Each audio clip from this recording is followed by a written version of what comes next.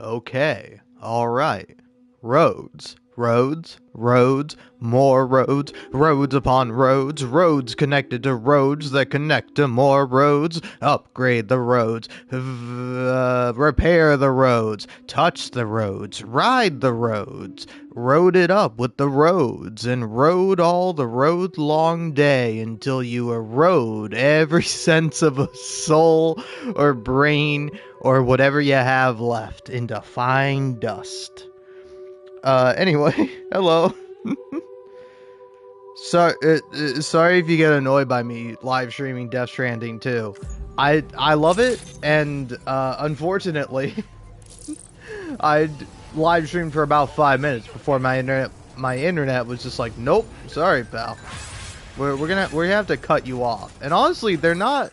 My internet's not wrong. My internet might have a point where it's like, hey, buddy, you play too much of this game, and it's right, it's correct, but what if I like playing the game? What if I like building roads? All right, now I'm off to deliver all these packages because I need to get more access to more materials so that way I can build more roads. Hey, I'm gonna steal this kangaroo. You're coming with me, buddy.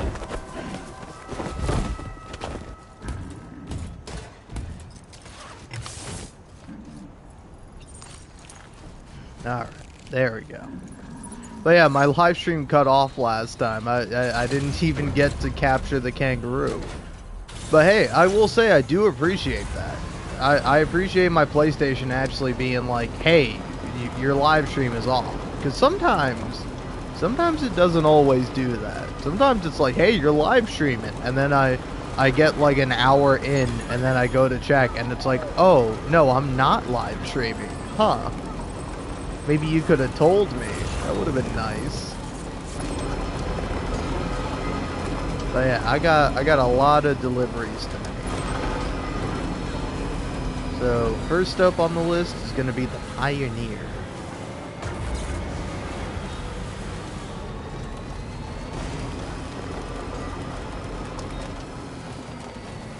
So how's everyone doing?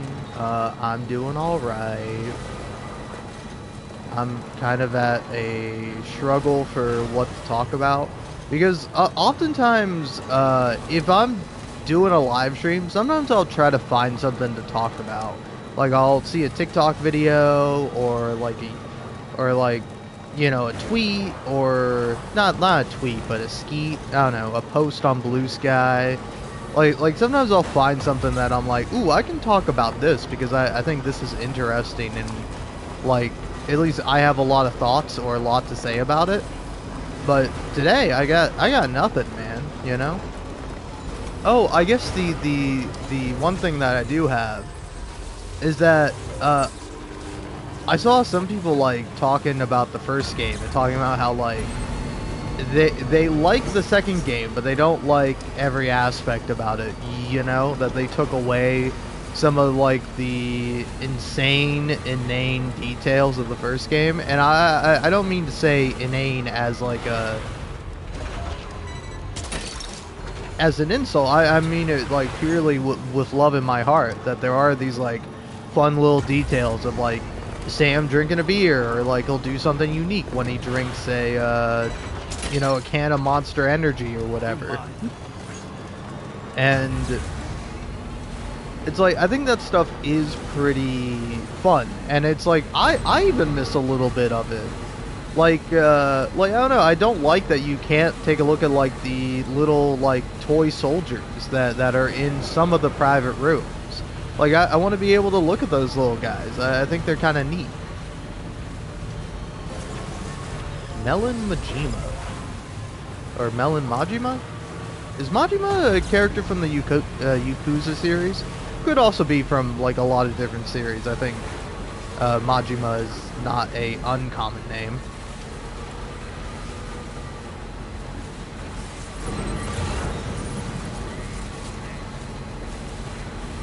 Get at that. Dude, this thing is sick. I don't know what this thing is called, but I wish I had known about this sooner. Because, like, for me at least, I'm not interested in having a gun on my car, but I am interested in having, like, my car be able to grab packages as I'm driving along. Like, that's very useful. So shout out to whoever's car this is that I stole. No, I didn't steal it. It was there for free. It said, hey, please take me to wherever you're going. And I was like, yeah, sure thing.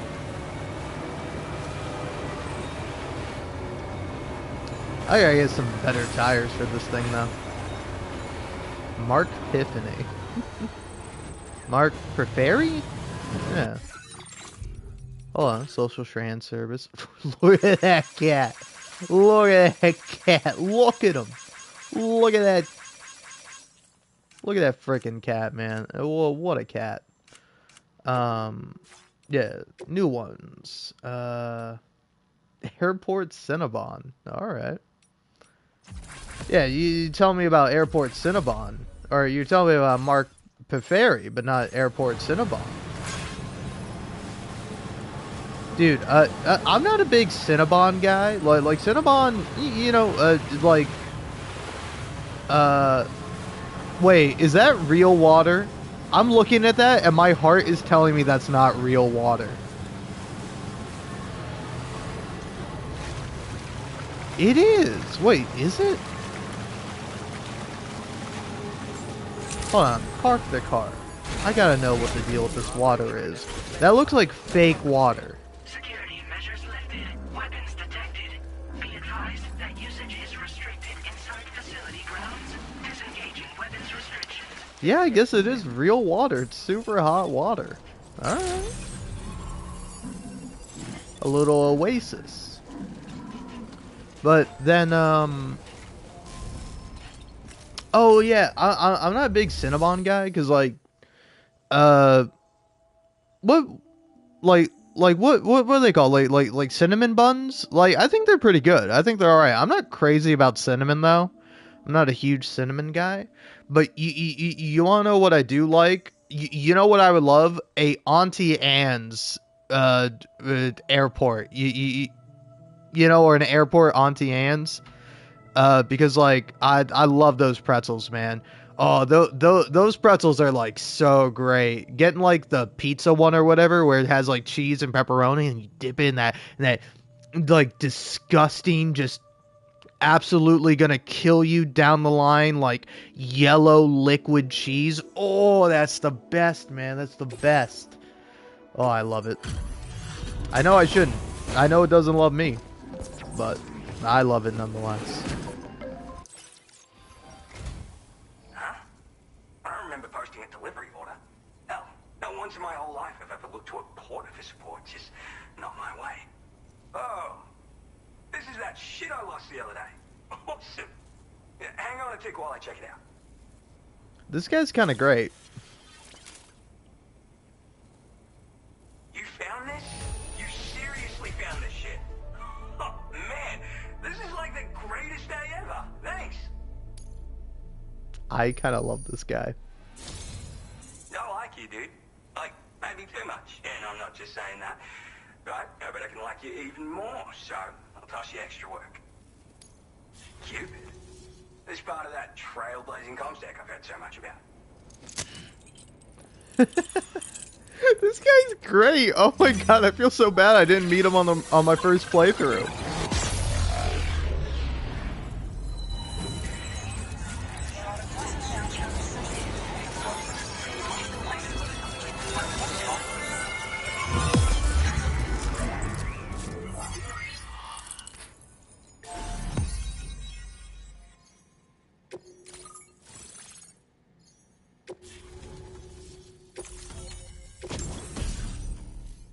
Deployable shield. Oh, that's cool. Now displaying your current porter grade. So this is that chiral network folks are all raving about. I'm the pioneer, by the way. Yeah, I travel the world like my father and his father and so on. Gotta say, I didn't think network stuff could hold a candle to roughing it in the real world. But, like, you could use this thing to research past events and whatnot, right? Maybe even the Void Owl that tore shit up around here back in the day. Oh, I shared one of my grandfather's favorite gadgets with you. Call it a thank you gift or whatever. It's a deployable shield. This isn't the safest place, if you know what I mean. Wind up in a firefight and you'll learn to appreciate its value real quick. Why not take it for a spin sometime? I'm the third generation pioneer, actually. It's my calling. I was born into it. My family's been traveling the world since my grandfather's time. Searching for stuff no one had ever seen before. But then, dramatic twist. Cause of the death stranding, we had to dramatically reduce the scope of our epic journeys of discovery. And then, another dramatic twist. The expansion of the chiral network across Australia has a chance of making a brand new plague gate appear. Or so I've heard. And if it does appear, we can travel to another continent. Meaning, this network might just allow me to carry on my family's globe-trotting legacy. Yeah, there's this massive crater just over to the west. Was made by a void out, of course. The same one that took out North Fort Knott in the blink of an eye. I don't know the details, but word is that people saw an omen or some shit. Like, right before the void out, this huge shadow fell over everything. Sounds pretty weird, doesn't it? That's why everyone's convinced this void out is different from all the others. And if we could figure out what the deal was, it might help us avoid a repeat someday. Worth looking into, at least. It's a shield you can deploy in a flash just by holding it at the ready. Talk about a name that tells the whole story, am I right? So, yeah, it's perfect for defending against frontal attacks, and if you just want to stick it in the ground, hell, you can do that too. With that strategy, you can use it as a cover and pop out to take shots. I guess you already know how to use a shield though, yeah? Anyway, with this little baby backing you up, you can power through a fight taking minimal damage. Or make a break for it if you need to. Makes life much easier, I guarantee it. You won't know how you got by without it. For real. Just want to say again that I appreciate you. Alright, back to it. Oh, I mean, wait just a sec, sorry. I forgot to mention that I've got some cool shit here that I found, as well as a couple of rare gizmos that my grandfather left me. So, come back again if you're interested. Good luck with the deliveries, dude. Dude, that guy rules.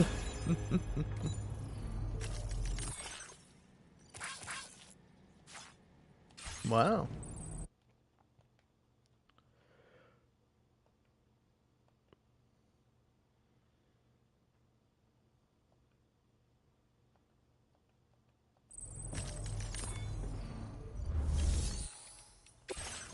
But yeah, I mean, honestly, that's like what about what a likable guy. Not only does he refer to refer to all the stuff he gets as shit, but also he says gizmos. This guy's great. I like him. Ah, border battle lines, border battle lines, 2066. Deliver the strategy RPG series to the Motherhood. The focus on this delivery is the condition of the cargo. Deliver it in the best condition possible. Alright.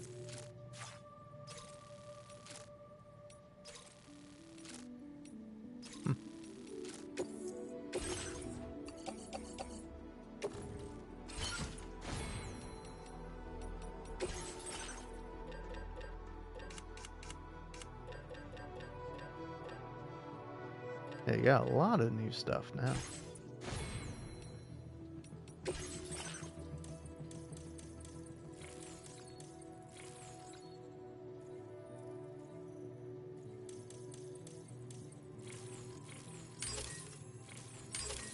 Let's do that, because I want to see the difference. But yeah, head on out.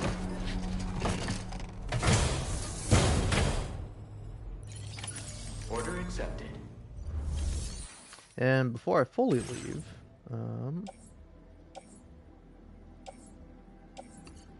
yeah, I'll definitely take that. Could also maybe take that. Why not?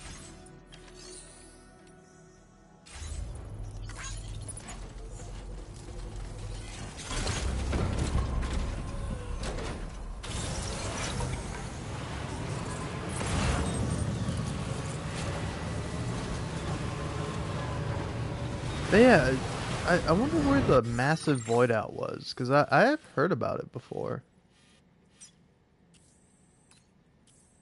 Hmm.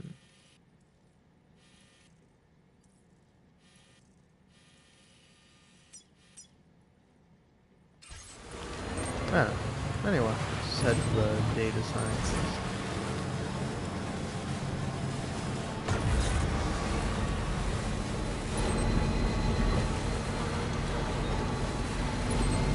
That's the data scientist.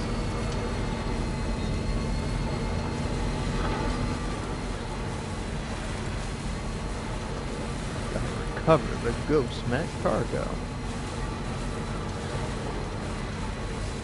But yeah, that guy was fun. I like the Pioneer.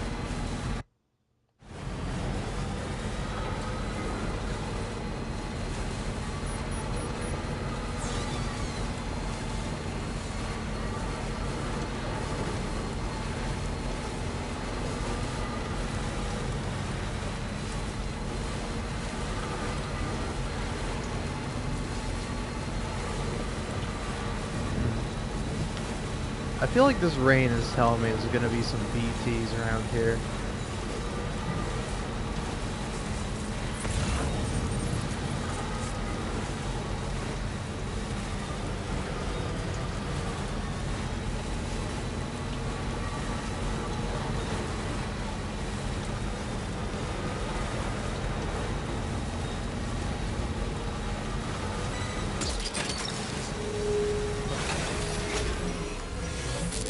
Yep, called it.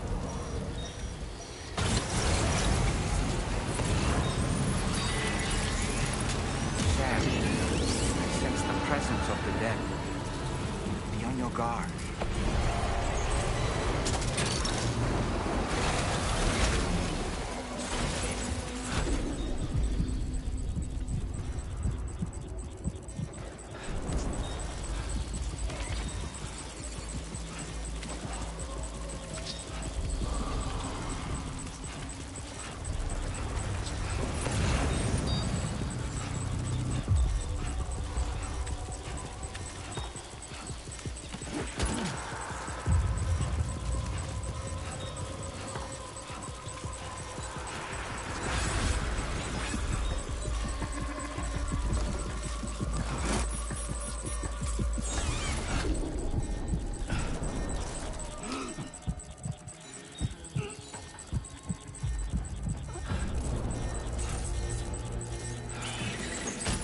Looks like you have what was requested. All that remains now is to drop it off.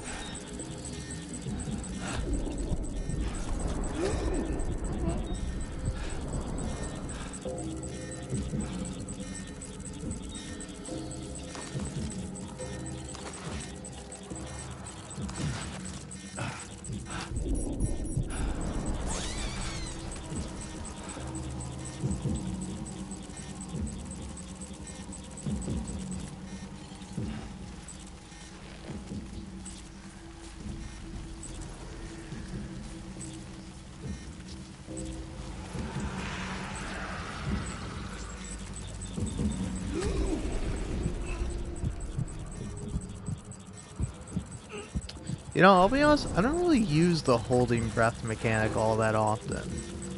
Like, occasionally while stealthing past BTs, you know, that's like an opportunity for me to use it. But it's like, say for example, while sniping, I never use it because it's like, you know how awkward it is to hold the R1 button and then also hit the R2 button? It's like, I gotta use my middle finger for that, and I'm not doing that. I'm just not. I simply refuse to.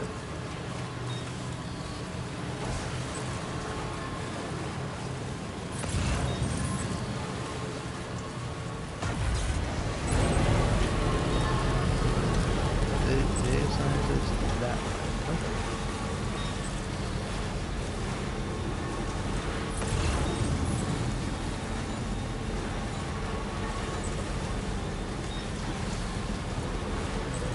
the ceramics around here?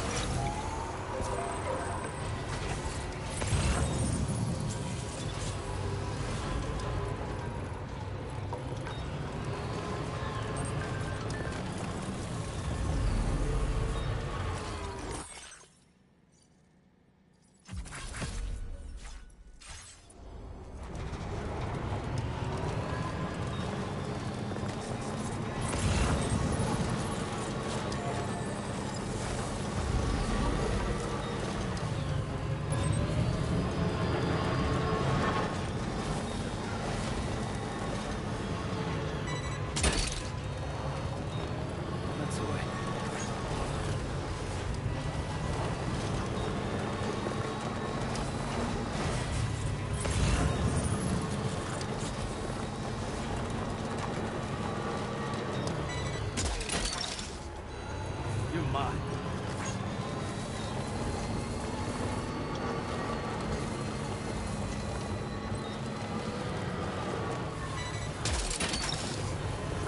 Gotcha.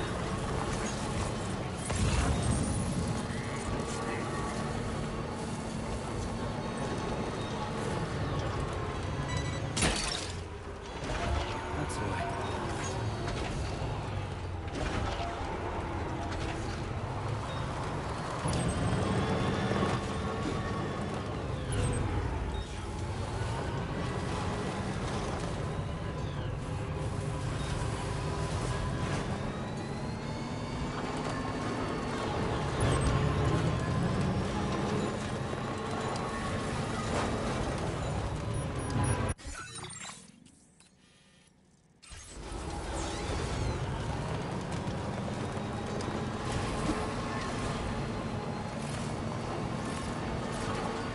Trouble nearby.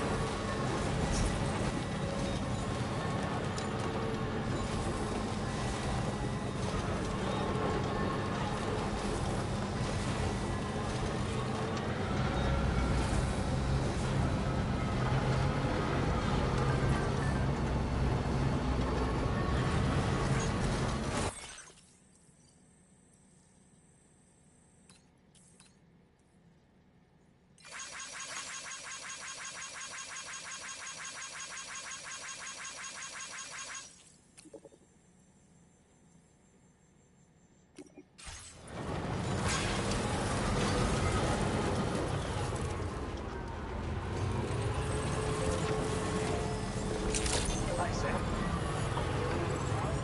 I've been waiting for you. Restricted inside facility grounds. Access the delivery terminal to process your orders, Andrew.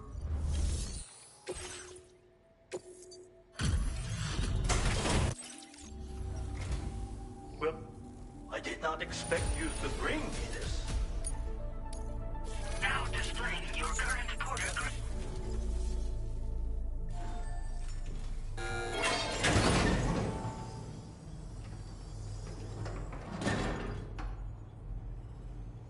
Sam, the Missanga you just delivered to the pizza chef appears to have triggered something. Shall we go inside? Proceed with caution, though.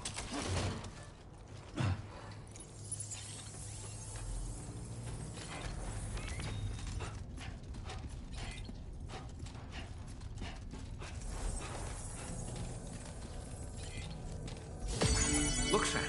There's a door over there.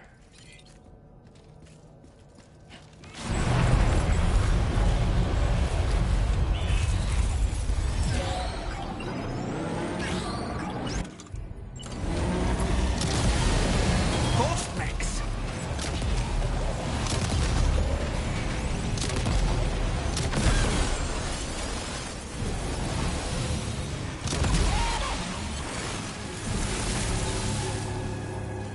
Whoa, that was a close call.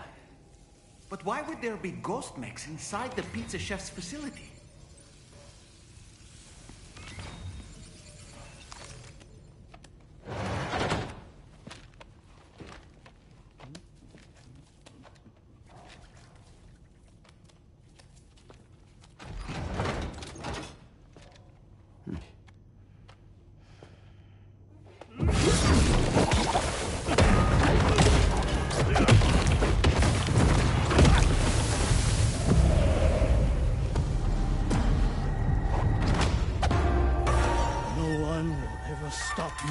making my pizzas.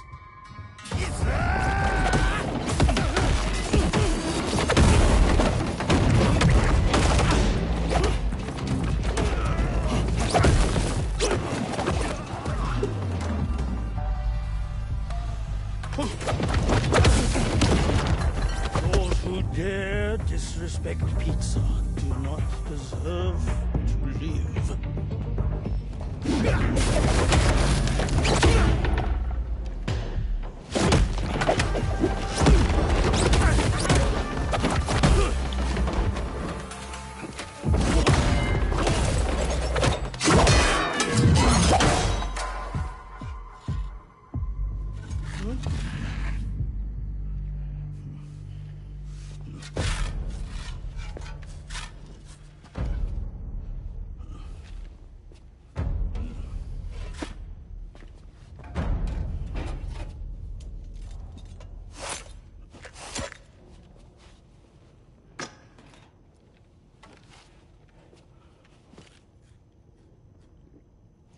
Goddamn. You must be sound. There's something I would like to give you. I'll need a moment. Please wait at the delivery terminal upstairs.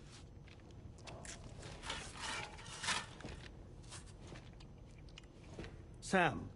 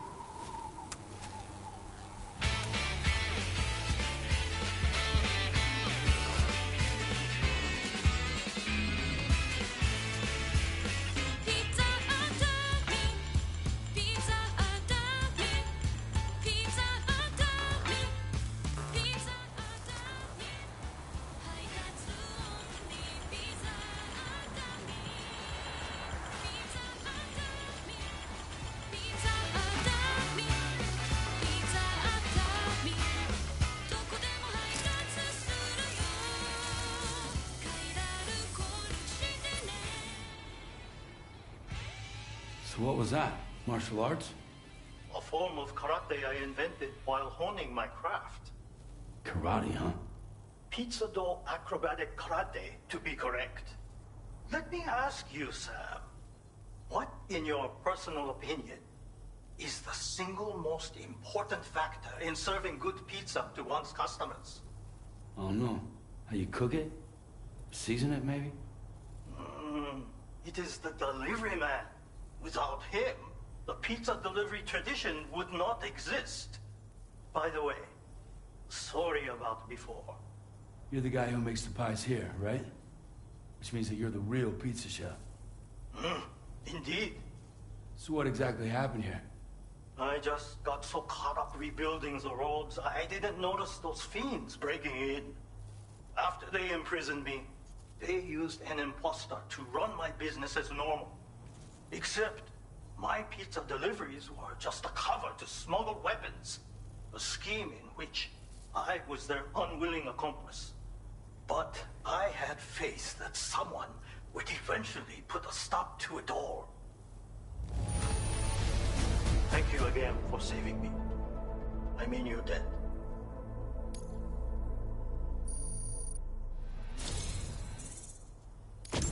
You know, there are very few who could hold their own against me as well as you did.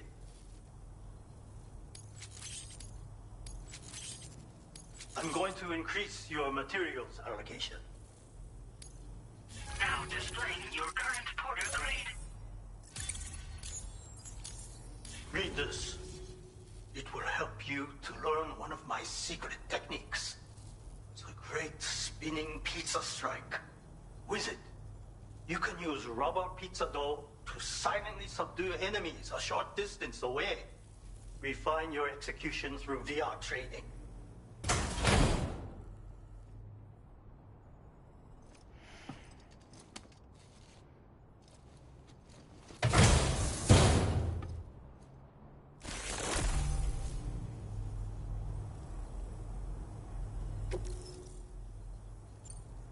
You already possess the necessary foundation. The enemy stands where they are strong and weak. You see these things. For instance, you can quickly restrain an opponent with rope. Can you not?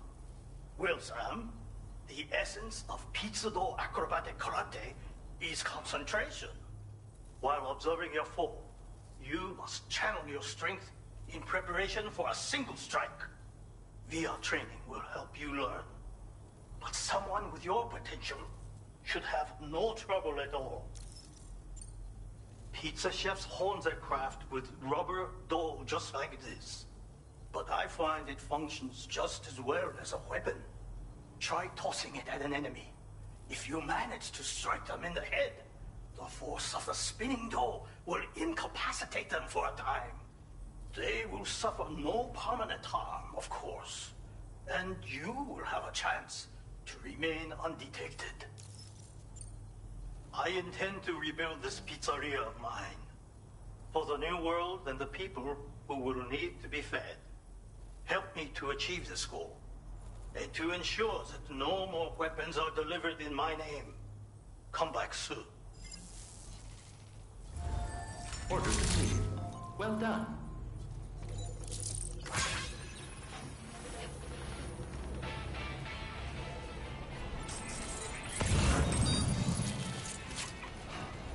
Okay, I was like, did I lose my backpack? No, okay, see. But yeah, wow, that was sick. I I did not do all this on my first playthrough of the game. It's really fun getting it now. How about you stay and rest for a while?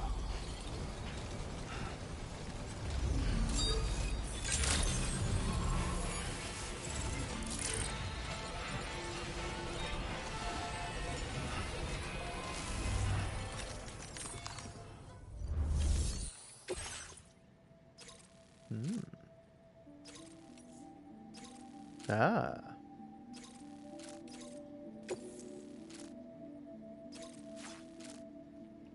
Special carbonated beverages. Interesting. Alright, you gotta bring the truck over.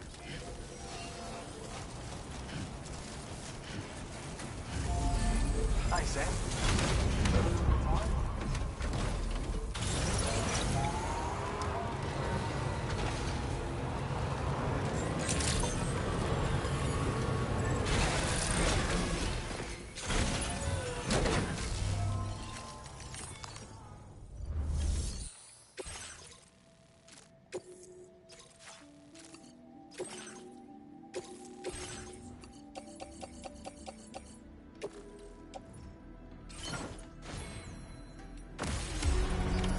Order accepted. Thank you.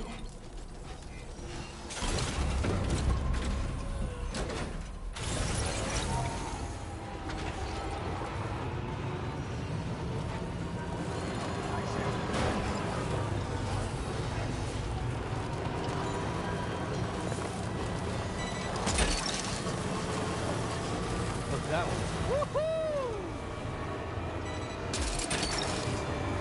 You're mine.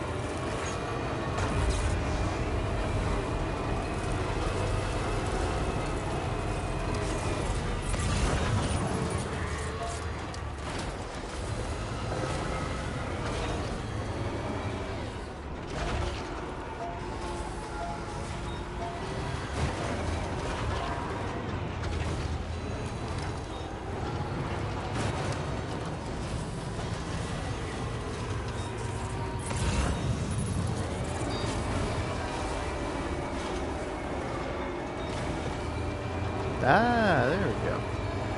That's where that is.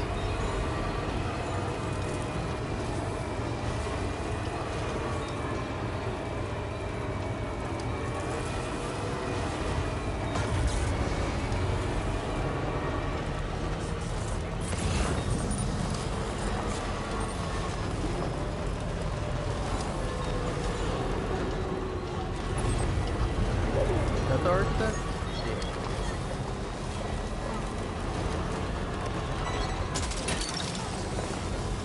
Look at that one.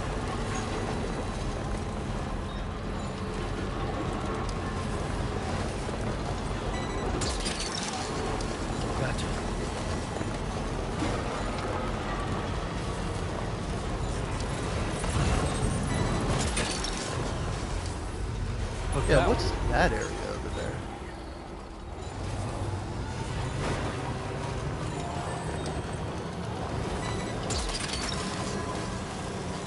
Snag.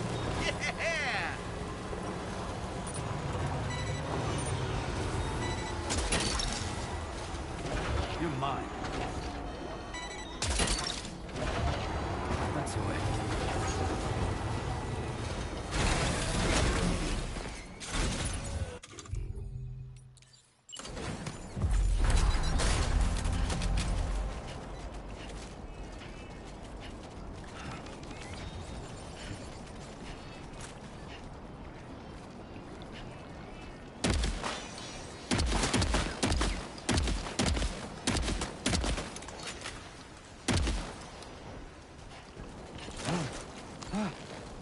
Oh. It's toppled over. Just like that, Sam.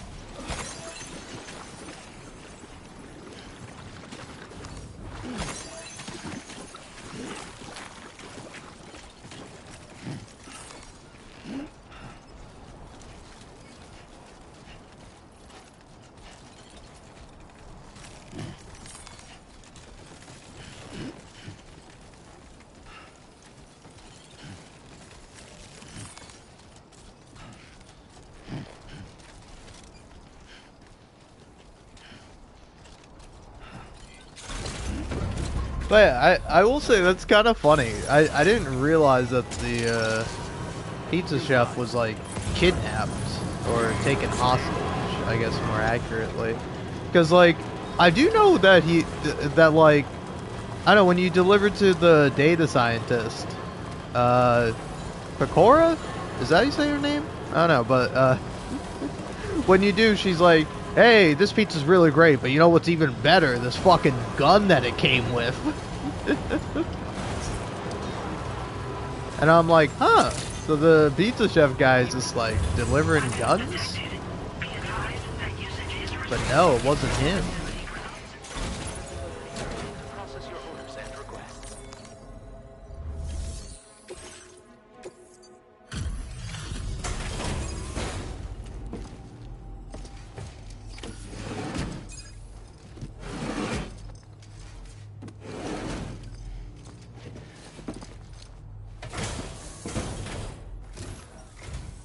Glad you can make it.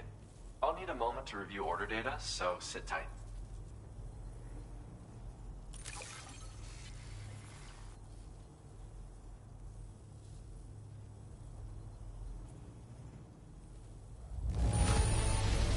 How can I not sing your praises when you bring me this much?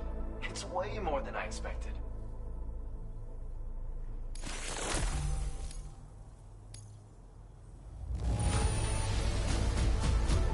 Huh.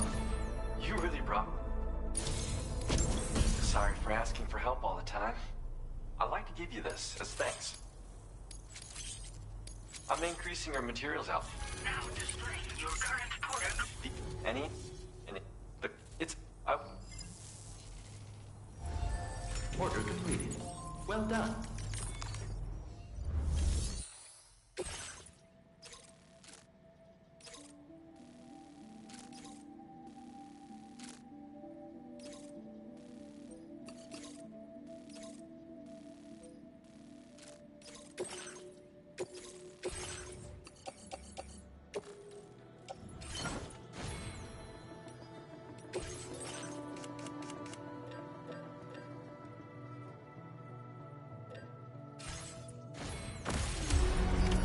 Order accepted. Thank you.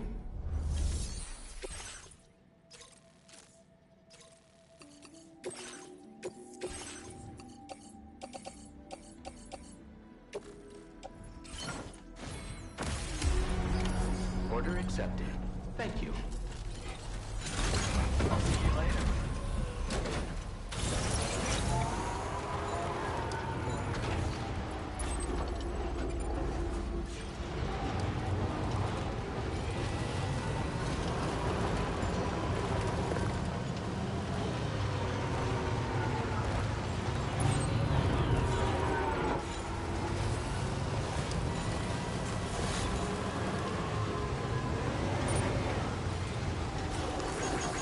one's for you. Thanks for the help. Thank you kindly. Give me a hand. Thanks for the help.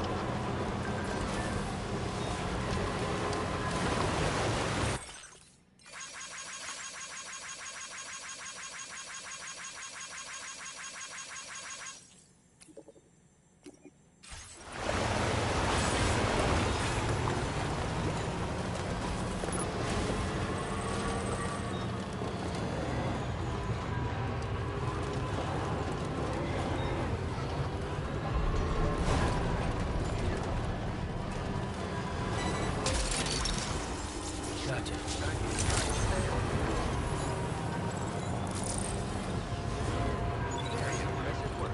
We've been waiting for the death.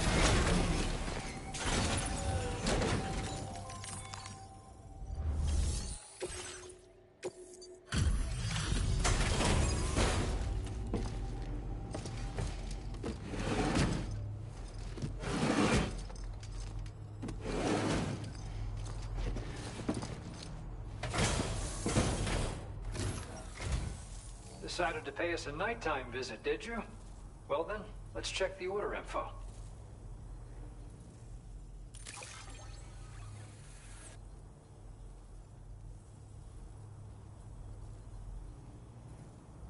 It's hard to believe what...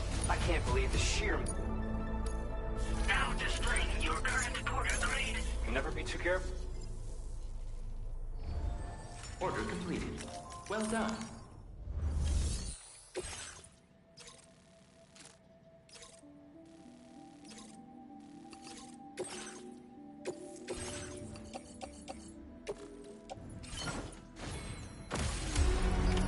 Order accepted.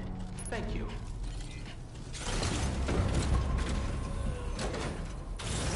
Be in my thoughts.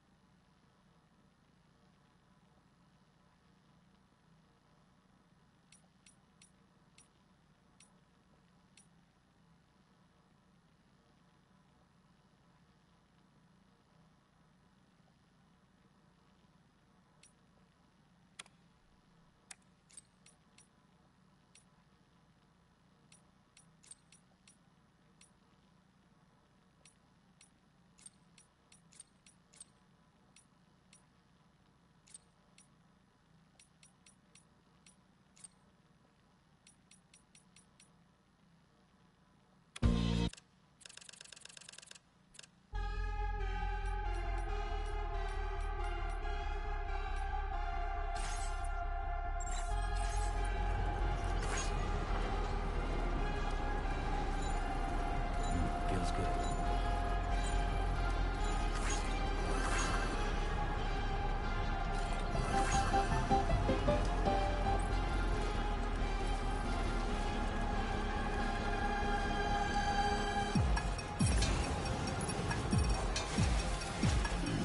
Stretching my legs.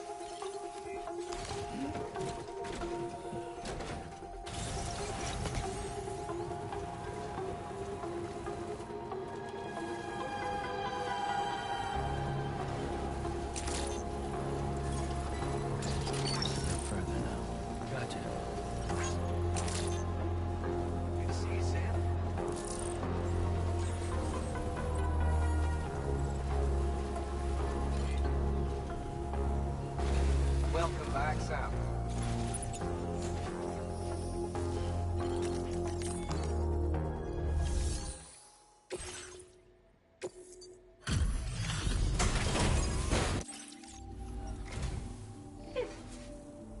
Wow, brilliant. Caught as an animal.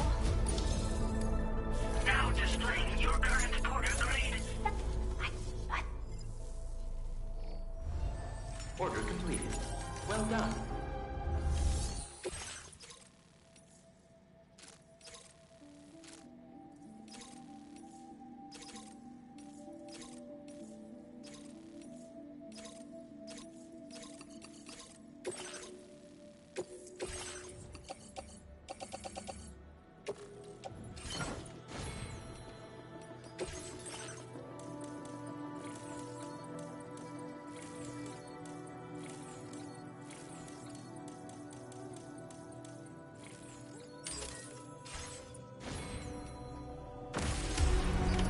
Order accepted. Thank you. Thanks so much, Sam. Be seeing you.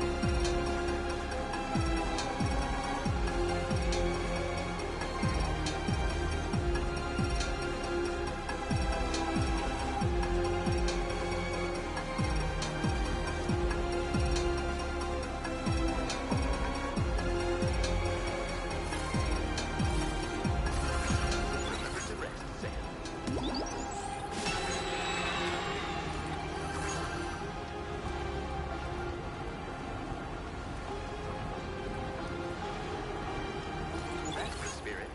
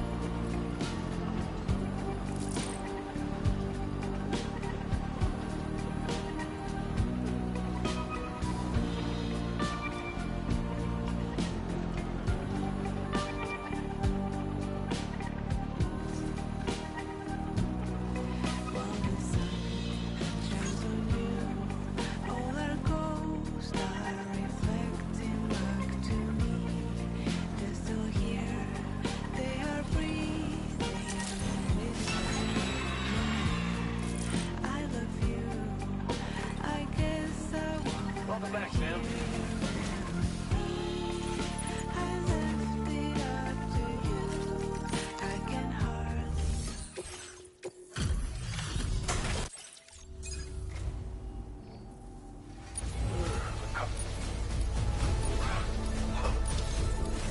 Sam, we have nothing but gratitude for everything you've... Oh, you're on... Now displaying your current porter grid. I'm...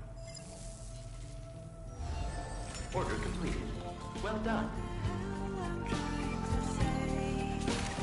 Thank you.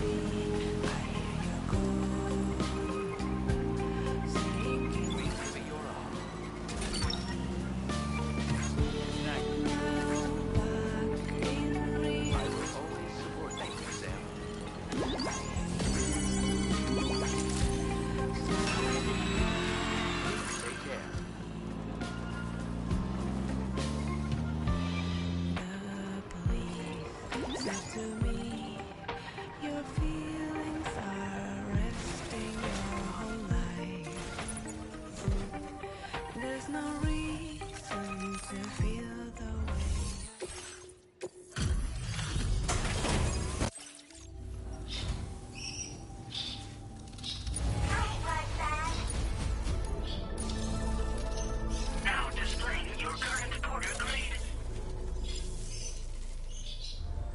Order completed. Well done.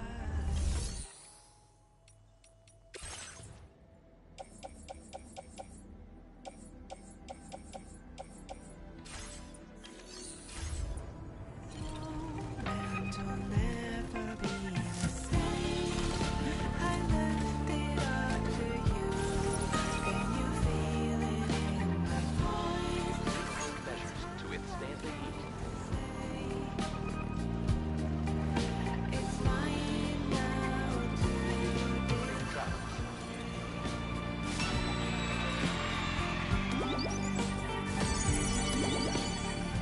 Thank you, Sam. I will always support you.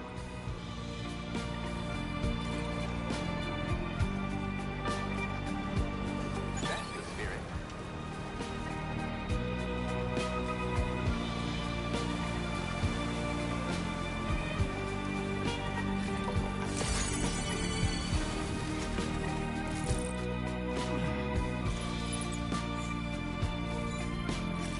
Feels good.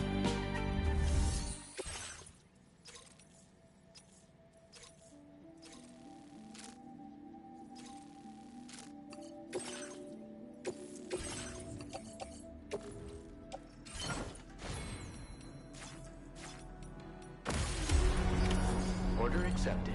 Thank you.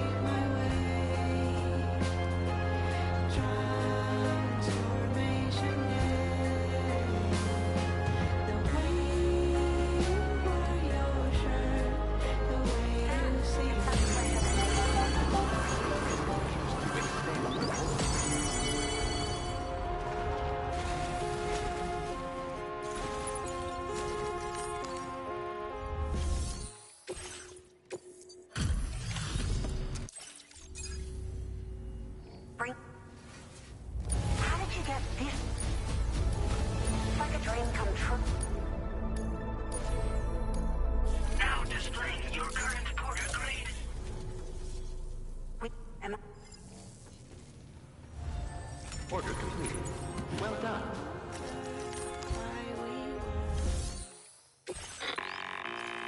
Sam, it's Tarman. This order calls for the delivery of some specialized medical equipment. Which... Oh.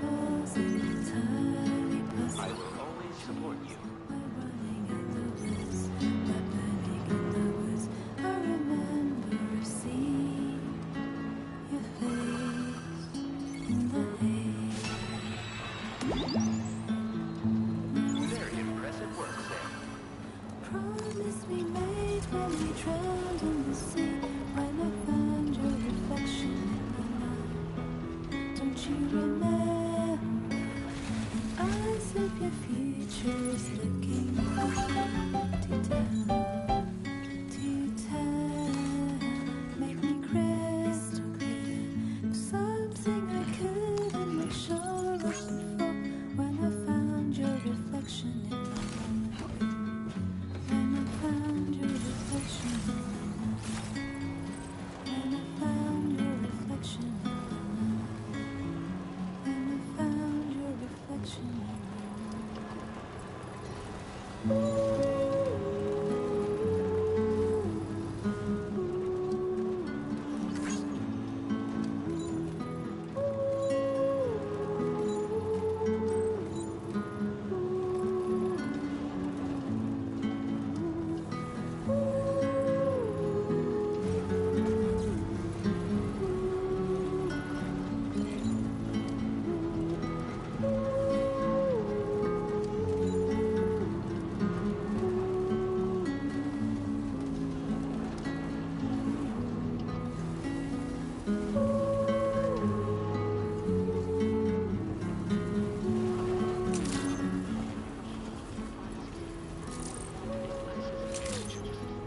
Should you encounter such a specimen, please secure and deliver them to the shelter facility or any other nearby facility. Your assistance with this matter is greatly appreciated.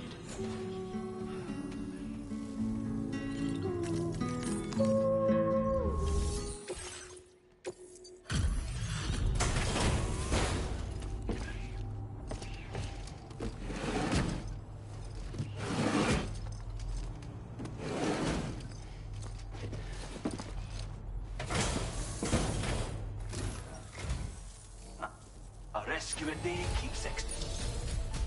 Now displaying your current order. Order completed. Well done. Always nice to have them out. Steady. Who calls for comfort? Wombats are known for producing cube-shaped fecal matter. Thanks for the help. However, the specimens within the shelter are adequately hydrated and leave round droplets. Handy. I'm feeling us forever. Let's go there together.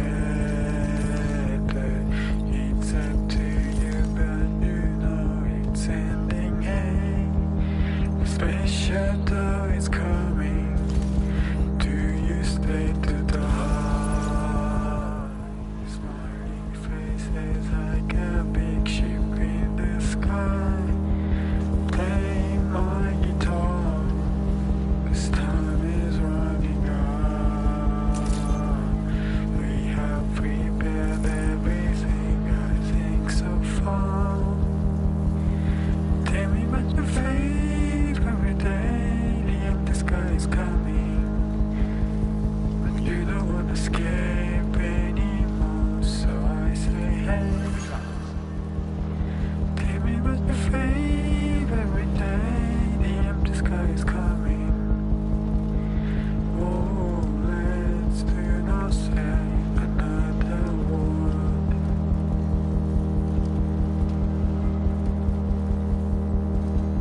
I'm feeling us forever. Let's go there together. It's up to you, but you know it's ending. Hey, the space shuttle is coming. Do you stay to the heart?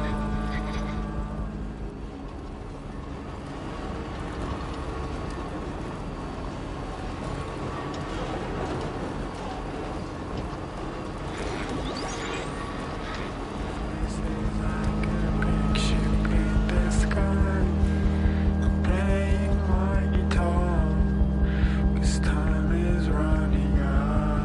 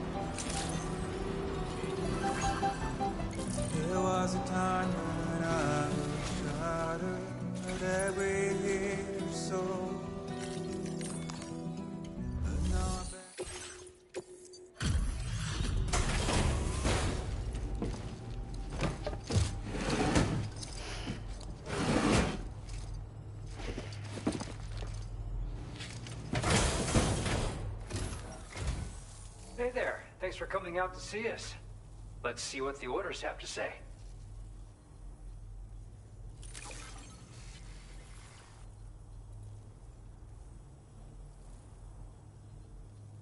I certainly wasn't expecting... Now displaying your current quarter. Order completed. Well done.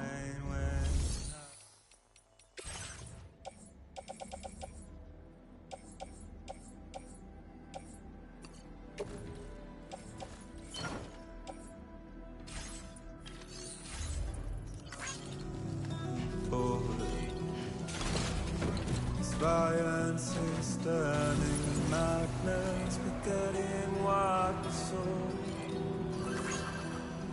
I tell you that men are breaking. You don't wanna know. Very impressive work, Sam. When still I'm observing disorder. There is no time to grieve. Please take care. Take every chance of joy that you can find.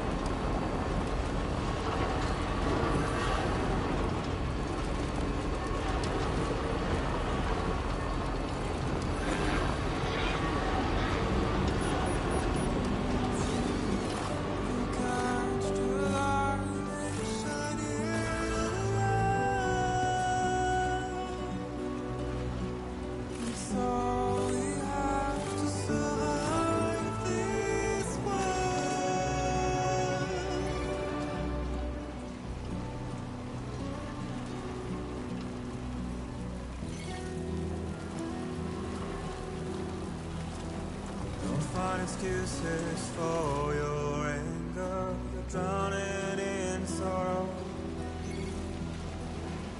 And all the reasons to stay are selfish. You must go. I'll show you what this burden is hiding. The meaning of it all. How beautiful this life can be. You don't have to grow. Don't waste your life respecting the ruler. There is no time you need to run. Take every chance of joy you can find. Snag it.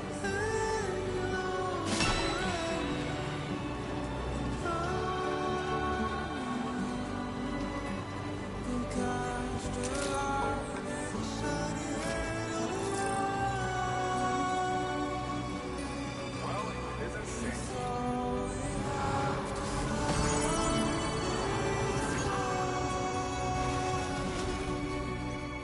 Don't think of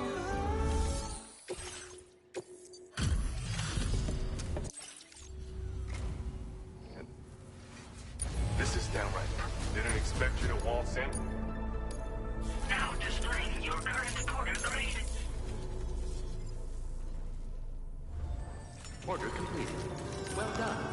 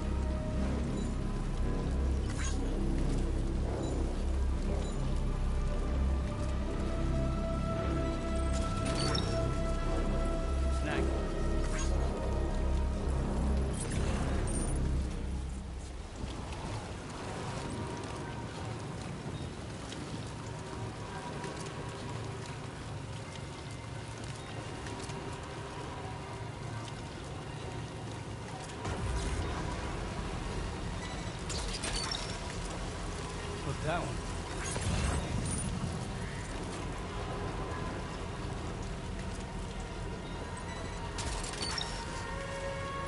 Snag it.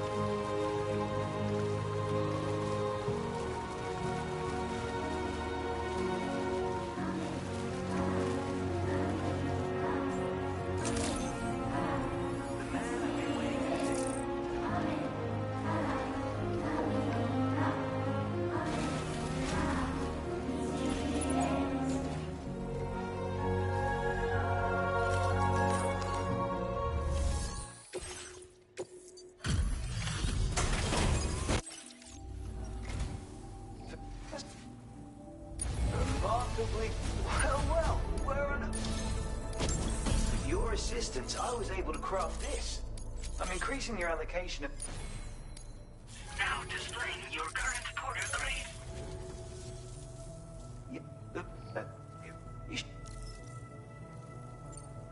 Thanks. I hope to see you again. Order completed. Well done.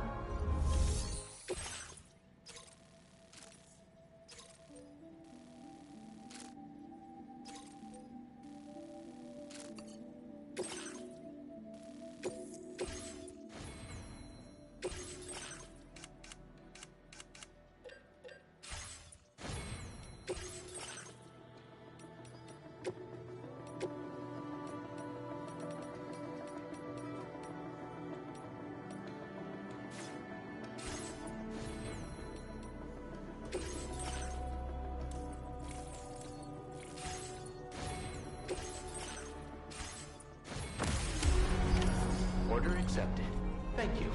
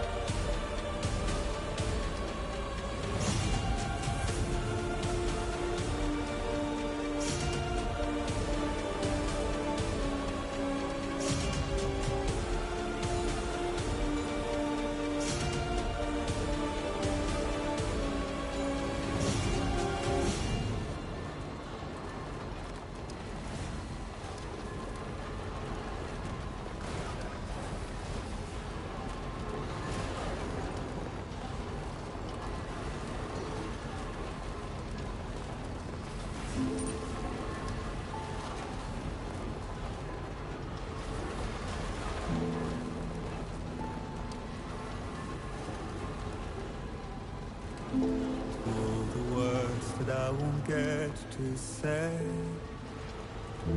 things that time steals and turns to pain. If it's not love to let you leave again, I don't know what is. But if you doubt and question what the future holds, remember there's no place you can't go.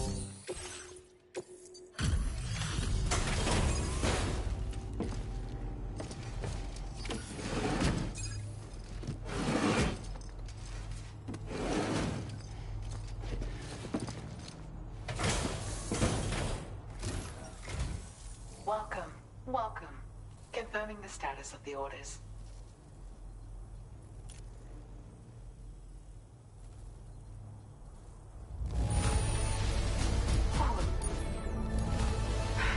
I have to say, you've done altogether too much for me.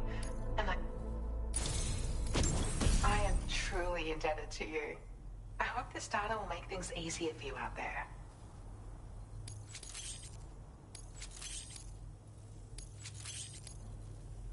Sam, I've allocated you more materials. Please. Now displaying your current porter grade.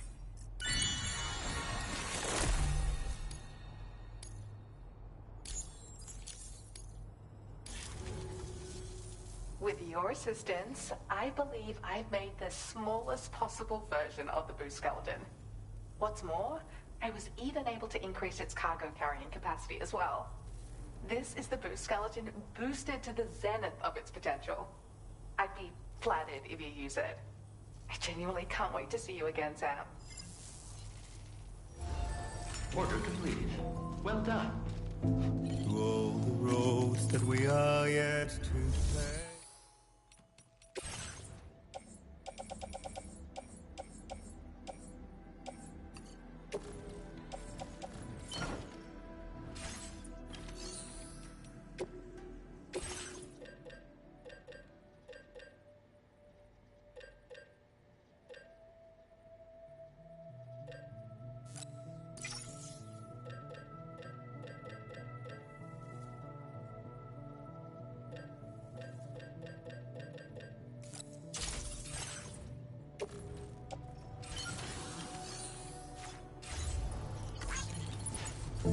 Dreams that stillness entertains and slays.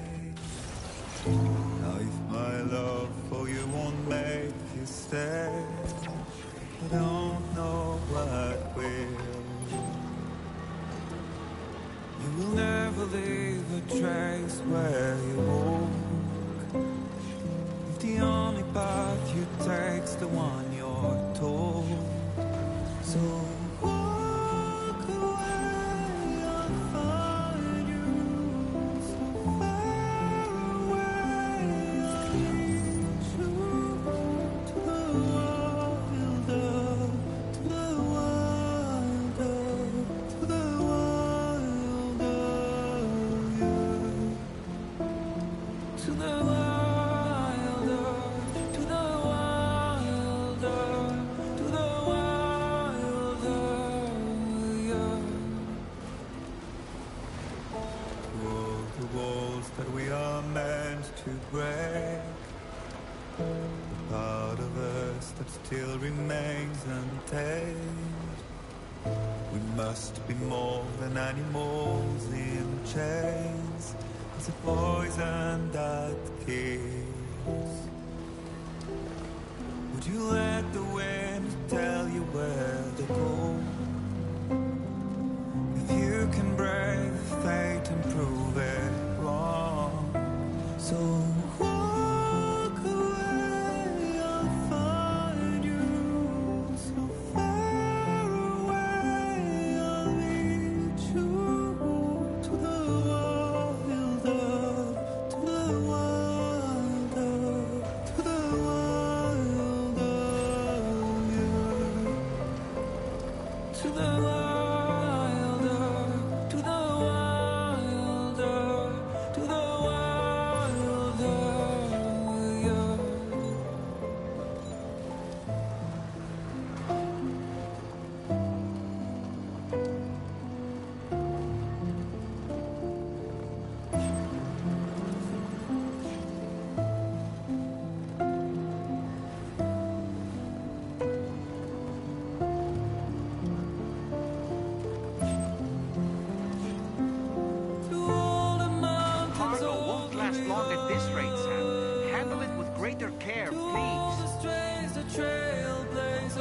Look, doll man, I already feel bad enough. Alright? I'm trying to figure out, like, oh yeah, what order do I want to tackle this in? Do I want to go to the right? Do I want to go to Hartman's lab? What do I want to do? And of course, the second I do that, I realize I'm going down the cliff.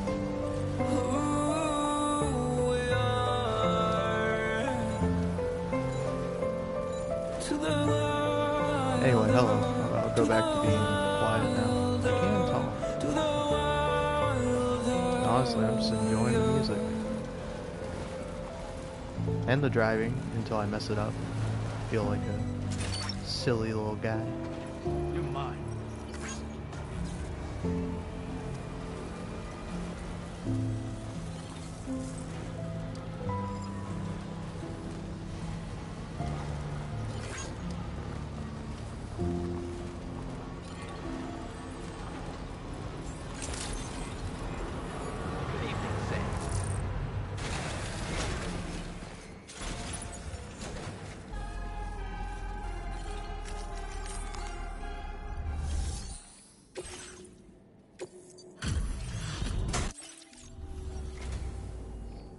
Well, look at what you've brought. With your support, my research has advanced. I am increasing the amount of Now displaying your current porter grade. but you, when it, but, so, I hope I can call on you again. Please, tell our friend I say hello. Wait, I kind of feel bad about that. I was actually kind of interested, but I'm just in the mode of, like, I'm here to...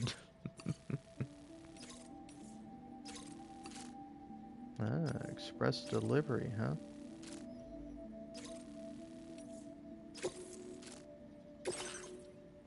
I can do that.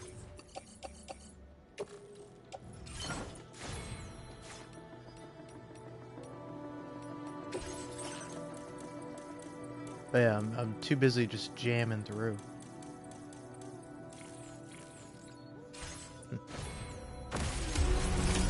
Order accepted. Thank you. Okay. Gotta go to the pizza chef though. 3 minutes. Okay.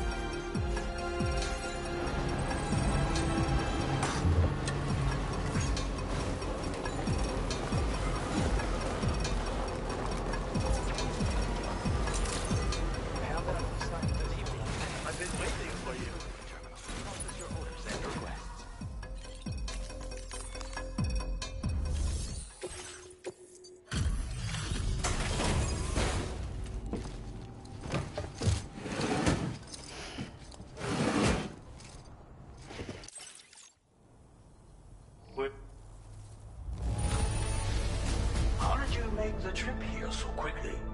I must learn your secret. I've kept this data under lock and key here for a while now. But I think you will put it to good use. I'm going to increase your material. Now displaying your current porter grade.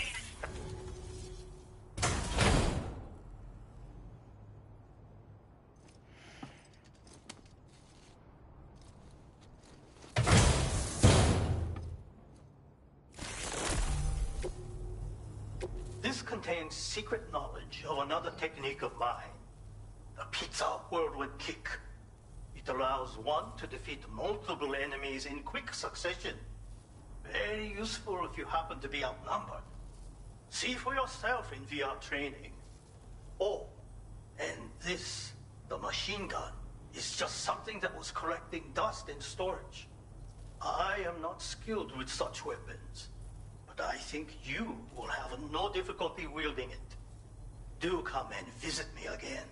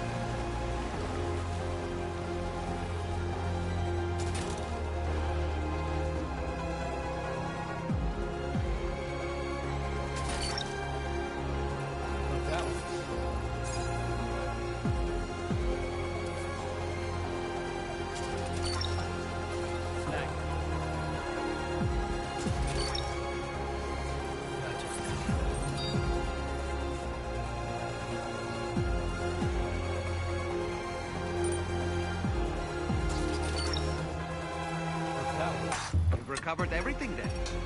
Great. Let's get it delivered.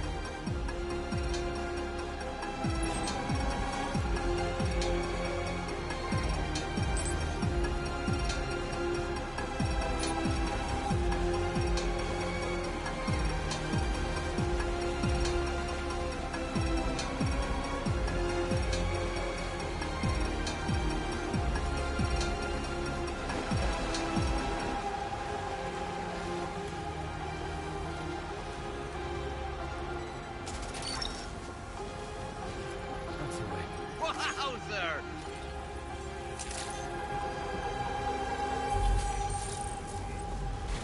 Hey there.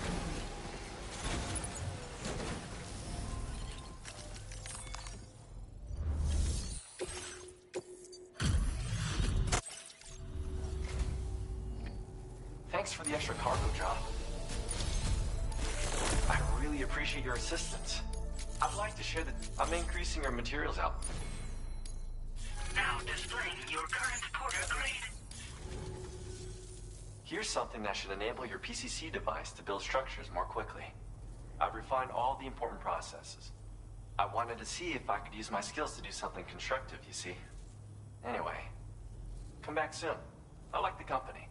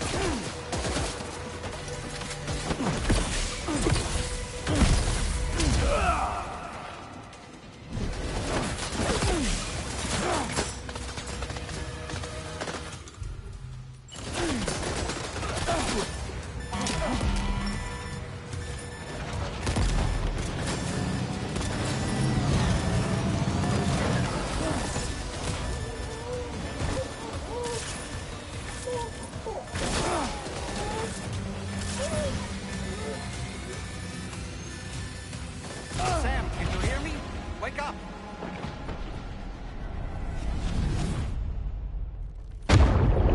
That's a tough break. So wait, yeah, am I dead? Am I about to destroy everything?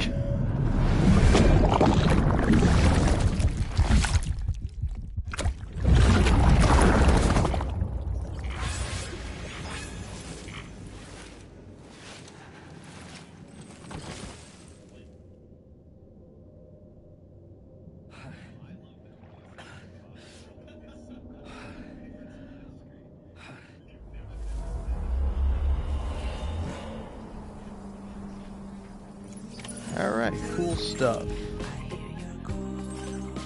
No offense, game. Can I tell you to go fuck yourself on that one? I get it. I'm playing on... Nope, okay. You're telling me I can go fuck myself. That's cool. Right on, man. Appreciate it. Someone's out there. Okay. At least they left me my boost skeleton. If they didn't, I would probably fucking delete the game right about now. Because it's like, was I being an idiot? Yes, but I want to try out the new shit that I have.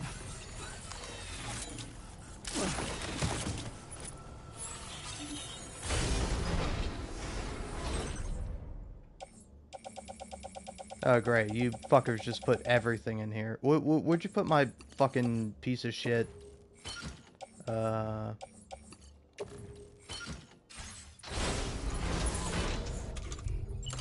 Put my fucking piece of shit car. It's not a piece of shit, but I'm angry, so I'm swearing. Sam, looks like there's some lost cargo for the pizza chef. Shall we take it to him? Yeah, Dollman, that's why we're fucking here, man.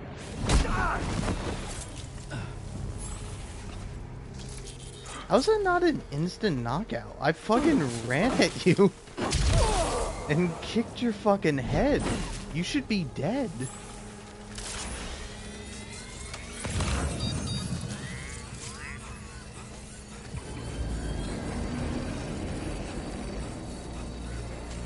Alright, truck boys. There we go. See? You're dead, ain't you?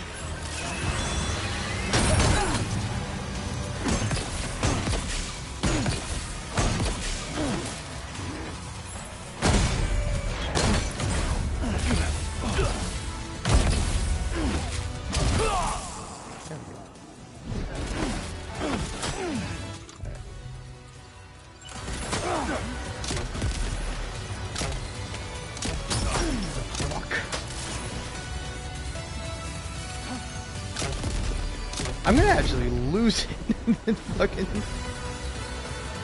Hey, that's how a grenade works, right? Like, if you don't hit a guy dead on with a grenade, you basically might as well not have hit him at all, right? That's how grenades work, right? Like, ooh, sorry, buddy, I wasn't within the precise area of shrapnel, so ergo, your grenade did nothing to me.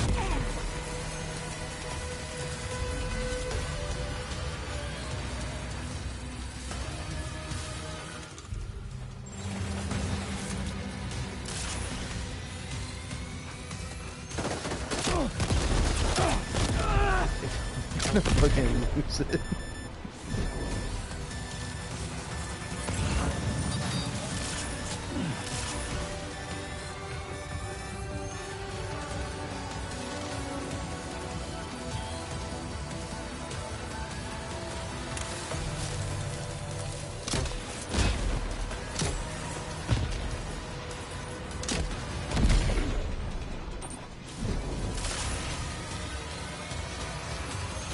Like, I understand, you can miss with a grenade launcher. There's nothing like the classic, you shoot a grenade launcher, it bounces, comes back, and kills you. It's a classic bit. We all love it. It's like, shooting these guys dead on sometimes. It's like, ooh, sorry, slightly off. It doesn't count now.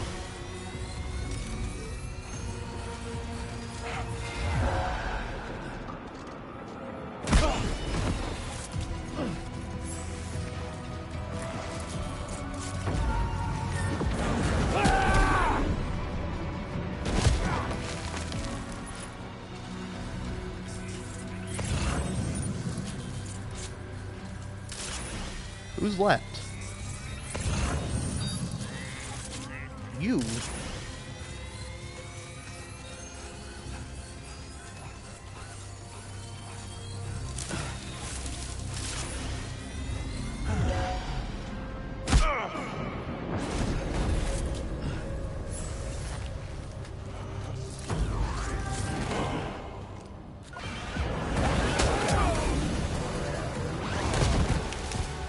There we go.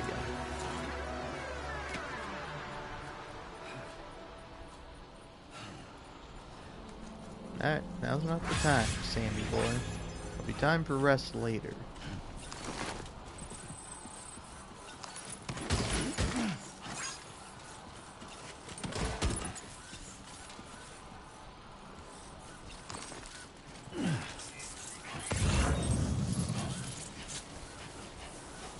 Is that metal? I'll take the metal. Yeah, it is.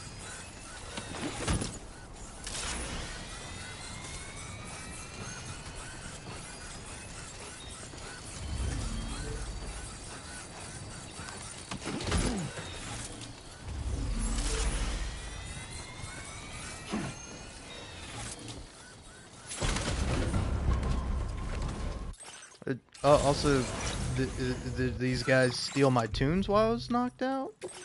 Put them back on. What am I thinking? Yeah.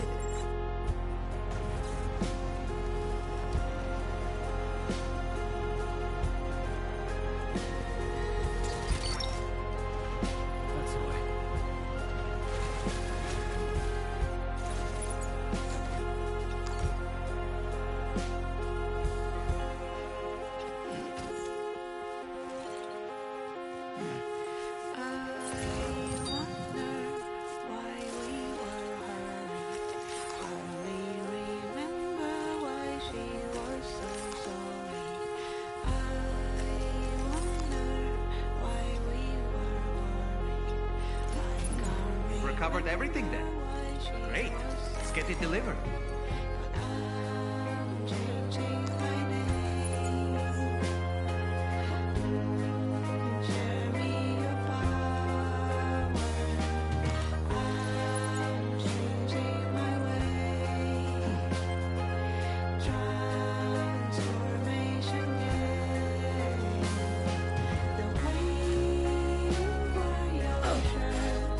I'll just pretend I didn't see that. You know what? I don't need your passive-aggressive ass here, doll man.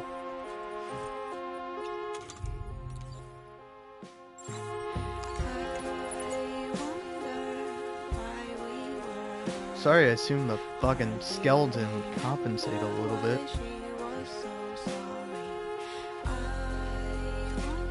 Right. The cargo on the shelf in the back.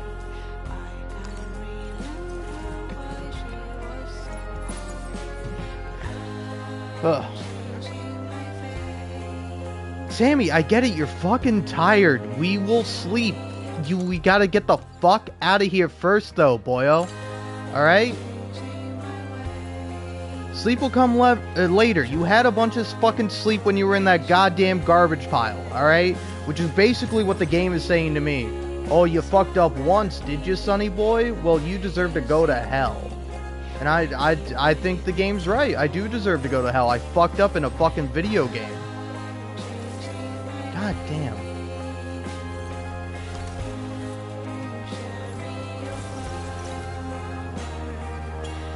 I know, sorry. I'm also losing my mind because there's like, I don't know.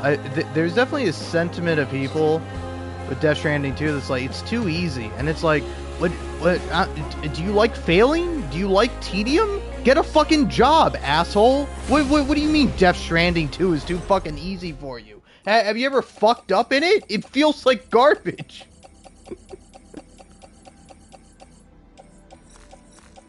Alright, I passed out earlier, and now I feel like I deserve, like, death. It's not a fun feeling. Believe it or not, I'm not often playing video games going, man, this game's, like, fun and stuff or whatever, but like, I wish it would like punish me more, you know? Like, where's the video game that'll kick my teeth out and fucking spill my brains onto the fucking floor? You know, where's that? Like, video games don't always have to be nice to you, but it's like, it's a fucking toy. It should be fun.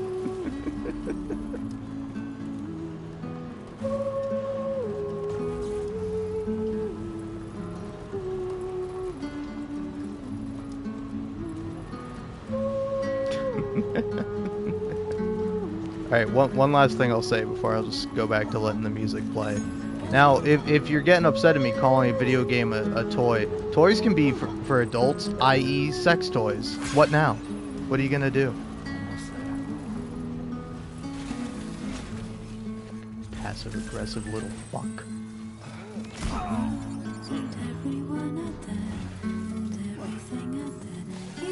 Yeah? You want some too, big man? You want it? You want it? Okay.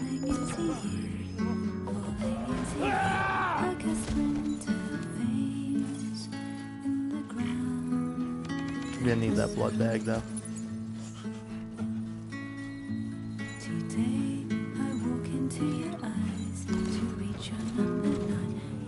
In case you're wondering why I did that, it's because I get upset and I lash out, but then also just you get fucking clearing out that base for like the second or third time I've done it, and one of these fuckers is like, oh, a moment of peace maybe? Fuck you, asshole. Maybe. What's this maybe shit? You gonna go down there, you gonna go fight all those fucking brigands? No, you're not. Because you ain't a brigand, you ain't a fucking porter, you ain't the fucking Legend of Legends, you're a goddamn bitch. Alright? And it's fine, it's okay. I just need you to shut the fuck up to me. You can be a bitch in private in your head all you like. But you come to me with that shit, you go, oh wow, maybe we'll finally have peace. You go out there and do something then, fucko. Fucking complaining about me doing all the fucking work all the goddamn time.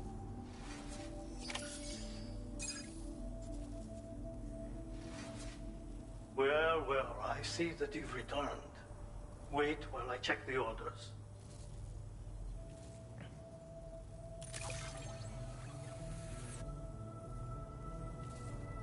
There is no secret. This is quite the spot. Where did you find it? You're always working so very hard. You always so... Now displaying your current porter grade. As thanks for your assistance, there is something I would like you to have. Aww, Pizza Hat.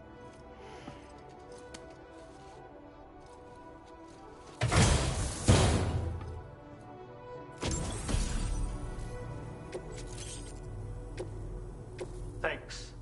I hope we meet again. Order completed. Well done.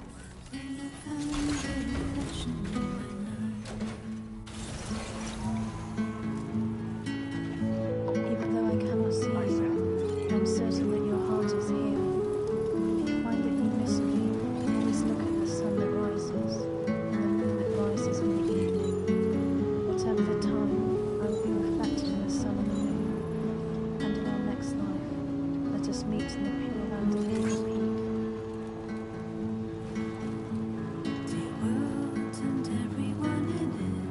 I'm not gonna lie, I still have a rage burning in my heart for a variety of reasons. I don't give a fuck, camera!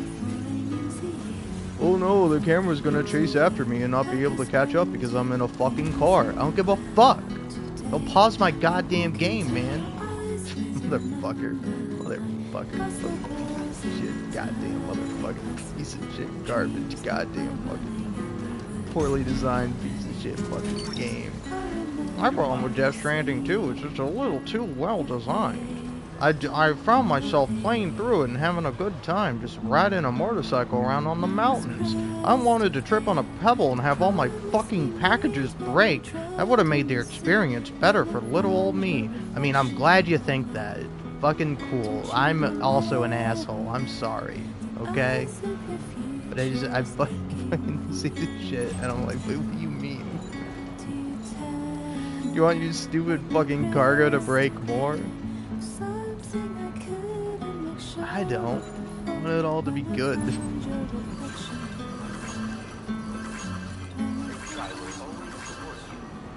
I also, don't get me started on the signs, man. Like, I fucking hate them with such a burning passion, man. You know, like, keep on keeping on or whatever. I think that's fine and dandy and all that jazz. But it's like, I don't know, man.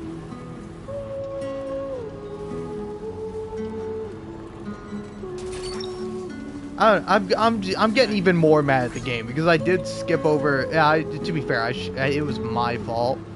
But it's like, it's also hard to not skip the first person's line of dialogue after you, like, deliver them something. Because when you do, or, like, when you deliver something, it's like, oh, we gotta show you your level up screen every single fucking time, irregardless if you leveled up or not. And it's like, Kojima, fuck you, man. Fuck you. Personally, fuck you. Alright? I understand you're not the only asshole working on this game. But holy shit, man, show some goddamn initiative and fucking make it so that it's not like this. I'm delivering one package. Let's see how long I can fucking rant for if I don't fucking skip all the bullshit. And also, it should be a single fucking button press. I should go, hey, I don't want to see all this shit. Skip. Fucking get me past this, man. You know? I'm not some sort of fucking freak who enjoys this part of the fucking game. There we go. You see, now that was relatively painless, but that's still like, it's still like it's so fucking long. Like, where's the haste? Just fucking jam through all this. I don't care. I don't care, and frankly, I don't care about the person that does. There's someone out there who's like, wow, I really like the showing your stats every time you, like, I'm glad that's there. It should be fucking optional, because I don't give a shit. I know how long it took me to fucking get here. I have a concept of fucking time.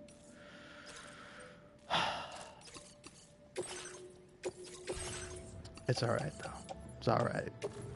I'm only incredibly angry, and I'll never be happy again. Plus, also, it's like, why does my music have to pause during this part? Let's take a look at that. I'm not gonna lie, it looks pretty cozy. Glasses all still look like shit, though. What's new here? Oh, yeah, I'll fucking take that shit. And then the new thing, machine gun. That could have been helpful. Alright.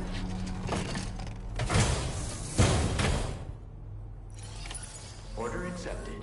Thank you.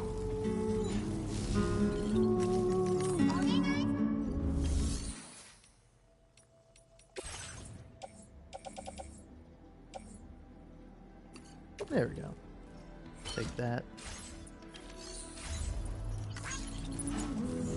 Alright. Say, make a couple of stops. Go to... Oh. You know what? I'm gonna take the advice of the song. I'm gonna not say another word. I ought to... I ought to have... Feeling us forever. Let's go there together. It's up to you, but you know it's ending. Hey, the space shuttle is coming. Do you stay to the high? Your smiling face is like a big ship in the sky. Play my guitar, 'cause time is running out. We have prepared everything, I think so far. Tell me about your favorite alien.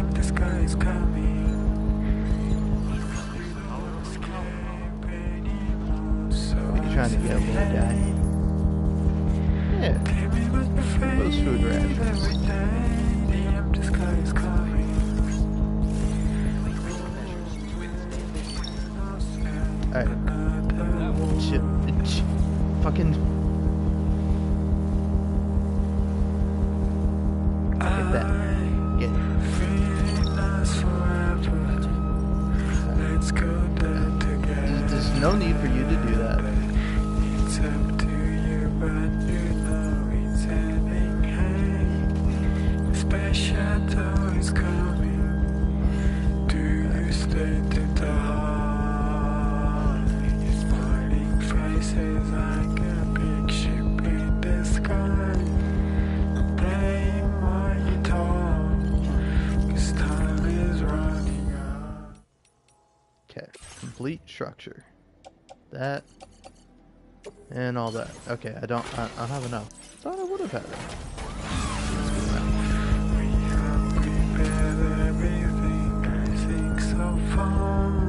Yeah, is my car not close enough?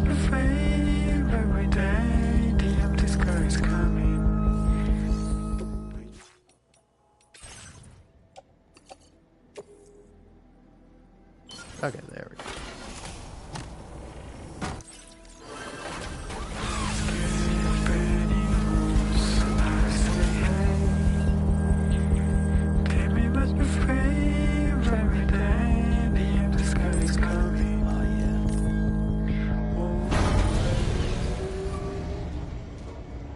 I'll let Sam sleep.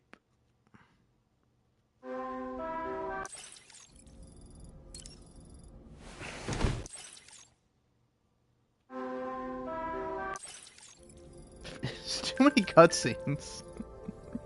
The thing is, when it's like a cutscene proper, I'm like, oh fuck yeah, I'm strapped in. Show me some damn cutscenes. But it's like every time you make a main story delivery, it's like, oh, gotta watch Sam sleep, gotta watch him wake up. It's just like, why'd you do it, man? Why'd you do it like that? I don't know.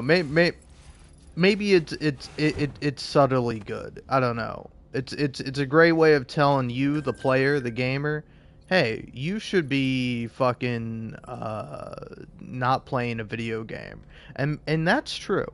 I think that's true, and that's real, and that's fine. But you know, I could just like go talk to my dad, you know, or my disappointed dad that hates me, or like anybody really. It's just, I get that advice from anywhere. I don't need the fucking video game to tell me to stop playing video games, you know? It's like I'm buying like hardcore drugs from a dealer, and the guy's like, hey, you know you shouldn't be doing drugs, right? Yeah, no shit, Sherlock. Just fucking sell me the shit, man. Woo-hoo-hoo!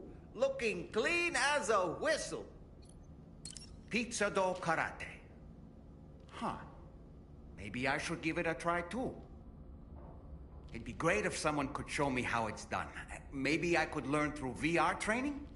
Maybe we could call it Taekwondo. Tell you what, you can be my very first student. All right. Cool. Yeah, does this place have VR training? Oh, it does.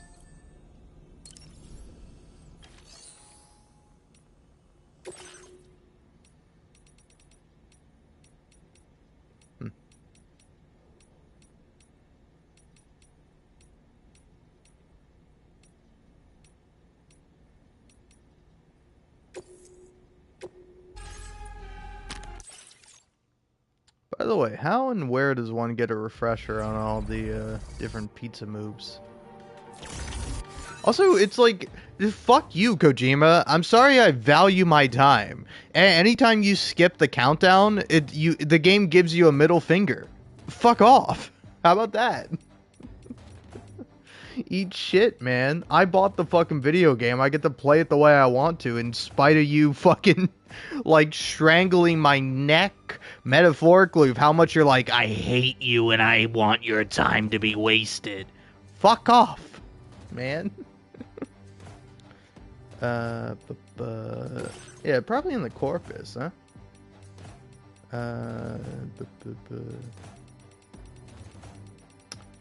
Status, delivery techniques, advanced. Difficult stations, techniques and weapon handling. Yeah, combat. Ah, here we go. So, hold R2, then hold circle. Hold L2, then hold circle. Hold L2 and R2, then hold circle. Okay.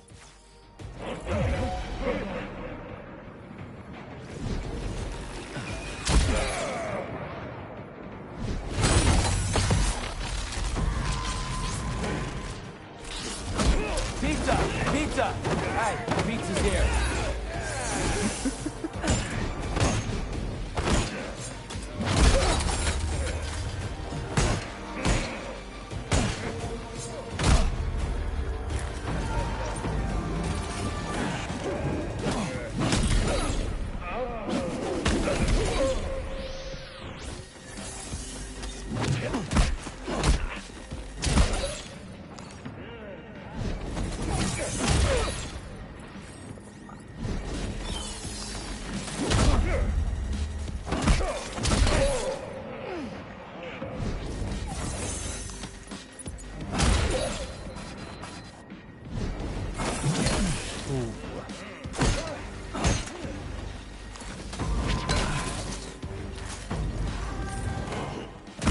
Pizza!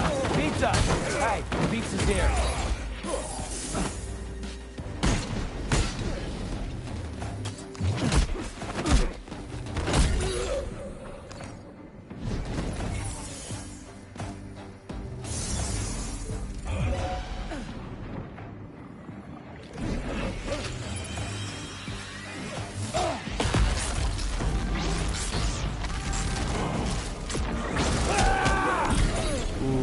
Oh yeah, if you do that fast enough, you're in the right position. You should probably fucking slam.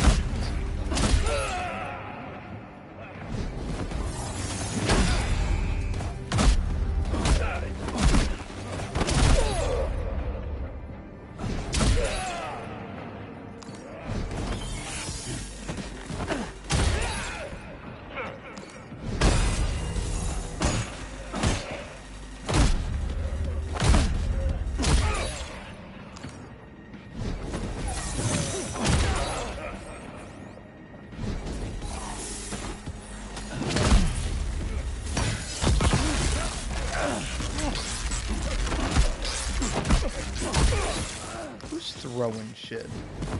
You know that ain't good. He missed.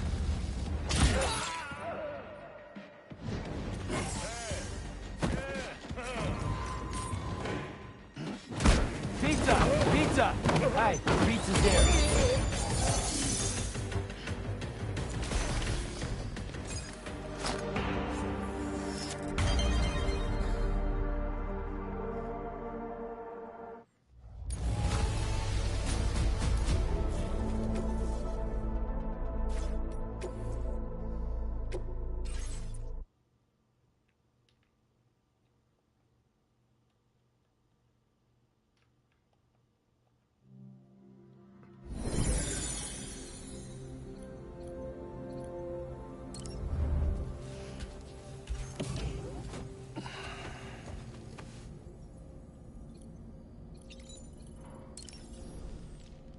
Terrific work, Sam. You were amazing in there.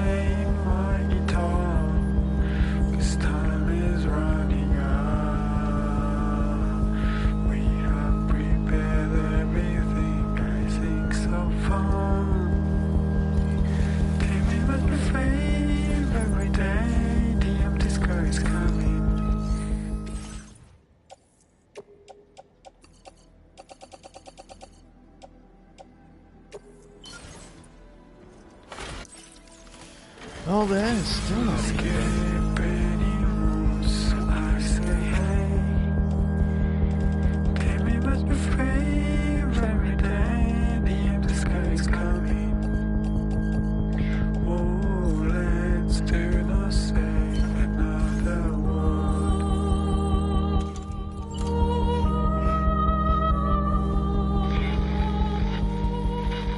Nearer my destination, slip something?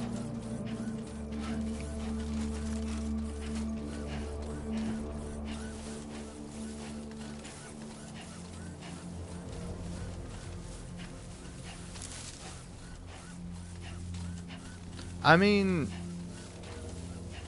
I guess in part I'm slip sliding away, but my ultimate goal is to build the roads. So I'm really just getting my main goal done. But the whole reason why I have all the packages for all the different areas is so I can level them up so I can get more more stuff.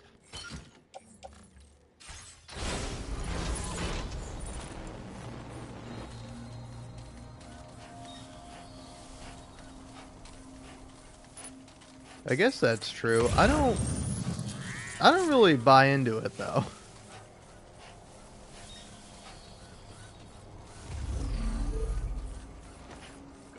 Like, I don't know, if say for example I go walk up to somebody and then I, like, you know, just punch him, and I'm like, hey, I'm just showing you who you really are, man. You know? It's only through trials and tribulations that we can truly gain a grasp and understanding on life. And then I like kick you in the nuts and steal your wallet. Like, it, you know, I can say whatever I want about it. It still hurts that, you know, get kicked and have your money stolen from you.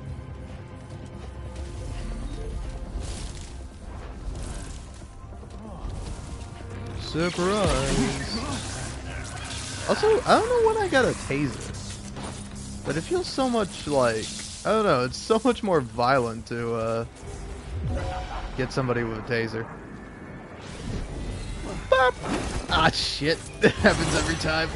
Oh no, which one is the real one? Please. Please, Sam, close the gap.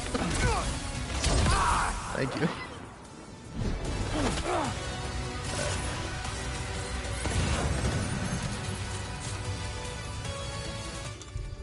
Is it really just those guys down there?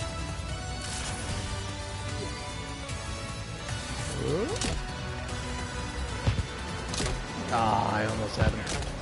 There we go. Oh boy, that must hurt. It didn't hurt that bad. Who threw that? You!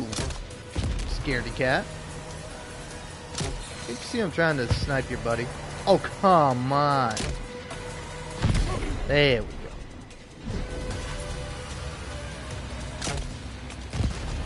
Ah, that got him. Did that get him? Did he just run that way? There we go. And now last, but certainly not least. Oh, I'm coming for you, buddy. Oh, I'm coming for you.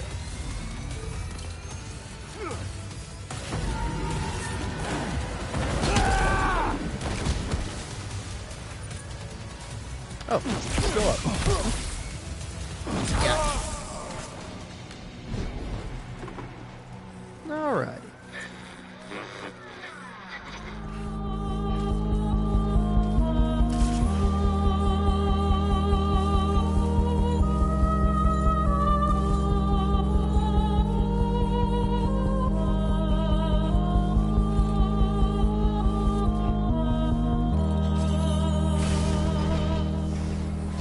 I think that's a fun saying, but I don't I don't think that inherently means anything.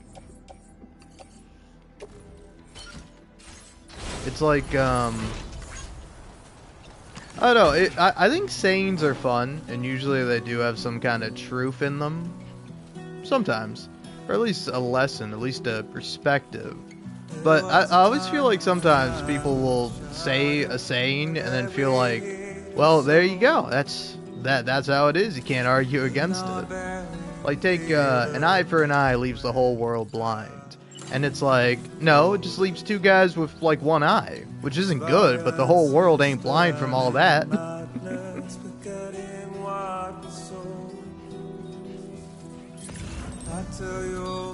And plus, that just, it seems like whoever said that was a guy who took out some guy's eye and then was like, whoa, whoa, whoa, hey, before you take out my eye, you gotta know, this is gonna leave the whole world blind, just so you know. If you strike me down, I'll become more powerful than you will have ever imagined, okay? You can't hit me.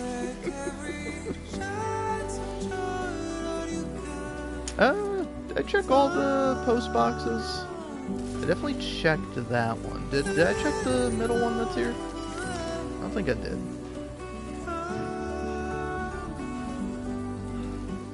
Dude, this boost skeleton rules.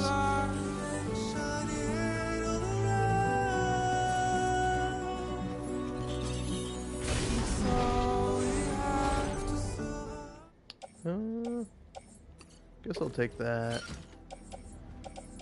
Then a few more medals. Yeah. I wasn't expecting all of them to fit, but if I do this, oh yeah, now it can. If it rhymes, it can't be a crime. I think the Riddler said that one. We all know that guy was right.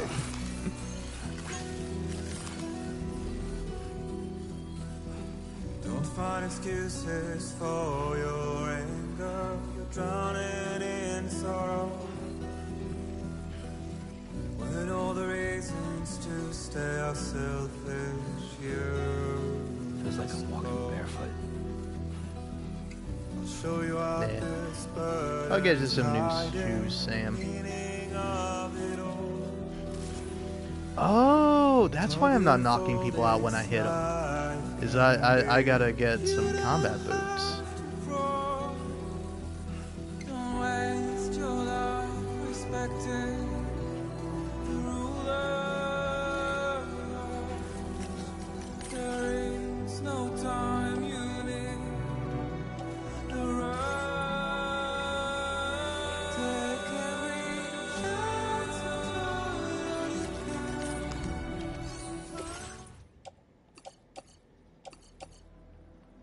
Still not enough ceramics. Always low on ceramics, man.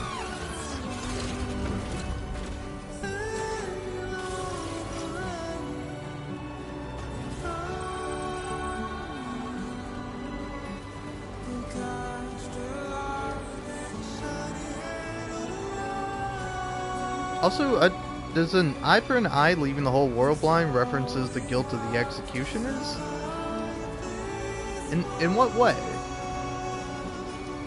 Because I believe, like, eye for an eye is, I don't know, it's 100%, but it's, you know, from Hammurabi's code. One of the first, like, kind of systems of laws ever created. Which is pretty neat.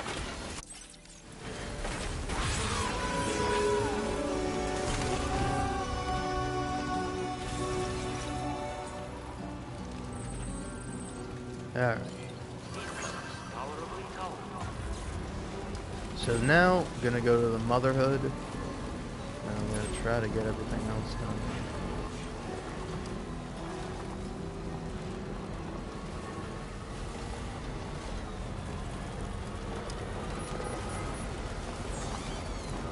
Leaving the whole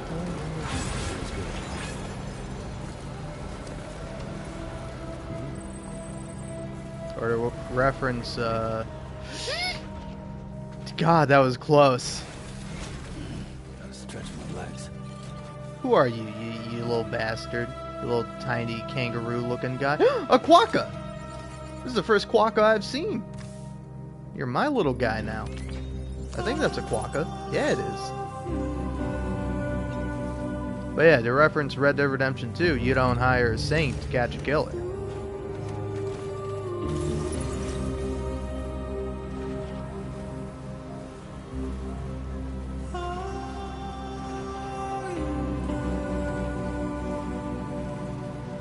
This way does not lead to Mother's place.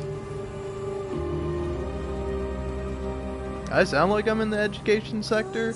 Honestly, that's very depressing because I'm not in anything. But when I did go to college briefly, I was planning on either doing like English and then like teaching or at least something along those lines.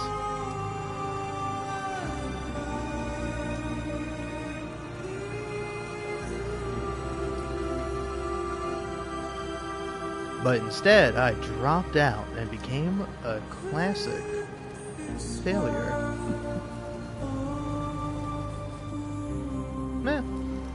I don't know. I'm going down the flow that is my life, you know?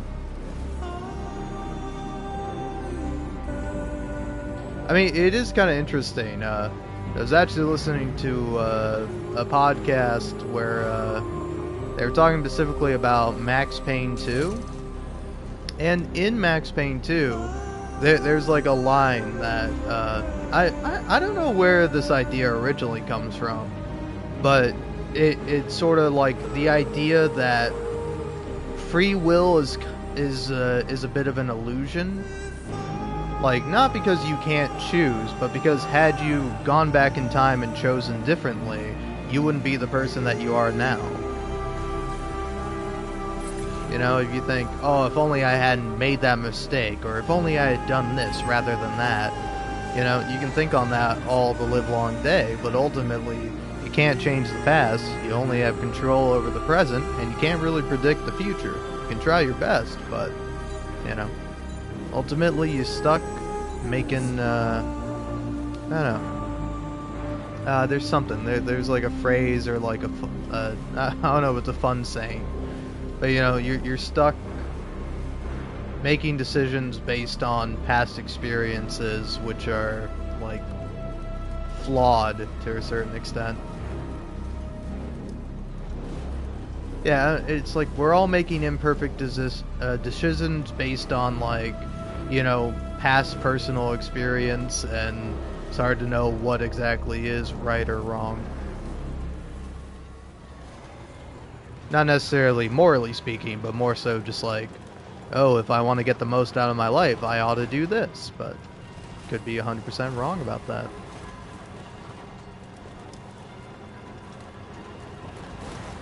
Yeah. But you could argue that you don't even have that little tiny bit of control, because it's like, your brain is its own organ. Your brain is doing a lot of stuff that you don't have control over. Say, for example, like beating my heart. Like, I don't actively make my heart pump blood throughout my body. It just does it. It's something I do not consciously ever do. And it's like, I might argue I have conscious thought, but it's like, why do I think that, you know? Could I have really chosen anything differently? Could I have really changed the way my brain works? Or is my brain always meant to work the way it is because that's just how it is? That's the spirit. Thank you, Sam. Sam, safety first.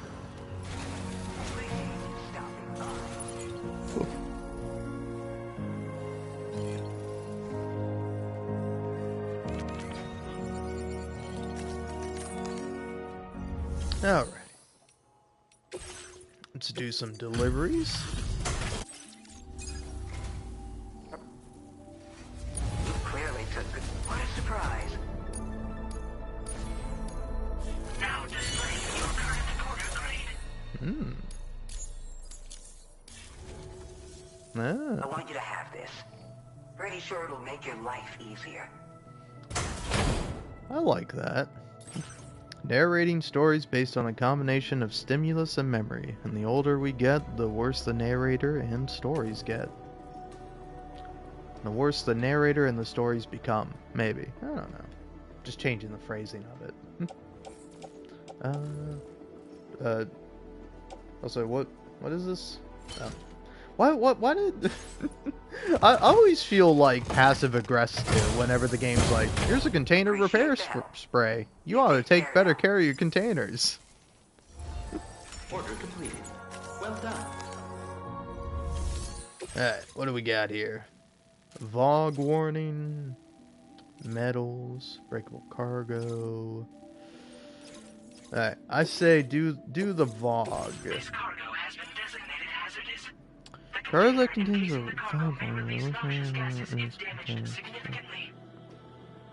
a Okay, good to know.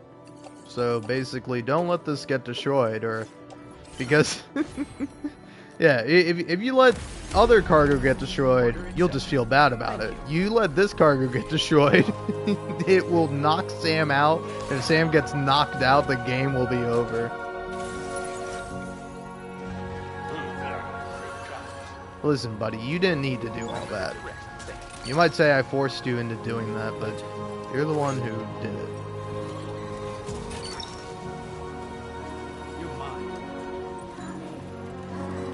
Alright. Stop picking up cargo! Dude, God damn it, that's for the Motherhood. I mean, I will say, shout to that person who requested to have the cargo delivered to the Motherhood right outside of the Motherhood. You know that guy's just being helpful.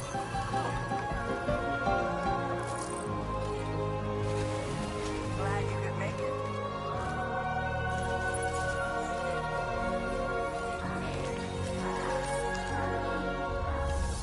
Alright. Deliver and report.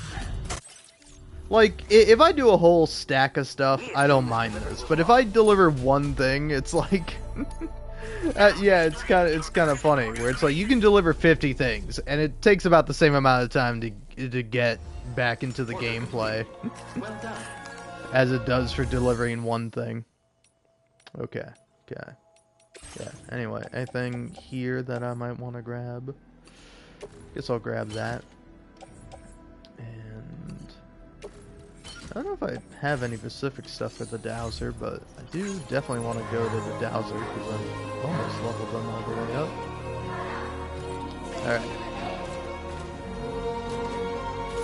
No more sidetracking, no more getting distracted. No more doing anything but making some damn deliveries.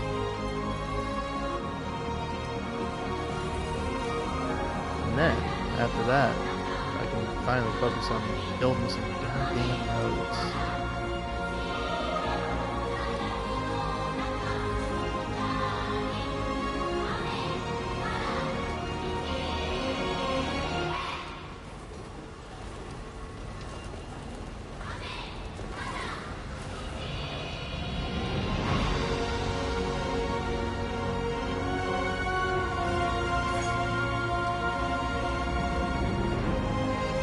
Oh yeah.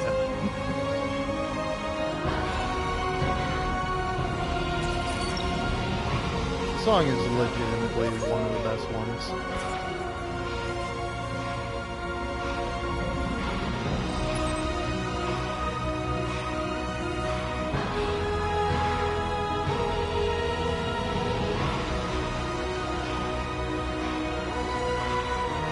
I would say it sucks driving through the desert in the truck. The bike is like, oh, this is fun.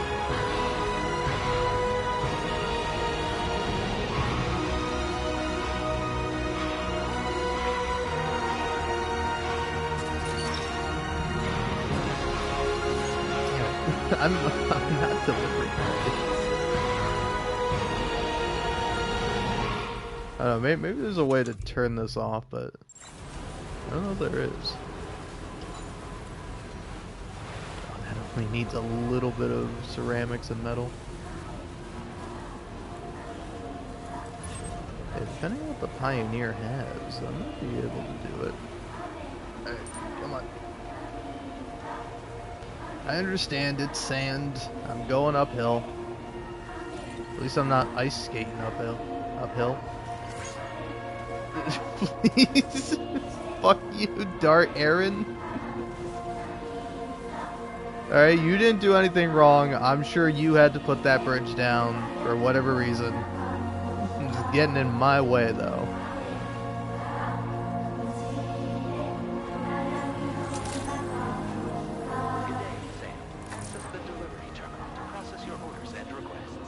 Anyway, let's go talk to this guy, because this guy rocks. Well, if it isn't Sam.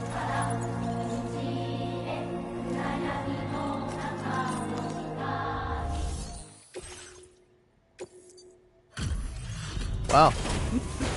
The vintage wine is almost destroyed, but I made it here. For real? I can't believe you brought me this cargo.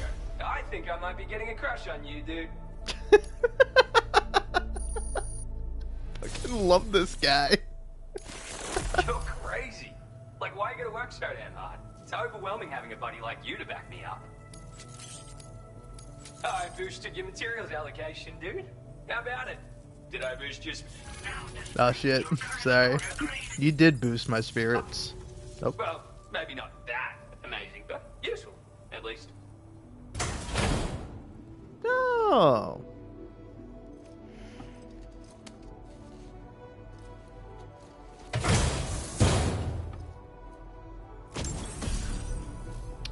Camel hood. A hood shaped like a camel, the ideal companion when humping through the desert. It reduces stamina drain in the heat and slightly increases cargo capacity. The hood's water supply will restore Sam's stamina if it drops to a certain level and is replenished when the hood is exposed to timefall or immersed in water. Huh. I think our connection level just went up, dude. So, I'm gonna hook you up with this camel hood. It's your best friend when humping through the desert. It's even got a special compartment for storing extra water. And high temperatures won't take as much of a toll on you when you wear it. If you do start to get a sweat on though, you've got the H2O you need to recover stamina right on board. How can you not use it in the desert? Am I right? Have fun! Order completed. Alright. Oh yeah, hold on. I should have checked, actually. If you got any, You do have some orders. Okay. Legendary fine wine, Batard, Montrac. I don't know if I'm saying any of that right. Bot? No. Fine wine. Put it in the pickup. Customize look. Got a new hood. It does look pretty adorable. But I think I'm going to stick with the otter hood. Because that's pretty cute.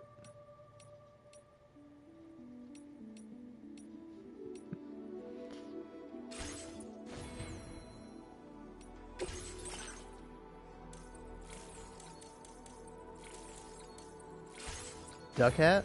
No, I got an otter hat. Or otter hood. Wait, do I have a duck hat?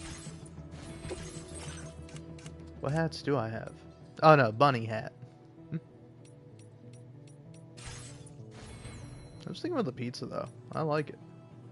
I'm a fan of a beanie. Now, Order accepted. Thank you. any cargo left by other people?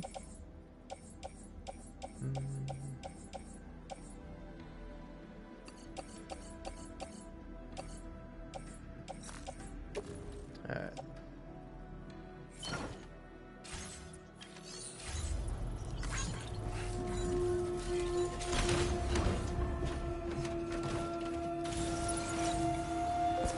Okay.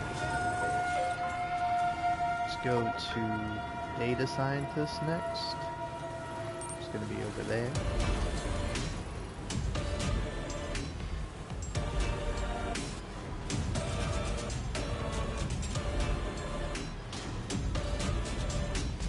Also, I don't know if this is the case for this song, but like the kind of operatic singing in it reminds me of like the one kind of classic, almost kind of like slow-mo song, or no, it's not necessarily slow-mo, but the one's like I can't even mimic if I tried. Hook that one.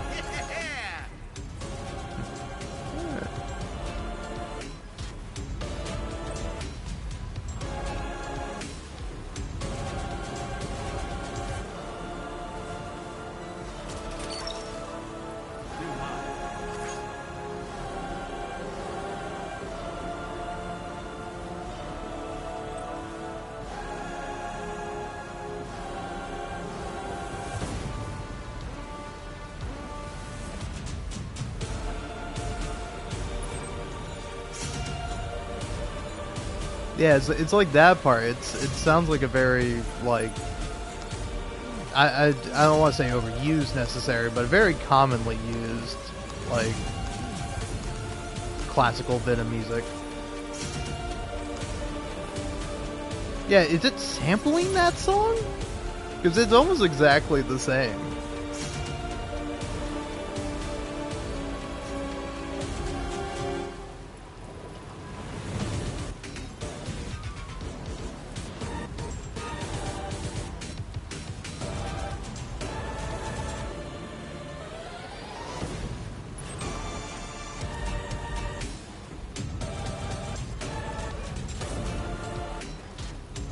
Squeeze through there. Yes.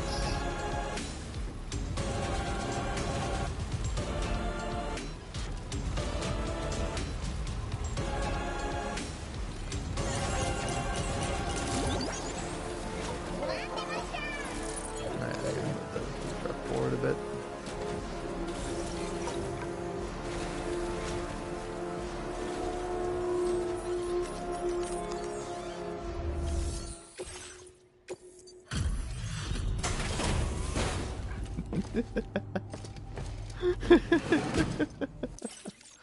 Oh man, I actually just had a thought that like you might have to really bear with me if I share this bit with you, because it not only is it a complex one, it's one that's gonna like I don't know. Maybe you could you could argue this seriously, but I'm not going to be arguing it seriously. But I was watching a video of Northern Lion, if you happen to know that fellow. Funny guy. But I was watching a video of him playing that horse racing game. And now you might go, horse racing game? What's that? And it's like, well, no, not the horse racing game. The anime horse girl racing game. It has a bunch of anime girls instead of horses, but they're all based on real horses. But he was playing that game, and he got, like, one of the characters, and it's so funny to see him, like, skip through all, like, the life sim stuff of it, of, like, the horse girl has to go to school, they like hang out with friends, they do all this various stuff. It's all pretty funny. But the part that like I noticed that was kind of I don't know what the best term for it was. It was bugging me. It was giving me the ick. But like, for whatever reason, the gal was bouncing, and so were the jiggle physics of the breasts. Which is all fine and good. It's all in the name of realism, right? But I was thinking.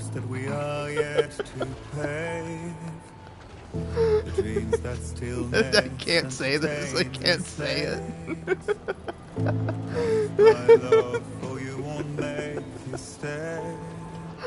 Oh man. But no, my thing is okay. Well, there's a horse girl game. Where's the love for the horse boys? All right. We will forever live in an unequal world so long as there are horse girl racing games with tit with tit physics, but no horse boy racing games with dick physics. Okay, you need it. It's about equality, or even worse or better depending on your perspective, I guess. Is real horses with real dick physics.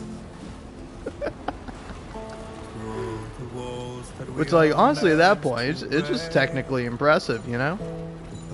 It's like the horse balls in Red Dead Redemption 2. Yeah, I guess we do have Red Dead Redemption 2, so really, I don't have a leg to stand on, you know? We got horse ball physics in one of, like, the biggest, most expensive, best-selling games out there. You know, I guess we can have tit physics for the horse girls as well, you know? If you can brave fate and prove it wrong, so walk away, I'll find you so far away, I'll be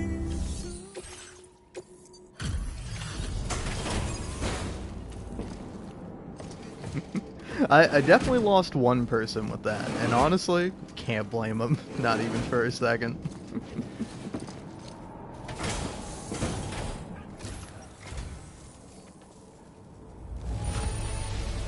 It's in strikingly good condition. I'm impressed. I see you found that missing cargo of mine, and there I thought it had been lost for good. You're a truly generous soul, Sam. Everything Hartman said and more. I hope this data is to your liking. Do you have enough materials? Let me... Now displaying your current porter grade. I'm proud to say I took the extra battery and made it even more compact. It wasn't easy to achieve this without sacrificing capacity, but I wanted to give you something I knew would be of use. If it helps you to bring more people into the fold, it's all worth it. Hartman and I aren't the only ones struggling with 21-minute syndromes, you know. In fact, it seems that more and more people are developing conditions that function on the same cycle. Most of them are involved in temporal or biological research now. We're scattered all over, but the chiral network has allowed us to share our discoveries with one another. There's my daughters for a start. You see, 21-minute syndromes appear to be linked to the rhythms of the Earth itself. And those of us who suffer with dooms are especially sensitive to these natural cycles. My daughters have dedicated themselves to the study of temporal and biological phenomena. In fact, you might cross paths with them someday. They're right here in Australia. I hope I can call on you again. Please, tell our friend I say hello. Order completed. Well done.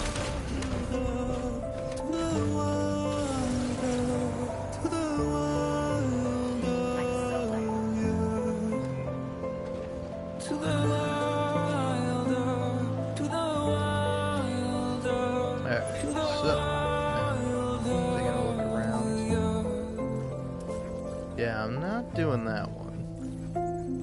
Yeah, so that there. There's that.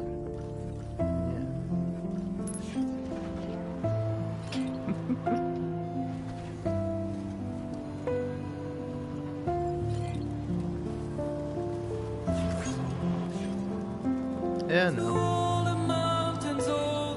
You do find them later. Although, it is kind of funny that she says it's like, they're right here in Australia. And it's like, oh, so they're like nearby? No, they're up a fucking mountain. That's where they are.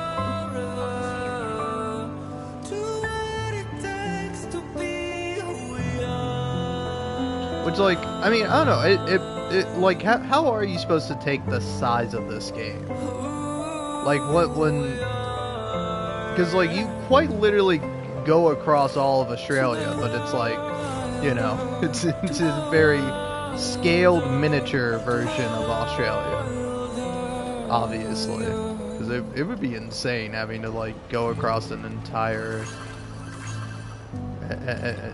like an entire country in a game.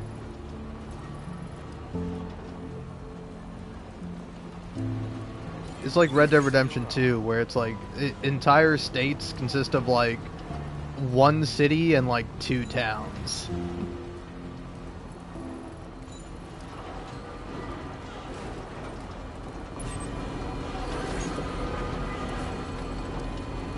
Oh yeah. Gotta go visit the Dowser.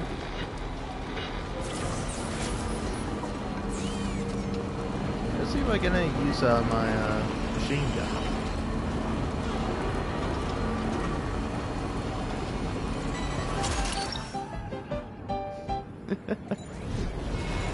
chemicals. Thanks.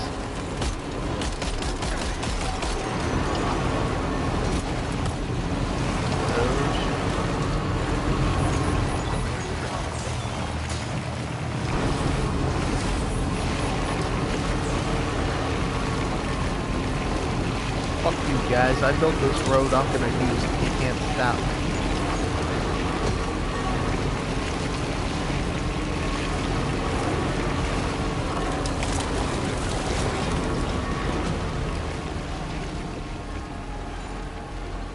Yeah, there we go.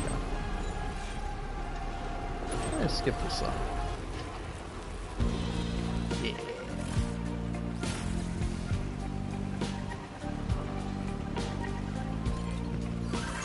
What's that over there? Oh yeah, the architect. Forgot about him. I'll get him on the way back. Ask me why there's a reason to feel the way I do. Got so high, 'cause the moment will never be the same. Anyway, how you doing? What's been on your mind? Don't leave it up to me. I can feel it in your voice. I can even hear your heart. It's yours now to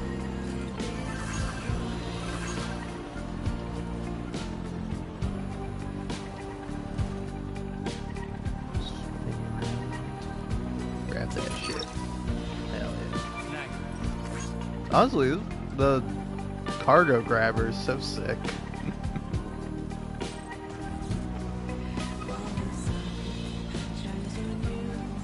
all our ghosts are reflecting back to me. There's the man we've been waiting for. Remember to rest safe. I guess I wanna hear your melody.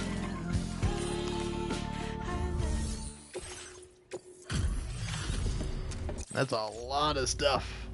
Still out working hard after dark, I see. This is a ridiculous amount of cargo, as you would expect from the finest porter around.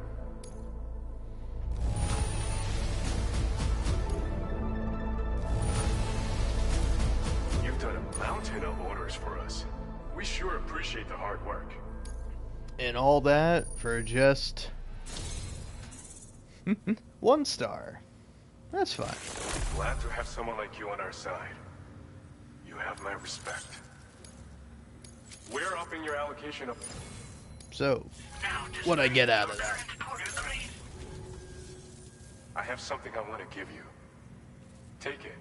See if it's to your liking. What do we got? What do we got? Oh, a little charm. Kangaroos boxing. That's pretty adorable. An accessory featuring 2 kangaroos wearing boxing gloves. Attaching this accessory to your backpack fills you with fighting spirit, allowing you to deal more damage with your melee attacks. Alright. This is a special backpack accessory we whipped up ourselves. You should find your close quarters combat abilities much improved with this little fella on board. Sure, it might just seem like a good luck charm, but fighting's about more than physical strength. It requires strength of will too. This accessory will help you harness yours, and in so doing, increase the damage you inflict. But don't take my word for it. Try it out. Order completed. Well done.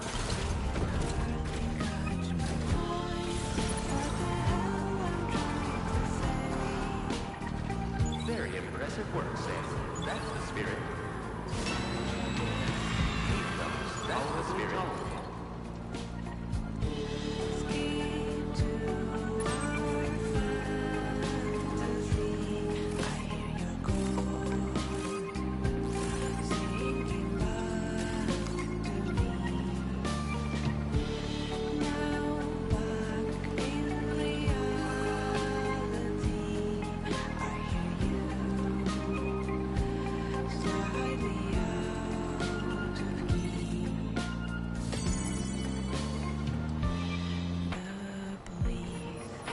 to me. Your feelings are resting your whole life. There's no reason to feel the way I do. We got so high. This moment will never be the same. I left it up to you. Can you feel it in my voice? What the hell I'm trying to say? It's my world to destroy.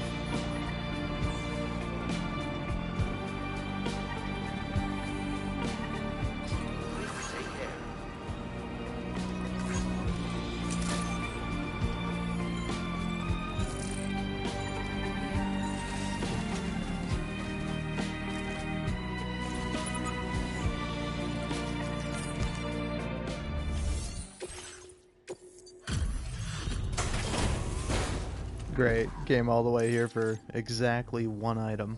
Well, where did you dig up this cargo? I have no idea. I think my car just picked it up as I was driving. Order completed.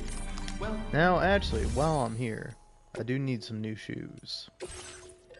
Not being sarcastic about that. Oh, sneaking boots. What do sneaking boots do?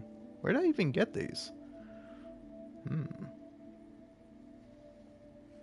Okay. What about combat boots? I'll take these.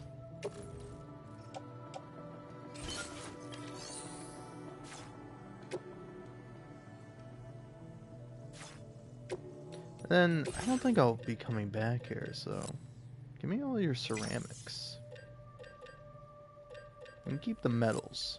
I'll take these. Put them in the car.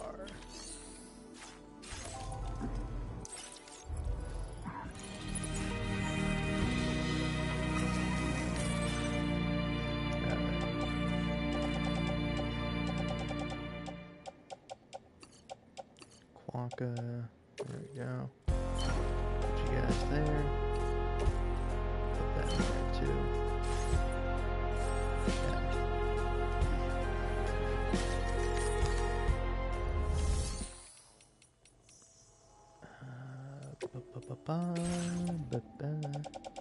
Sorry, forgive me for all this. Gotta recycle that.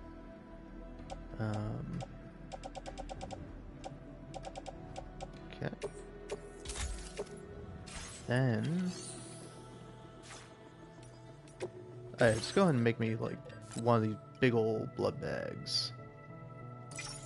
And by one, I mean 3. Yeah. 69.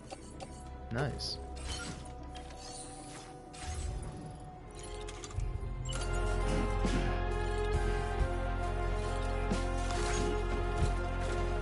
Thanks, we appreciate it.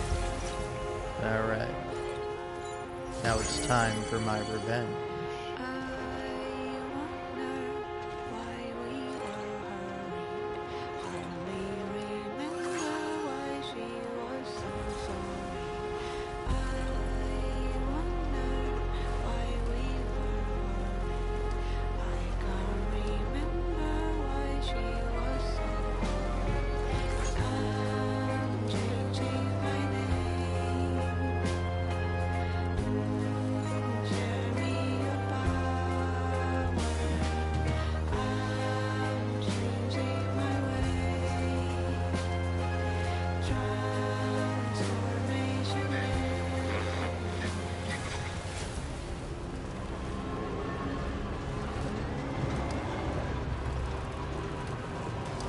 time for revenge on these guys. You made me stop my music.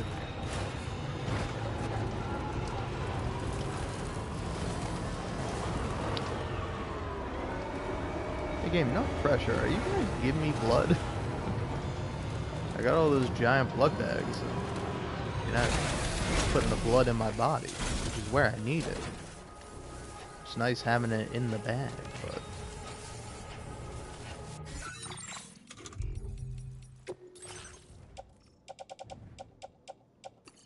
yeah, you can offload those.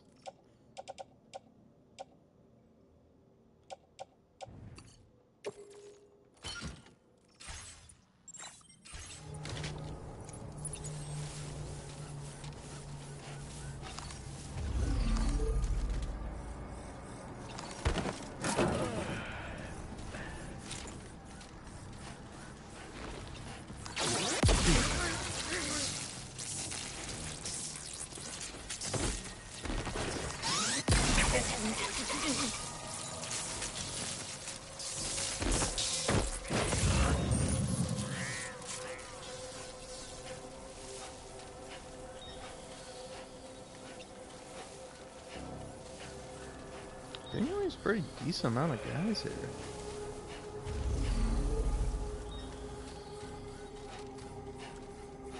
Surprise.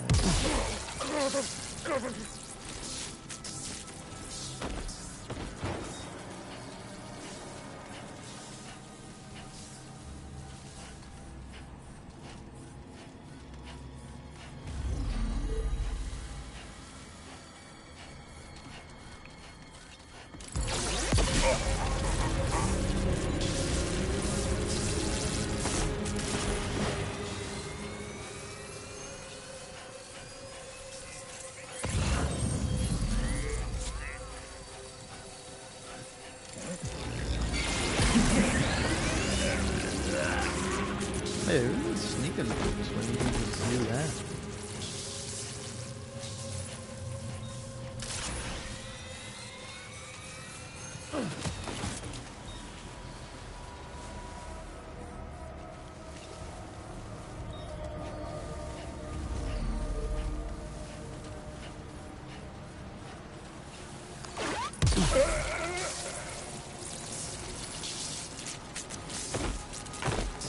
Also, I said this the other day when I was doing a similar thing to a different bandit camp in this game. I feel like stealth gameplay, at least to me, it's not really all that fun. Like, it can be fun depending on the game. Like, I would say actually Far Cry 3 does a pretty good job at it. Where it's like, that game like gives you a bunch of fun stuff to make the stealth like pretty exciting. Like sneaking up behind a guy, stabbing him, grabbing his knife, throwing his knife in his buddy, releasing the tiger from the cage so the tiger goes around, starts killing everyone. Like that stuff, that's incredibly fun.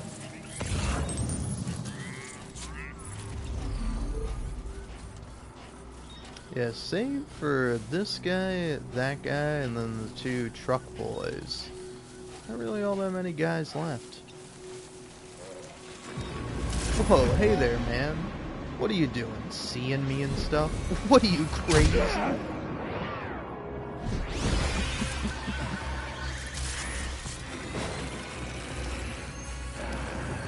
Hey, buddy. Drop kick! Another guy up top? Sorry to drop in on ya.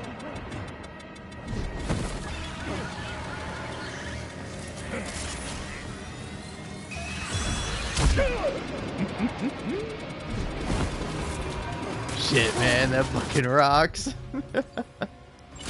Anyway, fuck you. And fuck you. And fuck you.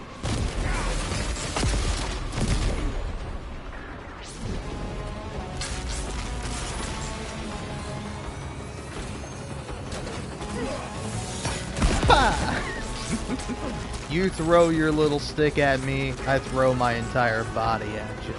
Who do you think's gonna win, huh? Who do you think is gonna fucking win, huh?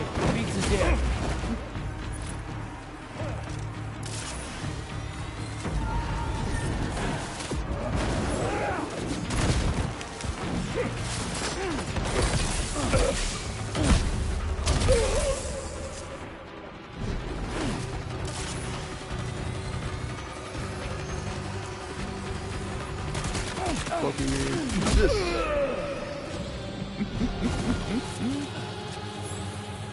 Yeah, that shit's fun. To all the dream. Thanks for liking my bridge. Oh no, that was an aid request apparently. Oh, was that for taking everyone here out? Yeah, well, that was fun. I didn't mind doing that. Although it's like...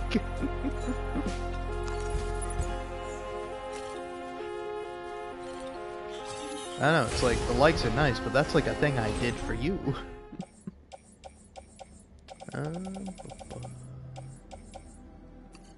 I'll take the medals. Nobody gives a shit about special alloys.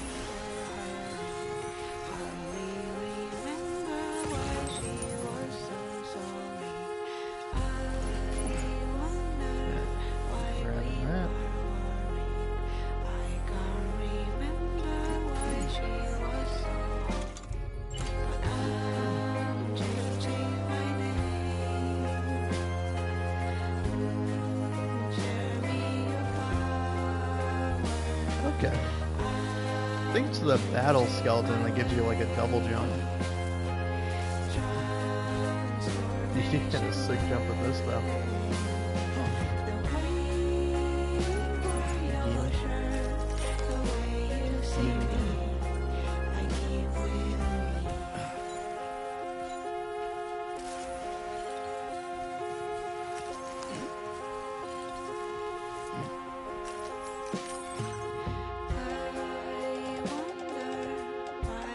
Take my materials.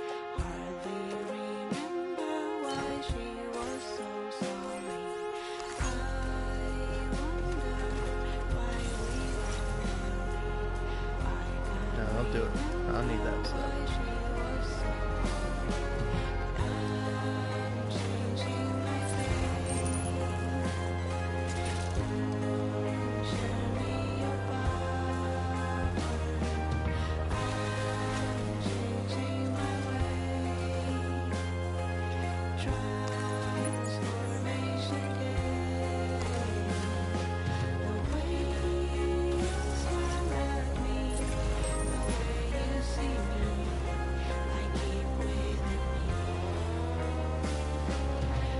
Yeah, anyway I can snipe those ceramics from here. Come on, truck. I believe in you. Snipe those ceramics. Snipe them. Come on, little guys. Come on, you do it. Okay, we're right here. Come on. Wait, what are you doing? Very impressive work, Sam. Okay, yeah. Now you get it. Piece of shit card. Yep. This is gonna be fun to get out of.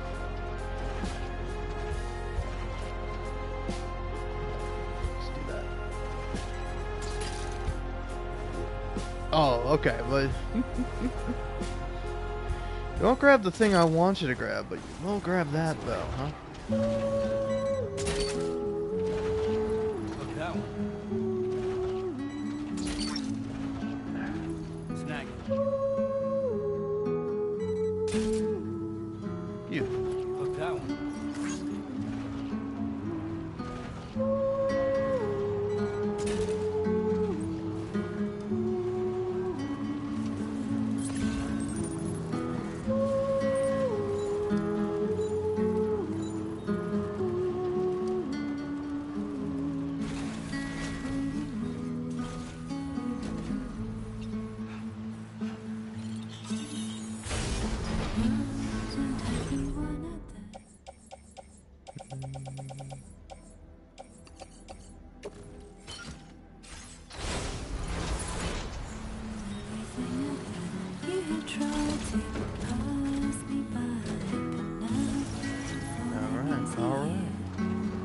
Alright. I'm feeling it. Soon this damn daisy chain of going to one place, finding a delivery for another place, going to another place, picking up cargo from other people to go to this other place. Soon it will all be over. Soon I'll have enough ceramics to build all the roads I want. That's the whole reason why I've been doing this. It's all about the roads, baby. Always has been, always will be.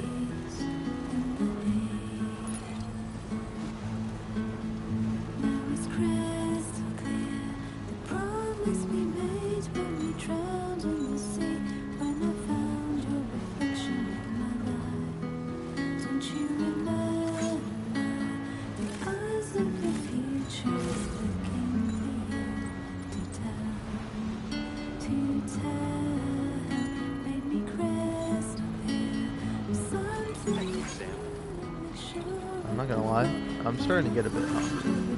I might have to go have some pizza myself. That's the way.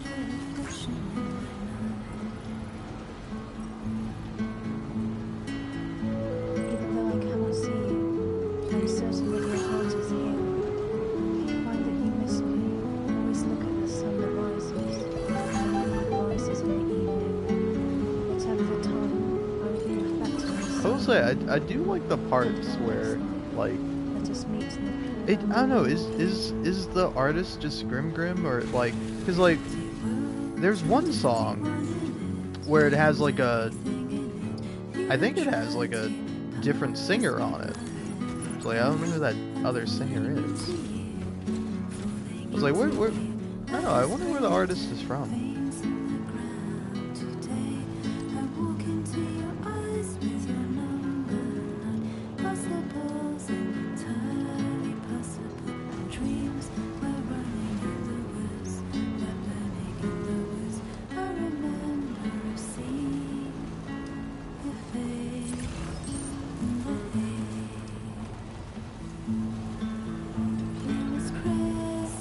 I knew it. I was like, I knew one of these fucking hedgehogs or enchiladas or whatever it's gonna be here. Alright, come along, Knuckles. On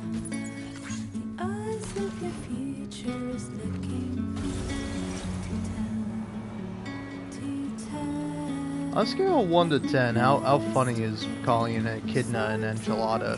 Because I think it's probably at like a 3. But it's like, I don't think it's like bad enough where it's like, I should just like not say it ever. Stop. Okay. Even if you hit them with a grenade launcher, they still split off into little guys.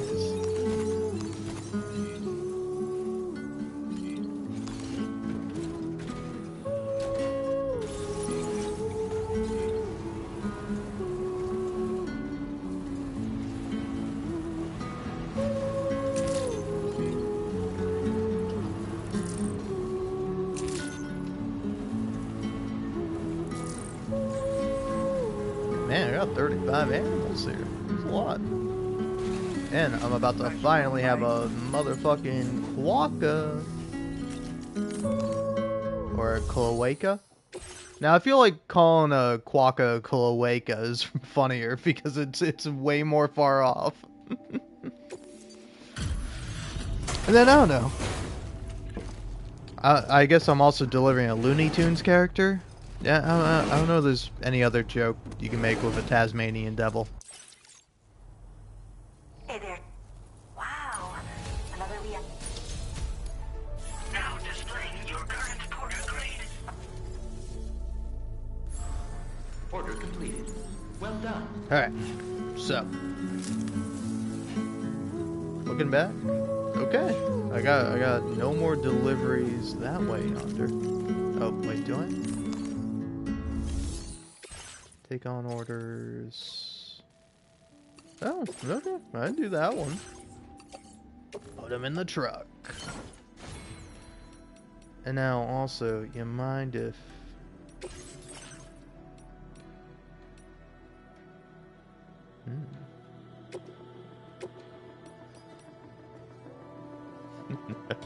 I mean, that is... I really like that. So, yeah, before I head on out, maybe give me these upgraded combat gloves. Or, you know what? I have faith I'm going to get the level 3 upgrade. Order accepted. Thank you.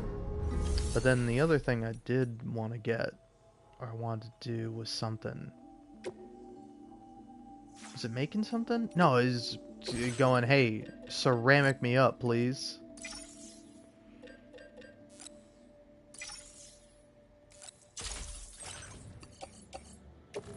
Put him in the truck.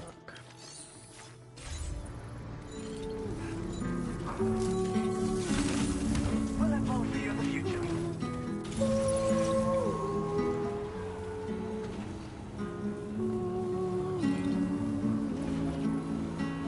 I'll see you around. Alright, I'm just trying to think. Yeah, if I can somehow drive through this without running over any animal, that'll be good.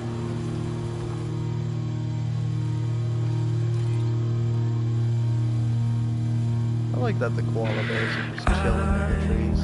Feeling us forever. Let's go there together. Cause yeah, see, I think this is a different person than like Grim Grim.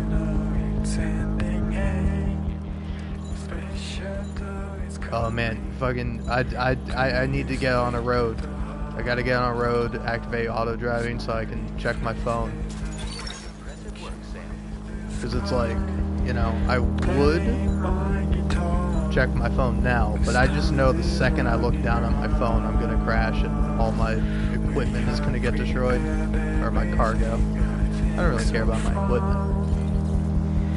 Tell me what your favorite day, if the sky is coming, but you don't want to escape anymore, so I say hey. Tell me what your favorite day, the empty sky is coming. Oh, let's do not say another word. That looks manageable. I'm feeling us forever. Let's go there together. Okay. It's up to you, but you know it's ending. Hey, the special tour is coming. Do you stay to die? Your smiling faces like a big ship in the sky. Playing my guitar, 'cause time is running out. We have prepared everything, I think so far. Tell me what your favorite day, the empty sky is coming, but you don't want to escape anymore, so I say hey. Tell me what your favorite day, the empty sky is coming. Oh, let's do not say another word.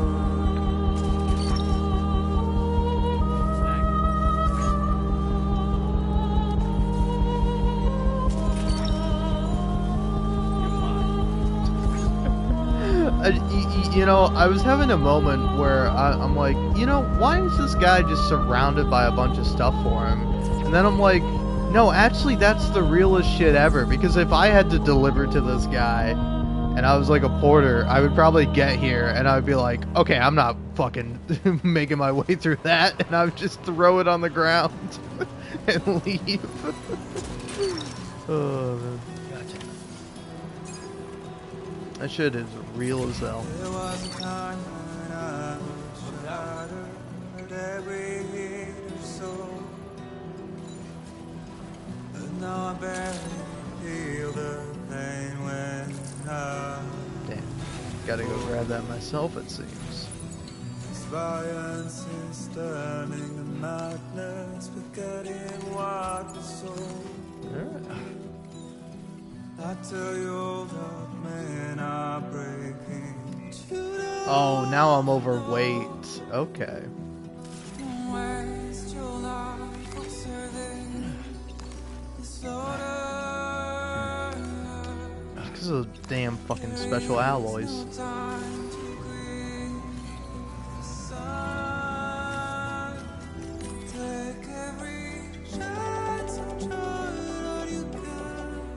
Yeah. Put those on the back.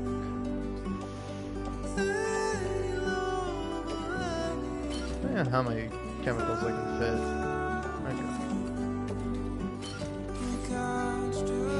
Okay. You're all getting donated.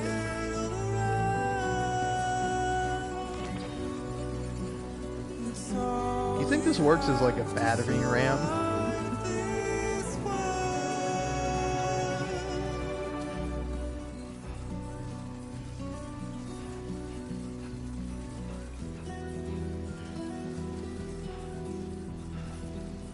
Find excuses for your anger. You're drowning in sorrow.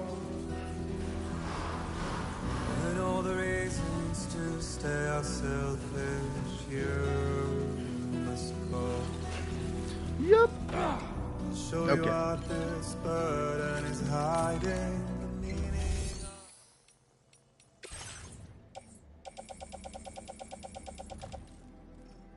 Ooh.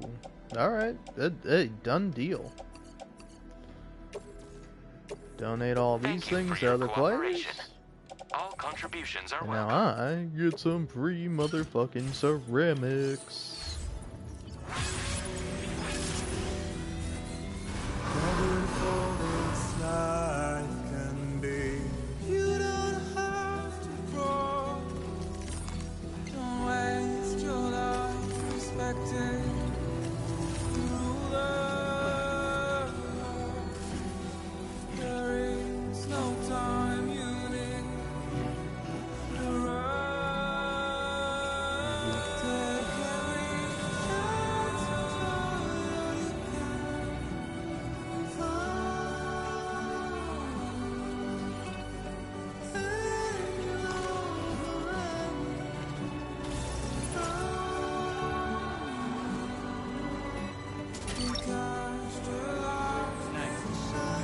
Everything then. Great. Please get it delivered.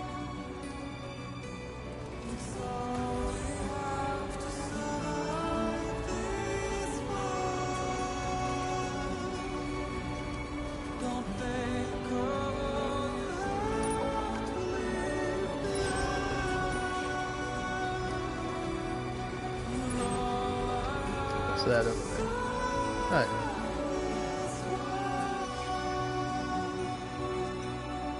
Can you take that? No, I think I'm full up. Okay. Let's get me to a road.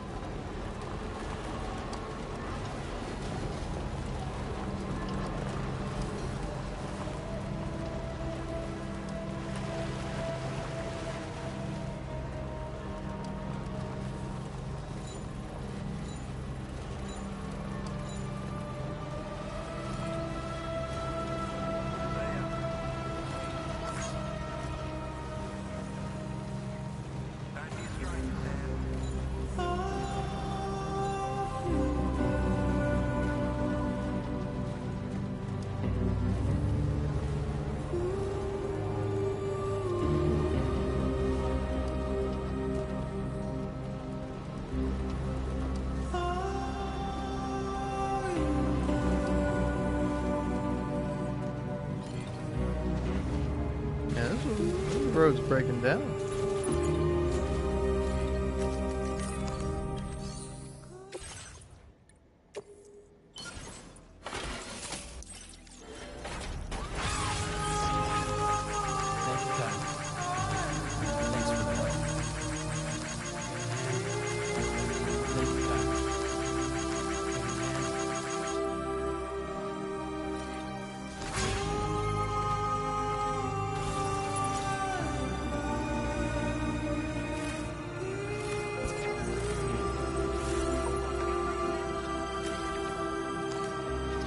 Alright.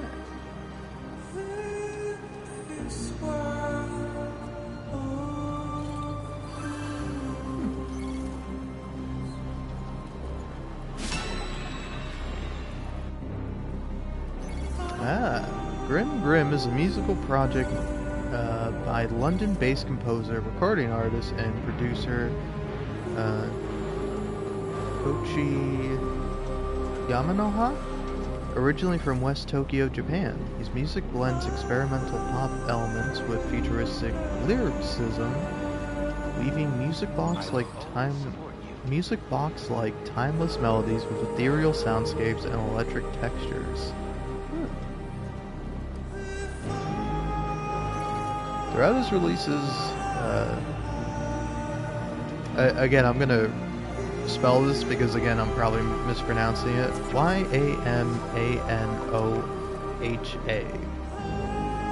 Yamanoha? Again, that's my best guess. My apologies. Has explored different nuances within his style. He incorporates a contemporary sound while drawing inspiration from Baroque folk and 18th century English infinite canon forms, where repetitive patterns create an endless cyclical feeling. The melodies, often lingering at the end of his songs, echo like nursery rhymes, prayer-like motifs that invite listeners into a meditative trance state.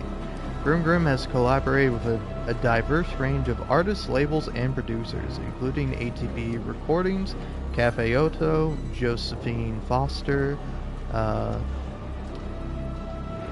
Ladia Sadier, Marta Salongini, Kevin Shields, Klein, and Hideo Kojima, through which his work has become deeply embedded in the experimental and avant-garde music scenes, as well as in the world of video game soundtracks. With each release, his sound continues to evolve, drawing listeners deeper into a spiritual realm that resonates within the fabric of everyday life. Helen Clifford. Huh. That's pretty cool. Okay.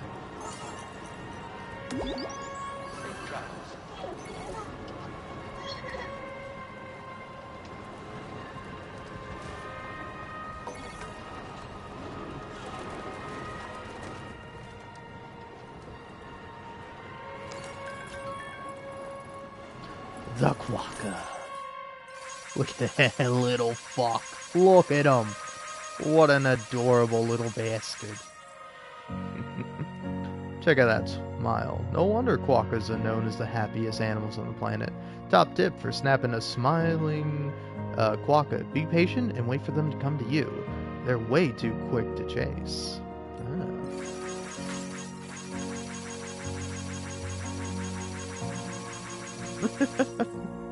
Oh, this is actually such a nice message. A moment of peace, maybe? You're the best, Sam. I mean it. There's nothing worse than having to look over your shoulder the whole time when you're making deliveries. Life's a whole lot easier now, thanks to you. From one porter to another, respect. Okay, that's a nice body of the message, but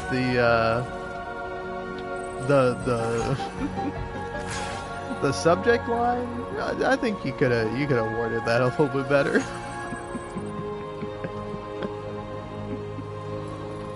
Oh man.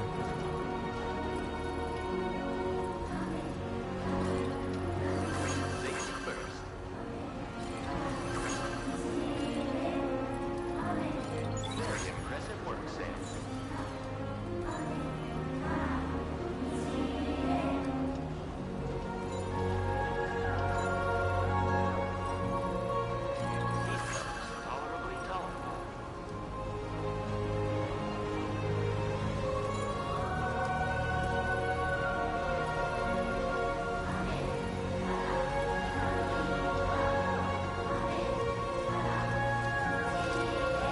Also, you think it's just a coincidence, or do you think when you play this song it starts raining?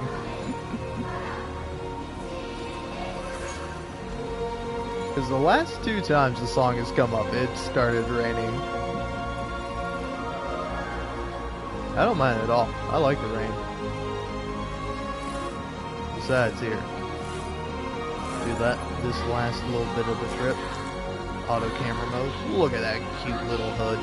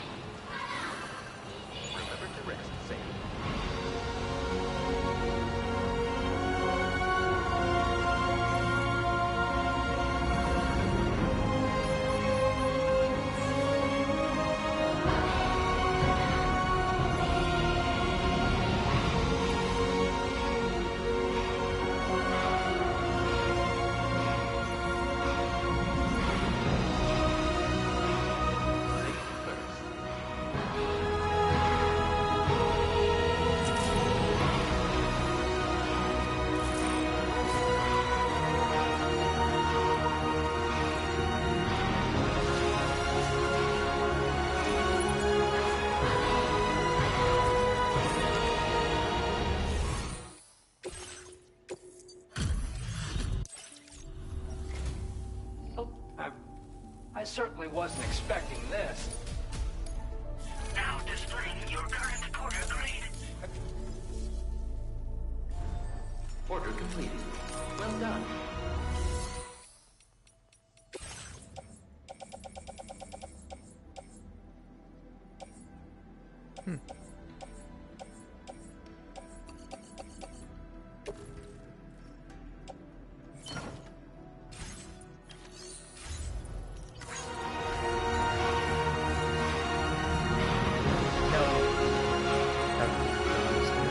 Well, actually, this works out. I can drop off all the deliveries I don't actually want to make.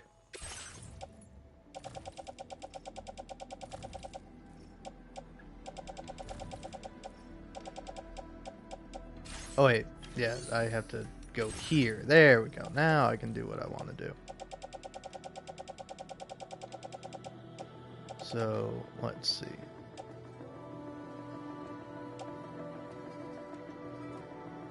Yeah, you can keep that.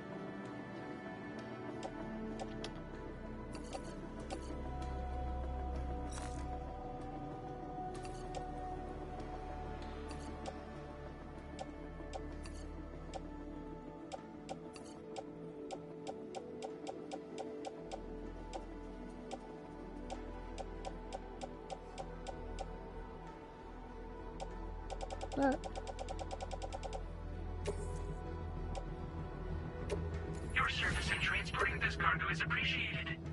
The delivery will be assigned to another.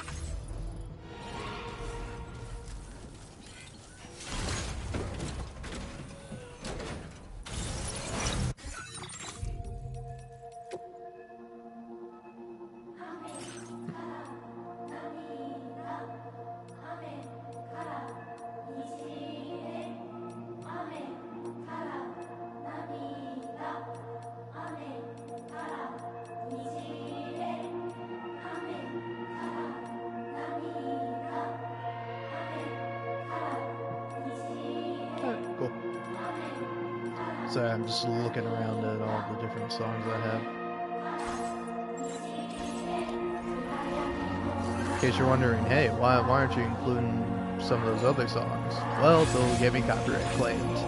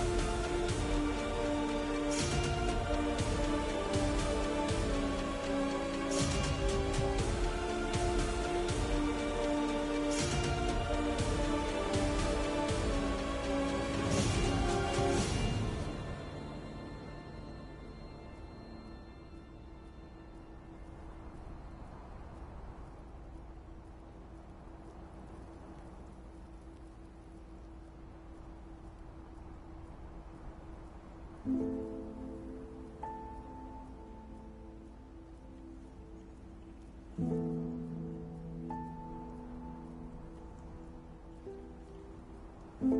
all the words that I won't get to say, the things that time steals and turns to pain. If it's not love to let you leave again, I don't know what is. But if you doubt and question what the future. Sorry, did I like mute all my audio, or did I just come back when the song was in a lull? Misguided vision. That we are yet to entertains and slays. Now if my love for you won't Sorry, I ran back here, but made me some pizza.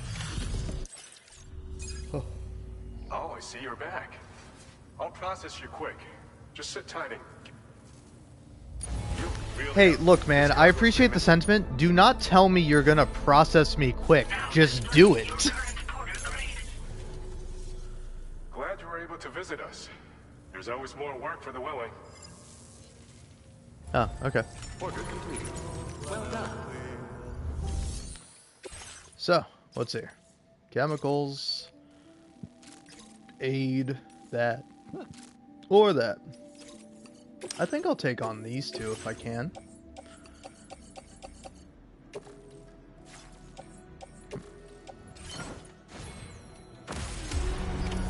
Order accepted. And now. Getting in here. Alright. I'm gonna shut up now, because I am just going to be devouring some pizza. But you'll have to forgive my driving, because I'll be doing it with one hand.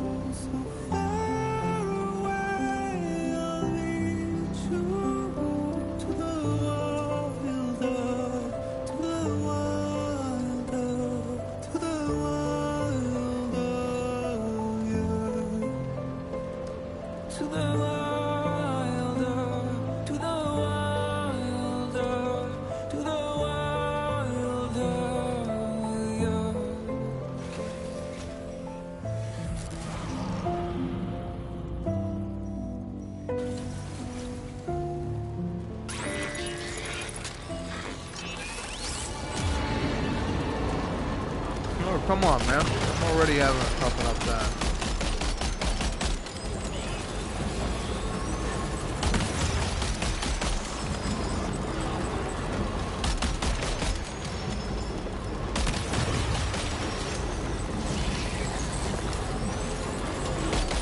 It's pretty funny the way I'm doing this. It's like I'm moving the stick with like my elbow or my forearm. Because I'm using my left hand to eat the pizza. You know, honestly, if I just got a rubber band, put that over the right trigger, it could kind of free up my right hand. But take a little bit too much effort.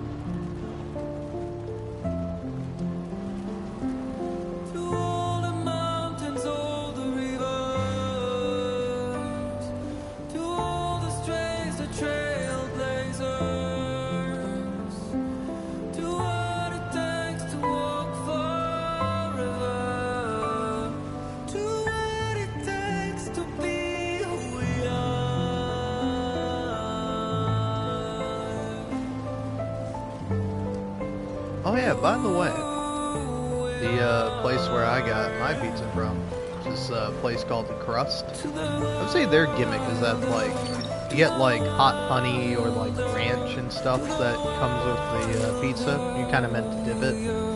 I don't do it, because I don't know. Maybe regular honey you could persuade me to put onto a pizza, but not hot honey. Plus, it's really spicy. I don't mind a little bit of spice, but, you know, it's a little bit too much for me.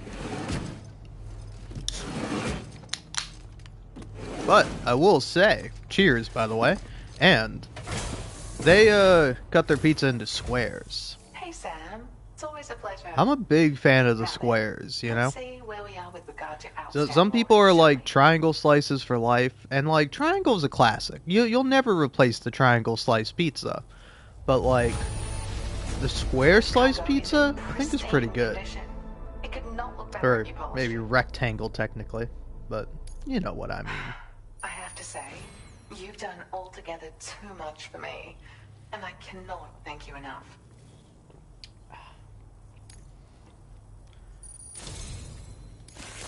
Sam, you're the soul of generosity. Would you accept this token of my gratitude?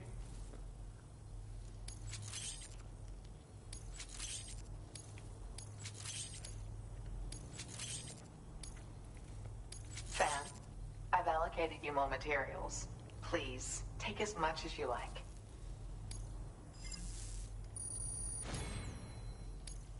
Now displaying your current porter grade. I'll never be able to repay you for all the orders you fielded for me. Thanks to you, I've honed my dowsing abilities and can cover a wider range than ever before. So, if you ever find yourself in the area and in need of a rest, I want you to know that you can rely on me. I'll set up a room that you can use at any time. You've still got so many people that you need to bring onto the chiral network, don't you, Sam? Let me support you, now and forever. Come and visit whenever you're in the neighborhood. I'll be here. Order completed. Well done.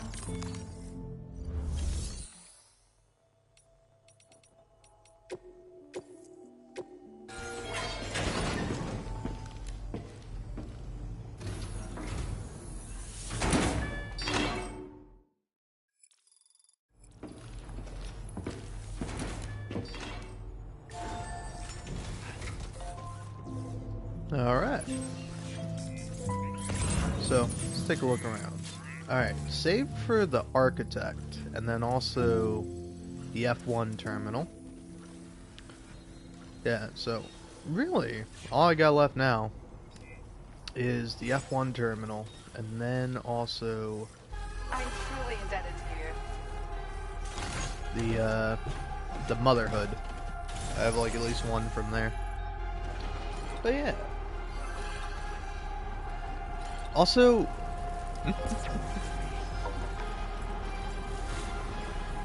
I don't know. I'm holding back my opinion because, like, you know, usually for a live stream, what you do is you share your opinions. But like, this is an opinion that I feel like doesn't matter, and I always get bothered when people share an opinion like so. But I don't know. I don't know if I can do it.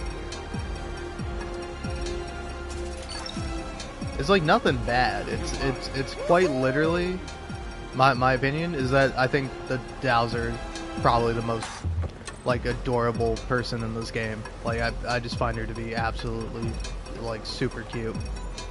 And again, I feel weird saying that, you know, because who gives a shit what I think? But I don't know, of all the characters, I don't know. I really like Rainy. I like Lauren Tsai, the artist. And then the Dowser. Those are probably top three. Just most adorable characters in the game. In my, frankly, unimportant opinion.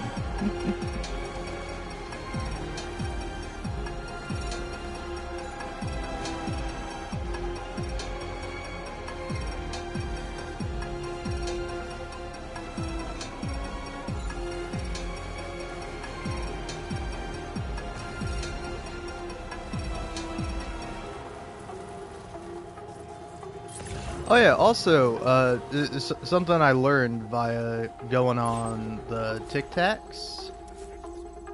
Oh yeah, I got one for the mechanic. Okay. Yeah, let's do the architect first and foremost. But yeah, oh man, I should know her name. I don't though. But the actor who plays Rainey is the same actor who played Yukiko in the Deadpool movies. And again, I'm looking up her name right now. Because I feel bad. Her name is...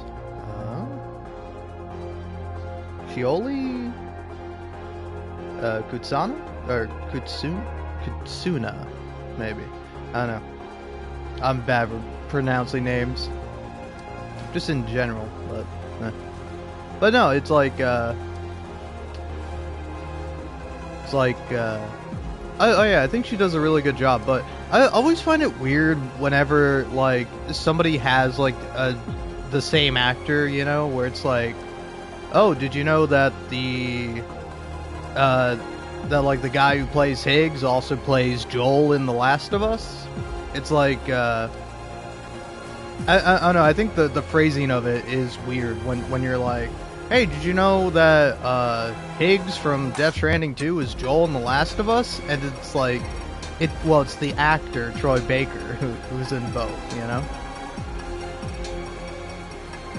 It's like, hey, there was also like another movie that came up where like Lea Seydoux was in it. I'm like, oh, I didn't know she was in that. Or it's like, even if you don't know the actor's name, or you're like me and you don't know how to pronounce it properly, so you feel ashamed, you can just say, oh, the actor who portrays this character also plays this other character. Because, like, I don't know, I always just feel weird when it's like, did you know Rainey is Yukiko in the movies? And it's like, no, it's the actor. Fuck off.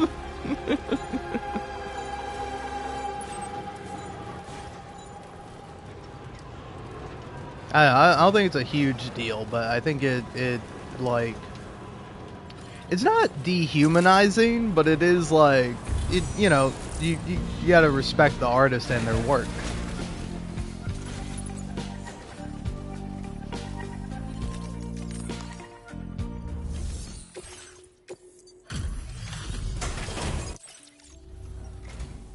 Reviewing status of org.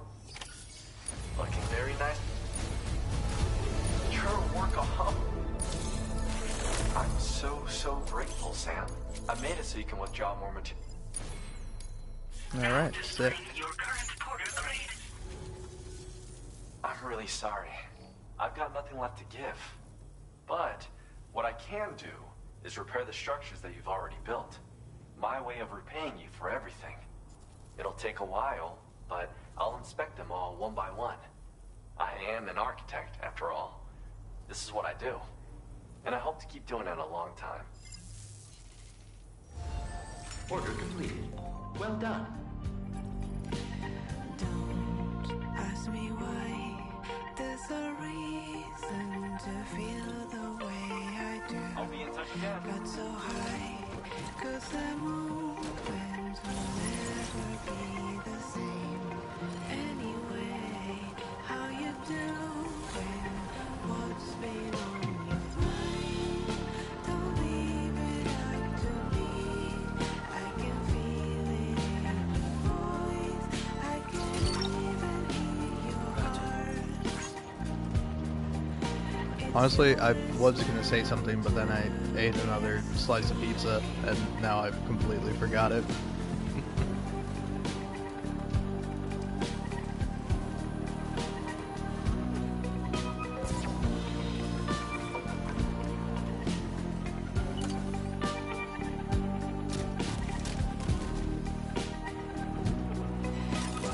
Oh, look at that. Oh, shit. Fucking no-scope that.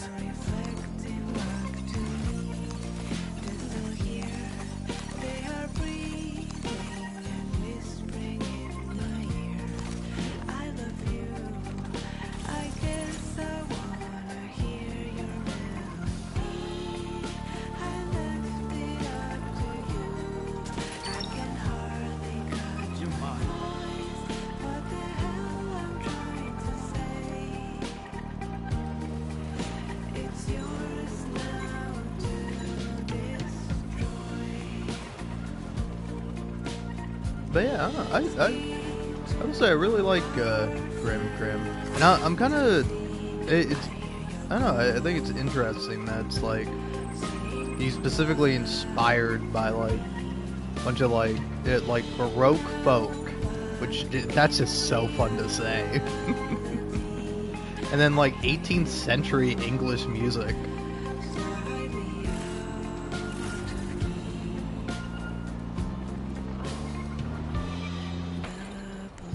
Also, shout out to him for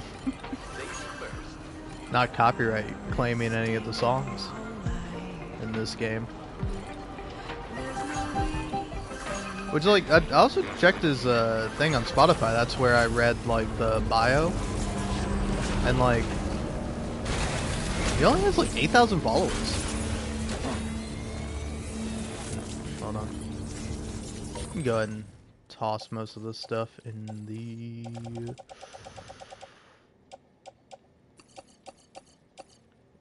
the car. Alright.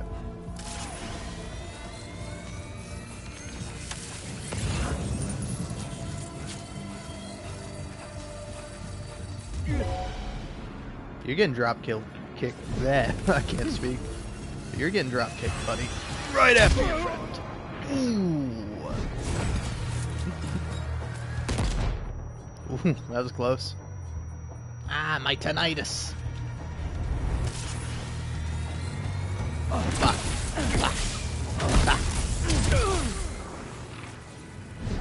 Sick.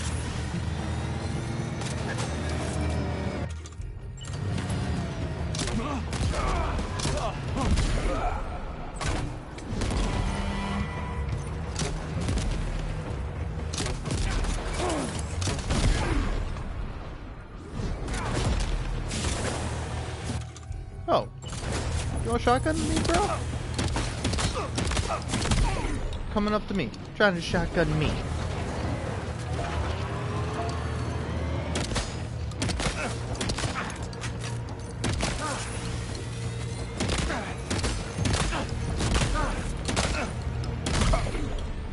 I was like, I'm gonna get him eventually.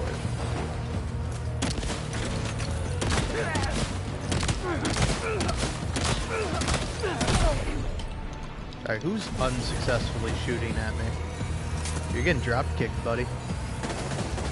I'm gonna drop kick you in the next fucking week. Come on, get him. Get him. Just so you can get put down.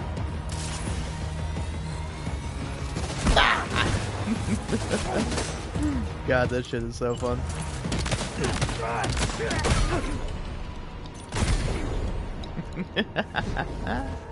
Beautiful.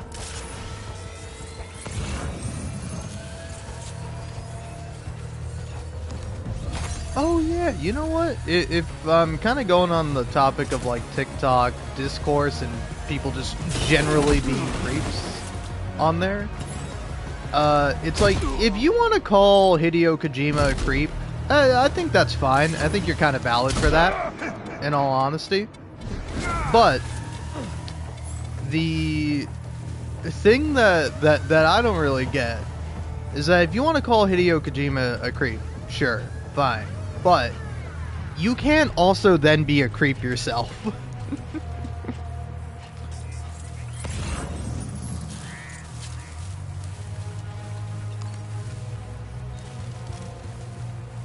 Like, I don't know, I think it's like very odd with how people talk about like the scanning, for example.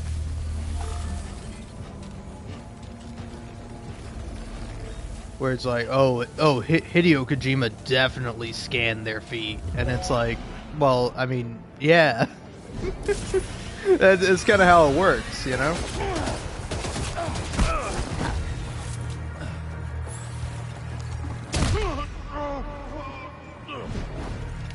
But now, if you want to specify, oh, Hideo Kojima definitely scanned their bare feet, and it's like, well, if it's in the game, then yes. If it's not in the game, then probably not, right? Actually, honestly, I'm not quite sure how that works. Whereas like when you are getting scanned in the game, yeah, it's like, wouldn't it be more efficient to just kind of like scan the body, like you just put on like one of the motion capture suits, you know? Yeah, like you don't scan clothes when you're scanning a person's body, you know? Although, I don't, can you? Like, can you scan clothes? I wonder.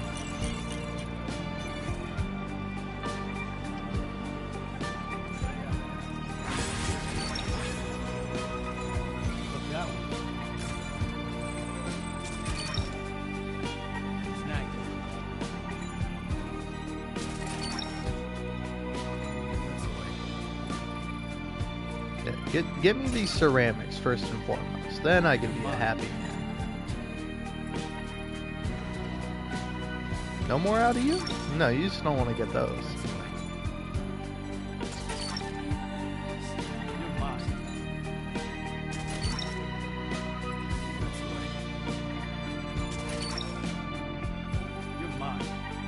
Ah, okay.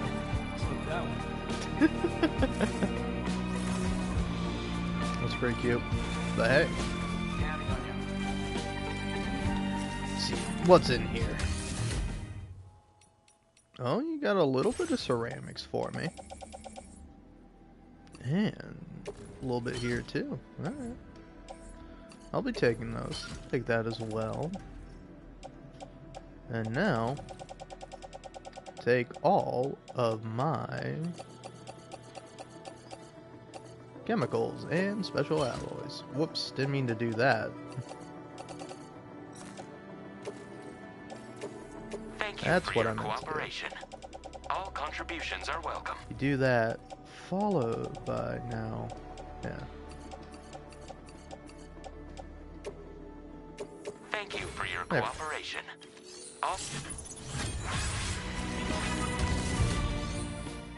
Oh, okay.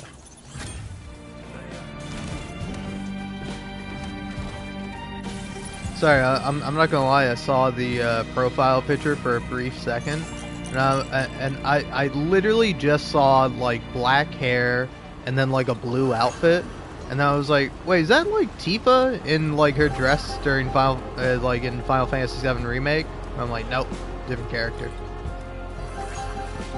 But again, I did not even see the face. I just saw hair and then blue outfit.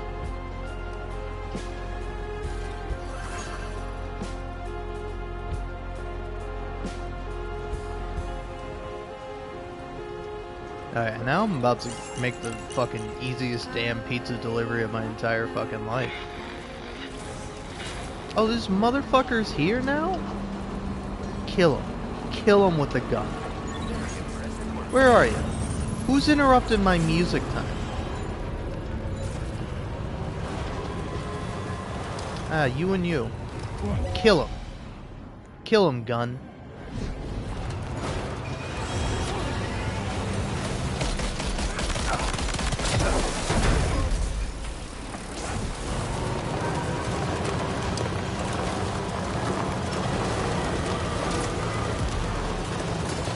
Kill him.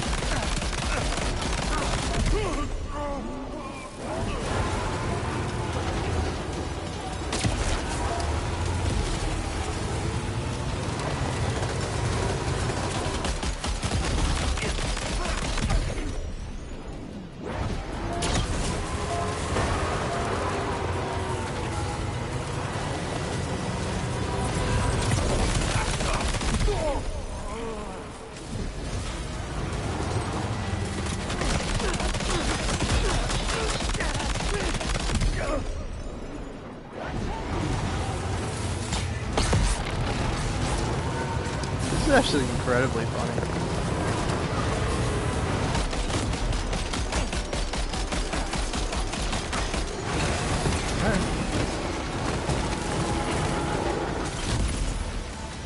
Look, buddy, if you thought it was a smart idea to do that, what do you think now, huh?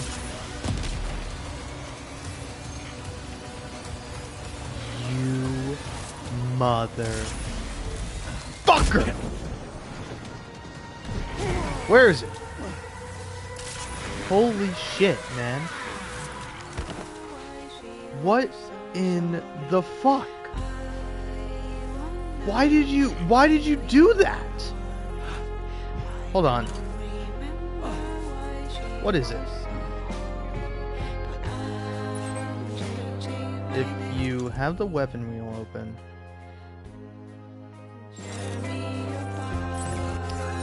What is it? Alright, whatever.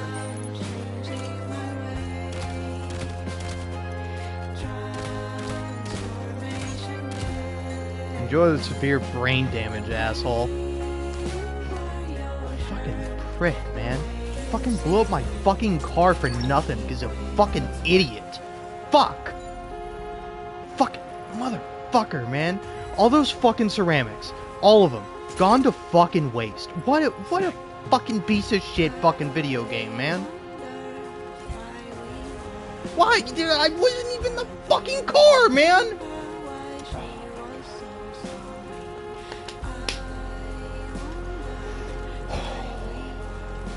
This is the maddest I've fucking been at the game. Like, you know, usually when I make a mistake, that shit's on me, my fault, you know, I gotta take it on the chin or whatever. I don't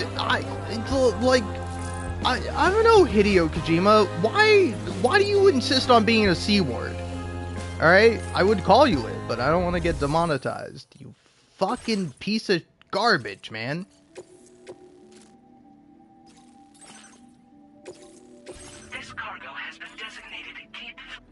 Yes, I understand.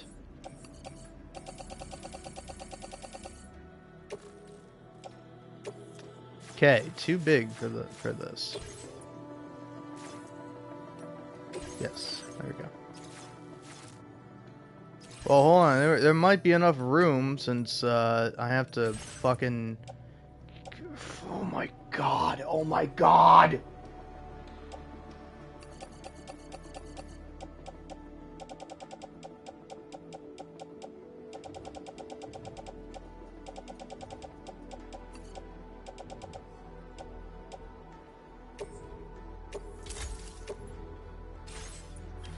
I'm sorry. I'm actually losing my fucking mind over here. I'm actually gonna have a fucking aneurysm. Like,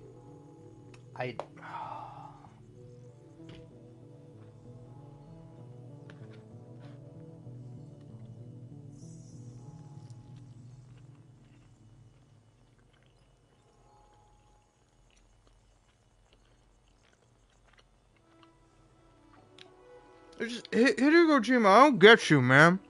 Like, why? Oh, fuck. I shouldn't talk with a mouthful of pizza.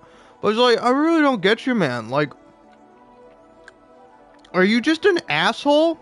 Like, I understand you're a pervert and a sexist. Like, you know, that's just kind of how it is. But, like, why are you also a scumfuck with an evil heart? Like, what's up with that, man? What the fuck is up with it?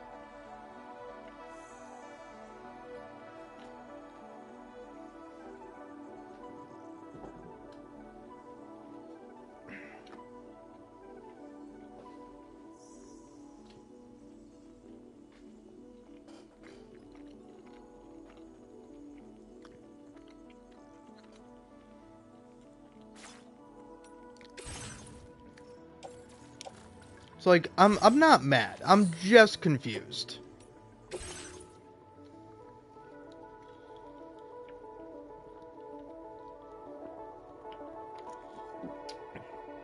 Like, hey man, I don't mind if you make a difficult game. I don't mind if you put fucking unnecessary bullshit fucking explosives in it. I don't mind if you have the fucking dumbest shit, most fucking ridiculous AI I've ever seen in my entire fucking life. But I don't know. You know,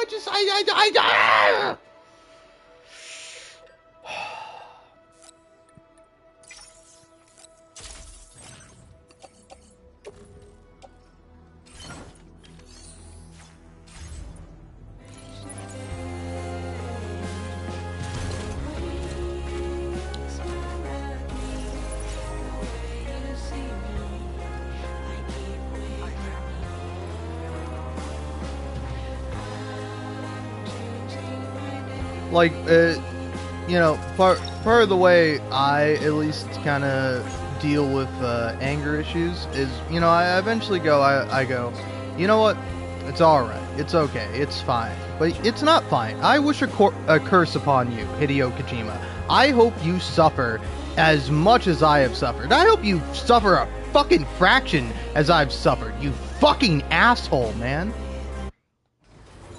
Like, I get it, man. I get it. Oh, I gotta be a fucking prick and put a million fucking useless, worthless fucking cutscenes in my fucking video game.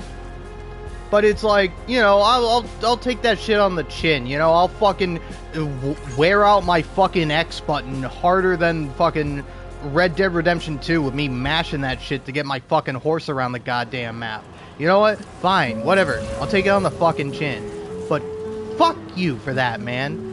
Fuck you for that. Fucking one fucking prick who threw a fucking grenade at my... Okay, it's fine. It's not fine, but I just have to accept it. Also, fuck you, man. You had such a fucking great opportunity for, like, a story about, like, a grieving father and him coming to accept that, and then you're just like, man, let's fucking make Elle Fanning the daughter, and let's have her act like a fucking baby, because you're a fucking pervert.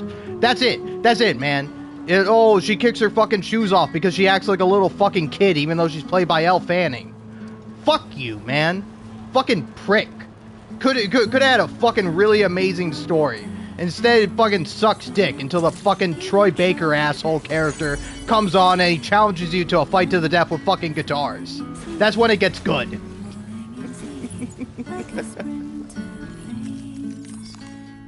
What's funny is that, probably out of context, I sound like a psycho. I mean, I am a psycho, but that's, like, separate from the fact.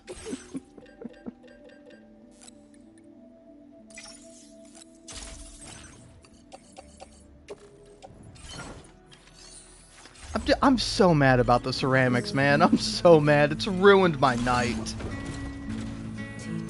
It was so much. It was so much, man. And for what? For what, man? For what? No. Tell me for what? For what? What did I fucking do?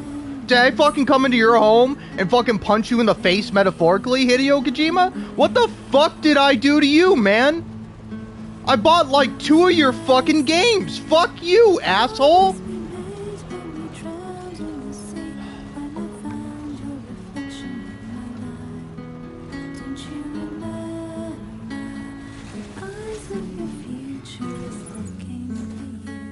Alright, I'm relaxing. I'm no longer going to be mad about it.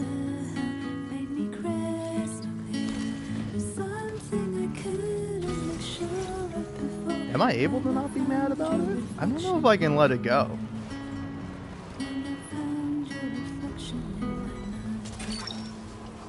Like, if I want to get, like, deep into the reason why I have anger issues, I mean, I think it's obvious that there's just something wrong with my brain. But, like, I think my biggest thing is that like, the thing that makes me the most angry generally is when I'm having a problem and for the life of me, no matter what I do, I cannot solve the problem. That's always like my major malfunction. And it's like in this case, like a problem happened and there's nothing I can really do about the problem. There's no recourse, there's no solution. It's just taking it on the chin and accepting that Hideo Kojima is a bad person in real life, and I fucking wish that he suffers. I'm kidding. I think the guy's fine. I just think, like, hey, asshole, make your game more fun. Hey, asshole, make a fucking game. You want to make a movie, that's fine. You would fail as a fucking director. You would fail. Because, I don't know, man. I would love to see a movie made by Hideo Kojima. Because either it would be really great, very artful, like, you know, great actors, great performances, interesting, if somewhat, what's the word for it? Like, hard to get into, like a dense or possibly incomprehensible story, you know? But that might be to its benefit. I think that would be good. Or it would be the most boring, long piece of shit you've ever seen in your entire life. You know? It's like, buddy, just have the ghost monsters. I don't need to know, like, how they breed and, like, what they eat and how exactly they consume material. It's like, just fucking have interesting shit. You don't always need to explain it to death. I know it is called Death Stranding, but you don't have to explain everything to death.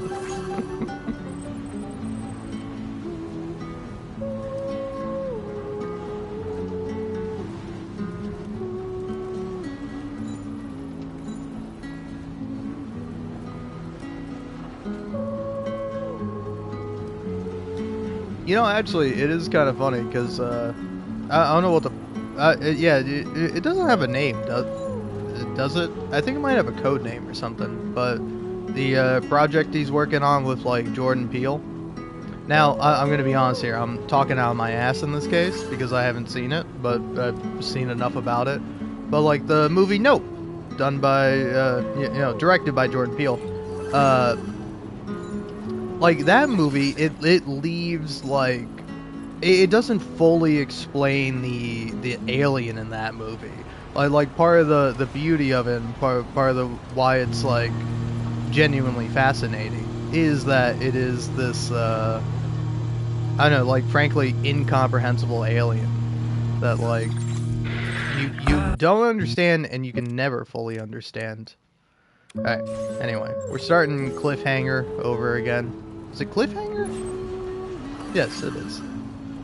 Starting that over, and then I'm probably gonna go back to shutting my mouth, but God, I'm so mad about the ceramics, man. Like, I'm sure I've expressed to you, and, you know, possibly hurt your ears, expressing how fucking angry I am about it, but it's ridiculous, man, you know? Like, there's an acceptable amount of bullshit and malarkey I will take from video games, but, like, frankly, unacceptable amount in this fucking game, man.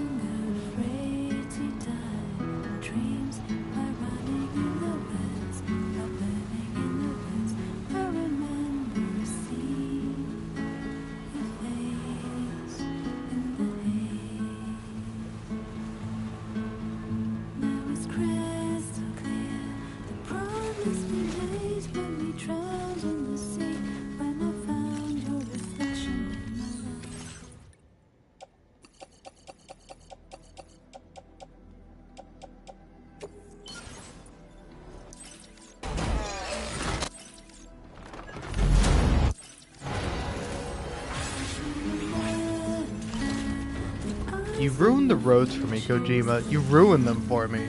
You fuck. You fucking piece of shit, asshole. You fucking ruined these fucking roads for me, you fucker. You fucking scumfuck, man. I was so excited to get these fucking roads done. I was looking forward to it.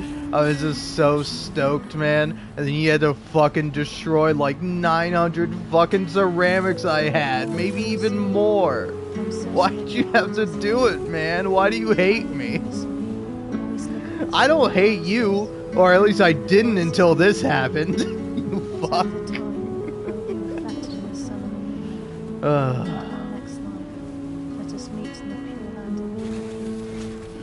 Gotta stretch my legs.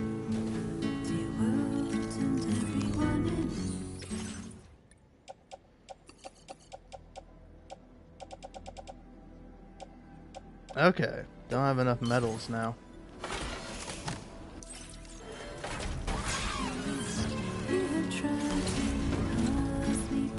That's alright. I quite literally have more medals than I know what to do with. Only problem is now I don't know where the next auto paper is. In the sequence of auto papers.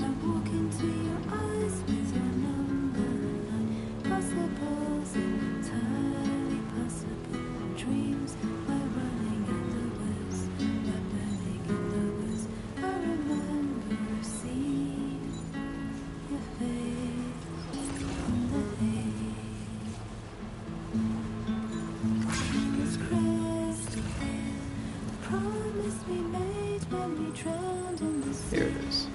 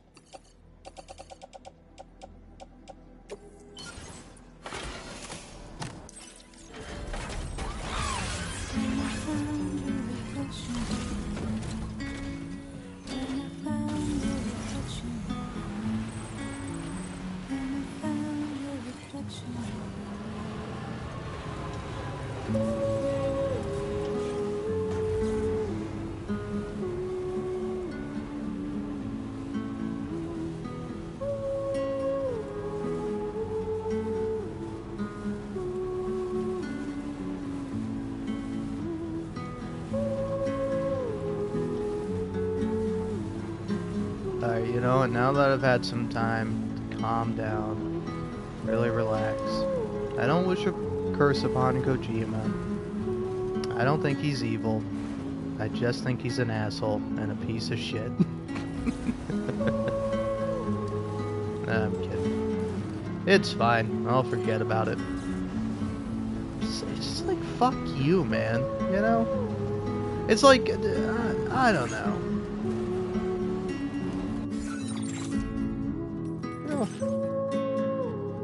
What is my most recent save data? You can't tell me? Wait.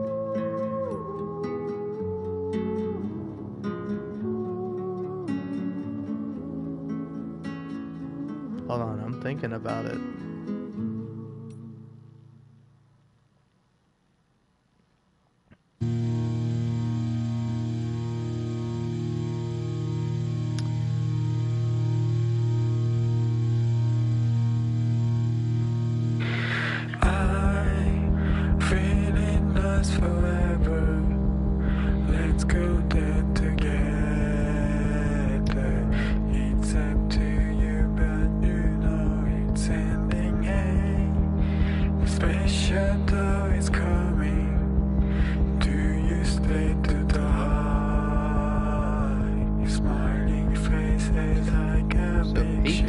Ago. So,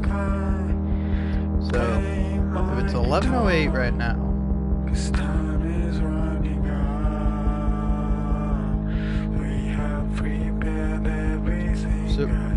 so yeah, 11:08 minus 8 would be like, 10.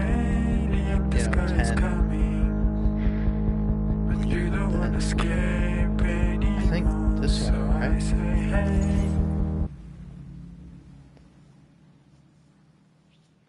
I think run it back, man. Yeah, because hold on. I'm looking at it.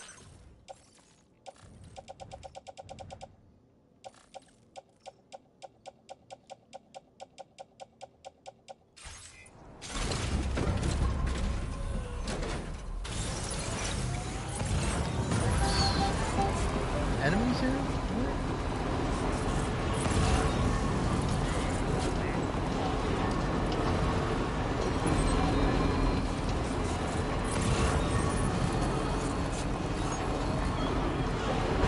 Are there or are there not enemies?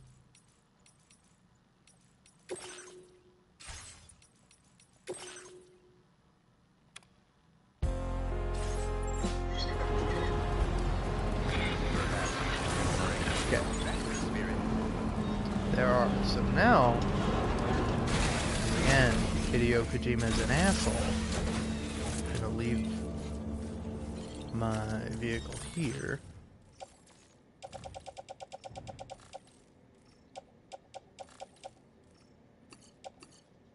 Oh yeah, the true test will be, I still have that. Got that. All these are at 0% damage. And yeah, okay. Oh, I did not mean to pick these up. When did I pick these up?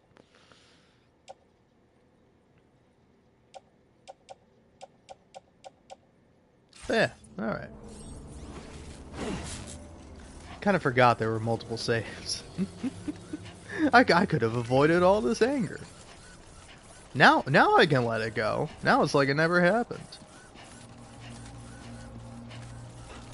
But hey, no worries. In my heart of hearts, Kojima's still a fucking asshole, man.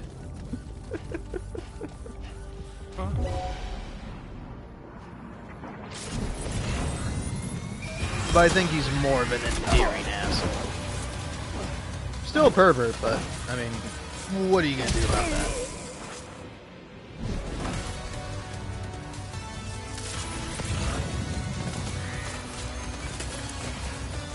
Which, hey, I'm an asshole too, but one thing you can't say about me is that I'm a pervert.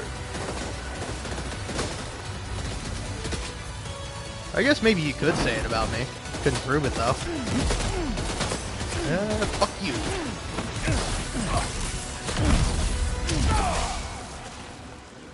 Hit him with that knee.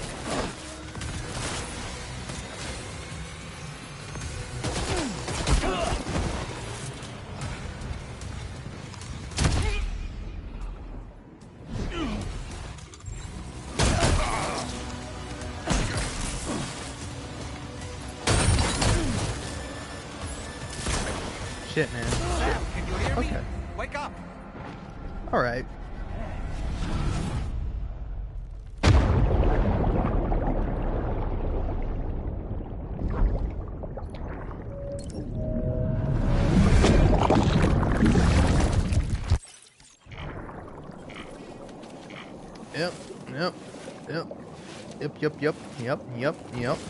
Yep. Yep. Yes, sir. Yepers. Yep. Christ all fucking mighty.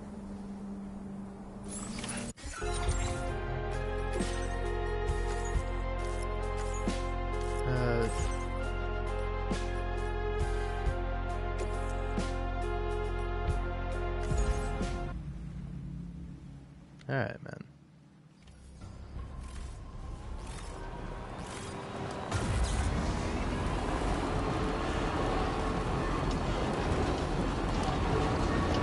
I know, I'm not a game designer or nothing, but next time, make a game that doesn't fucking piss me off this much.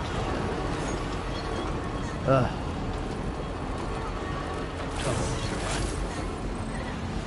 It is fine, but like, the two things that annoyed me about that are A, the game not fucking responding to my inputs. I wanted to bring out a shotgun, and it was like, oh, you want to sit there with your dick in your hands? Nope, that's not what I wanted to do, but thanks anyway, Kojima.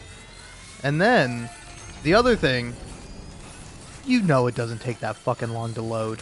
You know you can let me load a save much sooner than you let me, but you just don't because you're an asshole. Which again, isn't illegal or nothing. Just makes you unlikable.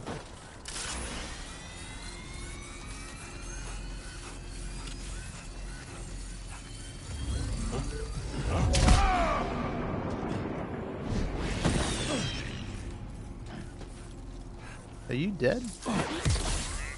Okay.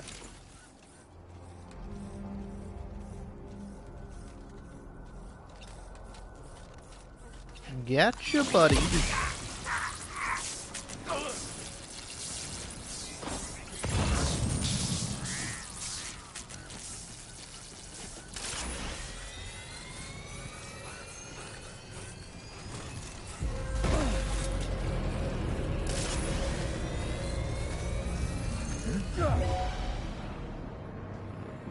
Holy shit, I went so far.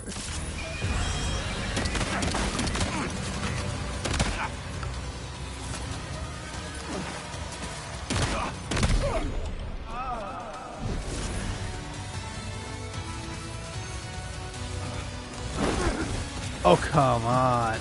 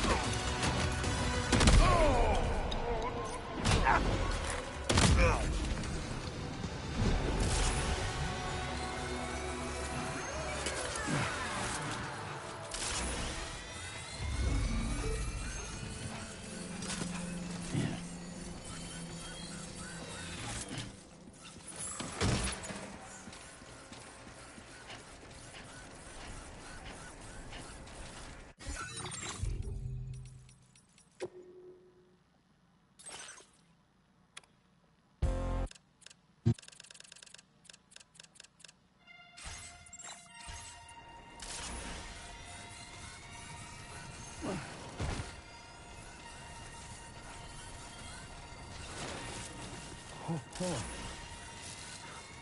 Almost toppled over. Just like that, Sam.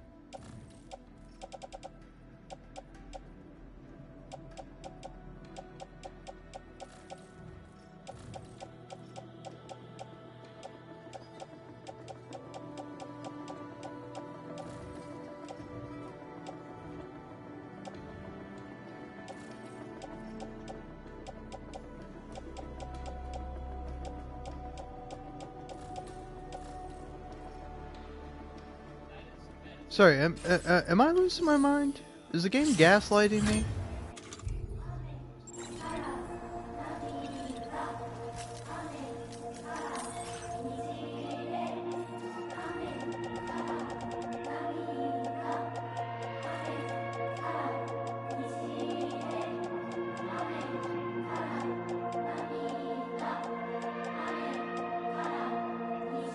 Yeah, this.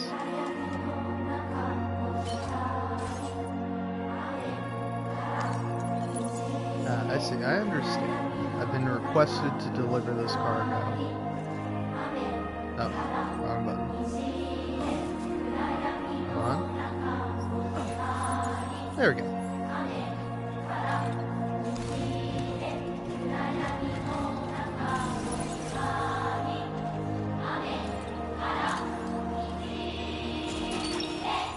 Fuck. Gotcha. You fucking car, you fucking piece of shit car.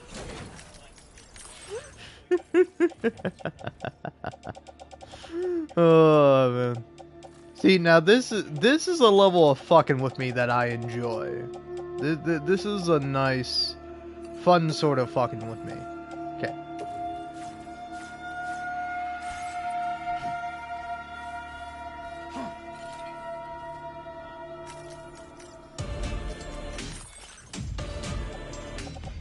Sorry, legally you have to give this to me.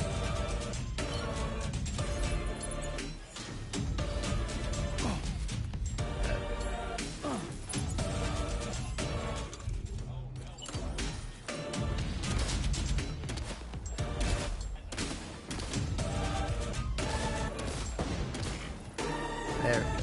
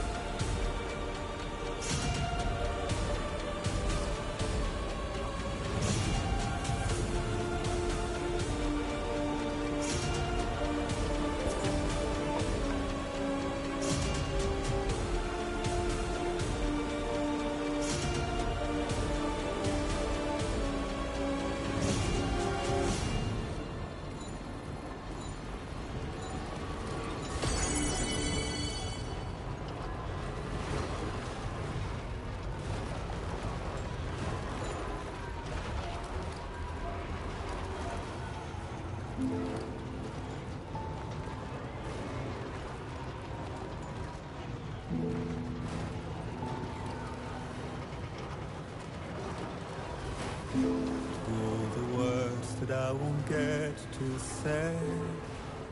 The things that time steals and turns to pain. If it's not love to let you leave again, I don't know what is. But if you doubt and question what the future holds, remember there's no place you can't go home. To all the roads that we are yet to pave, the dreams that stillness entertains and slays. Now if my love for you won't make you stay, I don't know what will.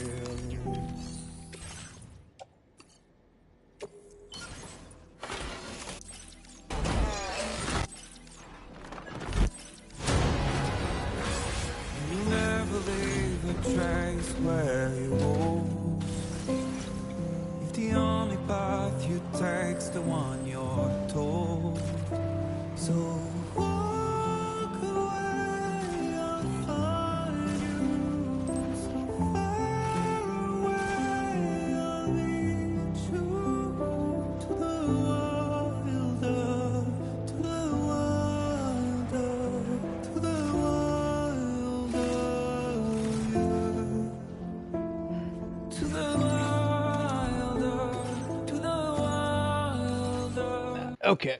Alright. I was trying to do a silly thing, and the game said, hey, what are you doing having fun? You're not supposed to do that. You're trying to have fun in Death Stranding 2? In my video game? Fuck you. Again. Now I gotta start with the music again. I'm so sorry about this. In case you were watching, enjoying the music. Not enjoying me getting mad at my own actions once again, and then blaming the game developer. Look, I'm a gamer, it's in my blood. Either the video game is fucked up, or I have to accept that I have flaws and I'm a piece of shit. Which I am, I know. Just let me live in a fantasy. That's why I'm playing a video game. I think if I had anything else going on in my life right now, I'd be playing this fucking video game. I probably would be. But that's just because I'm a freak. Also, speaking of me being a freak,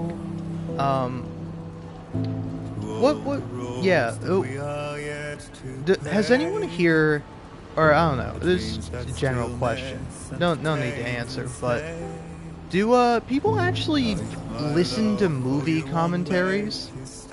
Like, for example, the Nebula exclusive bonus for the podcast I'm listening to, Something Rotten, is a movie commentary for the Max Payne movie. And it's like, I'm not going to be watching the Max Payne movie, but I'll listen to this. And I've done this before, where I've listened to a movie commentary while not watching the movie. But, now you might say that's weird. What I would posit and ask, isn't it weirder to watch a movie with, like, commentary? I don't know, like, maybe if it's, like, director's commentary or something like that, where it's, like, it comes with the movie or whatever, I get watching that. But, like, I don't know, it just feels weird to be like, oh yeah, let me go ahead and buy the Max Payne movie. And now you might say, you could sail the high seas, you don't need to buy the movie. And that's true, but it's like, I assume it's probably much easier if you're like a computer guy. I'm not a computer guy, I'm a phone guy. So even if I did get the movie, I can't like play both the movie and the commentary at the same time. At least not on my phone I can't.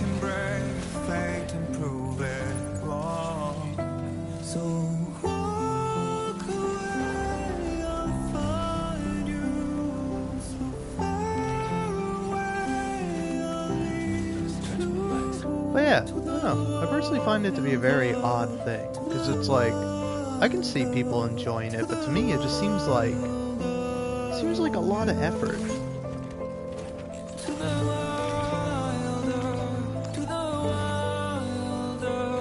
And plus, it's like, I don't know, sometimes I'm like, I don't even have to be watching the movie because I can just hear Jacob Geller describe the scene.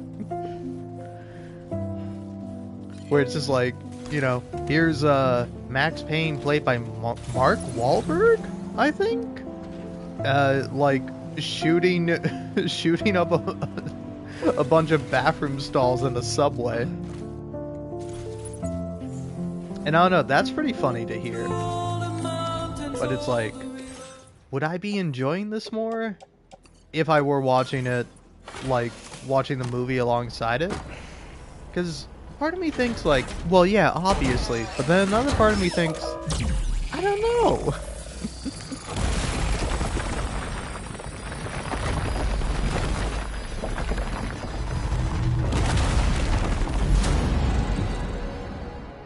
Because, like, also to me, if it feels weird to, like, listen to a movie or watch a movie while listening to it, and then also listen to, like, a bit of audio. Where it's like, to me, in my brain, those things don't really fit and match well. Where it's like, with like, a podcast, for me, that fits perfectly with playing a video game, you know?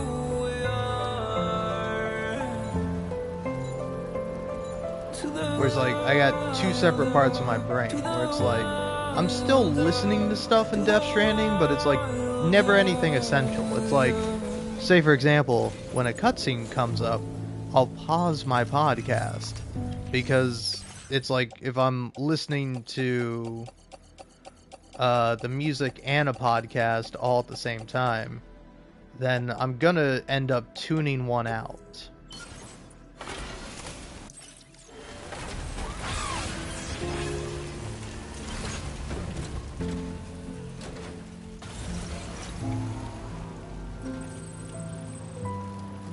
Where it's like, either I'm not listening to the cutscene, or I'm not listening to the podcast.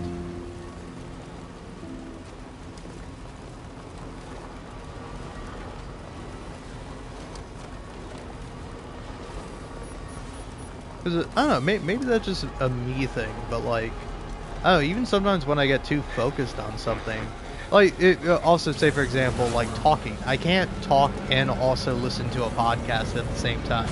I can do one or the other. Because if I'm busy talking, then I'm not listening, you know? I think you can listen somewhat. You can listen while talking, but you can't, like, comprehend and retain information.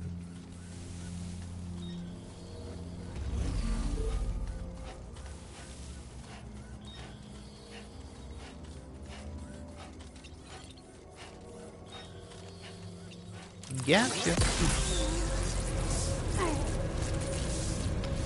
I'll be honest, not only does that not look quiet, that looks like violently painful.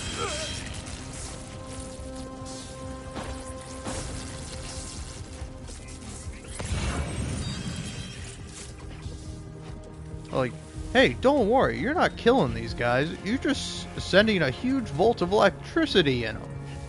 We all know humans can take that no problem.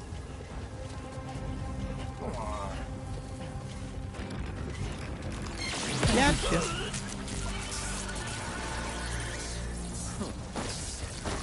But yeah, I don't know. I wonder what's better or worse for you. Getting hit with like a, you know, pretty powerful bolt of electricity, or getting choked out. Because they're both bad for you. I don't know. Maybe I would have to guess it's probably the choking out. Because it's like, that's like cutting oxygen off from your brain. That's like the worst thing you can do.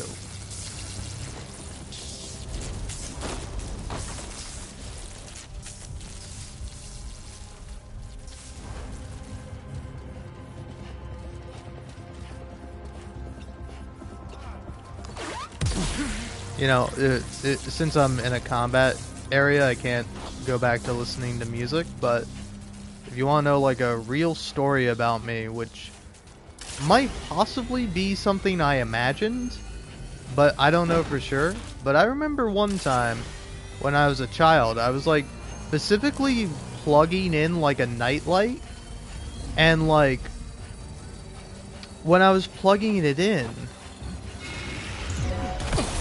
I had my hand on the metal part of the plug. And so I was going to plug it in, and then, you know, I did, and then it electrocuted the fuck out of me, and I was just sort of stuck there until eventually I dropped the light and it stopped, you know, electrocuting me. And, I don't know, it's like, part of me thinks maybe I imagined that, but also, I don't think I would have imagined that, because I remember the feeling of it. It is like a fucked up feeling, being electrocuted. But then the more concerning part about that, because it's like, oh, that's a false memory, then who cares? But that is a real memory. That, like, how badly would that have fucked me up? Probably pretty bad. I'm not dead, so that's good. And I don't remember really being affected afterwards, but it's like, yeah, how bad is being electrocuted? It's gotta be pretty bad. Definitely not the worst thing to happen to you, but like, I don't know. Now I'm kind of wondering, like, on a scale of 1 to 10, how bad is being fucking electrocuted for you?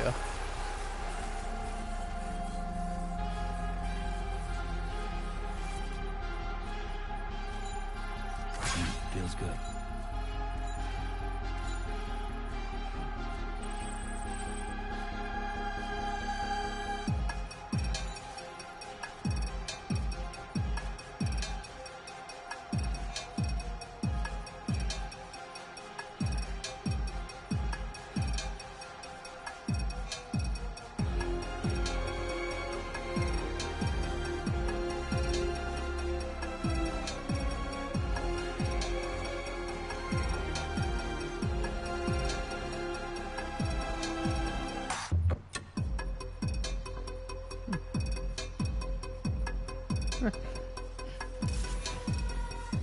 The answer is pretty bad, but it can also be more mild.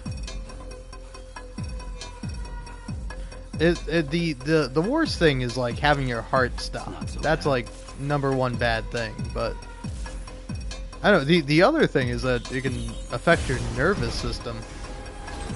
And that seems like fucked up. Hey, that guy's got an oxen-free profile picture. I like that game.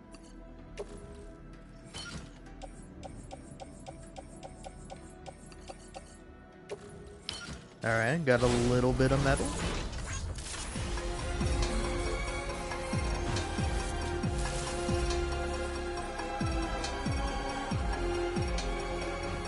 What you say? I don't know, I'll be honest. Yeah. I think I just gotta stop thinking about it, because like, I don't know, anyone else do this where you like think about stuff that has happened throughout your life and you're like, I wonder if that really fucked me up and I just like never knew. Like, I don't know, take for example, kind of all my life I've suffered from like major migraines, and it's like, I don't know, maybe they were like caused by something I never knew. Like maybe I got a concussion one day and just didn't realize it. Or it's like, I don't know, maybe getting electrocuted fried my system and fucked up my brain permanently. And now I'm stuck forever being like this when I didn't have to be. But then again, I think I am just freaking out and being paranoid. Onwards and upwards. Yeah, exactly. Onwards and upwards. But yeah, I think about that stuff a lot.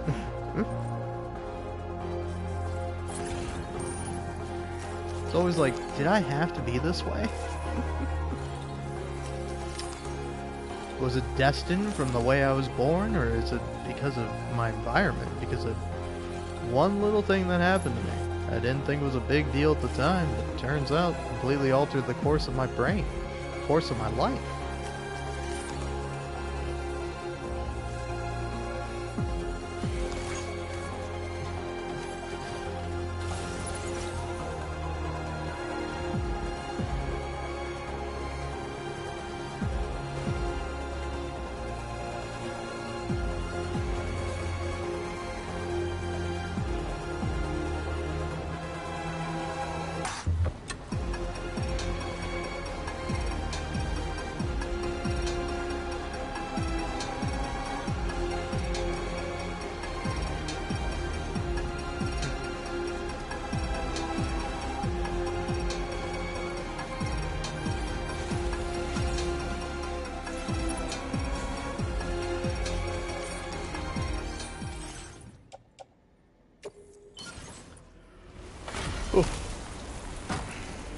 Well, honestly, the real answer is that I'll never know. So, probably best to not worry about. Probably best to not worry about it. It's like, I don't know, man. Maybe I could speak right. Maybe I wouldn't have had as many speech impediments if I didn't fucking electrocute myself. Maybe I wouldn't have a fucking stutter. God damn it, man. I don't know. Generally, though, I don't really have a stutter anymore, but I used to. Real bad. I still do. You can usually hear it when I get excited, or exasperated, or one of the two.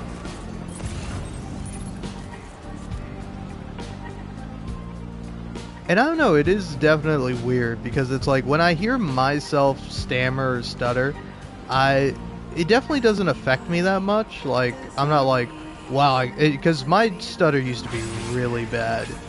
Instead of, like, you know, repeating the same syllable just a couple of times and then eventually saying the word, or now I can just, like, take a deep breath if I'm struggling to say something and then I can say it properly.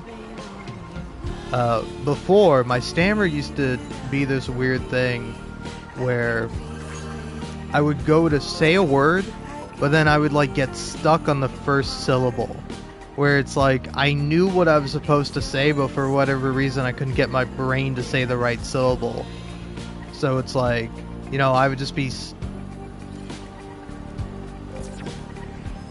stuck not being able to say, like, the first syllable of a word. Yep. And, you know, I will say that, you know, it's like, obviously this is true, but I didn't really think about it. But my stepbrother, love him to death. Like, he didn't say this to me at the time, but, like, eventually, when I was, like, much older, I was a teenager and we were just talking, he was like, oh yeah, it used to be really annoying talking to you.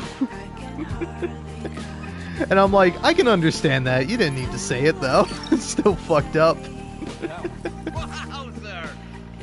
Oh, man.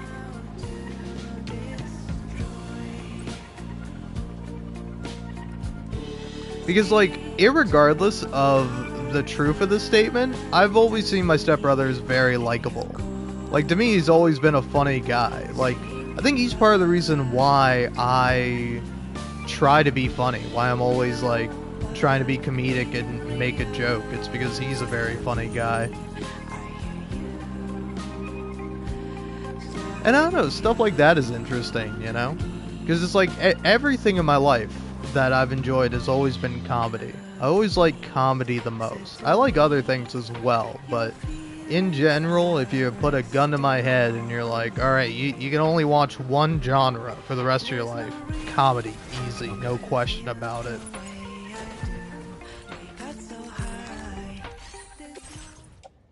It's like, oftentimes, I tend to really enjoy things that are more than, you know, just one thing.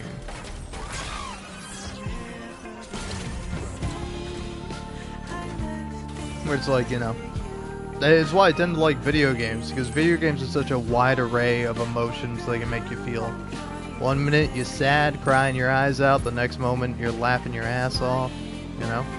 Like, one moment you're kind of, like, sitting with Sam, dealing with the fact that he's, like, lost his child for a second time, and you, like, discover that the child he lost was actually the child he originally lost. Like, he didn't even realize that when he found this new child that it was actually his own child that he lost originally, that kind of, like, sent him over the edge into, like, being completely, like, antisocial and, like, just disconnected from people.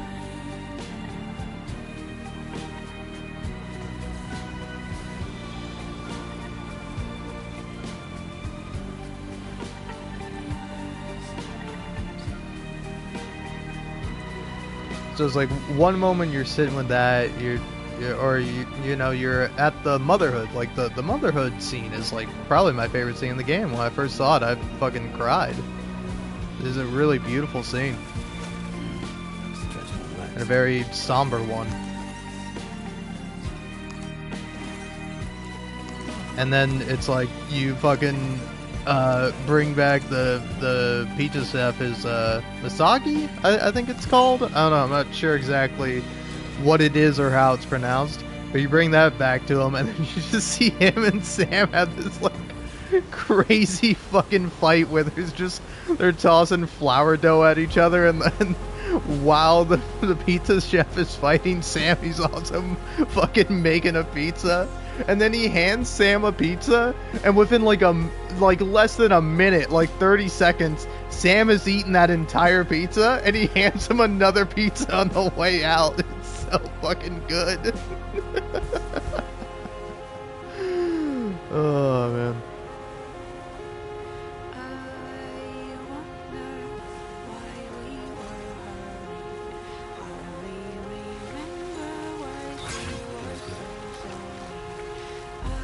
But yeah, it's like, I don't know, it's like, I think the best scene might be, I think it might be the scene with where you first like kind of meet the motherhood. But then probably my favorite is fucking meeting the pizza chef, because it's so good. You found this? You seriously found this shit? Oh, man, this is like the greatest day ever. Thanks. This guy is probably the funniest fucking dude. Guess we're still not all that friendly yet, are we? Alright. Yeah, anything cool here for me to take?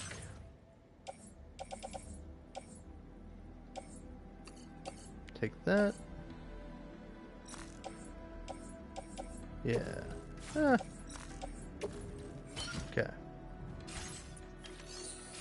Do that, go to the motherhood, and then go ahead and try to deliver all my packages. Hey, nice. Thanks.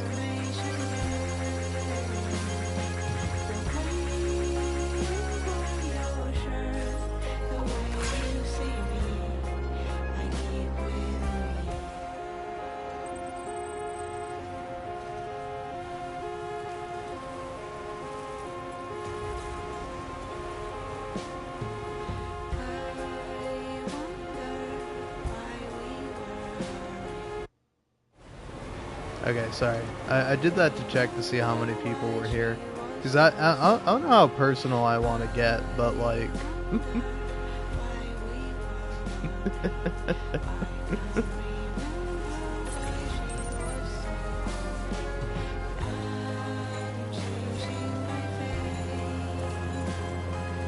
I don't know, I'm about to share maybe like one of the saddest sentiments I might ever share. But like... I think one of the saddest part about not having friends is that there's nobody I can make laugh, you know? Is that, for me, there's like nothing better in the world than like making someone laugh. And it's also funny too, because it's like, I genuinely do hate when someone laughs at me, you know? it's like there's not like there's obviously worse feelings, but for me one of the worst feelings is somebody just laughing at you. But I genuinely do love like making someone laugh on purpose, you know? Like getting someone to like be out of breath laughing because of a joke you made or you know something you said. It's beautiful.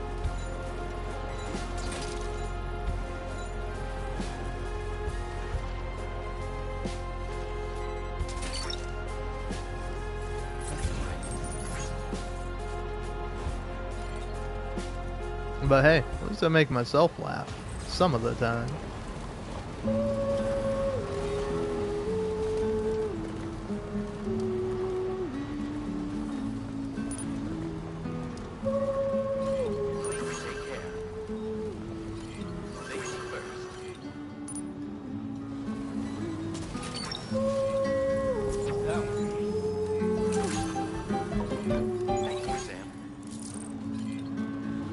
Because, like, when I say I don't have friends anymore, yeah, I really mean that as, like, you know, well, when you're a teenager, you spend all this time with your friends, you know, you like hanging out with them. And eventually, when you become an adult, it's not even necessarily that, like, you know, you hold any ill will to your friends or they feel that way about you. You just happen to drift apart, go down different directions in your life, get busy with other things, and then, you know, eventually one day you realize a year has passed and you haven't talked to any of them. Appreciate you stop. Your constant support hasn't. You've always been there for us, and so we want you to have. It's like, this. for me, it's both a good and a bad thing. Because I'll be fully honest with you, I enjoy being the antisocial little fuck that I am. It can be attached to your backpack. In the event you fall unconscious or suffer significant blood loss in the field, this device will activate automatically and get you back on your feet. But this will only grant you a temporary reprieve. Once it triggers, you'll need to avoid combat at all costs and retreat to a safe area while you still have the strength to do so. Anyway, it may well save your life one day. So keep it with you, huh? And see that you come back soon. Alright, cool. Auto resuscitation device. Alright. So, deliver metals. Breakable cargo. Blah. Let's say, I already got a thing I'm delivering to this guy, so might as well continue on that sort of path. But yeah, it's like, I don't know, I am also legitimately strange in the sense that, like, I personally have to, like, spend some of my time alone. Like, I don't know, for me, this might sound weird. I need to like, spend more of my conscious time alone than, like, with people, you know?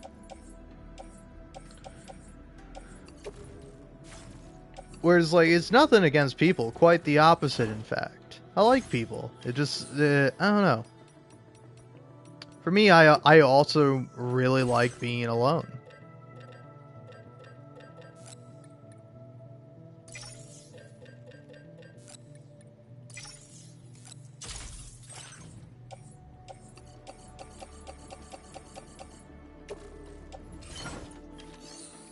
Hey, look at that.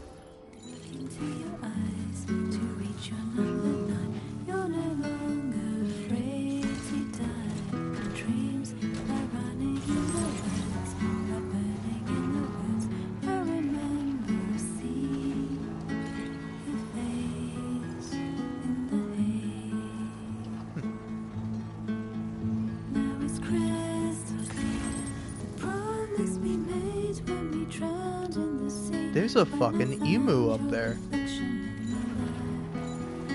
Hold on a second. Remember to rest, Sam. Yeah, look at that poor emu. Okay, hold on.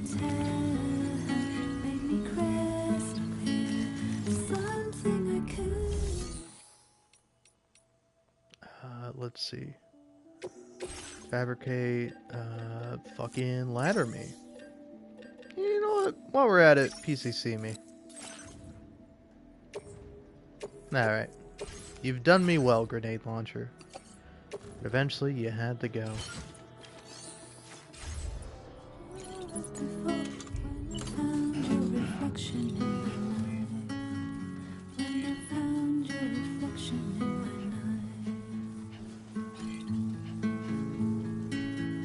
Even though I cannot see you, I'm certain that your heart is here. Find that you miss me. Always look at the sun that rises, and the moon that rises in the evening. Whatever the time, I will be reflected in the sun and the moon. And in our next life, let us meet there and walk the the world and everyone in it, and everything in it. You have tried to pass me by. Now I'm falling into you, like a sprinter, veins in the ground. Today, I walk into your eyes with your number 9. Possibles, entirely possible dreams. We're running in the Oh, look at you, buddy. Oh, poor guy.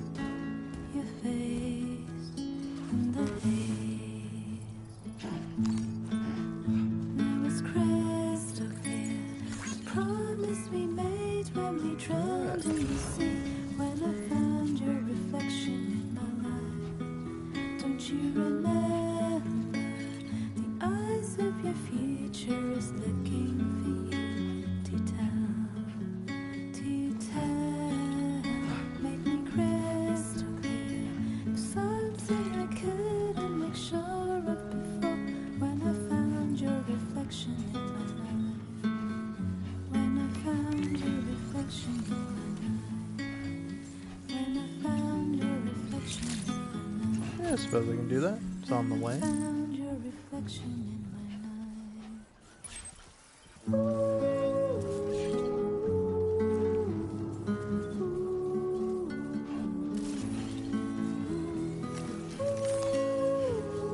Yeah, that's pretty cool.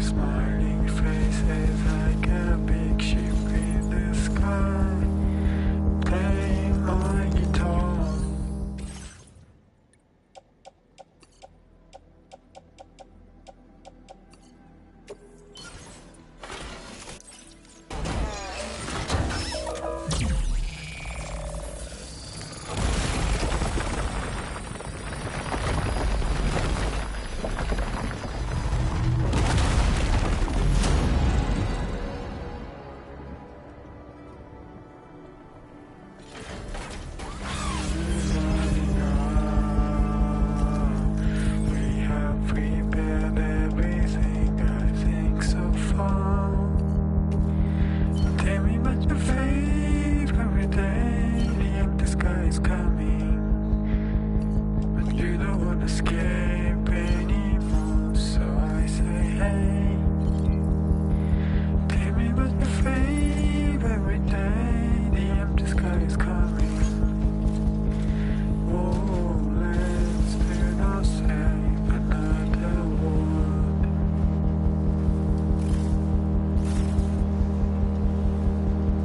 I'm feeling us forever. Let's go there together. It's up to you, but you know it's ending. Hey, the special tour is coming. Do you stay to die? Your smiling faces like a big ship in the sky. Blame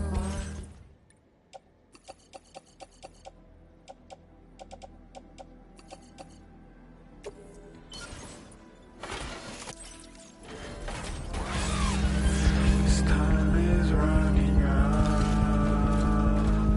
We have prepared everything, I think so far. Tell me what you feel every day. The empty sky is coming, but you don't wanna escape anymore. So I say hey. Tell me what you feel every day. The empty sky is coming. Oh, let's do not say another word.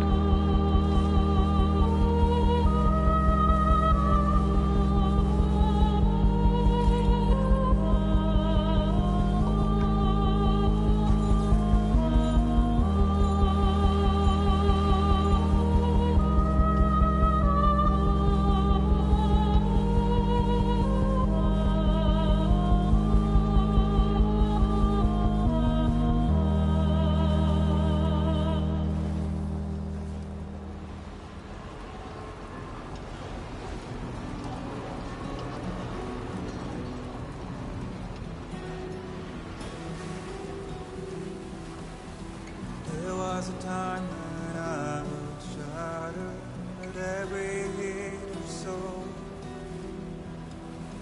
but now I barely feel the pain when I fall. This violence is turning to madness, forgetting what was sold. I tell you.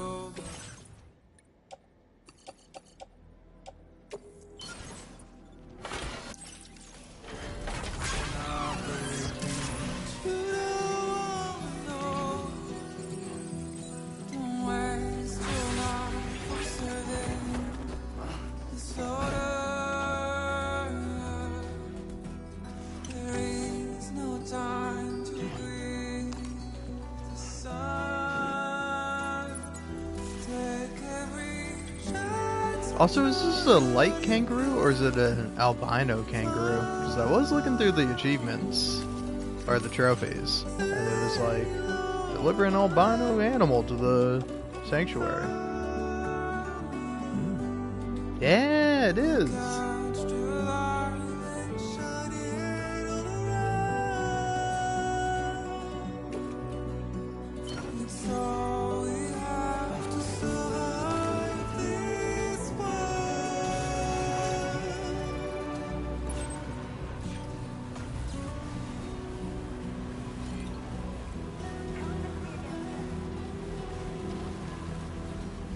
Find excuses for your anger. You're drowning in sorrow,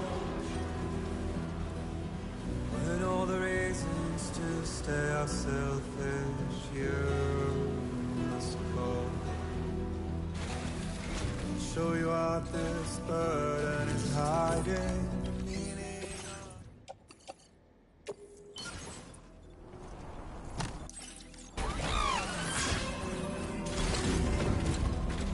how beautiful this life can be. You don't have to grow. Don't waste your life respecting the ruler.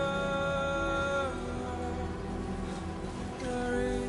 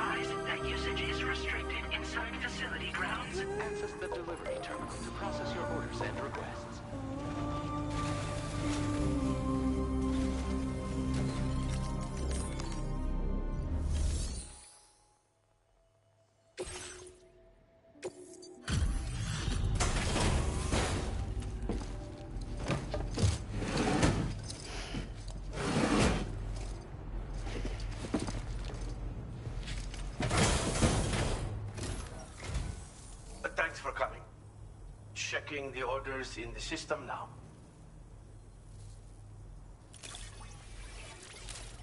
Just how many jobs have you handled for me? Your entire... I have inventions to share with you that I couldn't have completed without your help. I'm increasing your allocation. Now displaying your current porter grade. These plates can be attached to a vehicle for increased protection. This particular set is for a pickup off-roader. It's just the thing if you're looking to shield yourself against small arms fire. The anti-gravity unit, meanwhile, will reduce the damage your vehicle takes when falling from high places. A handy safeguard when navigating mountainous territory, or when making a dramatic escape from pursuers by driving right off a cliff. Anyway, take care, my friend.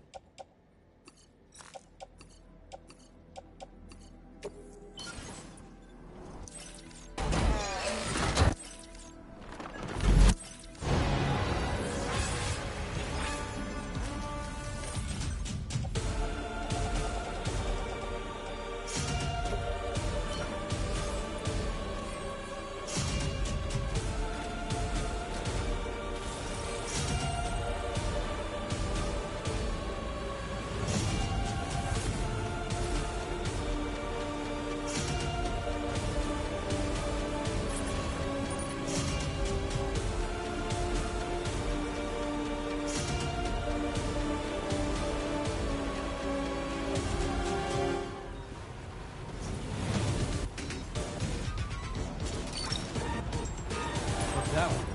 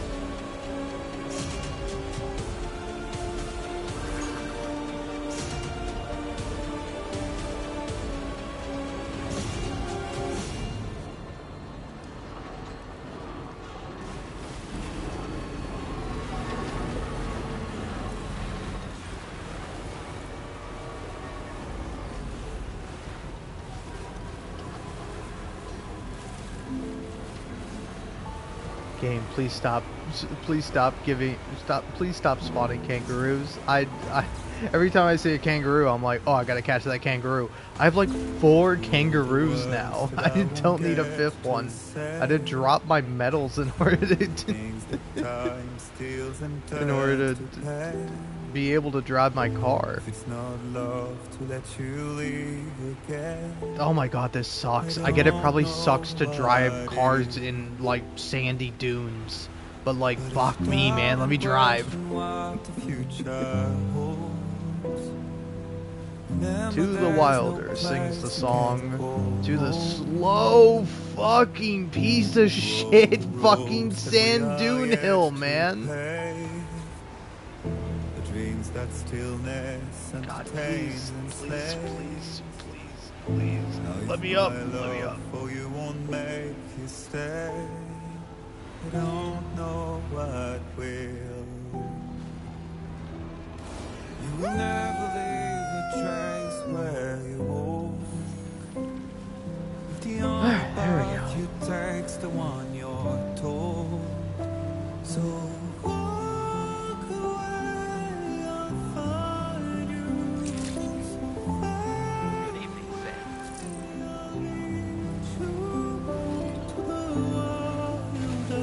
Welcome, welcome. Glad you can make it.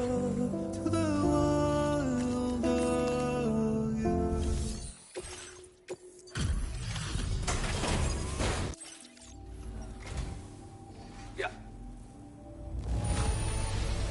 Now, hold on a minute. How? Why is this in such good condition? For real? I can't believe you brought me this cargo. I think I might be getting a crush on you, dude. God damn! Is there anything you can't do? You deserve a reward for your work, so take this, you crazy bastard.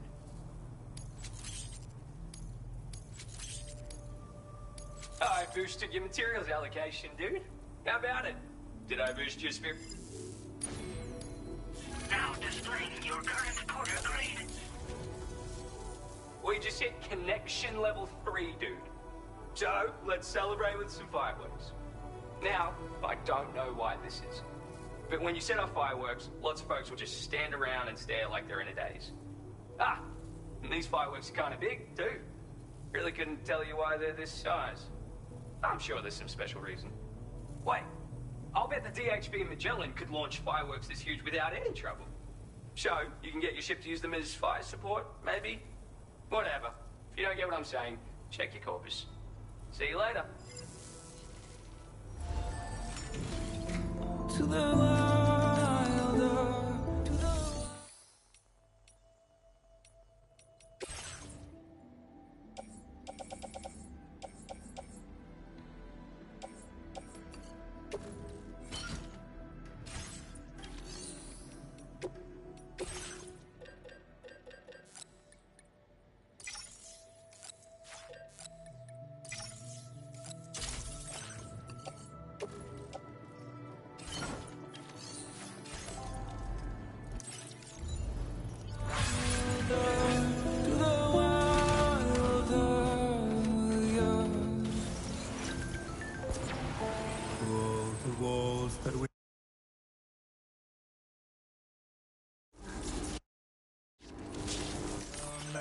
to break.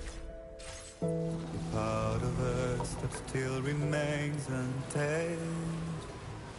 We must be more than animals in chains. It's a poison that kills. Would you let the wind tell you where to go? If you can brave fate and prove it wrong, so walk away, I'll find you. So far away, I'll lead you to the wilder, to the wilder, to the wilder, to the wilder.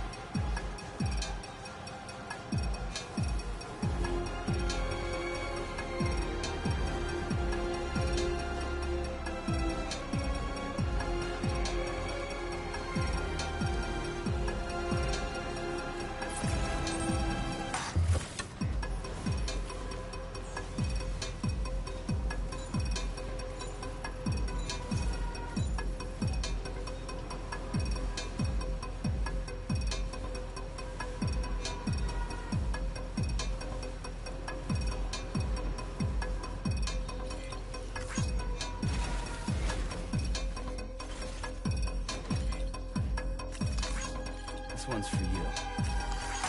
Thank you, Tyler. Thanks for the help. Thanks, Tyler.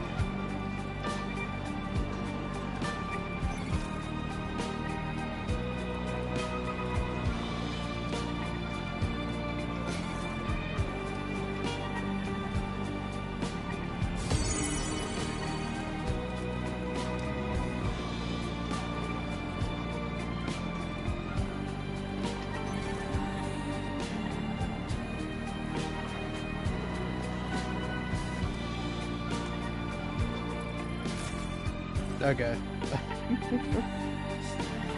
I'm not gonna lie, I got a little distracted doing something on my phone, and I was like, oh man, I'm like looking down at my phone fully, and I'm like, man, how much you want to bet I'm like missing the destination where I'm supposed to be going?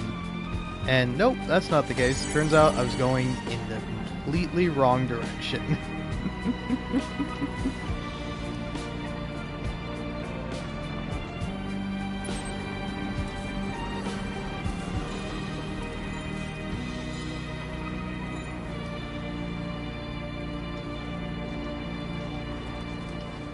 Yeah, honestly, I think kind of my game plan here, deliver all these things, build as many roads as I can, and after I get done with that, finally move on to playing the story.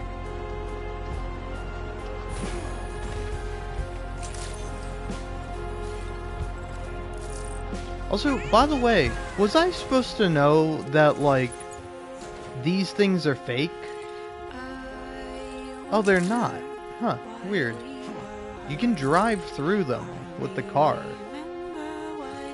but you can't walk through them. Alright, let's deliver the one thing that's here.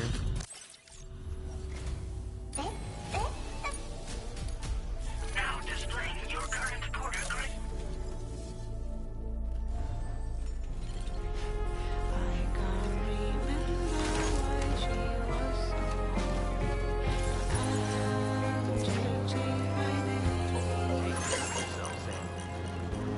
So let's see, the next nearest thing here is gonna be...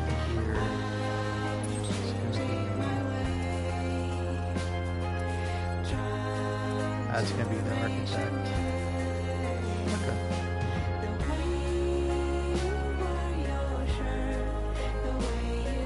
So I think my game plan, architect, dowser, then F1 terminal. Or F2 terminal, then wild animal shelter, then F1 terminal. Right, that's the F2 terminal. Yeah. By the way, what's the name of the guy who's there? Like, I know he's like a famous, is he a boxer? Or, I don't know, I saw like a video that was like, hey, here's all the famous cameos in this game. And like, whatever the guy who plays Hartman, like his Hartman's wife in game is the actor's wife, and then also they have their 2 daughters. And then there's motherfucker, stop giving me shit for the data scientist. I'm gonna fucking lose it.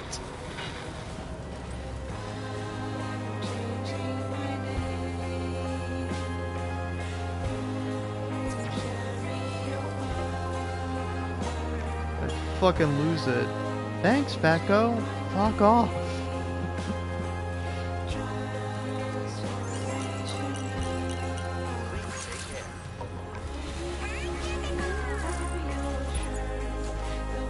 Like, sorry, I'm being a dick, but I don't know, man.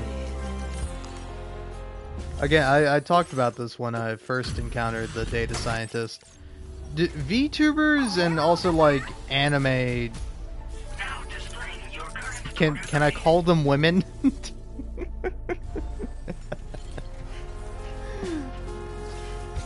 Not because that they're not women or whatever. Like, you know, the VTuber, the person behind the VTuber, Peko, whatever the name is, like, she's a real woman, you know? But it's like, every anime woman is really just a girl, you know? There's not a lot of anime men either. There's mostly just anime boys. But, you know, there's a few here and there.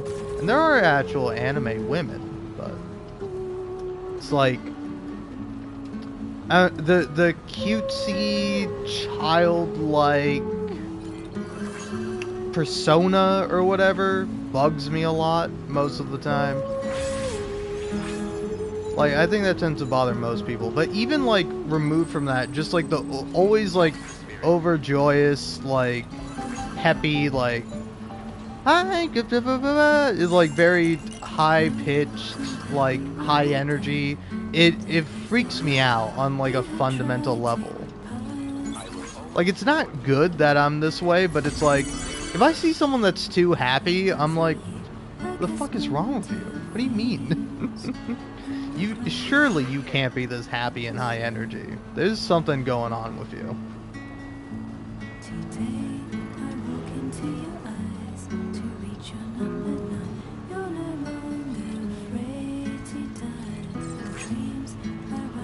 Also, it's like this again is probably just a me thing, but it's like it's like it is meant to be appealing, right? Like the whole idea of the character. Okay. Oh fuck! I was gonna fucking scream. But yeah, like the whole thing is very much meant to be like endearing, I think is the word I'm looking for.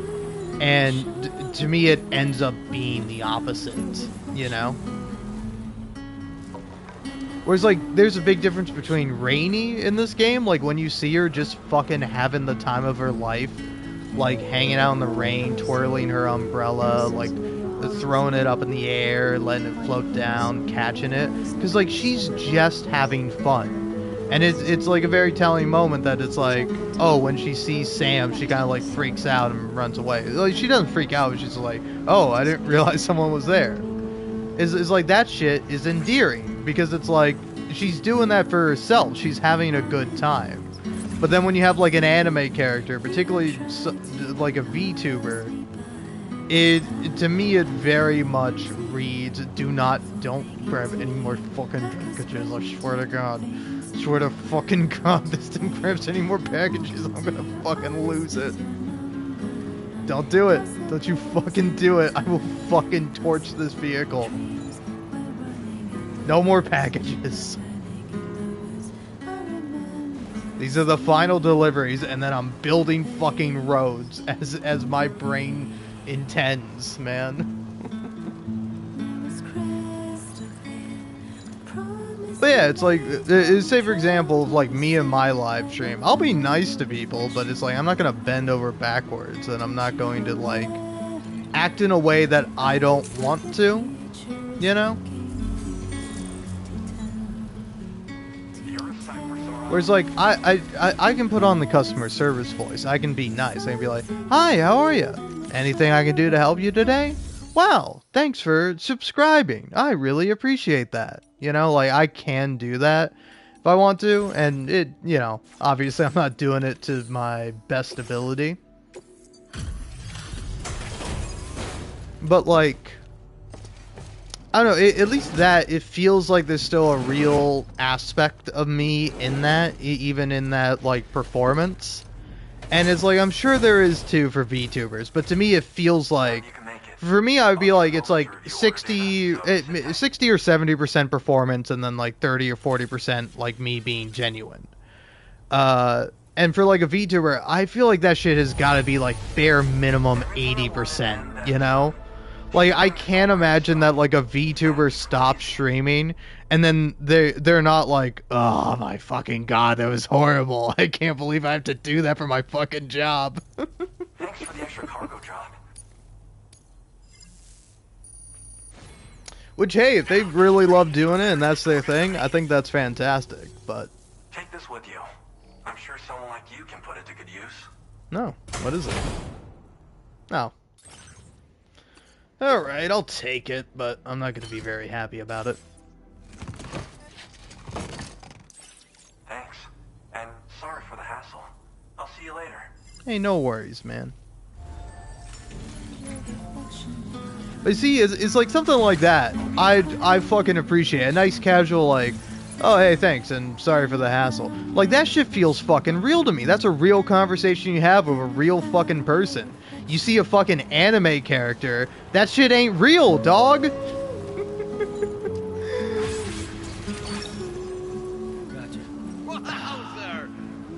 Truck, man. Fucking piece of shit. Auto cargo grabber, motherfucker. Stop grabbing shit, man. Ugh. But yeah, like, to me and for me, in my opinion, it's like the anime character will never, the anime girl will never not be separate from me in my mind as like a pure performance, as something that is like endearing or ideal or, you know, liked by the worst kinds of people. No offense. Like here's the thing. I fucking love reading manga. Manga is really fun. I thoroughly enjoy it. But for me, it's much harder to say like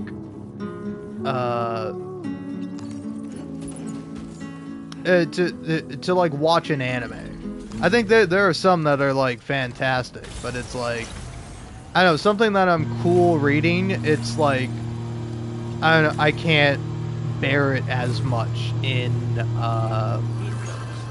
actually listening to it, you know?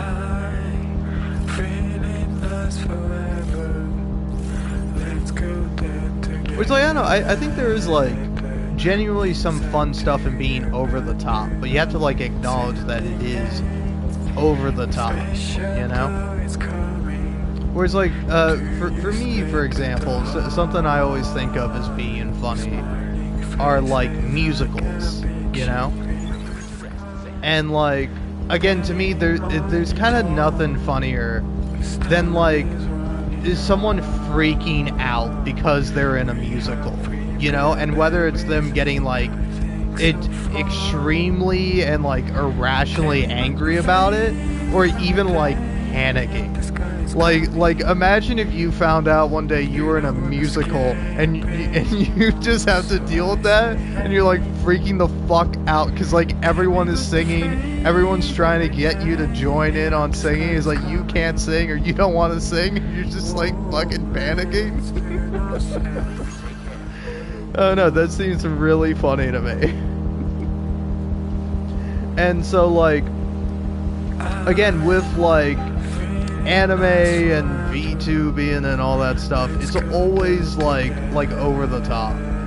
Like occasionally I'll just see like VTubers on like TikTok, I'll see like a clip, and it's like, there was like one where they were playing like Grand Theft Auto 5. I assume that's probably why I got it. I'm like, I like Grand Theft Auto 5, I like Rockstar games, you know? They can be pretty problematic at times, a lot of the time, but I think they're pretty good. Like Red Dead Redemption 2 is probably the best game ever made. Right behind Disco Elysium. So, second best game ever made.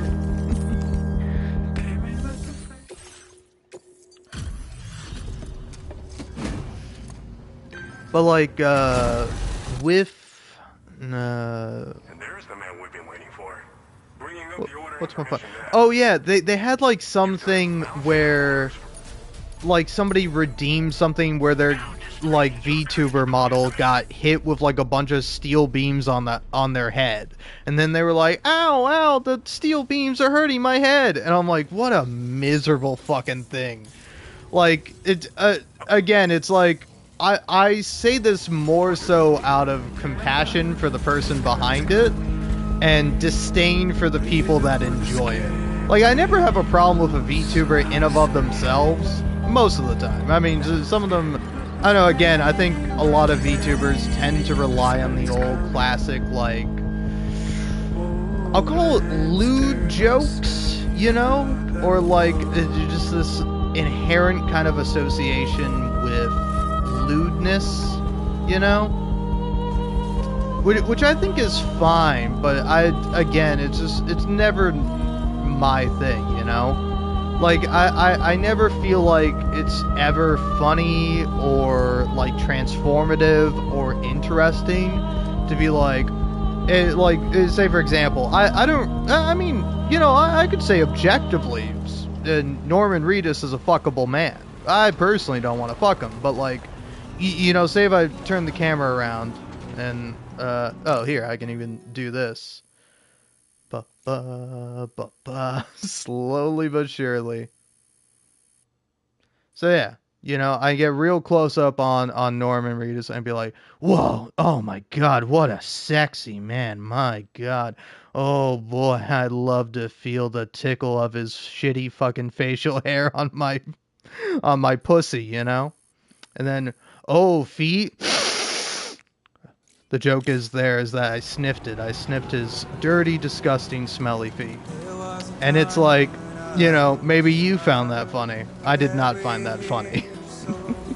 And I feel like that's a lot of VTuber jokes. It's a lot of, like, again, just like sex jokes, but minus the joke. Like, I think sex jokes are fine. You have to have a joke though. Like, where's the joke?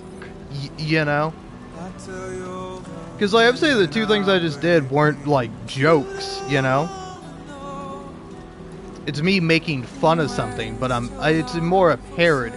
That's what I'm doing. And a parody can be a joke, but, you know, there's a bit of a difference.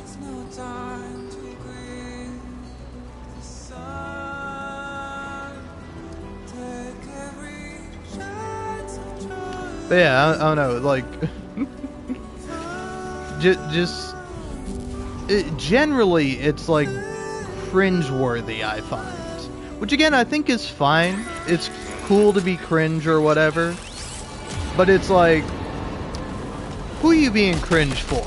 Because, to me, my problem with the VTuber is not that the VTuber is cringe. It's that the people who enjoy the VTuber are cringe. So the VTuber must be cringe in order to be enjoyed by cringe people. Like, you kind of see my problem with it. If it was just somebody being cringy, I think, oh shit, go off. Like, that's fucking awesome. I can appreciate someone, like, you know, doing something they want to do irregardless of how other people will perceive it, you know?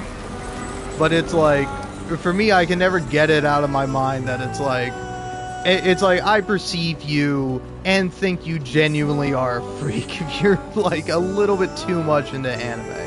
If you enjoy some animes, I think, yeah, hey, that's great. But it's like, I tend to think there's kind of a line, you know?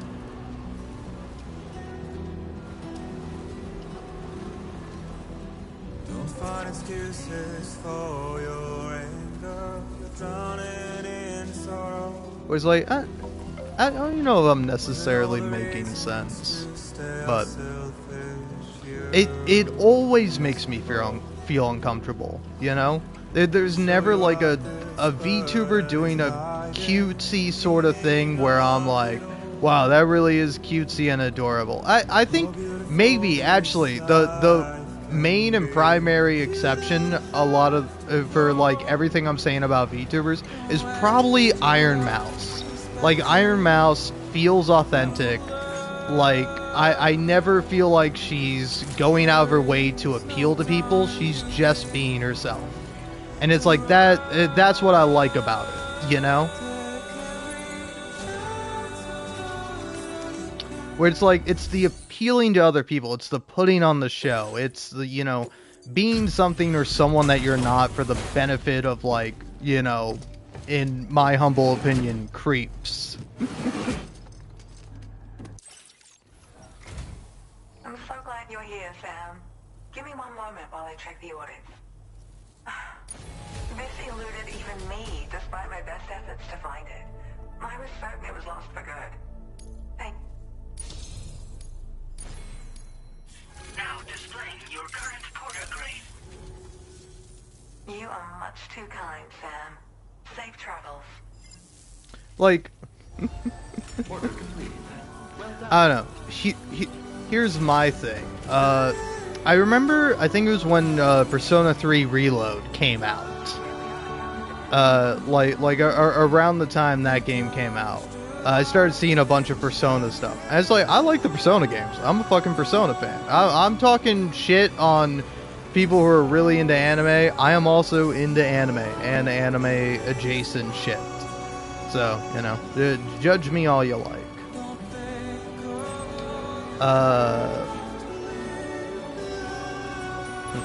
What's that? Oh yeah, fucking picked the one fucking package, fucking stupid ass fucking auto cargo grabber, motherfucker. Anyway, but yeah, no, when Persona 3 Reload came out, or Reloaded. Wait, yeah, it's Persona 3 Reload, which always pissed me off. Like, fucking call it Reloaded, all right?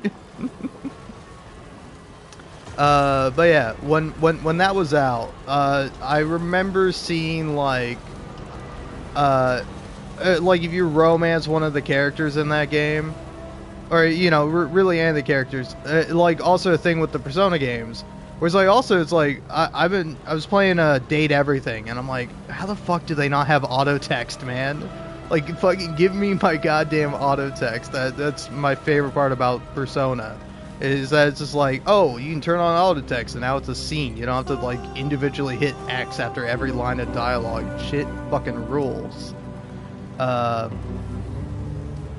like you can actually go back and like listen to voice lines, or you can like select them again. Where it's like you can just like bring it up, you hit like the options button or something. And like some guy was just doing that again and again for like the I love you voice line.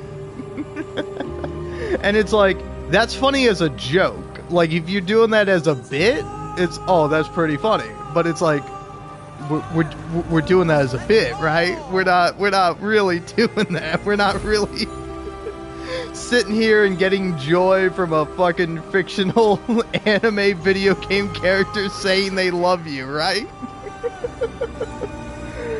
Like, please, for the love of God, stop fucking recording yourself playing a video game. Go in the mirror and say that to yourself. Alright? Nobody will love you until you love yourself, and frankly, I don't know if you're at a state where you can love yourself, but you're not gonna find the meaning and purpose in fucking anime characters. You're not. I'm sorry to tell you. You gotta find it in something, man. I don't know what. I can't tell you what, you know? There is no meaning to life, and that's the beautiful thing about it. You get to choose what the meaning of it is to you.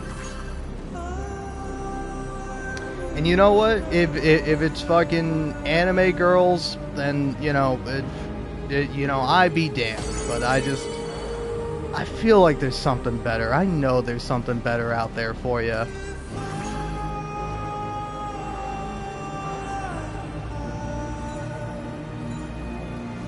Oh yeah, this reminds me of another bit I did when I saw like a VTuber.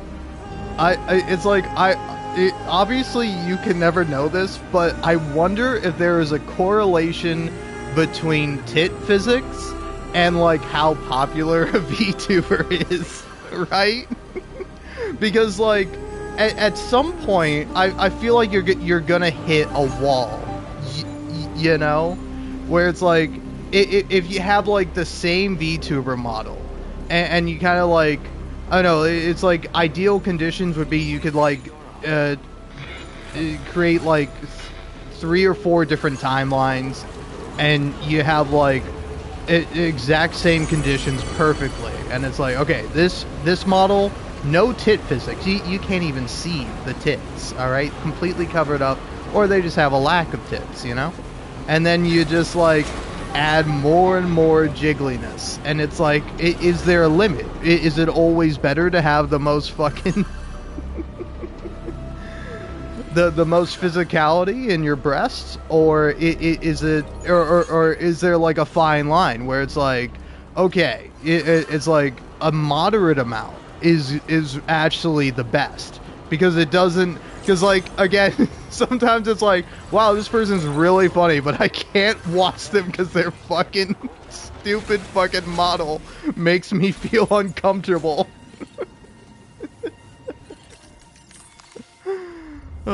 man.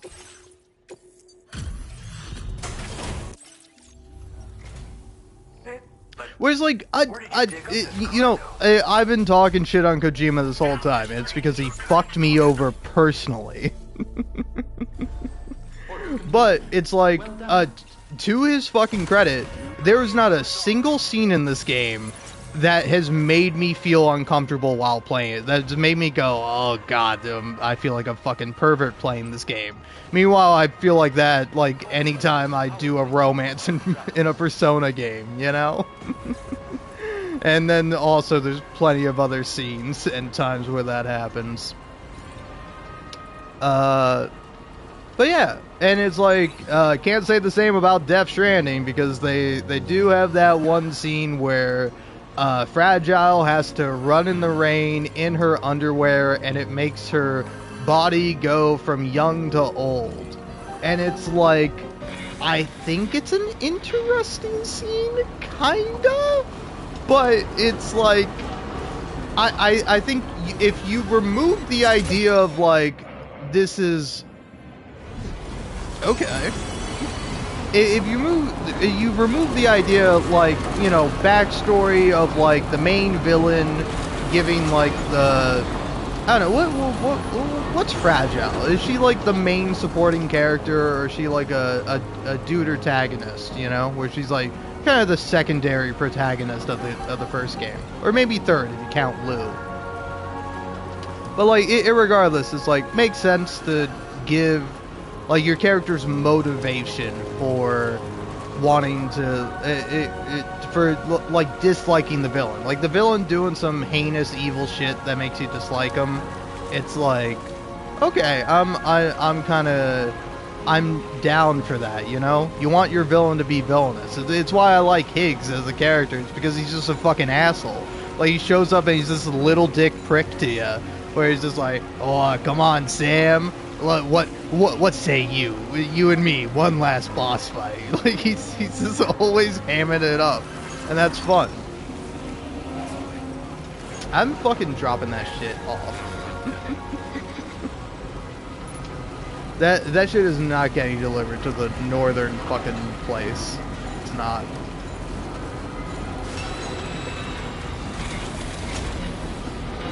But yeah, so like, it's like, other than that scene, Death Stranding is pretty good about women, you know? It's like, I don't know, I guess even in a way it's, I don't know, it's been a while since I've seen that scene, but it's like, any way you slice it, it's still weird, you know? It's like, maybe you could have had it happen. If you didn't show it, I would have been like, alright, sick. But it's like, nope, you got Lea Seydoux running in her underwear in the rain that's making her old. I don't know what's going on here exactly, but that shit makes me uncomfortable. And not like in a, oh, this is meant to make you feel uncomfortable way. And in more of a, this is a weird thing to include in the video game that you didn't need to do. You made the game, bro. You didn't have to include this shit.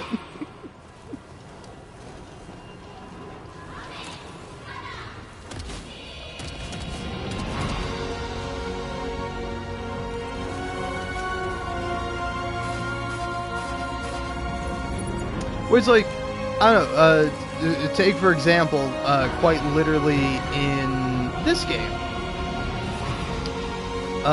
In fucking Death Stranding 2, you see, like, Fragile encounter Rainy, and, like, you see her hand, like, kind of get healed by her rain. And it's like, you know, there's never a scene where it's like, oh, hey, Rainy, would you mind if I made my body not old anymore? And then you watch, like, Lea Seydoux as the character Fragile take off her clothes, and then you see her body go from old to young. Like, that's not a scene that exists in the game, you know, because it's not necessary. It's like, okay, I can figure that one out. Like, you don't have to specifically show me that. Oh yeah, I have 3 kangaroos and an emu.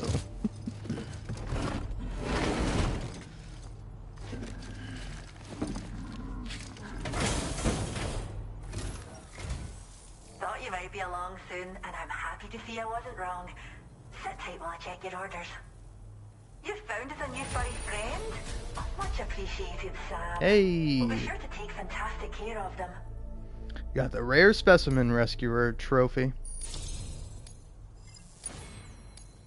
Now displaying your current porter grade.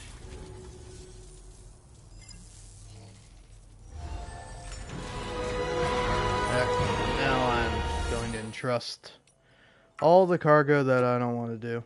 There we go. And that includes that, and yep. Okay. I'm almost done. I'm almost fucking free, man. I got one more spot to deliver fucking materials to, and then I'm done. I'm free.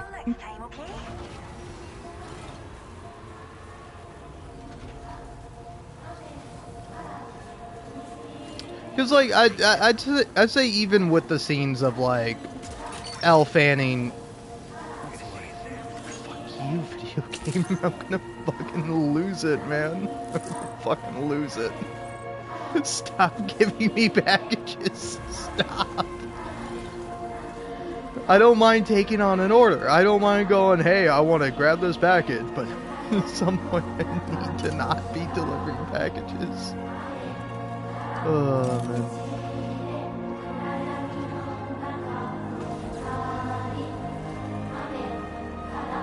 But yeah, like, even with Elle Fanning, it's like, there's a few where it's like, you know, did you need to have her be specifically in that dress or whatever? I was like, for the most part, it doesn't seem too bad. Like, again, it's not like fucking Quiet from Metal Gear Solid 5.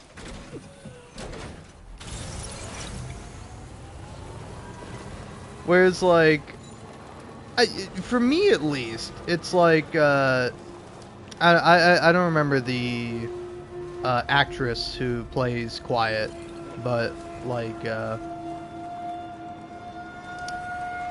it's not that, you know, it's not like, again, I'm trying to figure out how to phrase this. It's not like unappealing to see her in a bikini, but it's like, at some point you're playing the game and you just stop caring, you know? Eventually you're just desensitized to it, where it's just like, yep, that's how it is. Where it's like, I don't know, it's not until you get to like certain scenes where it's like, is this necessary? Yeah, fucking Kojima has a thing for women playing in the rain, and it's just like, it finally took him till this game where it's like, oh, he finally had a wholesome scene with a woman playing in the rain. He just had to make her pregnant.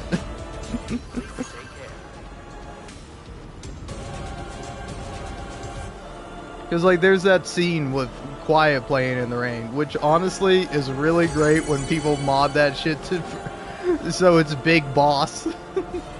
Or, not Big Boss, but Venom Steak.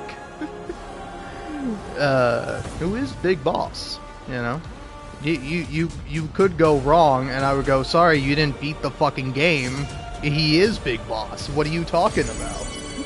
He's quite literally Big Boss in Metal Gear Solid 1, or maybe not Metal Gear Solid 1, maybe Metal Gear. One of the Metal Gear games, he is Big Boss. But yeah, like, having him, like, do the same things that, like, like him, like, splashing in the rain is so good. It's usually him and, like, Revolver Ocelot. Oh, man.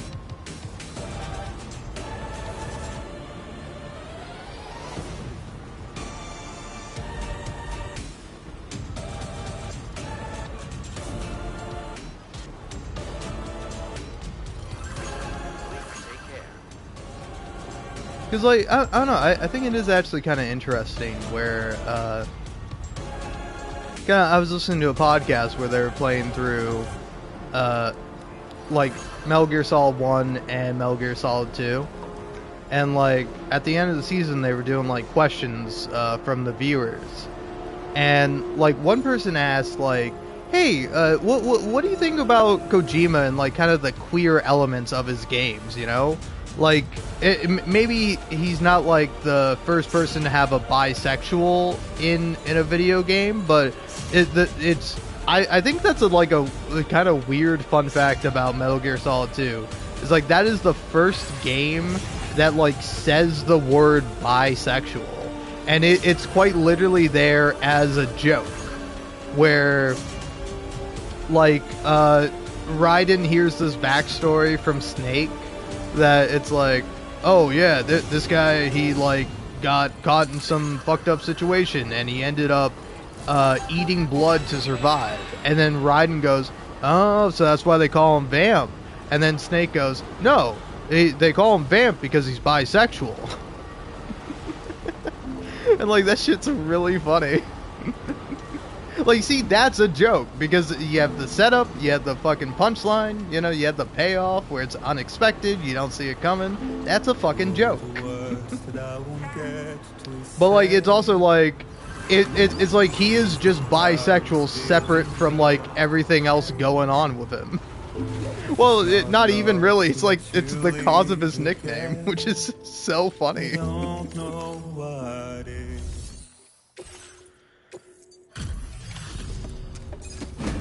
Alright, I'm free. I'm finally free of all these motherfucking baggages.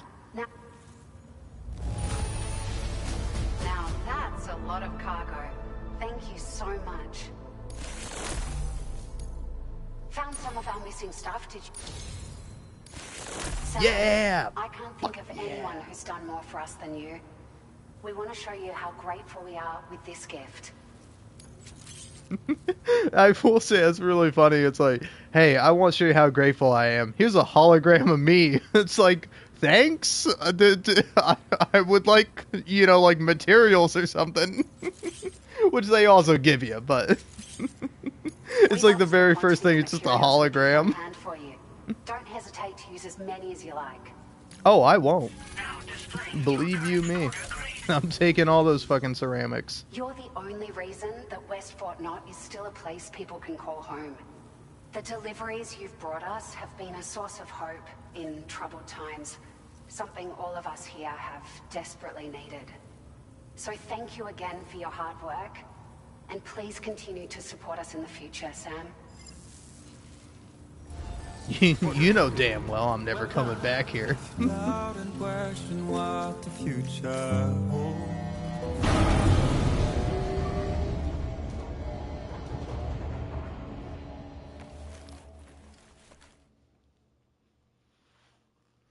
But yeah.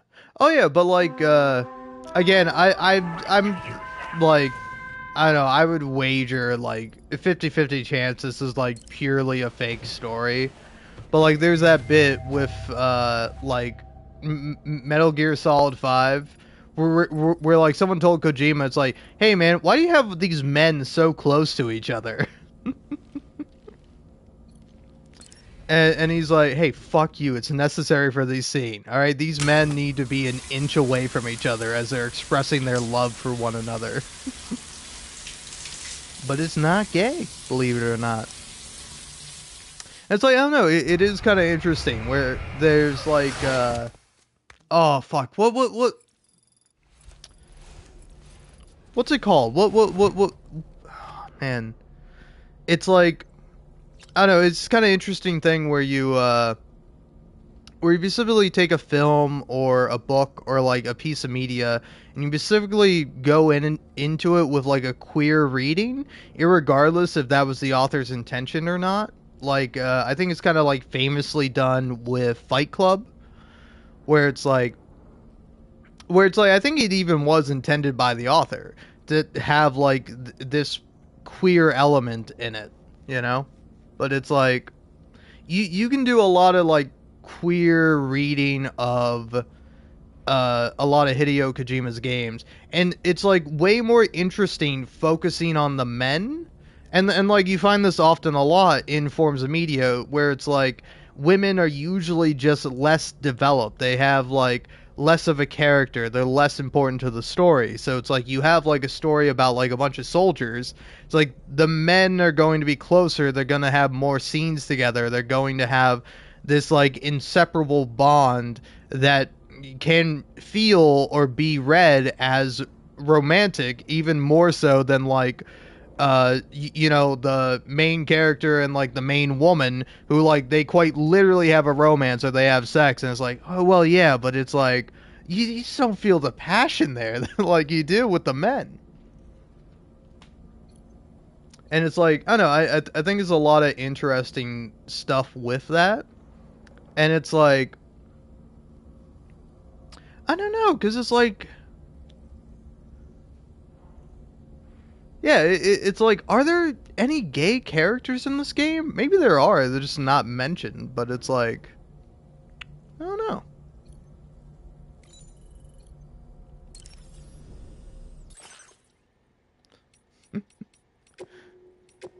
But yeah, it's like, I don't know, it is probably like a weird thing to say, but it's like, almost because of the fact that the Hideo Kojima is probably not gay or queer, it makes his games more gay.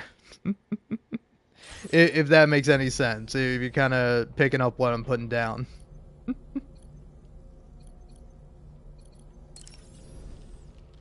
Nothing like a warm shower after a hard day's labor. Am I right, Sam? I guess so.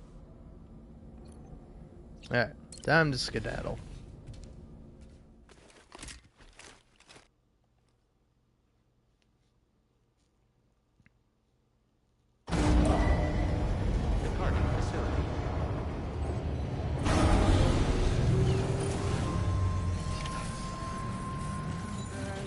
Place you can't call home.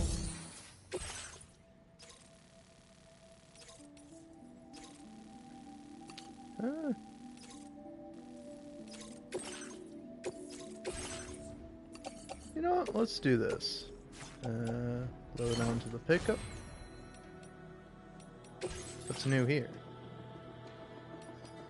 Just new vehicles I could take? That's fine. Order accepted. Thank you.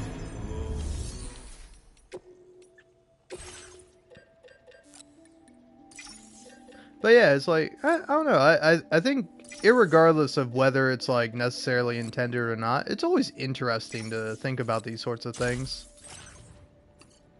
within games. Because like, I'm sure some people would probably disagree with me, even if you are more open to it and not just like, whoa, what do you mean a character is gay? But like, Higgs kind of reads to me as he's a bit gay for Sam. Like, there's something going on there, where it's like, the jealousy he has towards Sam, particularly like getting attention from Amelie, and then just like this obsession he has, where it's like, it's kind of funny too, where like, he kind of feels like he has to keep mentioning Fragile, where he's like, oh hey, I'm just trying to get revenge on, you know. Okay, my vehicle is fully repaired. I thought it wasn't. Whereas, like, it's funny when he does show up, he's like, oh, I'm here to get my revenge on you, Sam. And Fragile, too. Like, Fragile is like an afterthought for him. It's like, dude, you made that woman run through the time fall and aging her body in her underwear while wearing, like, this, like, weird gimp mask. It's not a gimp mask, but you know what I mean? That's how it looks. You made her do all that to throw a nuclear bomb into a tar pit, and then doesn't he like blow up the city anyway? Or no, he blew up a city beforehand. That's the thing. He already blew up one, and then he was gonna blow up another. The coffin board. Oh yeah. Wait, hold on. Yeah, I forgot about the fucking coffin scene. Which, yeah, I'm curious, can you do that anytime, or is it only after a certain point in the story? Is this anytime you have a coffin? Let's see. But yeah, it's like, I'm here going, it's like, yeah, I think there's something a bit gay with Higgs, like having this obsession over Sam, and like focusing entirely on him, and then like the fucking boss battle between the two of them, where they're both shirtless and they're both rocking out on the guitar. It's like. I'm not saying it has to be gay, but there are some definite homoerotic tones to it, you know?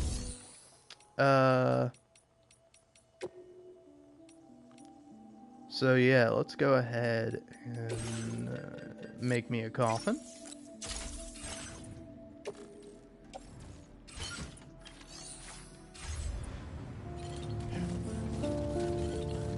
And let's go ahead and load all this stuff onto the truck.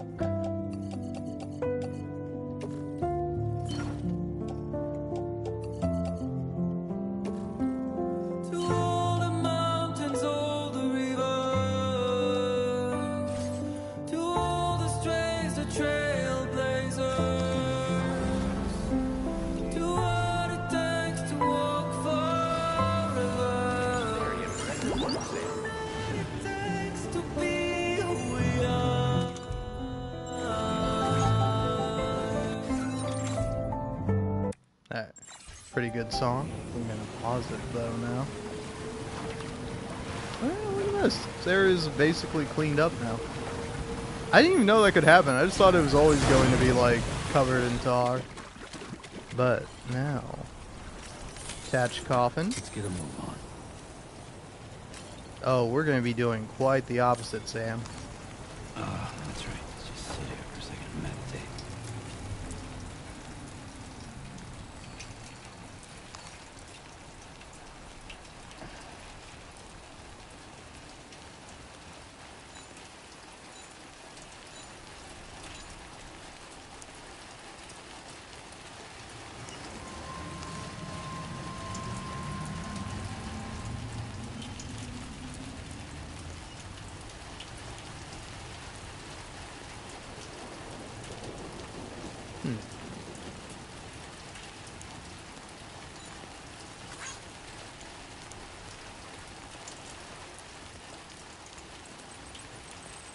Man, here I was talking up a big game.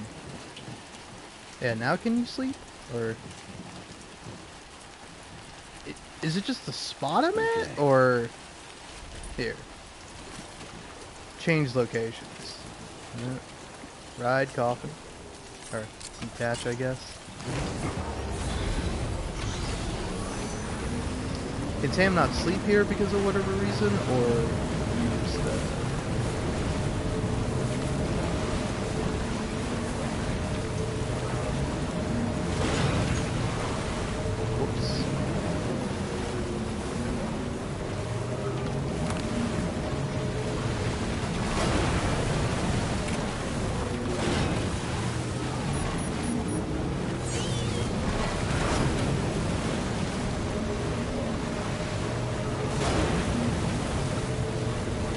Sorry, I'm trying to find a romantic spot now. Because I thought that would be a good spot, you know? Quite literally where Sam and Higgs first meet in this game, at least. But yeah, here, let me just check something. So if I rest here, can you go to sleep here, Sam? Never rest. You've been working pretty hard. Okay, you can. Huh. So what was wrong with that specific area?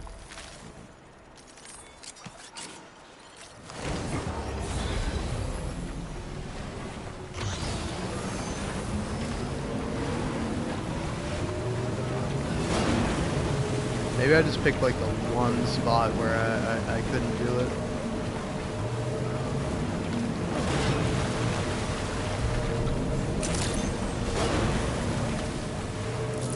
Okay, let's try right about here.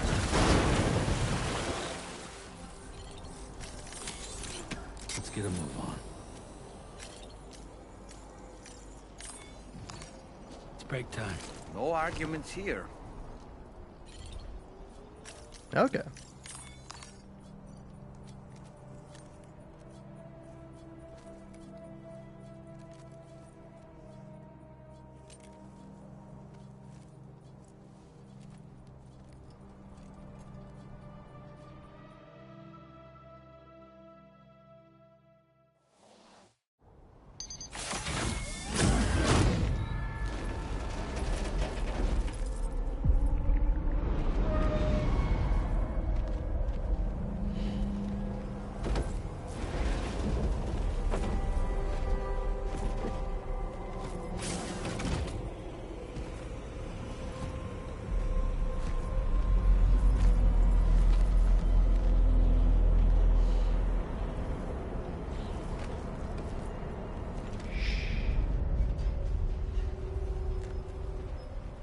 Wakey, wakey, eggs and bakey.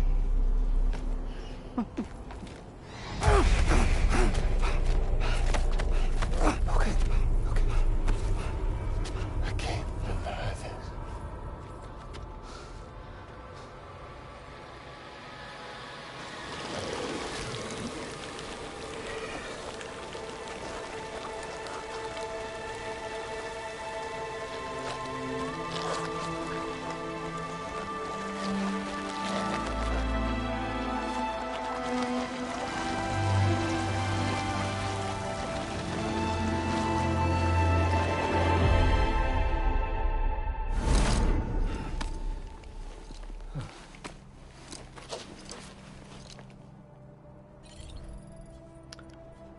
What a fucking fun scene, man.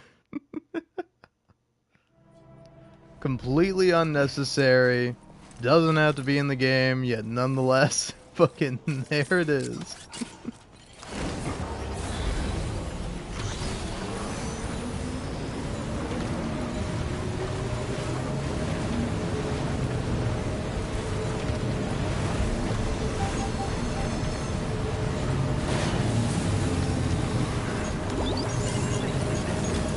But yeah, so like, here's the thing. Like, that is quite literally a nightmare. But like, what exactly is going on there, huh? What's up with that, Kojima?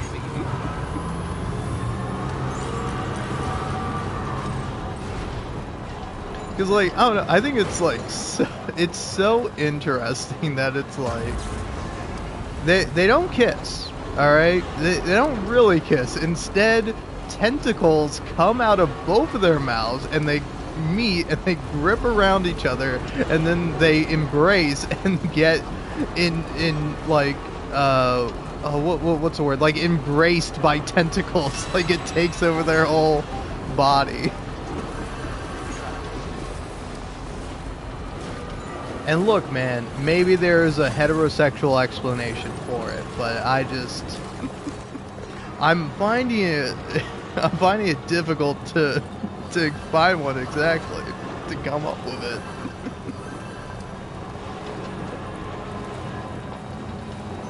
But yeah, also, irregardless if you want to read into it as like it being explicitly queer or not, it's still really interesting. You know? Still a fucking, like, fascinating scene.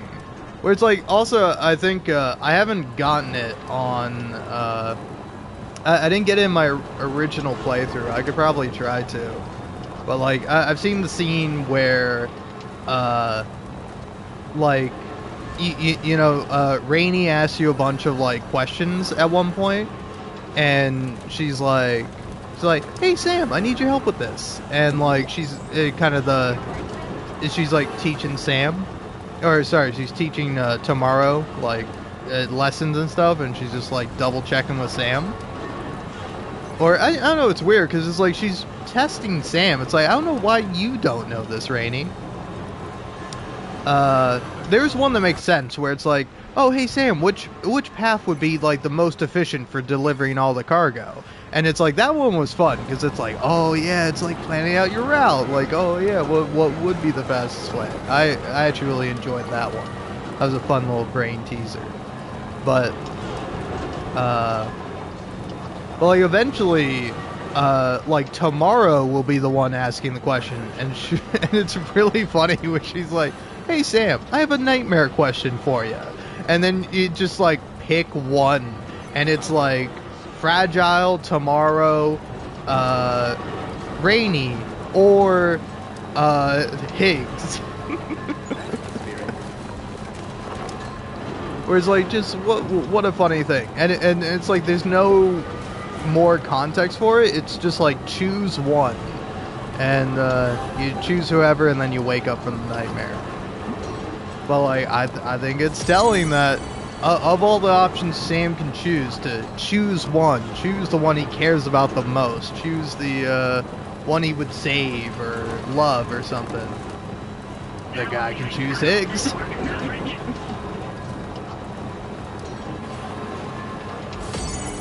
This is kind of cool. I like the first person camera. It's actually fascinating. Anyway, let's just go ahead and play some Grim Grim.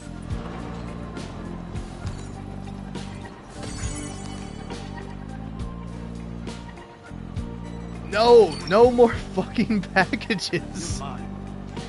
I'm not delivering that shit, man. I'm not doing it. You can't make me.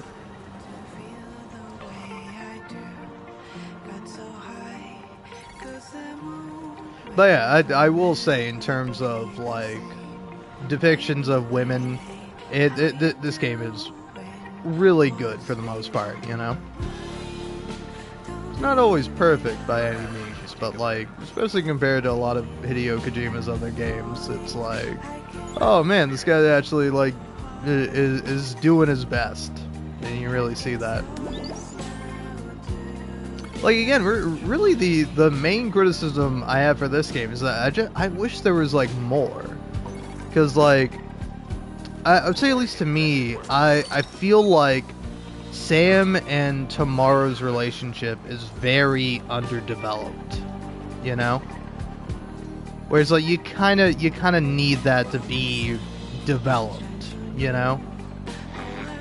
Because again, I would you know it, like, if you don't understand why I'm saying that, that's fine, but it is like quite literally the most obvious spoiler ever, you know?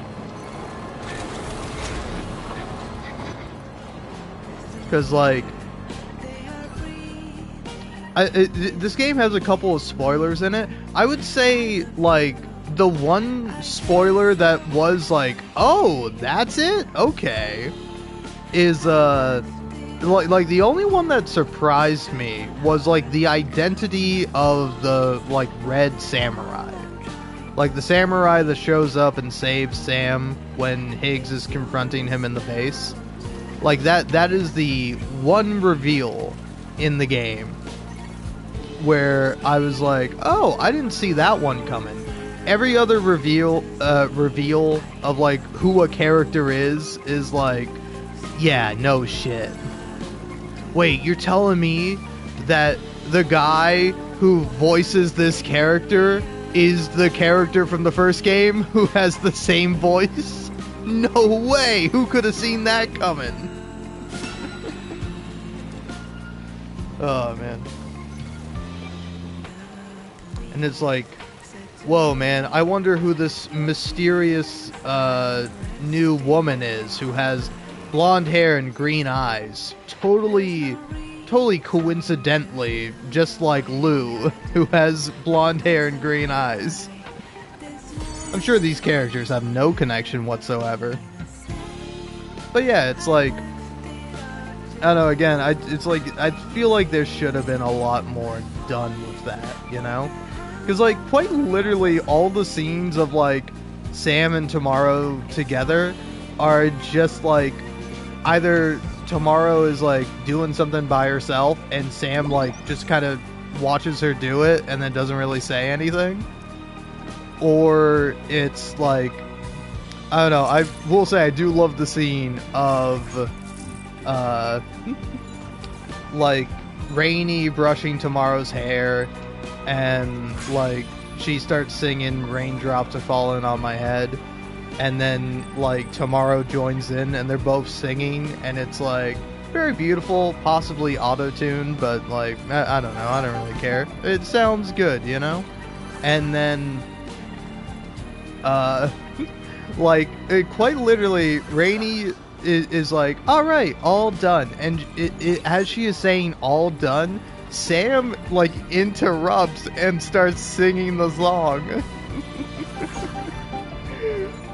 Like, it's so weird. It would have made perfect sense for him to like join in as they're singing, you know? And it's like, that would have been fun, but no, he waits till they're both done singing, and then he sings, quite literally interrupting Rainey.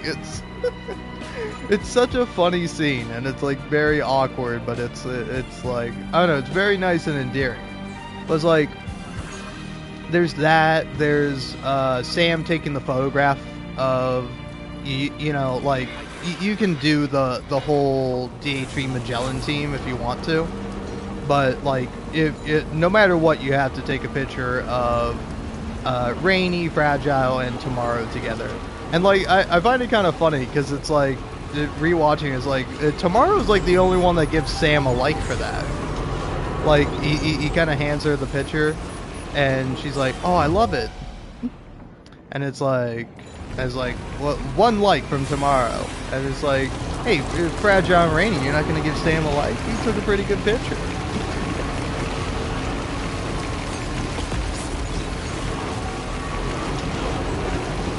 But yeah, there's that. Then there's like the apple scenes again, where it's quite literally Sam just looking at Tomorrow doing something, says nothing, doesn't really give much of an input, and then kind of just leaves. Like, there's a lot of funny scenes of Sam being like an awkward guy, and it's like, I think there should be more scenes of Sam being an awkward dad, you know, or at least like a parental figure. It's like, it would make more sense, you know? Where it's like Fragile even at one point says she's like, "Oh, I'm beginning to feel like Tomorrow's mother," you know? And it's like that makes sense for her character and like the way she and Tomorrow has been, but it's like Sam just barely interacts with Tomorrow throughout the story. And it's like, you gotta have more of that, you know? Like, quite literally, the entirety of the first game is like Sam and Lou going together, and it's like, I don't know, it's very, it's like very interesting where like like Sam has this like immediate bond with like Lou or BB before he actually names her, you know? And like that's sort of the whole thing with that game. And it's like, this game is like Sam is connecting with like the whole crew, but it's like, I still think there needs to be more scenes, and like I think some scenes could definitely be done better. Like, say for example, when Tomorrow runs away for the first time, after like the crew fights, where it's like they're literally barely arguing, you know?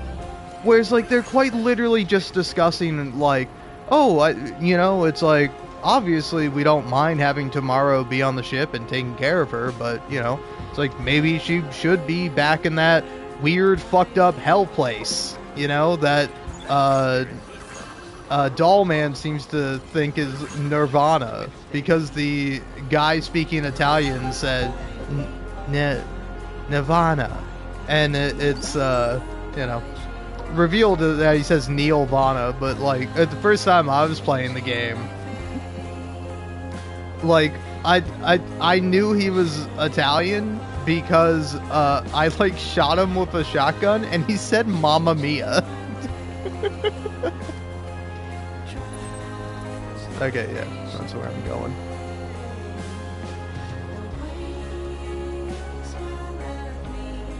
But like, I quite literally knew from the beginning, and it's like, me and Dollman were both wrong, because Dollman was like, I think he just said Nirvana, and I'm like, no, asshole, he's speaking Italian. And it's like, no, he was just saying his name like a fucking Pokemon.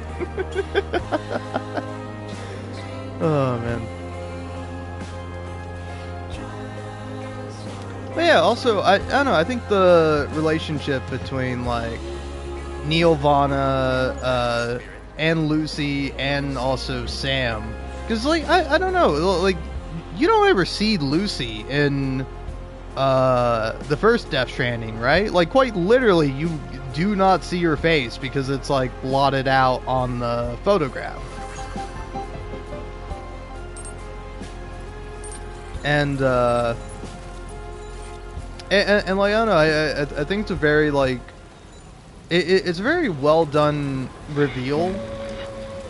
Ooh, the Bride and the Bachelor.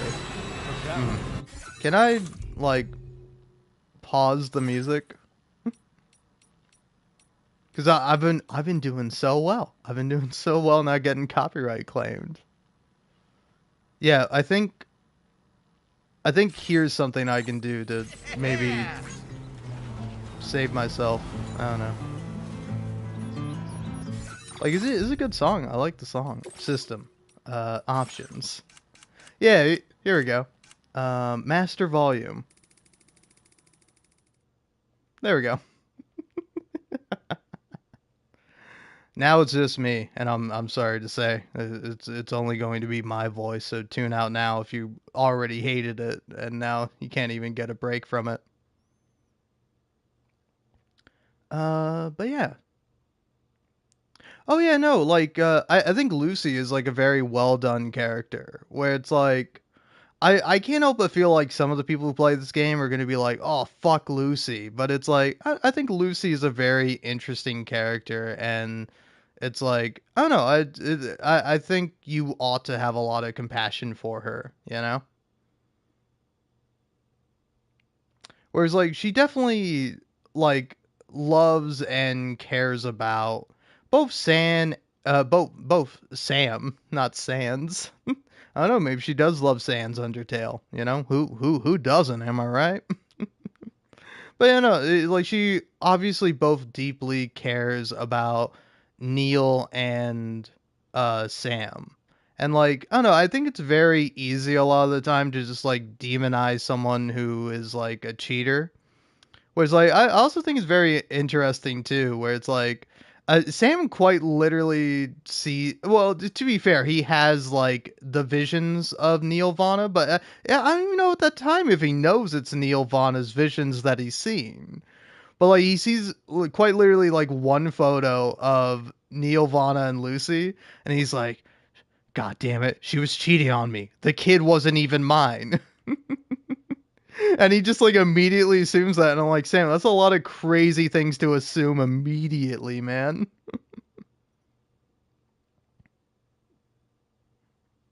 Like, you don't have to necessarily give her the benefit of the doubt, but it's like you could like get a little bit more information before jumping immediately to a conclusion.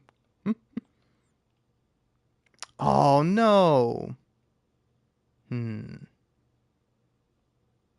Well, now I have to do this. I mean, I don't have to do this, but I'm doing it now. I'm quite literally just gonna run this emu up to base, and then I'm going to just run back to my car. That's how we're doing this now. But yeah, it's like there's a lot of compassion for the character, where it's like, I don't know, I feel like you see this both in real life and in fictional settings, where it's like always someone who like cheats. It's like obviously not a good thing, but it's not like the most morally wrong thing you can do, right? It's like, I don't know, I think maybe you could make a decent argument of like it's a form of abuse or it can be abusive in some ways. I would definitely agree to that, but it's like, I don't know, it's definitely not as bad as both like people and society as a whole makes it out to be, you know? Whereas like you'll find out that like a person was like cheating and people will like act like they killed someone. Anyway, turning the music or turning the sound back on.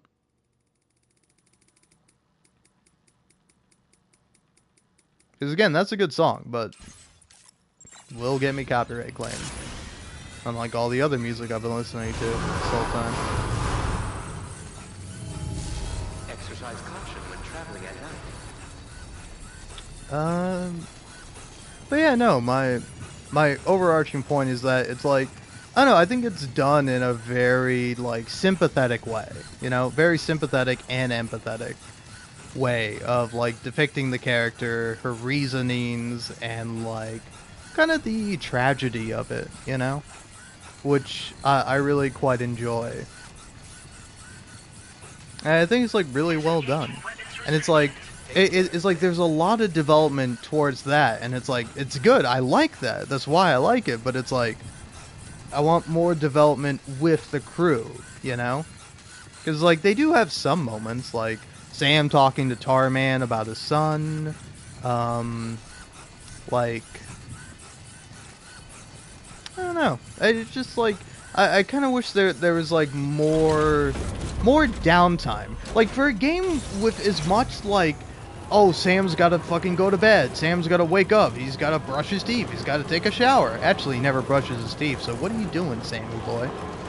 But yeah, for a game that's like painstakingly obsessed with like the mundanity of life, of like the realistic depiction of a character trying to make Norman Reedus seem as alive as possible. It's like I feel like there's just not enough scenes of like the crew spending time together. Like I want to see him like sitting around singing songs, like teaching Tomorrow about the world, and it's like you get to see that, you get to have that development. Like Sam could chime in and help, where it's just like the game gives the excuse of like, oh, Tomorrow seems overstimulated right now, and it's usually best to limit the amount of people that are trying to help when someone is overstimulated. And it's like, that's a cool, fun fact.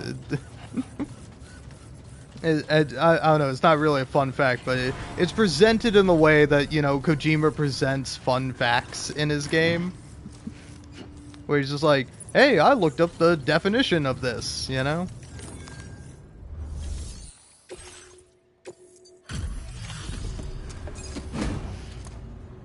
But yeah, it's just like, I wish there was a bit more time and focus on actually, like, I don't know, like, really developing the characters. I'm not just saying that either. I mean it. Seriously. We owe you. Right. Let's get this cargo process ASAP.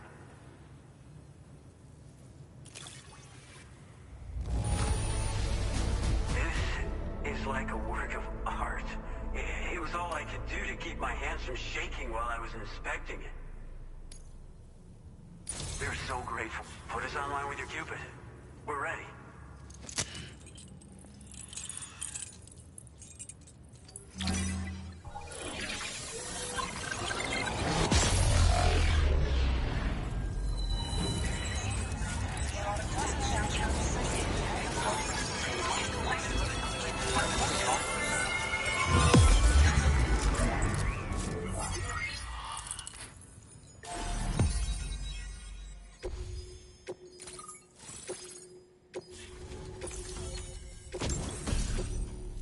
Yeah, the Boca skeleton. The Bride and the Bachelor. Now displaying your current porter grade. Oh yeah, do you think that's relevant to, like... Looks like we've finally become part of the cargo network.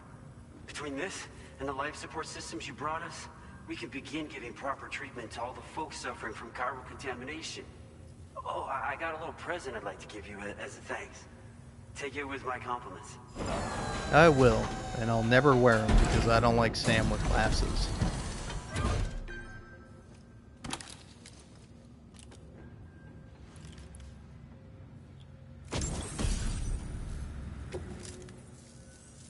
Those beauties are pretty hard to come by these days. And I just know they'll look great on you. Oh, in addition to that, I've shared the data for a Boca skeleton. It's a... Alright, yeah.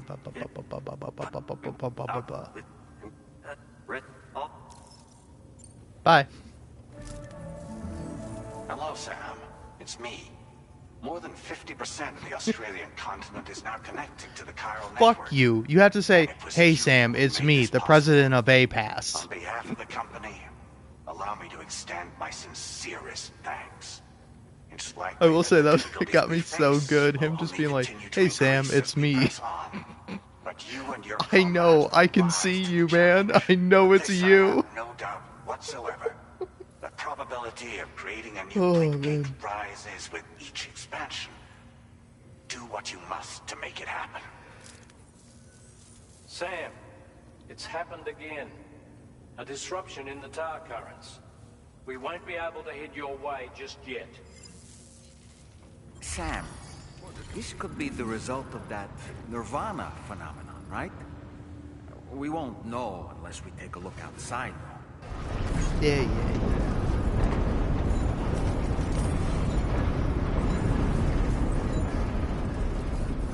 Speak of the Nirvana. Anyway, gonna go ahead and trust this emu to someone else. In fact, I'll go ahead and trust all this. Your service in transporting this cargo is appreciated. The delivery will be assigned to another porter. Then yeah, let's go ahead and make some new stuff. Like I'll take that, take that.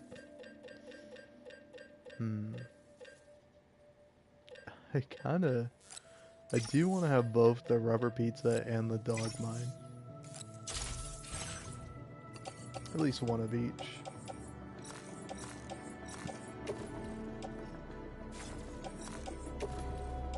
Go ahead and put those on. Go ahead and put that. Then put that in the backpack.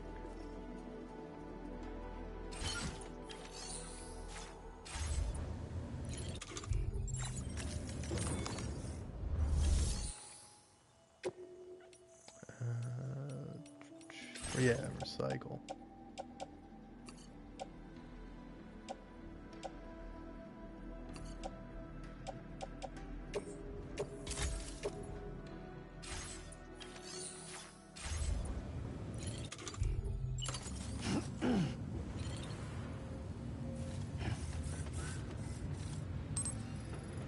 Alright, is this the look I want to go for?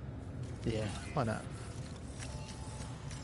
Let's get you all showered up first, Sam.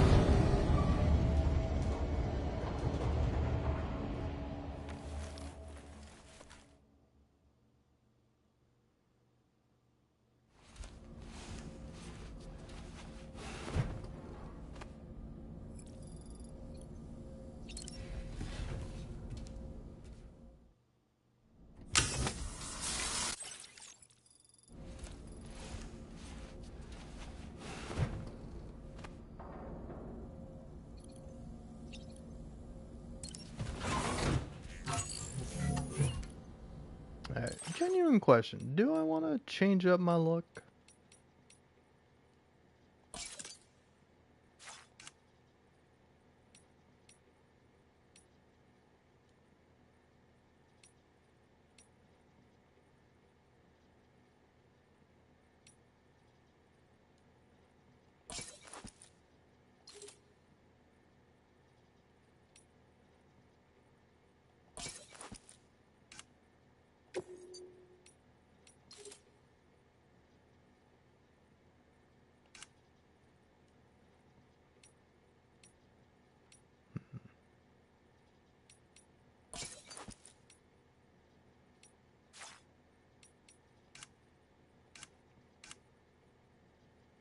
I don't know, maybe it's just me, but I feel like you can't beat this look.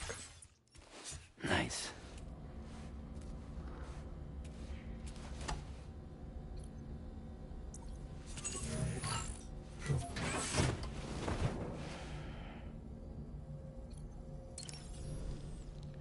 Were you able to get some rest, Sam?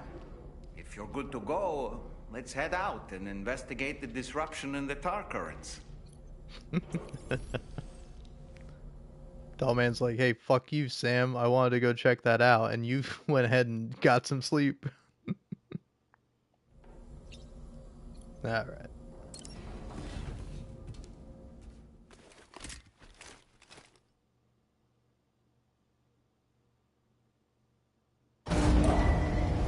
Departing facility.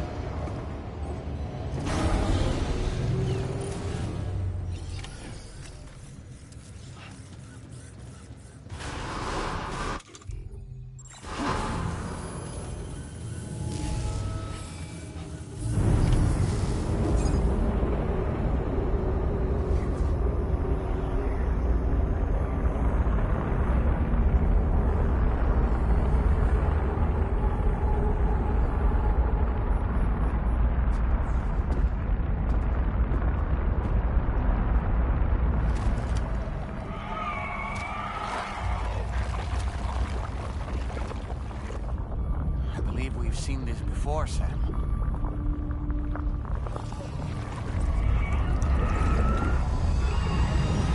It's calling to us again. Sam, are you thinking of going back there?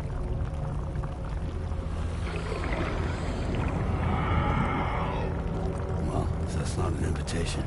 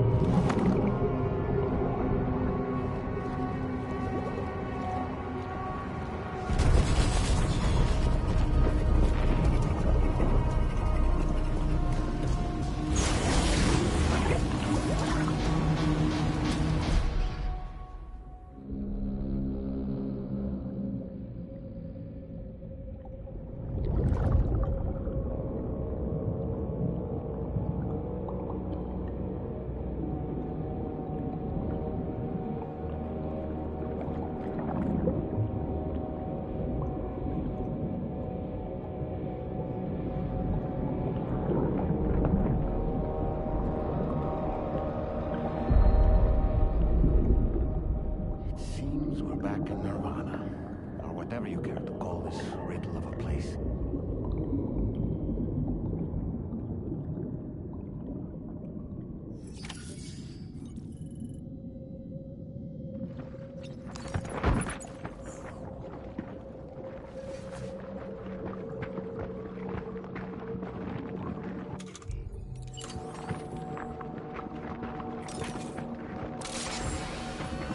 Strange. I feel as though my body's become lighter. Are you thinking what I'm thinking, Sam? You might be able to jump much further than usual.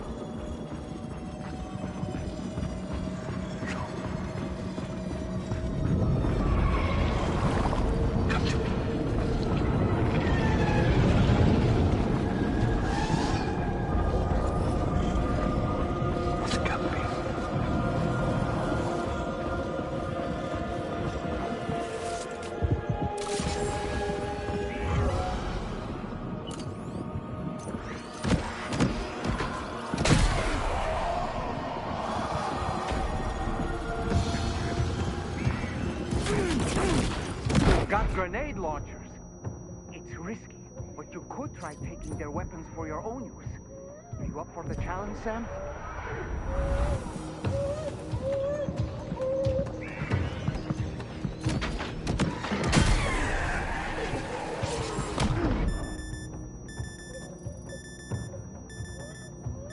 I'm not gonna lie, that shit was impressive. I can't even be mad about that. Dude, nailed me. Where the fuck even is that guy? Is he up here? Yes, he is. Come here, Buster.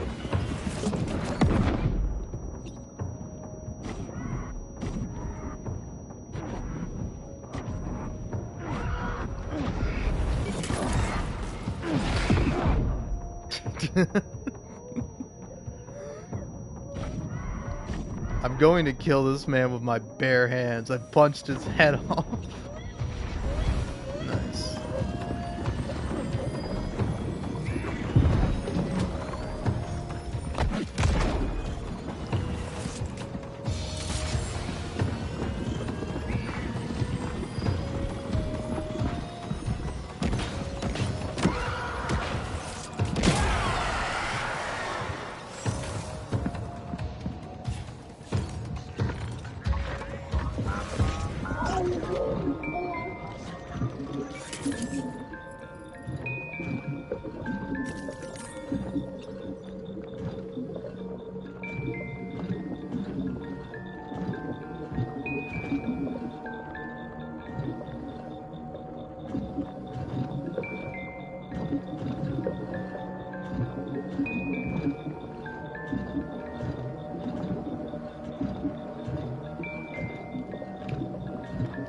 I'm trying my best, but whatever I'm doing is not working.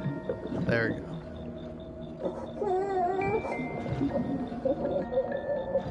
Oh, I'm sorry, Lou.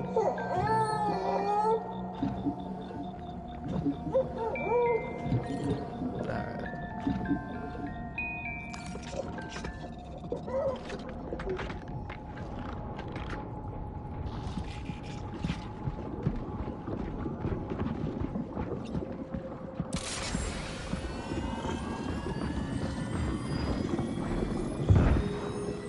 I'll, ridiculous.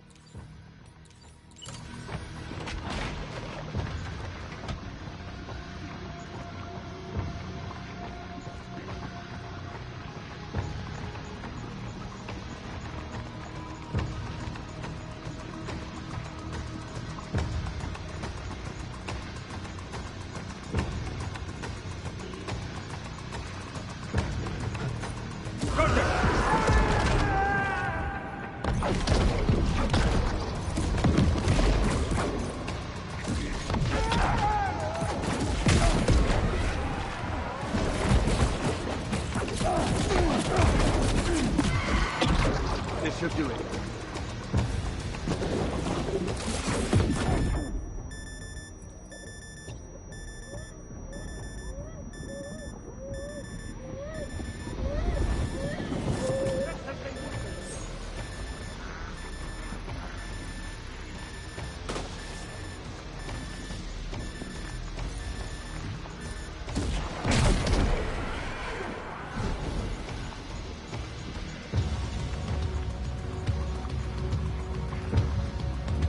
Find him!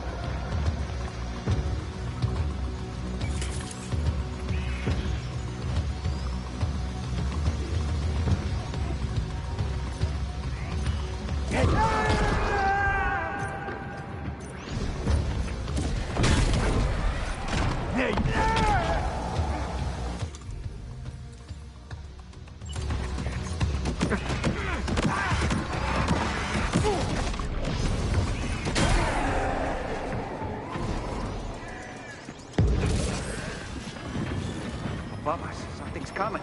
Watch out!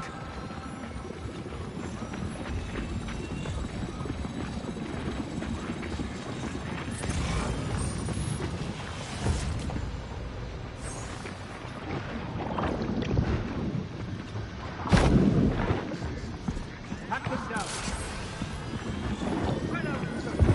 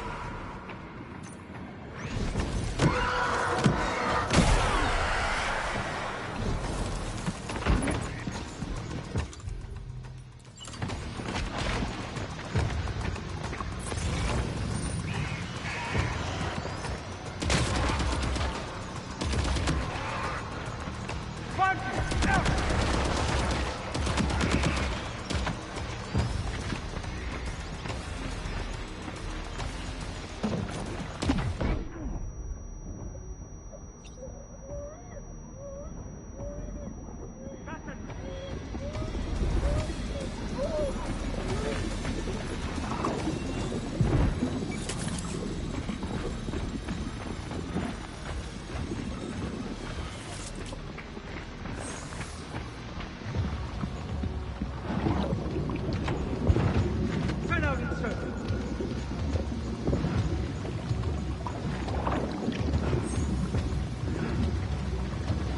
Contact them!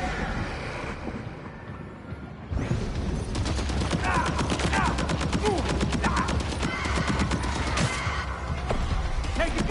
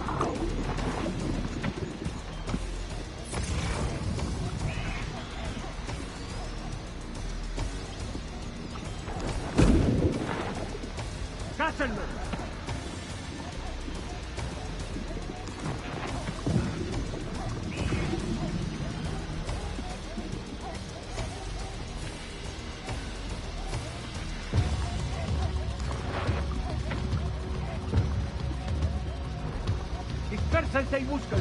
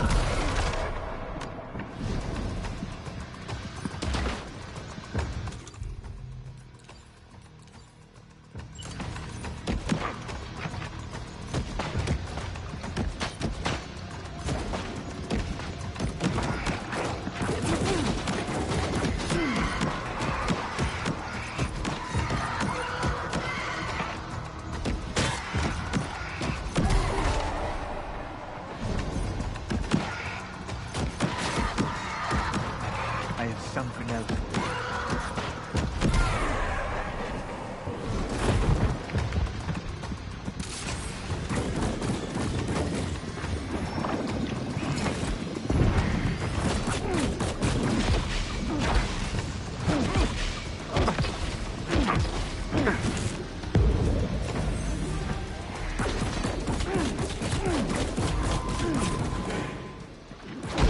Pizza! Pizza! Hey, pizza's here.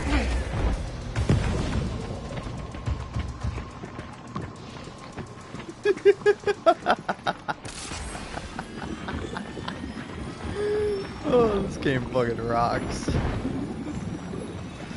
Initially I was like, ah man, stupid fucking underwater level, fucking can't see shit, fucking stuck under here, stupid fucking Nirvana and his skeleton boys. But then I'm like, wait, I can just pizza toss him.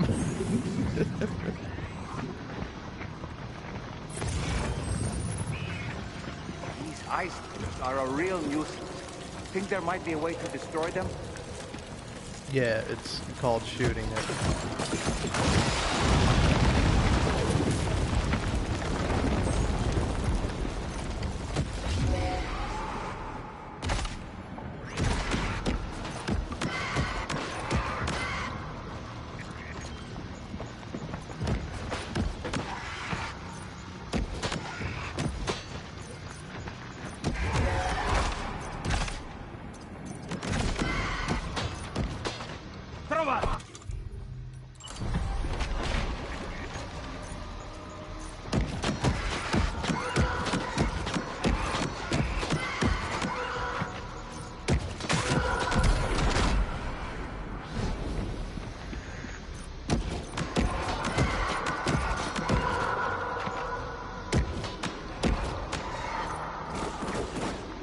It's kind of funny, I'm outranging all these guys with a shotgun.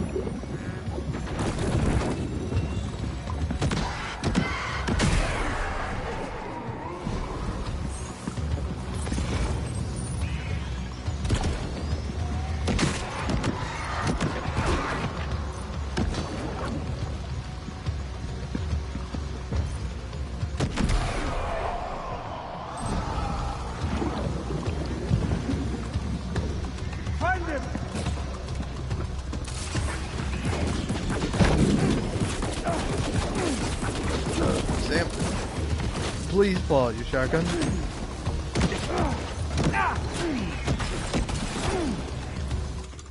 Okay. Out of ammo for everything.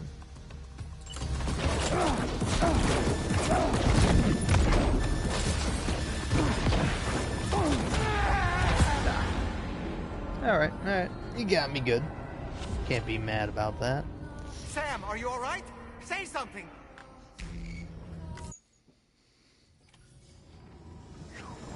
I will say it's kind of cool hearing Dollman's voice lines for when you die. Because I'm not bragging or nothing, but I died maybe 3 times my first playthrough because I was playing on normal difficulty. And like, literally the first time was when I got eaten by like the final BT. Because it just picked me up and ate me, and I was like, oh, cool. And then the other time was during the final boss fight with a certain you-know-who. And quite literally the game was like, hey, go ahead and eat some cryptobiotes to regain your health. And I'm like, wait, that's what they're for? I have not been grabbing those guys, nor have I been using them.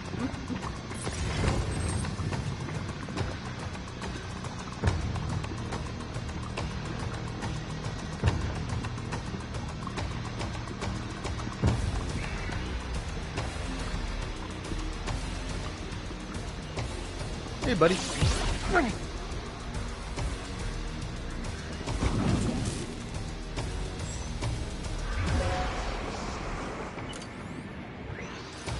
There you are.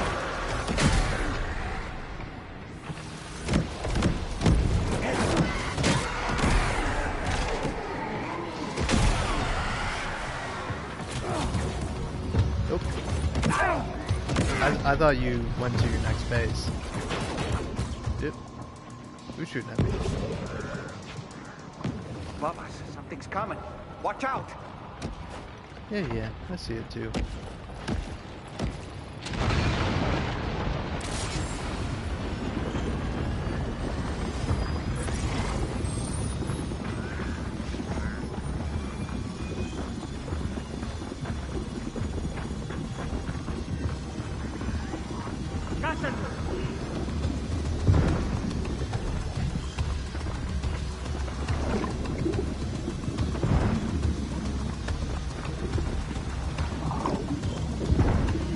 I don't know. Honestly, I wish 2 things. I wish the jump was a bit higher or more controllable.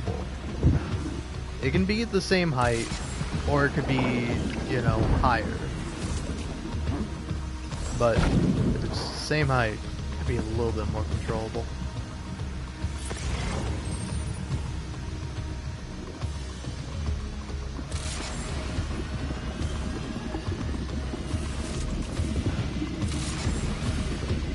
Where are you boys going?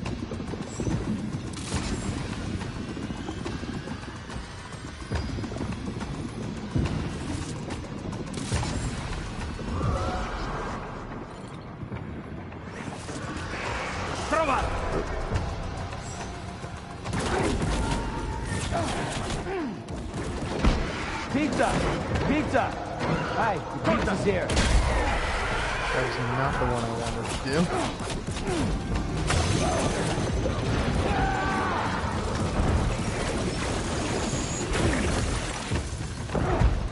Alright. Don't worry, I'm in a bad mood too, Lou. I fucked up my pizza move.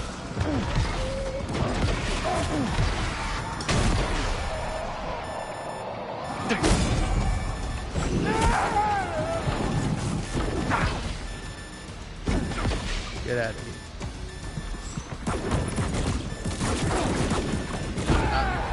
I didn't realize you were there. If I had known you were there, I wouldn't have run this way. Sam? Sam! Come on. Come on. Come on, Kojima. Let him say Sam a 3rd time. It's the rule of 3, man. You gotta do it.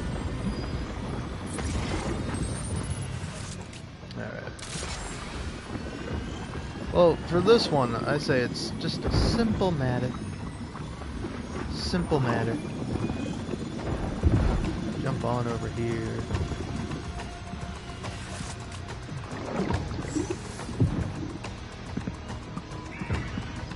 Okay, now that's a skeleton boy. I'm not looking for a skeleton boy. I'm looking for the skeleton boy. Can you put a little more pep in your step, Sammy? It's starting to piss me off here.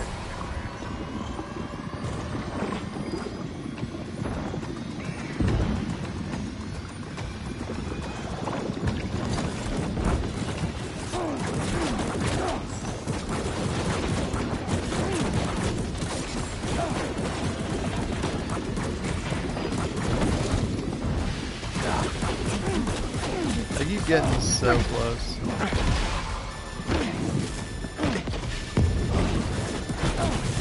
Go on, kill me. See if I care. You think I care about embarrassing myself? Sam! Look at any live stream I've ever done. Believe it or not, they're all somehow more embarrassing than this one. That's the best thing about making content. Every new one is less embarrassing than the last. Unless you fucked up.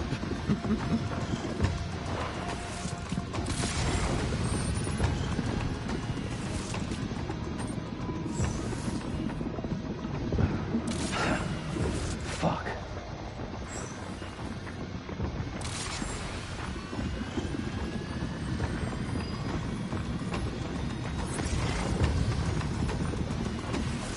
Like, I don't know, man. It's like you get like a lot of debuffs from being in the water. Like it feels really sluggish. You're like doing your best to like keep track of what the fuck is going on. It's hard to see because it's underwater. Just a lot wrong with it, in my opinion.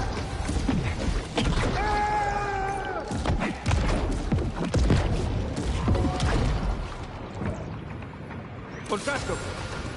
Where'd you go, Neil? Gotcha.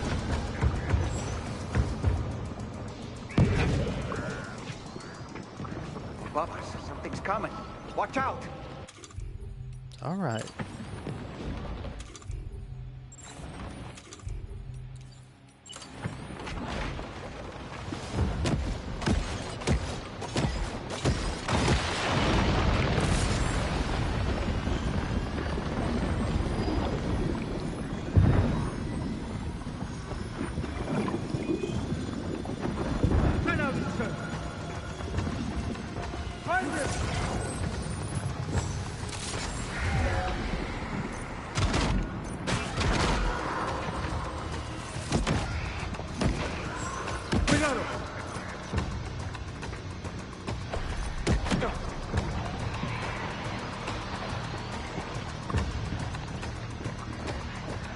This should do.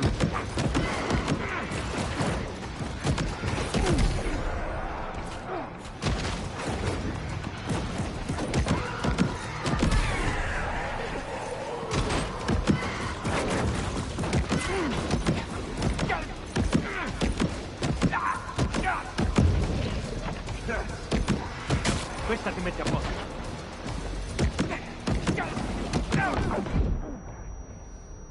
Ow.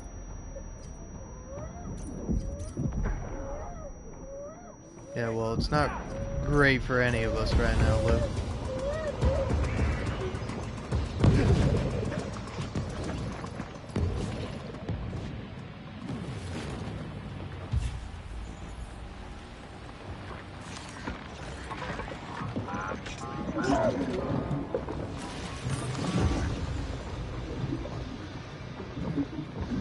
It's okay, buddy. It's alright.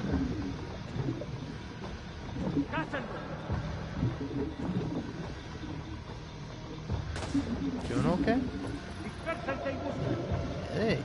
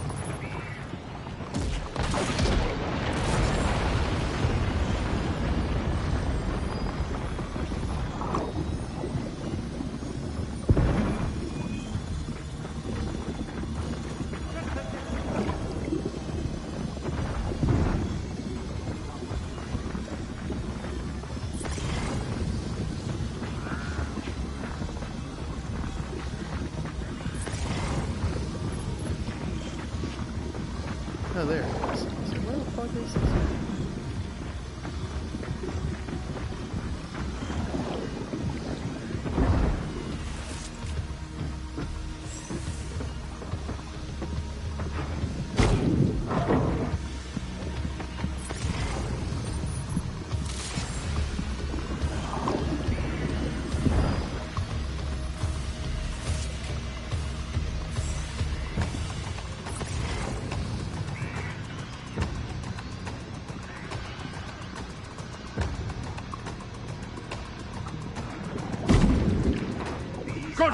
These are a real nuisance. Think there might be a way to destroy them?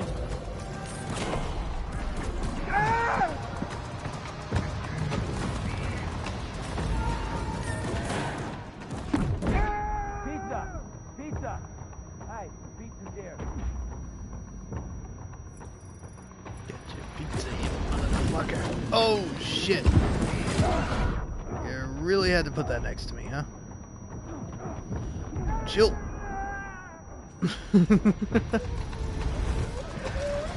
I go down, I'm taking you with me, man.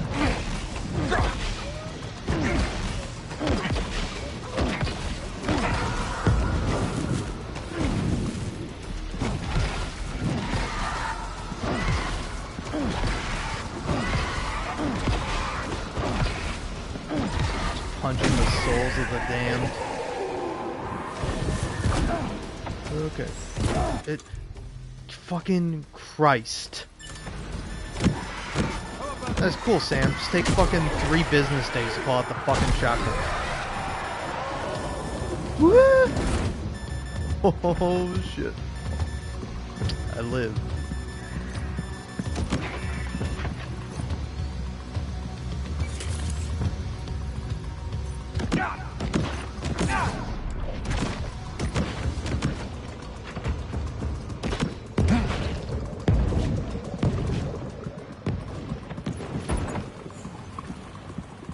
Got him on the ropes.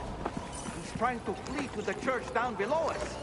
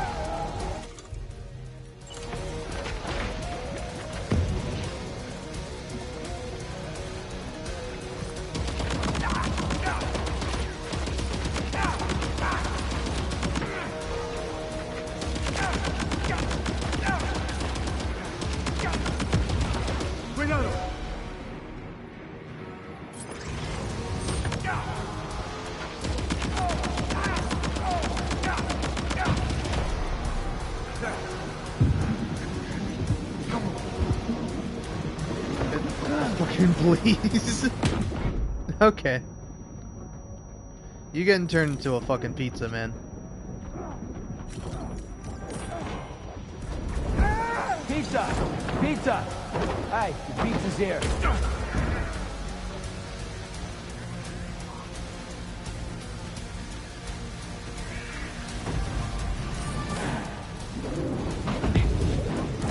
Get some air!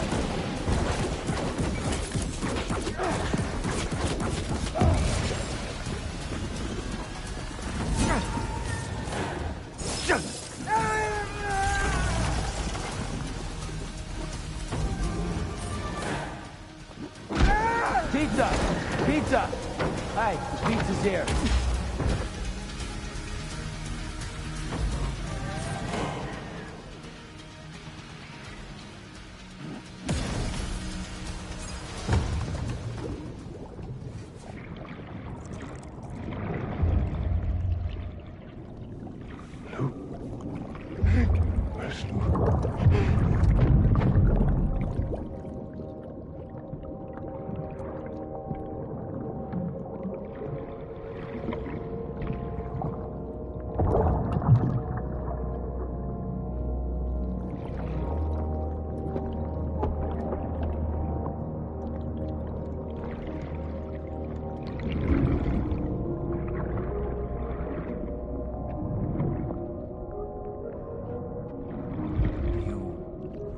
recognize his face?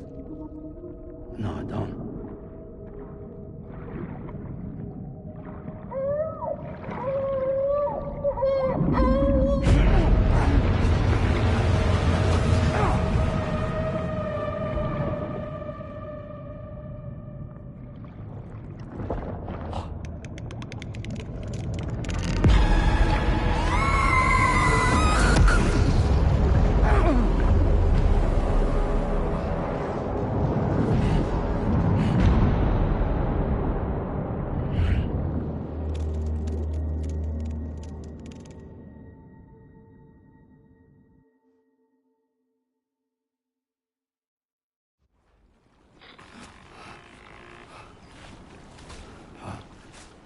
Sam, do you read me? Come in, Sam. Come in. We were whisked away to that strange place again. What?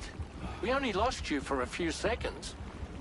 And time must flow differently over there, like on the beach. Well, glad you're all right.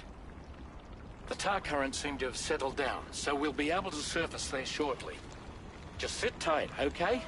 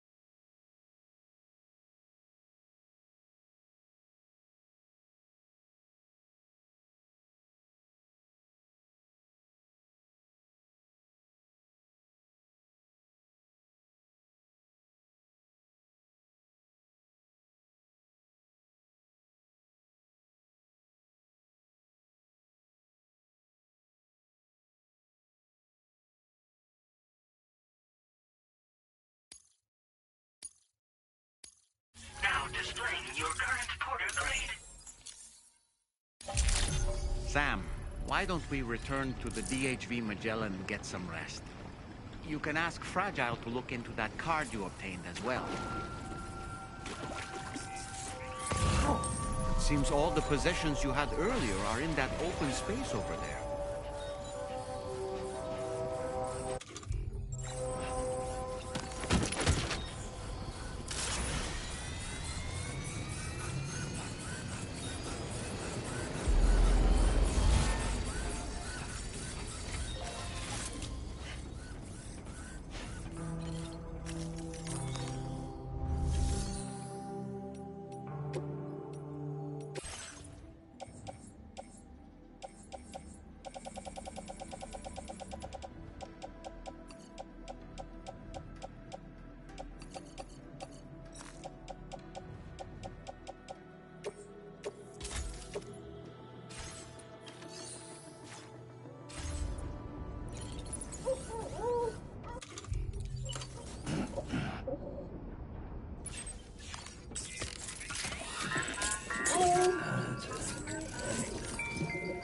Everything's okay.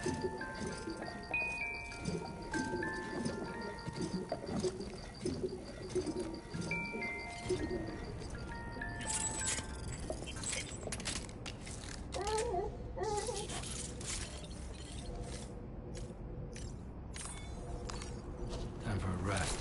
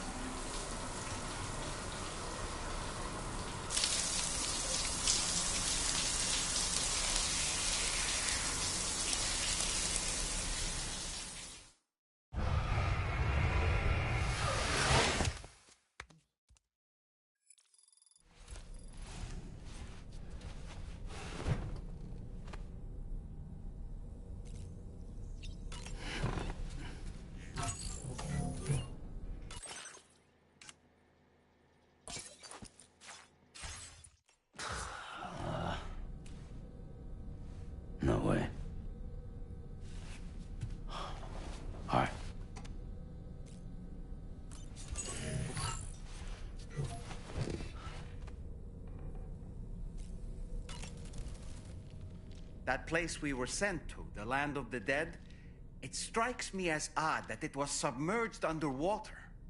And did you see those columns of ice, the ones descending from the surface all the way to the floor? Afterwards, I realized what they reminded me of. The columns were reminiscent of a phenomenon known as brinicles. When seawater freezes and turns to ice, salt concentrates are released into the surrounding water. This brine is heavier than the water around it due to its higher density. It therefore sinks deeper into the ocean. As it flows towards the ocean floor, its lower temperature results in the formation of ice. And as this process continues, it can produce column-like ice structures. Any living creatures unfortunate enough to become entangled in these can be frozen solid. Little wonder they're called icicles of death.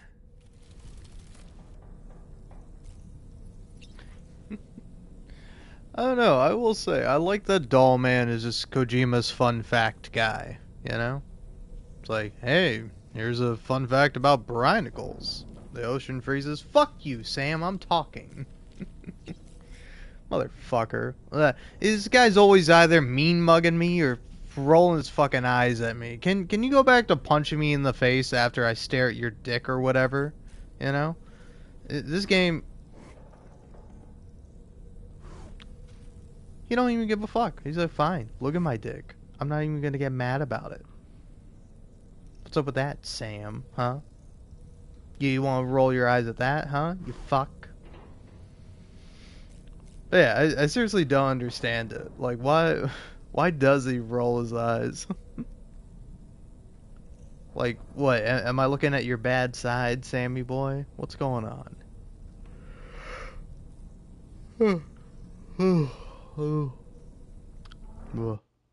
Sorry, I'm sleepy. Anyway, back to the cutscenes. I'll shut up now, but look, man, take a little break, learn a little fun fact about brinicles. It's cool.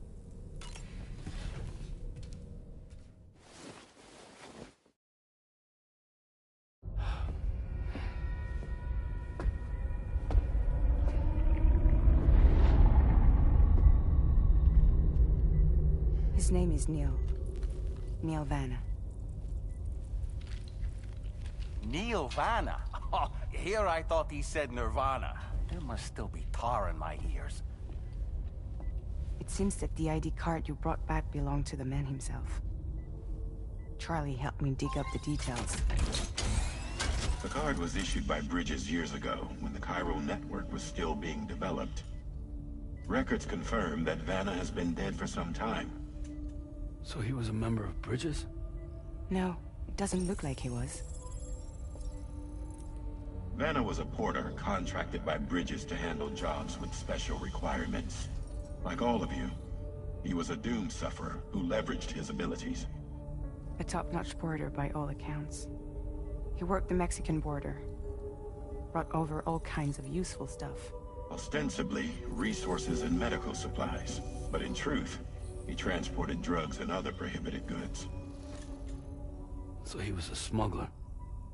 Vanna's ID card served as a key to some of Bridges' secure installations, though only a select few, of course. Specifically, those dedicated to the BB experiments, along with various other medical facilities. I believe that the place you went to for counseling was one of them. But everything in that area was obliterated 11 years ago by a void out, one in which Neil Vanna died. And from which you alone, Sam, were fortunate enough to emerge alive.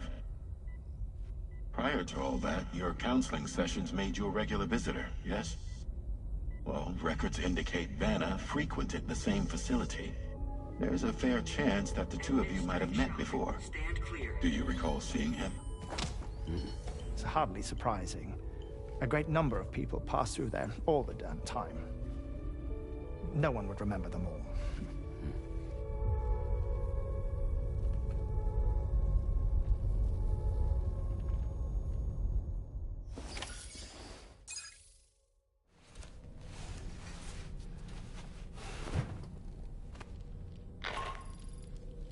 Sam, it's Charlie. We've received your next assignment. This main order can be undertaken by accessing the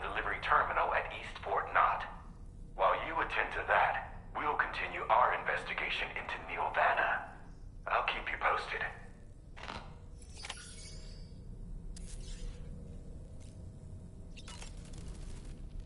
That looks wonderful.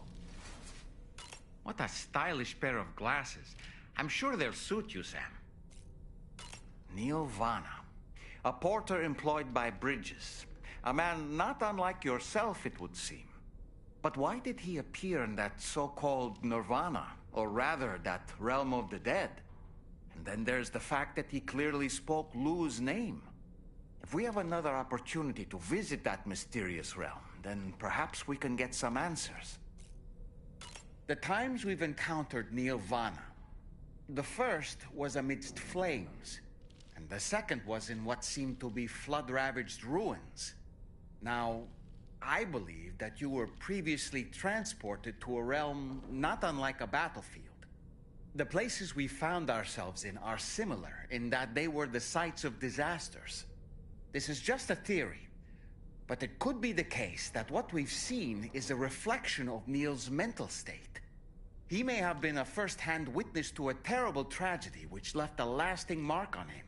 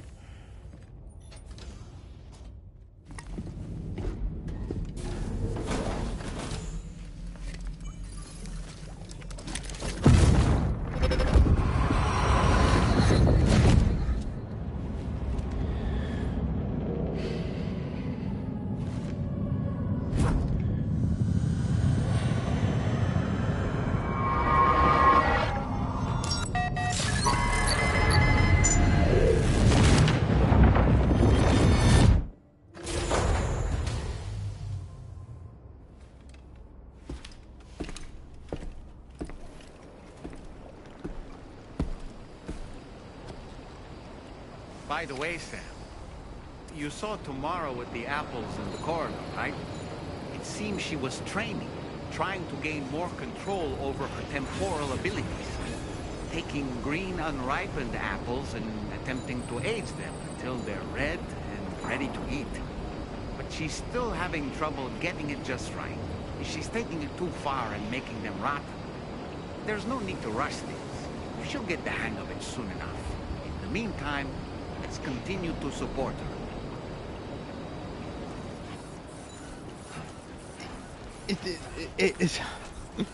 I remember being baffled the first time I saw that, or I heard Doll Man say that line. This is the second time I'm still fucking baffled by it.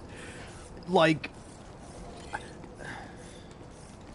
I don't know, but before I go too far with it, is it quite literally an accessibility thing? Is it quite literally that Doll Man will quite literally say out loud what just happened, so that way if somebody who is blind is playing this game, like, knows what happened? Because, like, if it's that, that's fine, but, like, otherwise, it's like, I just watched that scene. doll man. I know. I saw. You don't need to re-explain the scene to me. The scene that I just fucking watched. I watched it with my eyes. Shut up. Shut up, Charlie. Shut up, man. Every time with this guy. Alright, yeah, we're not doing this one yet.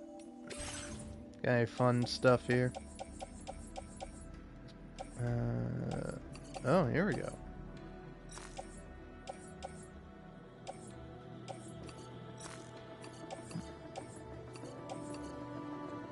Oh.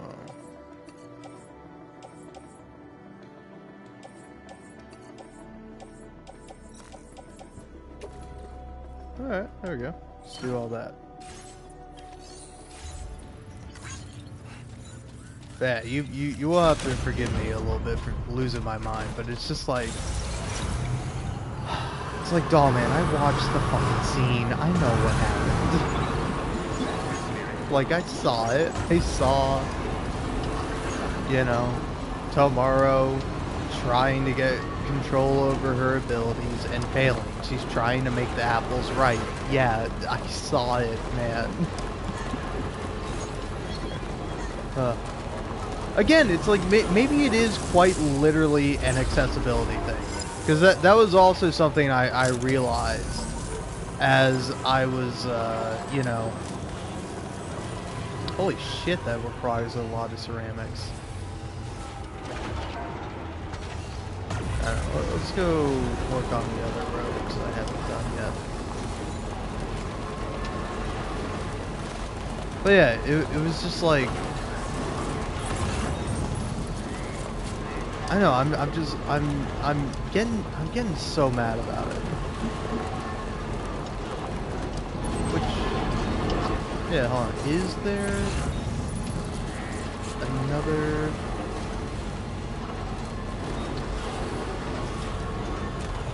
Another road paver. That's what it's called. Auto paver. Is there another auto paver that connects to that one, or is that just like the only one? I think it is.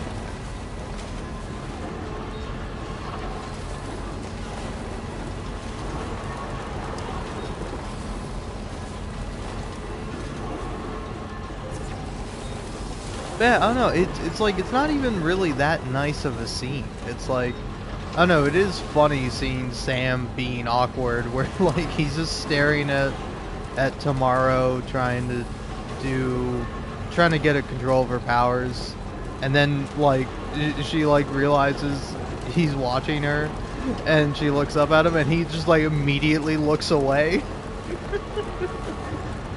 That it is pretty funny.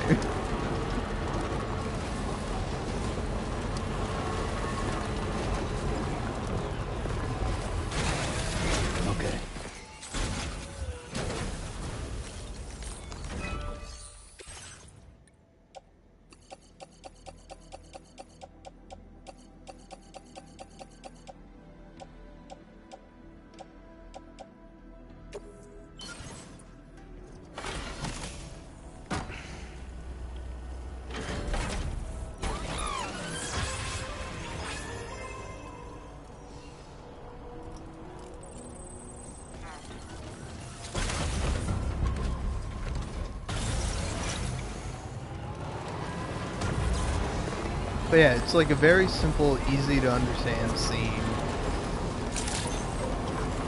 It's like, I don't need you to explain it. Just like with like Charlie, like not the one I skipped over entirely, but the one before that, where he was like, hey Sam, you can start your next order over at the F4 delivery terminal, or whatever. And it's like, I don't need you to tell me that, man. I can just, you know, fucking go outside, see, hey, the next thing is here.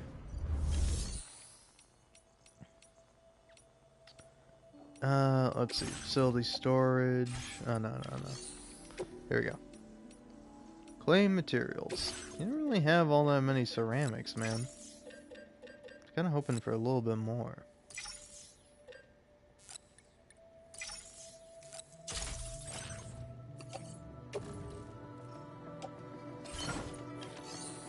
Oh well.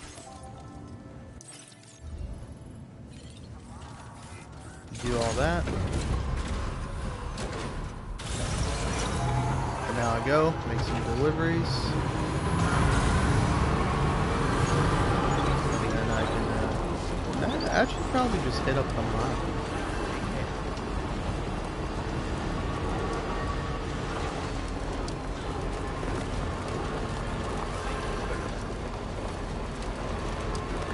Also, like, who built that there and why? Like, quite literally, what is the purpose of this ramp?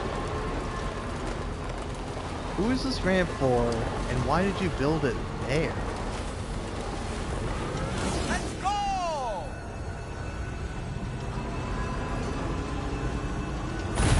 Like, I just can't imagine having a use for that.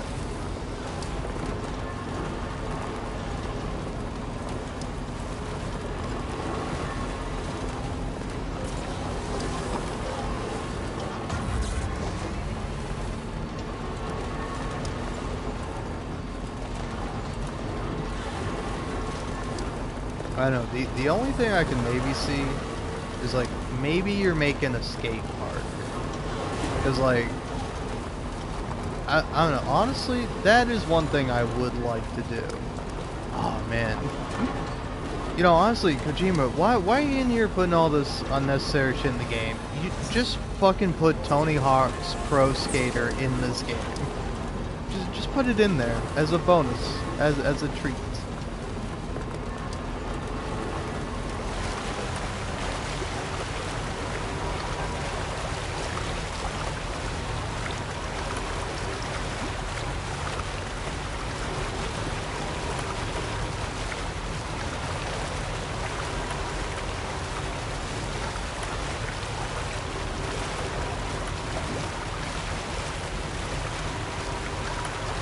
Now I got Lou's theme stuck in my head. Stretch and relax.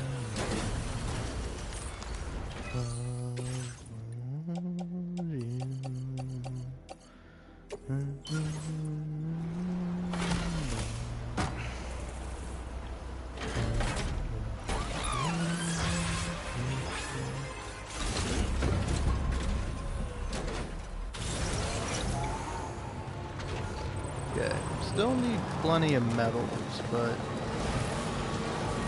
need, like, probably at least 5 full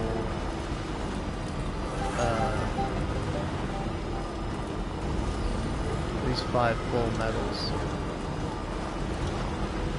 Yeah, also BT dubs, what's with all the destroyed, like, tri-cruisers around there? I mean, I know that's a spot where you can get attacked by these guys or whatever.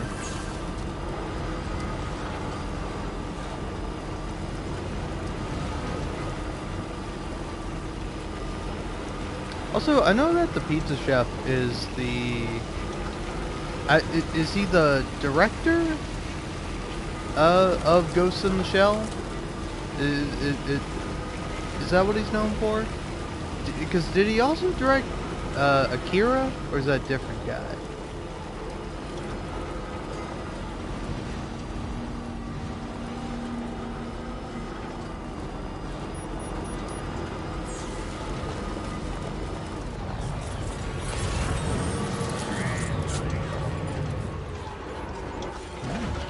Got a whole bunch of ceramics over there. Let's see.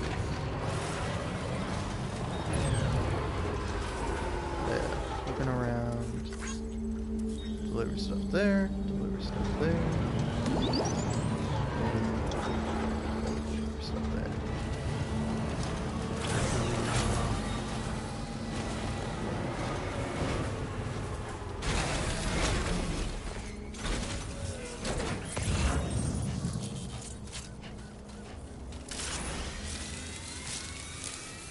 Alright, you know what?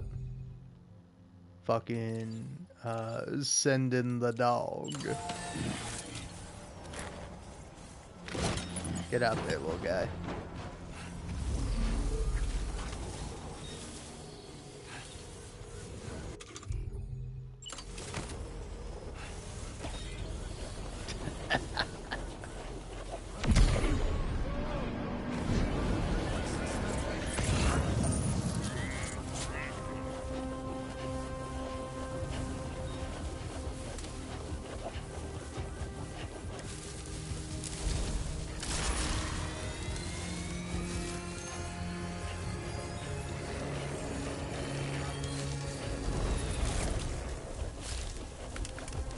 Come on over here, buddy.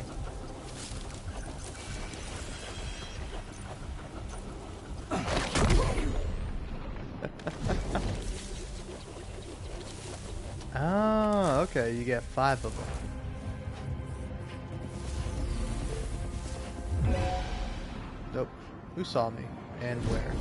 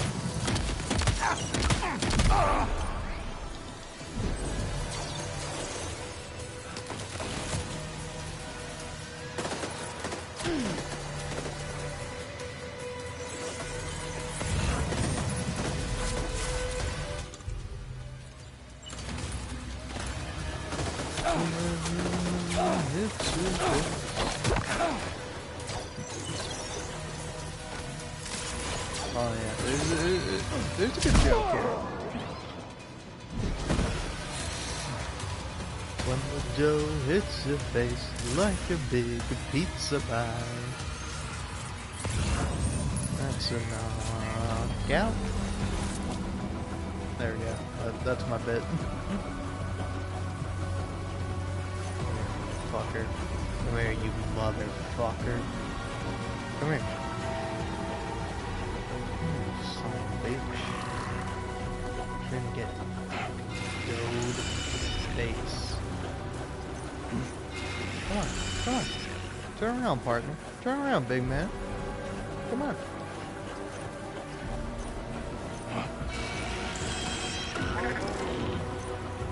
Wow, stealing your friend's loot, huh? Some friend you were.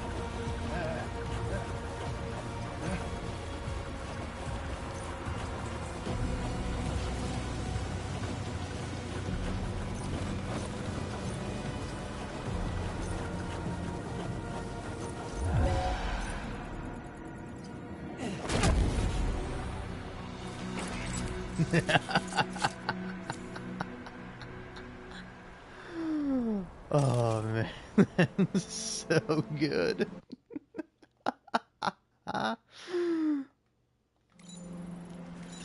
Oh man. And that's why Death Stranding 2 is going to be Game of the Year.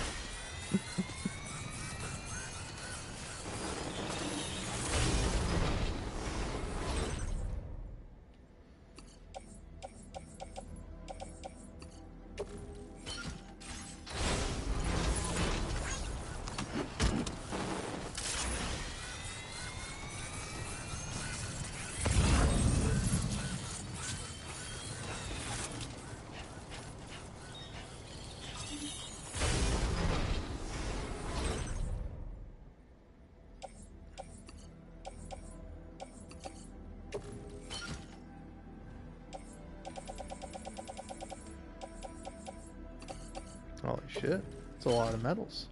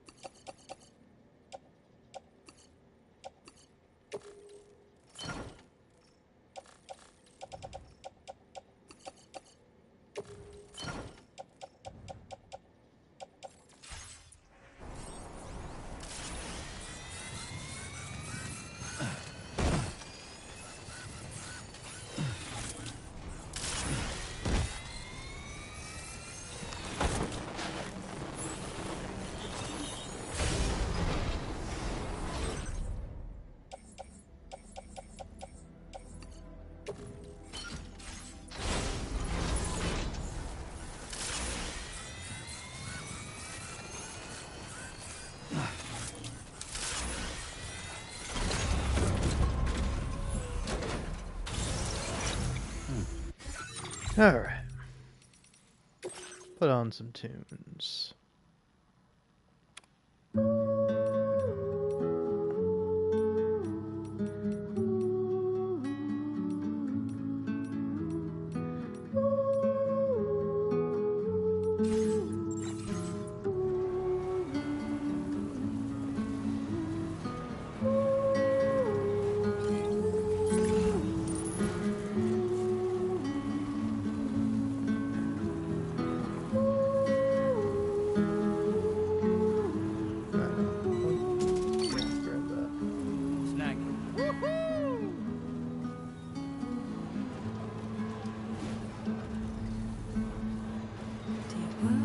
And everyone out there, and everything out there, you have tried to pass me by, but now I'm falling into you,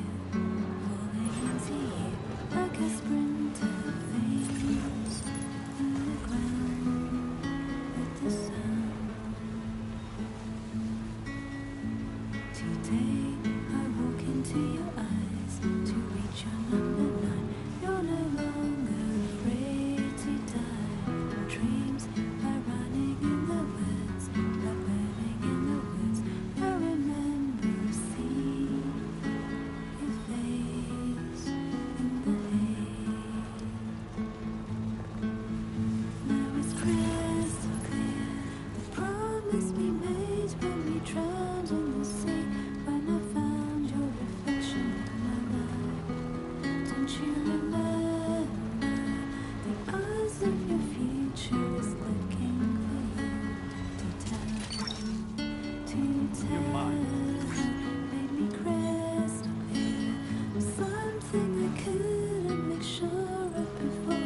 When I found your reflection in my night, when I found your reflection in my night.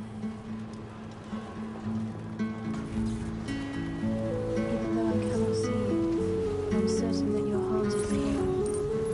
Find witness of you. Always look at the sun that rises. Is this a refrain?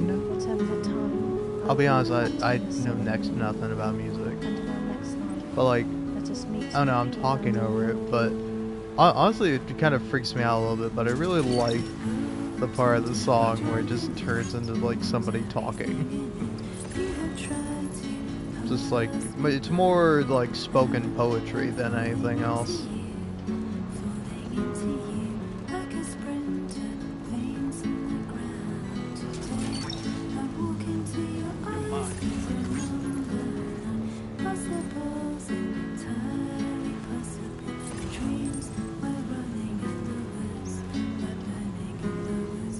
I remember seeing your face in the haze. Now it's crystal clear. The promise we made when we drowned in the sea. When I found your reflection in my mind, don't you remember? The eyes of your future is looking.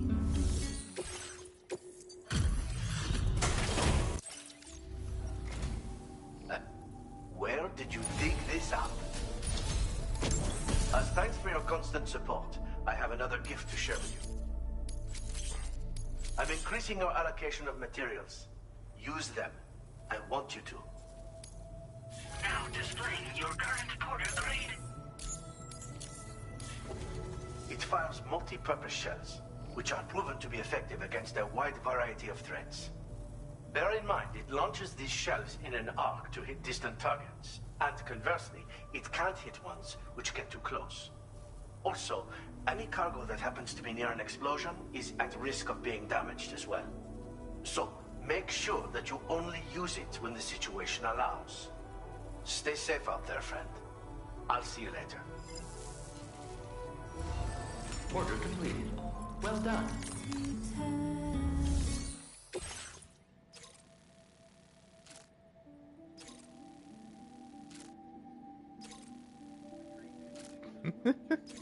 I love when they have super long names. Delivers super sensitive movement scanners that connect directly to APAS. Like, what a mouthful. You could just say deliver scanners. Super sensitive scanner.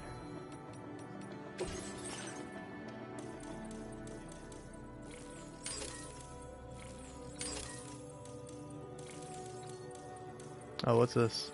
Improved coffin board. Ooh. Alright, alright.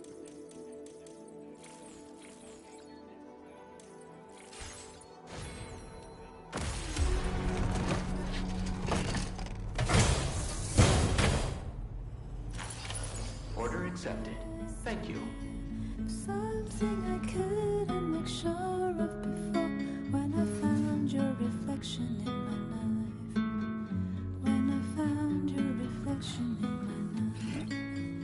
When I found your reflection in my life. You're welcome anytime. Your reflection in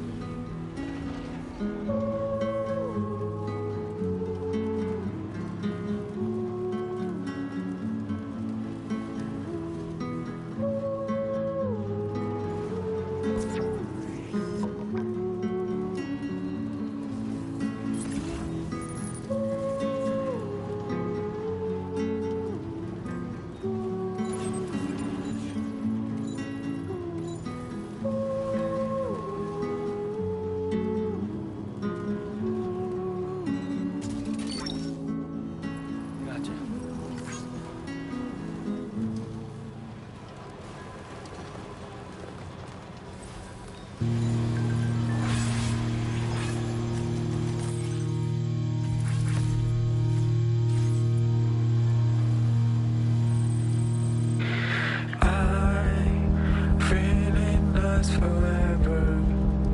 Let's go there together. It's up to you, but you know. Hey, by the way, I kind of want to check something. I'm just casually talking. Do you stay to You know, I'm not gonna lie. I saw that I only had one viewer, and I was like, alright, well, they want to tune out. That's alright, but honestly,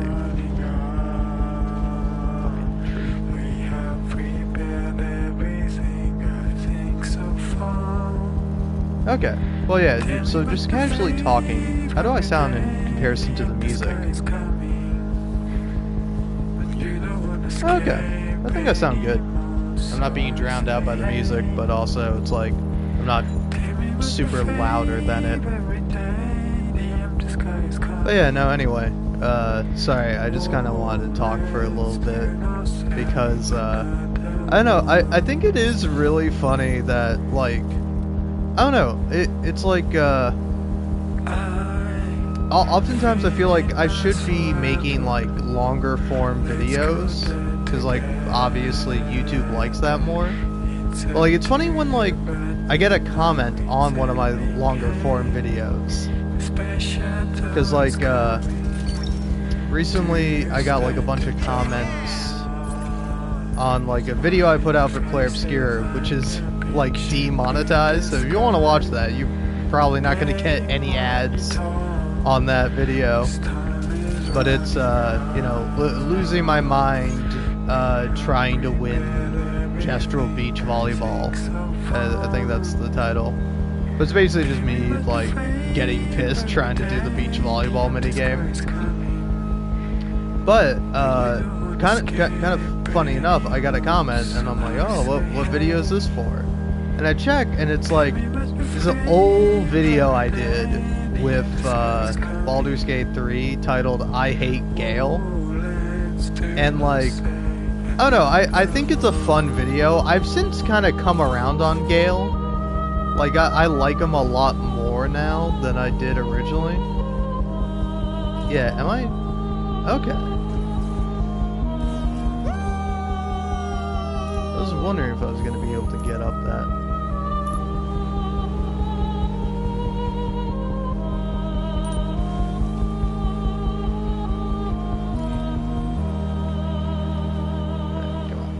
Come on.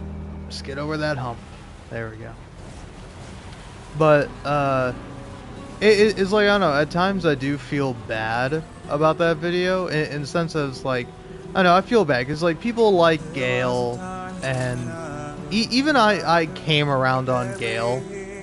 Like, during the second act, when you, like, talk with him, and you can kind of, like, have, like, a nice, friendly talk with him, I do like him much more than in the beginning.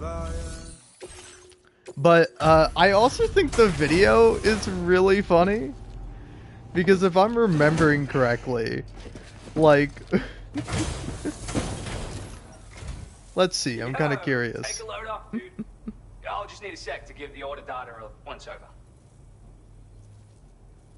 Yeah. You found this? You seriously found this shit? Oh, I seriously found that shit. Now displaying your current porter grade. Well, later, dude. Too cold? Blame it on our connection level, brother. I fucking love that guy so much. Well done.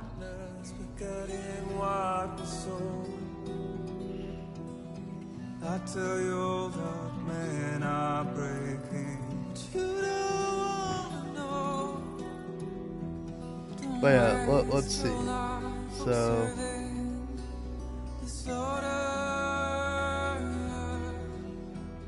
there is no time to grieve the sun.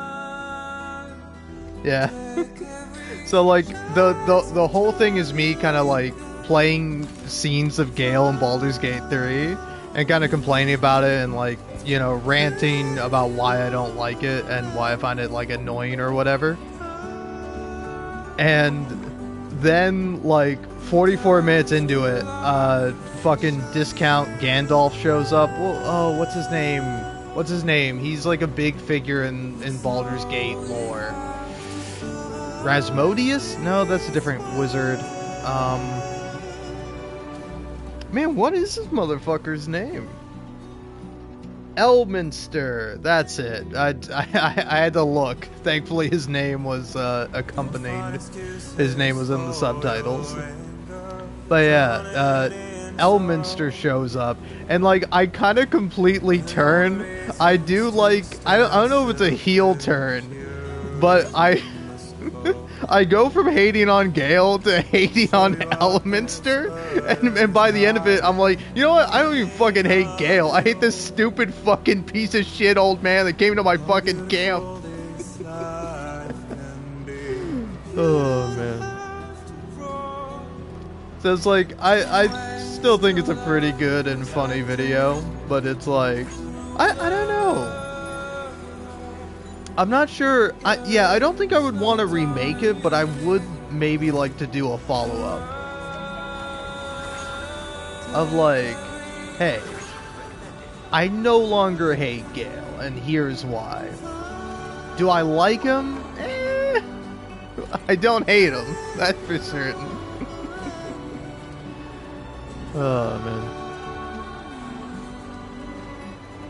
But yeah, no, it's pretty funny because I mean it is a good title because again it's like I've gotten comments on it where it's like, well, hey, I looked this up to make sure I wasn't the only one that was hating Gale.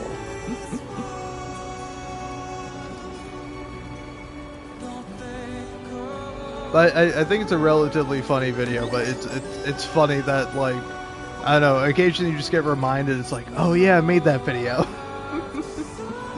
I forgot about it. Oh yeah, wait. I think I passed the data scientist, didn't I? Did I? Who's that? Mechanic? There's the data scientist. I'm quite literally in the process of passing the data scientist. Ugh.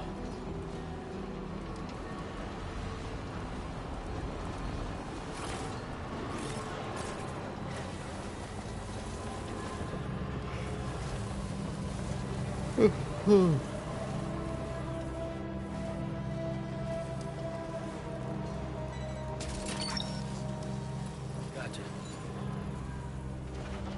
Yeah, take that candle while we're here. What's that one?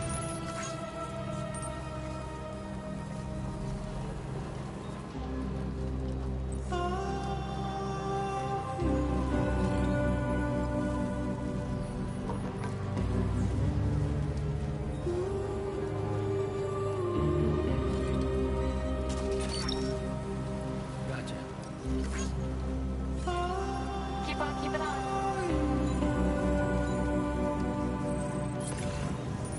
But yeah, I don't know. It is nice because it is cool seeing people like it at least like kind of connect with it. Where it's like, again, I'm not even sure if like again it's like I don't know for a fact how into the video people get, but it's like, hey man, if you want to save space to leave a comment about how you don't like Gale or you hate him, hey, then there's my video. Because I did just get like a really long comment about it. Like, less so a comment directed towards me and just a comment like really going into why this guy doesn't like Gale.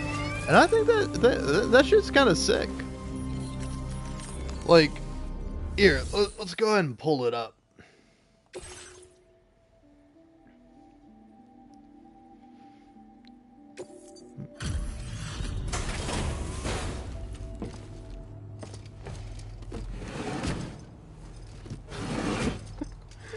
Yeah, so the comments I got so far are 5 months ago. I looked up this video in the hopes that someone hated Gale as much as me. And yeah, I posted a video a year ago, September 15th, 2023. We're getting close to 2 years now. 2 months and it'll be 2 years. Well, but yeah. So that one was 5 months ago. Then 10 months ago, I hate him too, don't worry. And then this one I think is really funny. Same, do you have a Discord server? I need to hate on Gale. I don't have a Discord server. I don't know if I ever will, but, you know, definitely something that I'm not terribly interested in.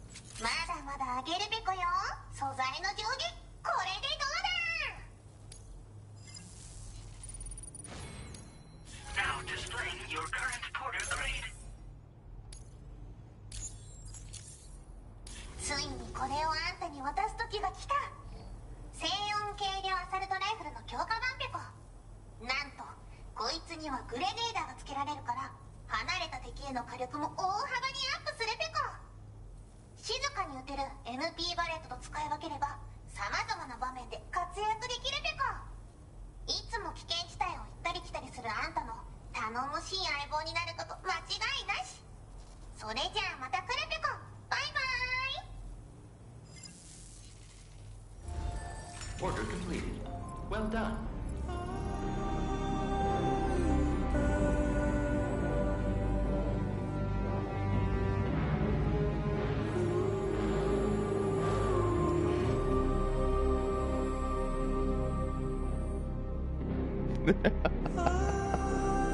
Oh man, shit, this person is so fucking real.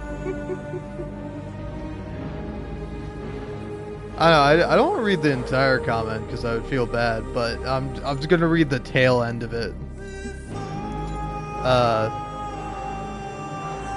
But yeah, I fucking hate that he acts like some pathetic kicked puppy when I rejected him. The others seem to be cool with it and don't bother me later on, but goddamn, he just kept going.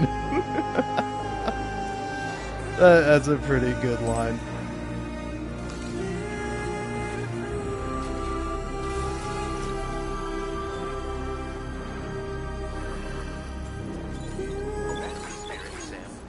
Because, like, yeah, it did kind of remind me. The thing that I don't like about Gale, yeah, the thing that really bugs me about Gale is that I wish he would pick a fucking lane. Either he can be, like, sad, pathetic nerd boy, or he can be like confident, full of himself, smarmy fuck. The fact that he like oscillates between the two is so fucking annoying. Like, pick a lane, buddy. Either you suck shit and everybody fucking hates you, rightfully so, or you're a pretty sick fucking wizard and you fuck the god of magic, and that's pretty impressive, bro. Like, pick one or the other, because it's like if you were one, I'd be cool with it, but the fact that you're both is fucking annoying to me. Bar steals hoon from a rainbow eucalyptus tree. Chiral hot spring salts. I can do that. Then I've already done that one. Ooh, I can do that one too. Alright. These are both pretty good ones to do. And what's new here? Oh yeah, the assault rifle. Nice.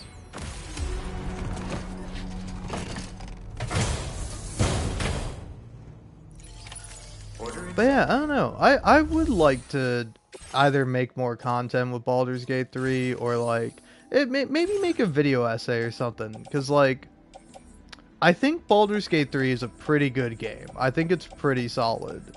But like if you were to like really ask me genuinely, like, hey, of all the games you've played that came out in 2023, is Baldur's Gate 3 like the game of the year? And I would go, fuck no, obviously not. Have you played Alan Wake 2? Like, where I think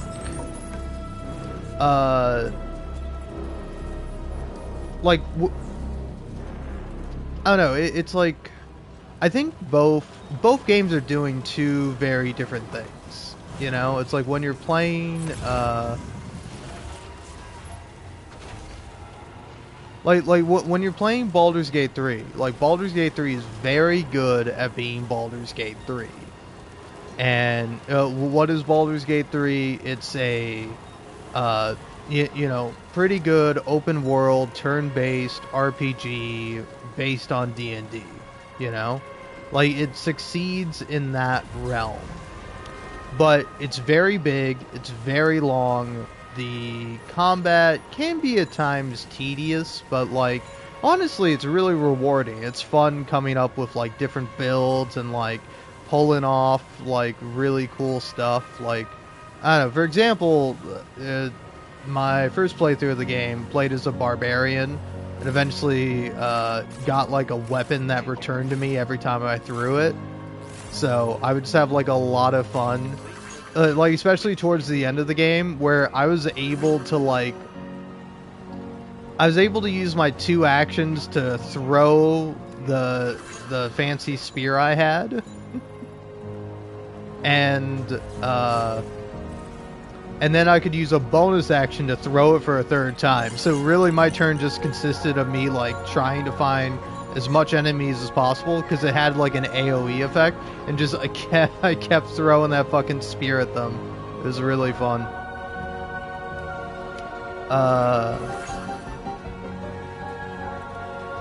But like, oh yeah, but like I would say Baldur's Gate 3 is very broad. You know, it's like trying to appeal to a lot of people. It's doing a lot of it's like, I was thinking about it. It's like, if you want to make a video about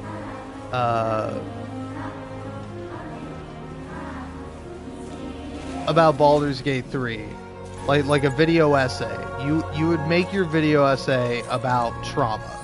That is like sort of the core connecting theme of the game, kind of like it, not necessarily like a theme, but like the I don't know, it's the main focus of the story and kind of like all the companions. It maybe not the overarching story, because it kind of does just boil down to like, you gotta stop the bad guy from taking over the world, and it's like, yeah, of course I do, it's a video game, you know?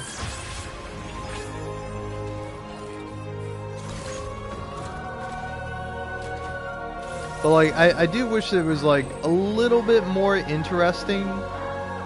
It is like Baldur's Gate 3, rather than doing something like unique and interesting, is instead like very focused on being a very good D&D video game.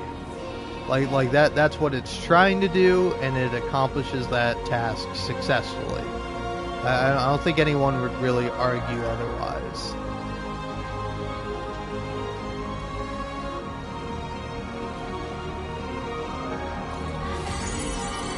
Look at this. Ah, so this is a mine. Yeah, what does this mine make?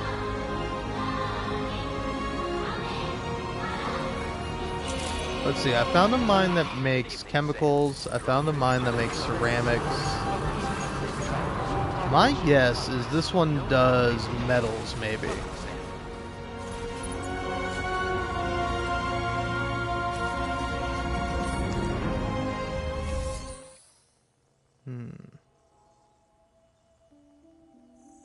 I don't know. Yeah. These are resins and special alloys. Nope, that's for another day.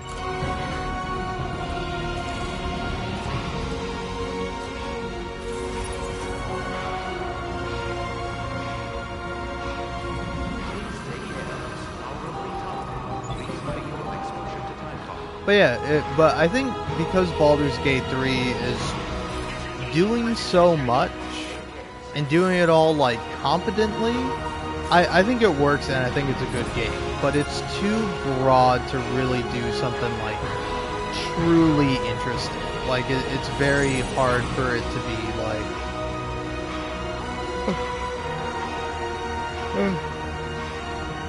like for it to be like something really special. I'm sure for some people it's like their favorite game of all time and the best thing that they've ever played. And it's like, I don't know, again, I think it's good, but like I just can't help every time I'm playing that game comparing it to other games, thinking about how like maybe other games don't look as good as Baldur's Gate 3, don't have as much going on, have as much like characters and storylines and dialogues and quests, but like because those games do less, they're able to do more with what they have. Where Baldur's Gate 3 is just so wide and big that eventually some stuff is gonna be like okay, you know?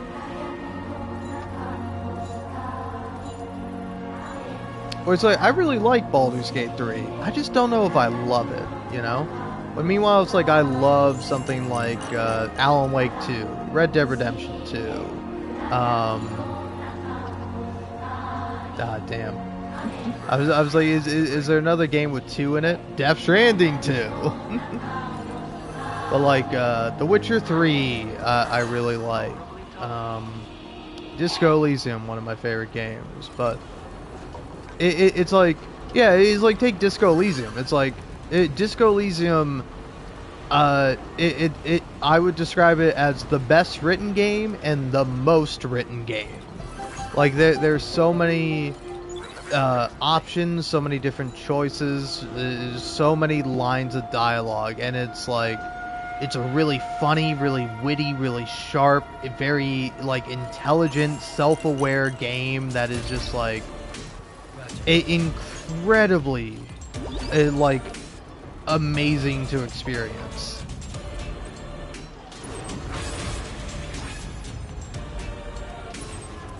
Yeah. Sorry, I went all the way over there and then forgot what I was doing because I got distracted talking about Baldur's Gate 3. But yeah, it's like, I don't know, it feels like I'm coming really hard down on Baldur's Gate 3, and it's because I am. But it's like, I don't know, for example, it's like, if you want to have like a game where you're hanging out with a cast of characters at a camp, and you get to see them like really dynamically act with each other and like react to the various things you do, and you get to see like interesting scenes, play Red Dead Redemption 2. Like Red Dead Redemption 2 is just one of the best games ever made, but it's really good at making their characters feel alive and making them like really interesting. You know, like it's so cool that, and it's like it's also such a bold choice to have like missable kind of cutscenes and interactions around the camp where you can find like Dutch and Lenny talking about philosophy and talking about like a specific author. You can find like Micah antagonizing the reverend of the camp, telling him that like God is dead. As like you get to see all these interesting scenes. You get to see like Susan Grimshaw kind of like whipping some of the characters into shape. You get to see like Hosea showing why he's like the second in command, like being able to like deal with like Bill and stuff like that. And it's just a lot of like fun interactions that are completely missable. And then like the cutscenes I think are really well done. The acting is amazing. It's like, I don't know, personally I think it's like so cool. I can just continue to gush about Red Dead Redemption 2 all the live long day.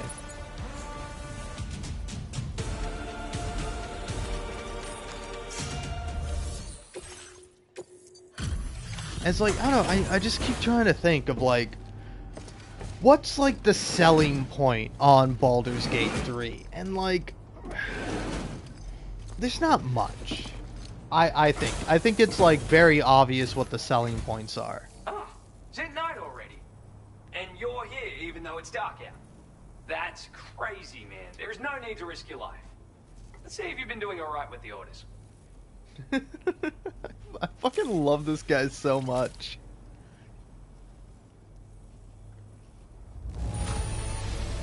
I am super ultra blown away by your super ultra huge delivery. God damn, dude.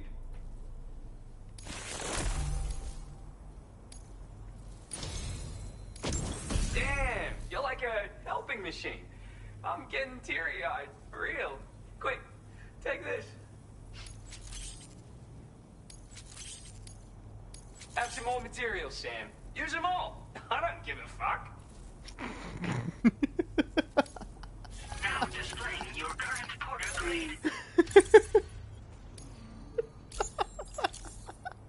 Would you look at that? We just hit connection level 4, dude. Probably because you keep trudging through the desert just to check in with me. Mad respect, for real. Now, this may come across as a little random, but I've rustled up a nifty new pattern just for you. But like, what even is a pattern anyway? Yeah, fuck it. You'll definitely dig it. I mean, you just got it, dude. See you when I see you. I fucking love him so much. He's my favorite. Oh, man.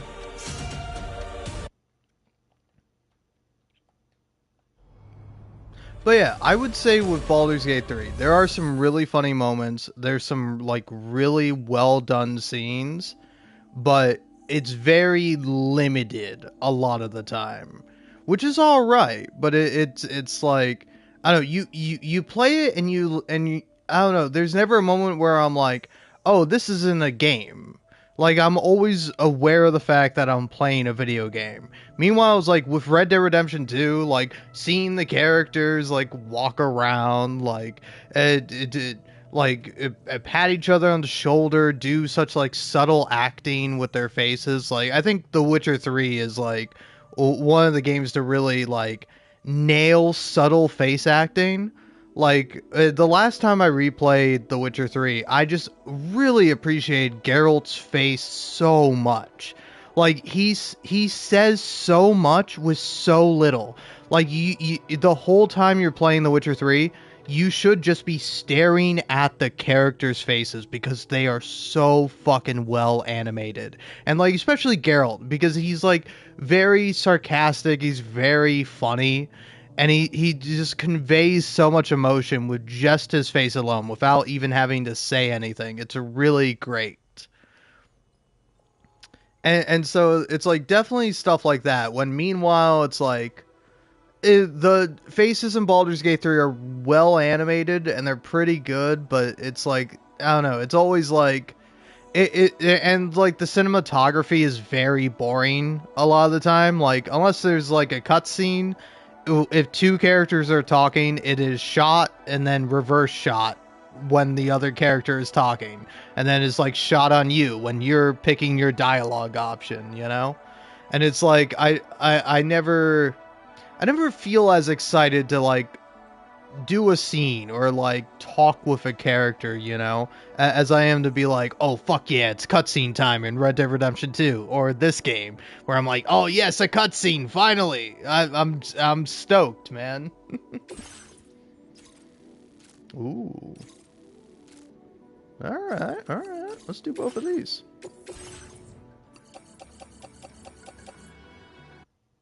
All right.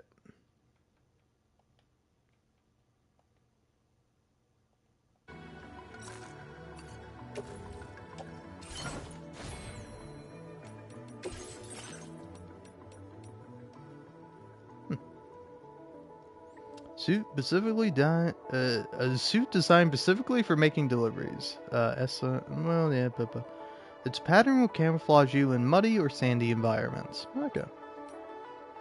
I just don't think it looks very good. I mean, the camos are fine or whatever, but yeah, I'd rather just stick with this. Yeah, if anything, you know what? Let's switch it up.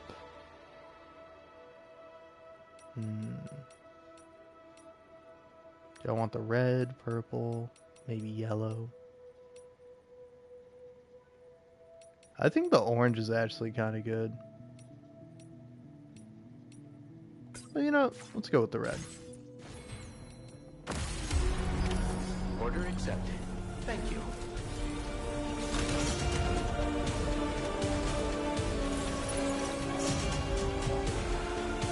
But yeah, it's like the character stuff in Baldur's Gate 3 is pretty good. It's like,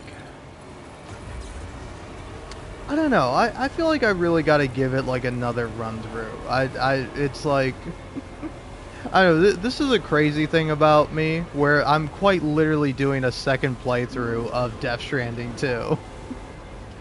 Of like, it's like I can really only properly judge a game if I played it twice, at least, you know?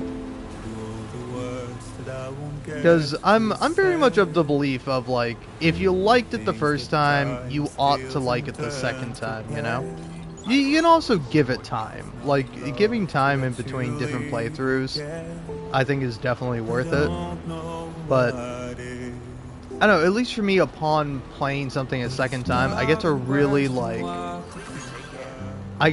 think about everything and go, okay, I really like this part, I don't like this part, and I get to really dig down into like why I don't like it, rather than just being like, you know, I kind of just don't like it. Like, I think there are some scenes that are really well done in Baldur's Gate 3, but a lot of the time I'm either like, yeah, it's alright, or it's like, yeah, I kind of have a few problems with it. You will never leave the tracks where you walk. If the only path you take's the one you're told, so walk away, I'll find you. So far away, I'll lead you to the wilder, to the wilder, to the wilder, yeah. To the wilder, to the wilder, to the wilder, yeah. Gotta stretch my legs. Through all the walls that we are meant to break. Yeah, enjoy it while you can, Sam.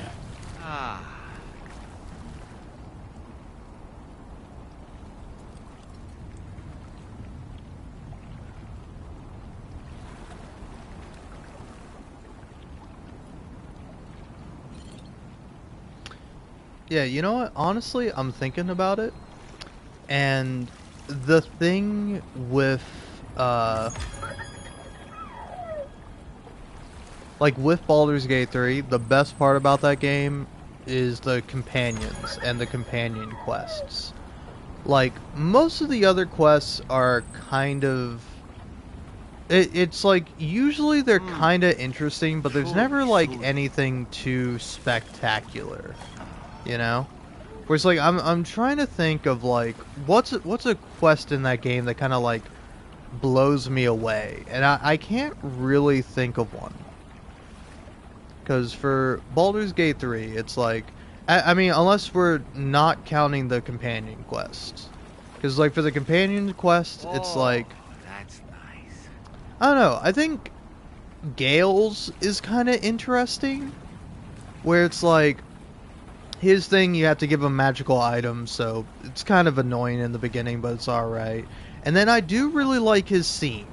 Where it's like, I'm sure it's fine, it works whether you're romancing him or not.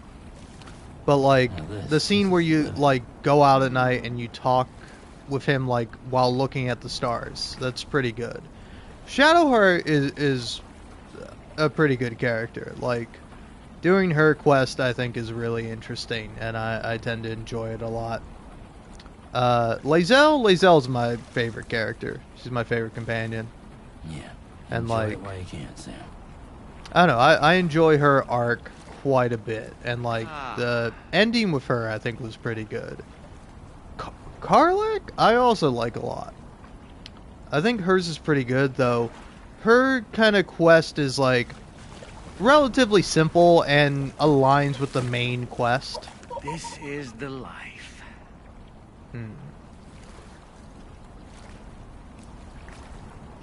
I don't know, because, like, all the main quests, while sometimes a little boring and predictable, I think they're all good.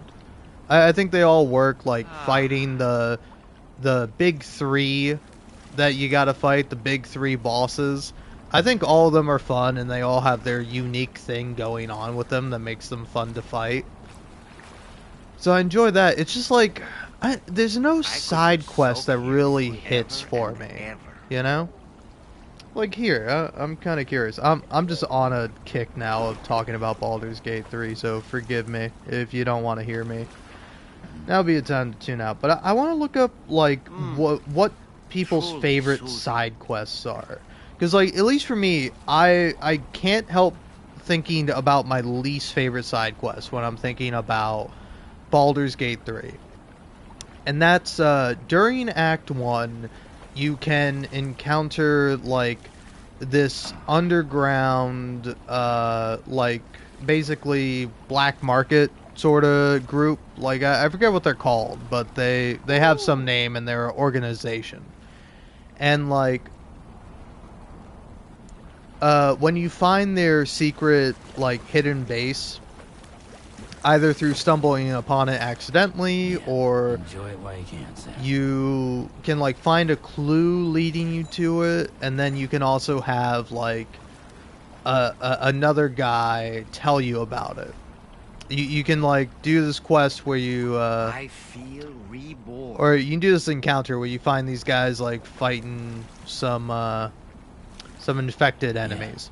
So good. And you do that, you go in there. You can either choose to be like, hey, I'll deliver this package for you, or you could like fight, or we could just fight to the death. And you do one or the other, and then you can find a artist, and you can free the artist, and the artist will kind of mention that, oh yeah, I was going to get married to this lady, but then you know, I was also in love with this other woman, and it's like, ooh, okay, that seems dramatic. And so then you can like send them off with some gold, or you can be like, no, fuck you, I freed you, I don't owe you shit. And so then fast forward to Act 3, when you get to the city, you can go to the house you can go to the lady's house, where you find like a cool Dragonborn character. He's got a top hat on outside, and he's like, oh, could you please help? There's been a lot of problems going on. And you get in there, and it's the most annoying fucking shit ever. I don't know if they patched it to make it less annoying, but you go through this house, and there's like these traps that you have to destroy, and they're really annoying to do so.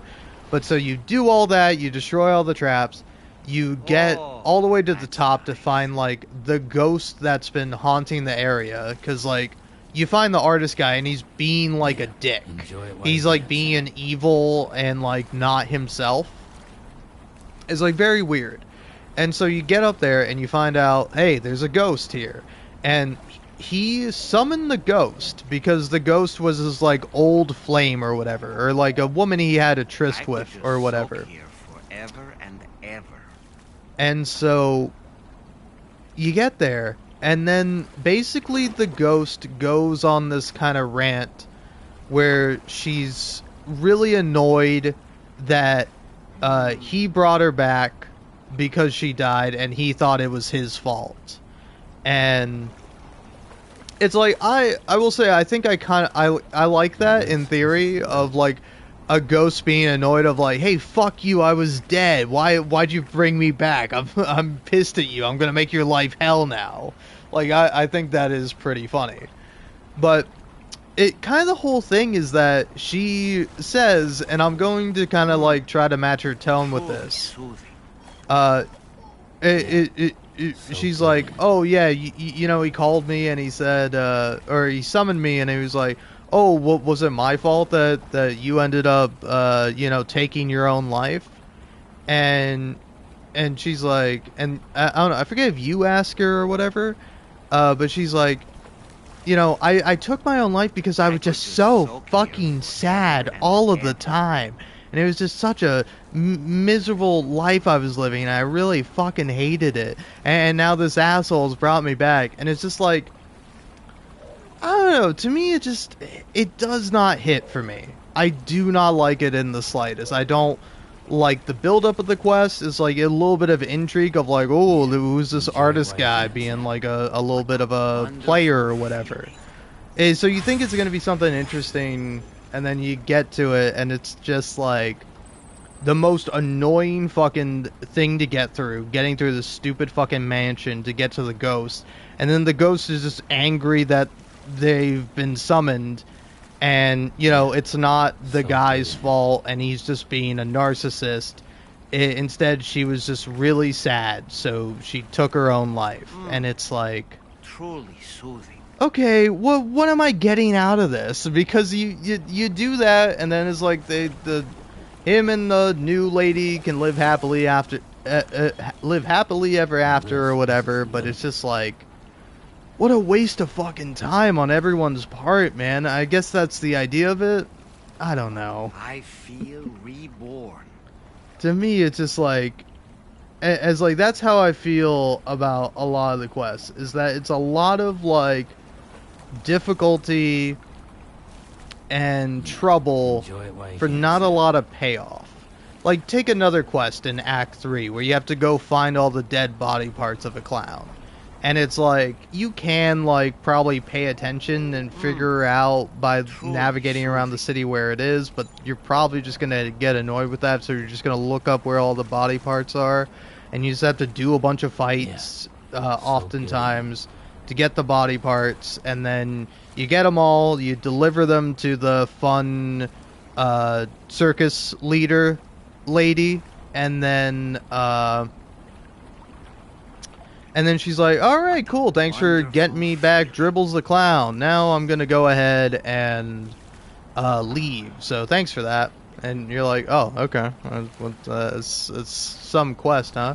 Meanwhile, like, before that, what is fun is going to the circus, seeing the clown perform, and then you can send a companion up there to be like, hey, I need a volunteer. Who wants to volunteer to come up on stage? And then he like points to your character. And he's like, how about you, young lad or lass, or you know, a gender neutral term for person? Why don't you come up here? And you'd be like, oh no, please, I won't go up there. But you know, a Starian can go up there. And then Starian will be like, oh, wow, what fun, clowns. And he's like, I'll fucking kill you. He like whispers to you like, I'm gonna make you fucking pay. So it's like, there are fun scenes within the game, but it's like, it's all main story, main content stuff. I mean, I don't think you have to go to the circus, but like, the circus is like, oh, okay, circus time, let's go to the circus. And it's like, I don't know, I think also, it being my first time playing through the game, I definitely missed out on some stuff. Like, I inadvertently got, like, Woburn and, like, all the Iron Hand gnomes, well, not all of them, but, like, a lot of the Iron Hand gnomes killed, because I didn't realize that, like, resting or, like, fast traveling in between places would have gotten them killed, so I didn't mean for that to happen, but I'm like, well, I already got through this really difficult fight, so I'm not doing it again.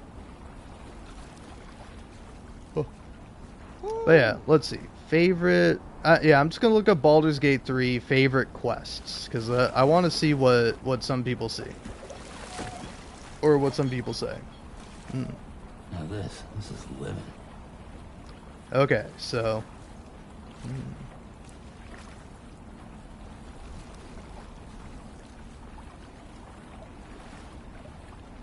interesting. Oh, that's nice.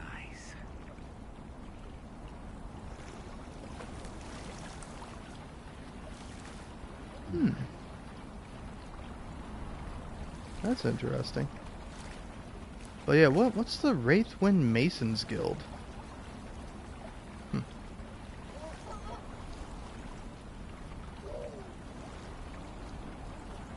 Okay.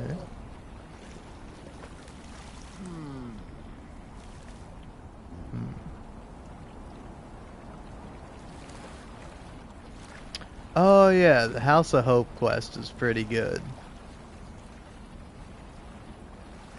Alright, okay. There's some. Let's see, Game Rants. Yeah, what does Game Rant have as the fun quest? Punish the Wicked, that's an interesting one. Finish the Masterwork Weapon, that's a boring dogshit quest. That's a quest where you just get a fucking cool sword out of it, but there's nothing actually interesting in the quest. Yeah, save Arabella. Arabella is a highlight of the game. Then, honestly, I probably ought to do a Dark Urge playthrough, because like doing a Dark Urge specifically, like not giving into the Dark Urge seems to be like a lot of people's favorite playthrough of the game. And again, that makes sense, because it's like, rather than having like an everyman character, you have a very specific character that is able to be more involved in the story and to have like, you know, more development and like more stuff going on with them.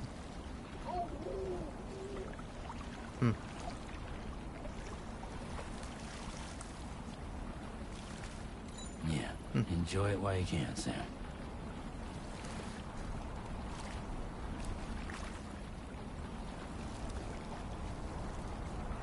Yeah, going through this, I am kind of realizing that it's like, I don't like any of the quests, really. I just like the characters. So that's kind of my issue with Baldur's Gate 3, is that I find the game itself to be kind of tedious to play through. Like, some of the, like, when you get into the combat can be pretty fun. Like, when you know what you're doing and you're able to, like, you know, kind of do some creative stuff and, like, kick ass, I feel like it is pretty fun. But sometimes the game kicks your ass and it's just like, damn. Oh. Anyway. I think it's enough resting in this hot spring. But yeah, I definitely want to give Baldur's Gate 3 a second chance. But it's like, I think Baldur's Gate 3 has great characters, it just doesn't have like a lot of other things that make games like really fun to play or really like worthwhile, you know? Like, there's no like cutscene that really stands out to me. There's not a lot of cinematography with that. It's more so like, I don't know, I like stuff where like towards the end of the game you can have all the different people that you've recruited come and help you out in the final fight. Like, the final fight, I think, is pretty good.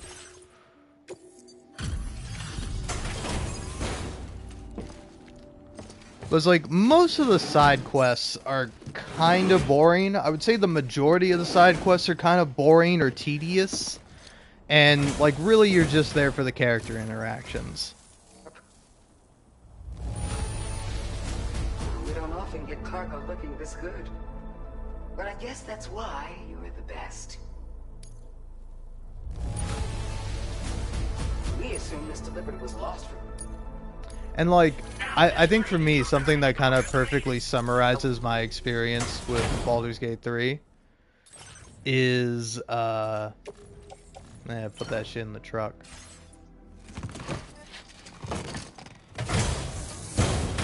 Always a pleasure. Come back soon. Alrighty. But yeah, I think something that perfectly summarized my experience with Baldur's Gate 3 is after you defeat, like, a certain main villain, who, the main villain is fun. Like, I actually like her a lot. Like, she's fun because she's just so evil. Like, again, I like the characters. You know, like, her scenes and, like, her fight is pretty good, and I enjoy that. I think she also is a pretty good boss fight. But then afterwards, you can go, like, explore her room, and you can find, like, a book of poetry. And so when you pick up the book and you read it, you open it up, and it's like, you know, like 2 or 3 pages long, but it just says, this book contains this really haunting and beautifully written poetry, and it's so amazing and awesome, but we're not going to let you read any of that. Here's, like, the final poem in it, and it's a pretty okay poem. You know, it's like, it's not bad, but it's certainly not what you chalked it up to be. And it's like,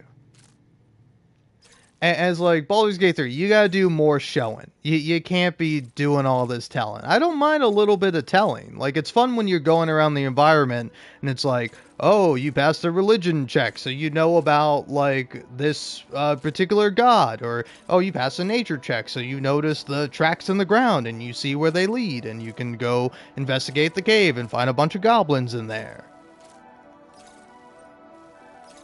So it's like, stuff like that is really fun.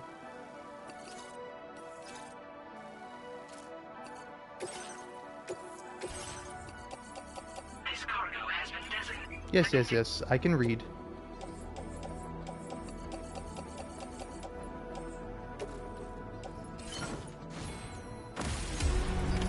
Order accepted. Thank you. There's no place you can't call home.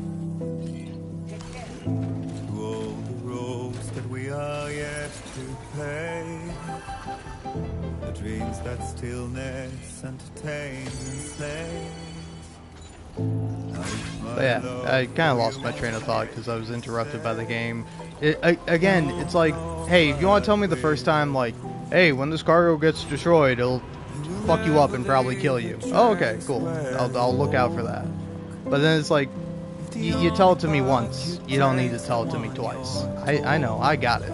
Again, like, the thing that pisses me off with Death Stranding is that it's like, I can read, man. When meanwhile in Baldur's Gate 3, you pick up like 1,000,000 books and you read none of them because there's nothing really all that relevant on them, you know?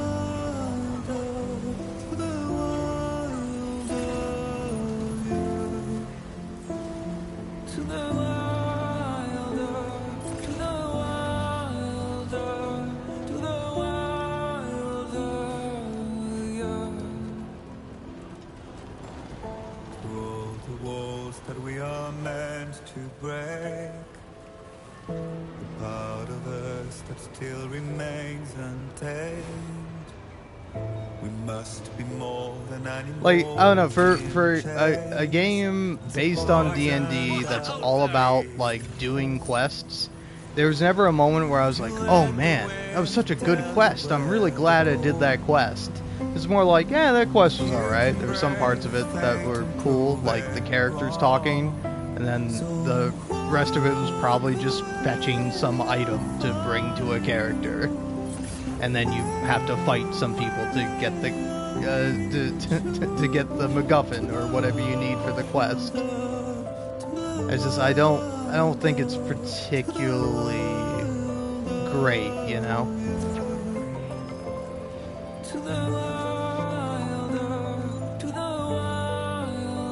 Which I think the character writing and acting is all pretty great, but then the rest of the game is like serviceable, and if you're not super into it, you're really not gonna enjoy it. Like, I think if you're not into the combat, you can manage like looking up a guide on how to make a powerful build and then just playing on easy mode. Like, if the combat's not for you, you can like just jam your way through it, but then it's like kind of doing the main quest and doing like the few interesting quests are fun, but it's just I beat Baldur's Gate 3 and I was kind of like, so that's it, huh? Like it didn't feel very fulfilling. Like, you get to the end of the game and it's like, oh cool, I like the little epilogue of like, here's where all the characters went. Like, Baldur's Gate 3, great characters. Pretty okay game, I think. Checking the orders in the system now.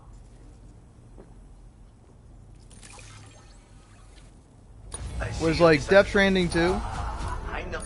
like, it's not a great game, but I think it is a solid game.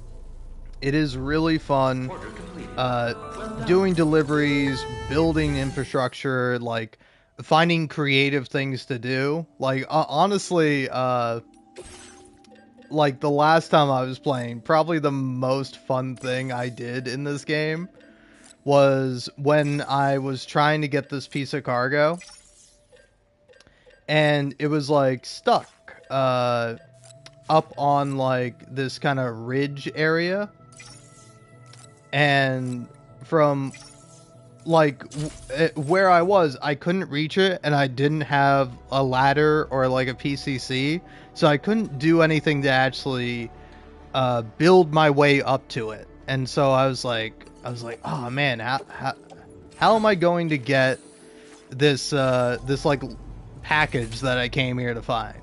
And then I was like, wait, you know what I can probably do? I can take off all my packages, put them all in the truck or the bike that I brought with me, and then I can go to like the nearest like the nearest kind of rock or ledge that's next to it, and then I can sprint my way over, drop kick, and make it to the place with the package, and then grab it, drop down, and put it in my bike and bring it back. Like, that shit's really fun. It's really fun figuring out. It's like, oh, yeah, I can do that. I just gotta put my packages away. Don't have to worry about them. And now I can just sprint and jump over to where I need to go. So it's like, doing stuff like that is fun. And then it's like, you can call the gameplay boring. I would call it, like, relaxing. It's a bit of a cozy game going through it. Now, do I feel like the game has a blatant disregard for the player's time and kind of treats you like a dumb little idiot that doesn't know how to read? Yes.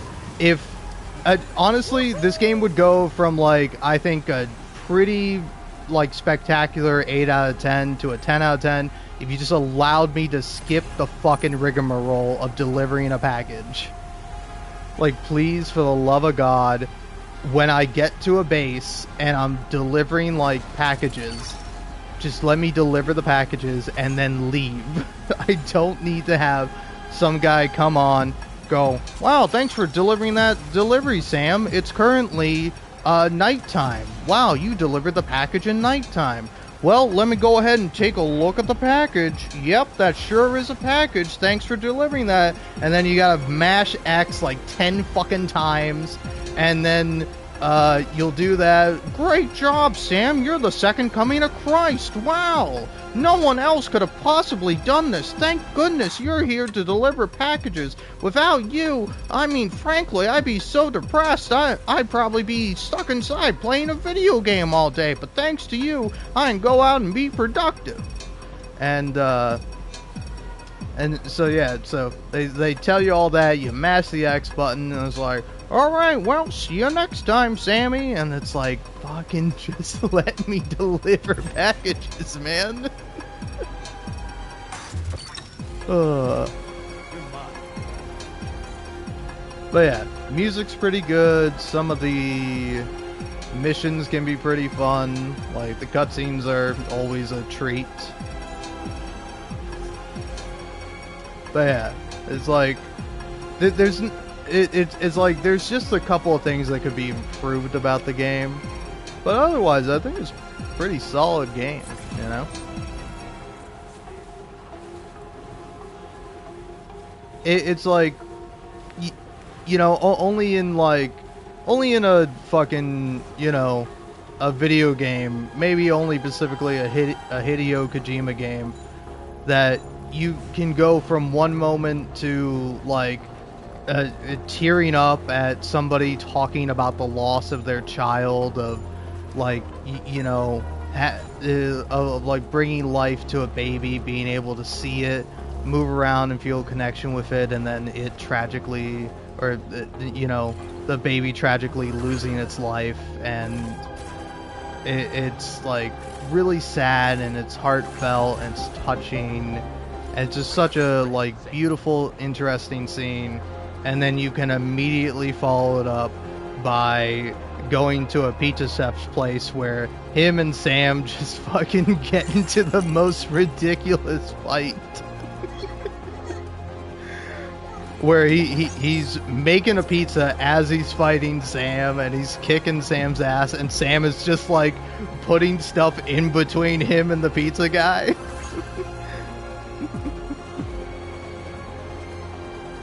God, that scene is so good.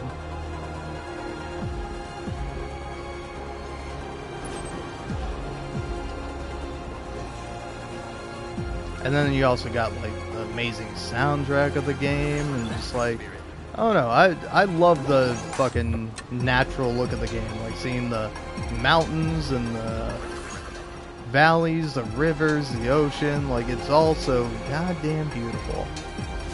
And you got all the cool BTs, you got Troy Baker hamming it up as the villain, you have, like, these really, like, you know, touching performances from, like, Lea Seydoux and,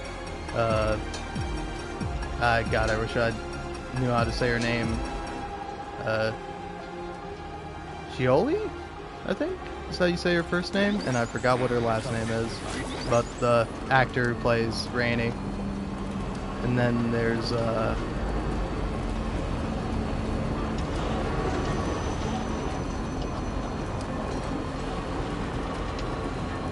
don't know, the game will just hit you with, like, some of the funniest shit you've ever seen. Yeah, go on. Detect me all you like. Oh yeah, I should have gone up that way.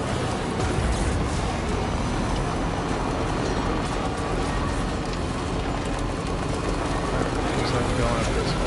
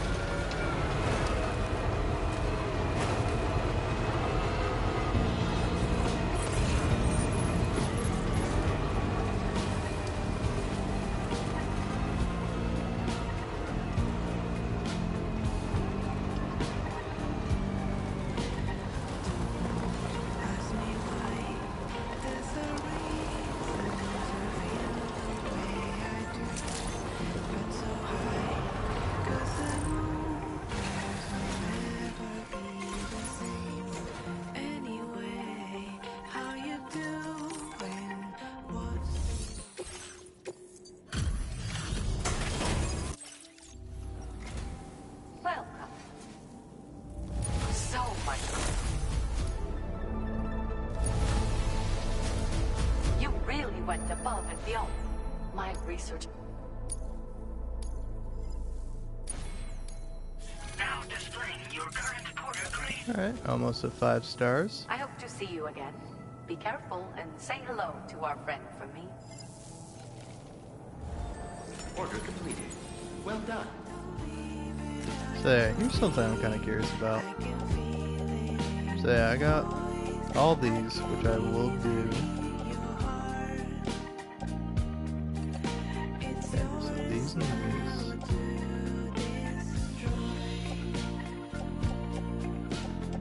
Okay. Give me these. Yeah, what's on me currently? Okay, these are for the architect.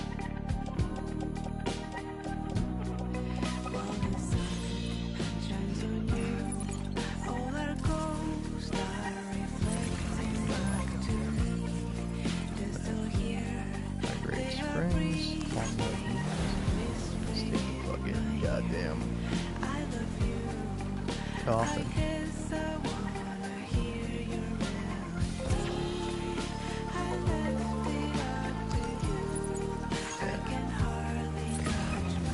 Grab that and go to the architect.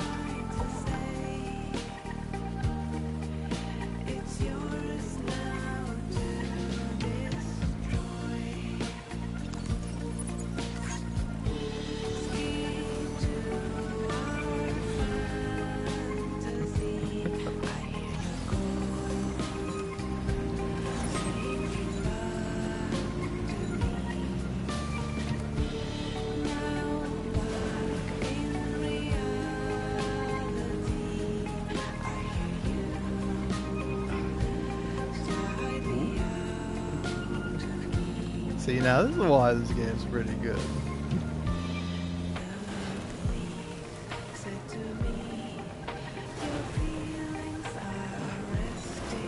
Like, it can get a little boring when you're just trucking items from place to place, but it's like, you don't have to. You can get on that damn fucking coffin and start surfing. Any more packages here for the architect?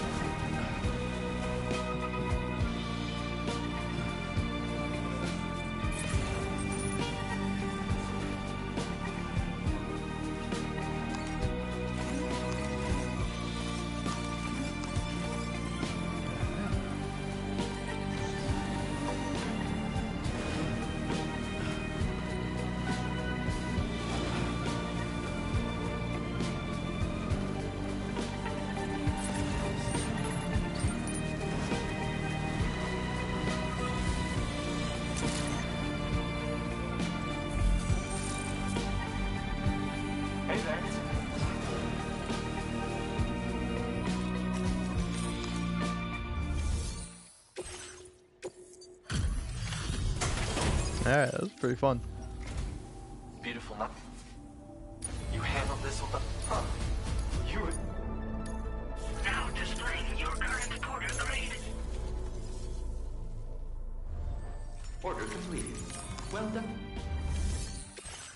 Okay, let's see if we got anything interesting. Probably do that. Deliver the cult classic manga series Muscle-Bound Porter J Porter Wars. Oh, that's pretty good. Okay.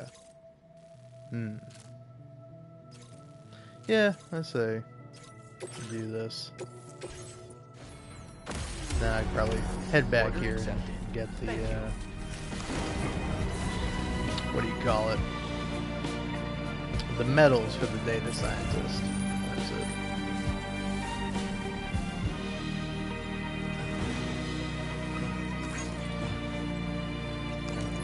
That.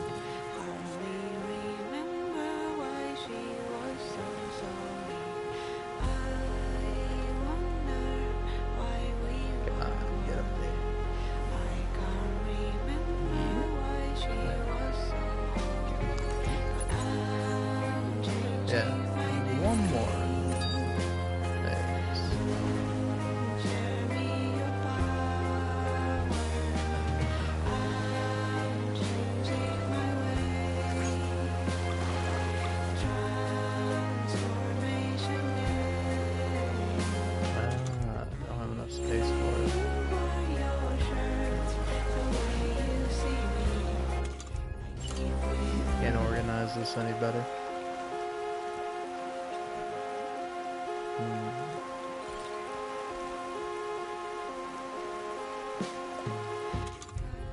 Yeah, what's on my back exactly?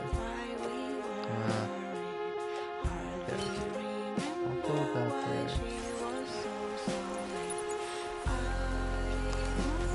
Well done, Sam. That's the last of the cargo. Let's head to our destination and make the delivery.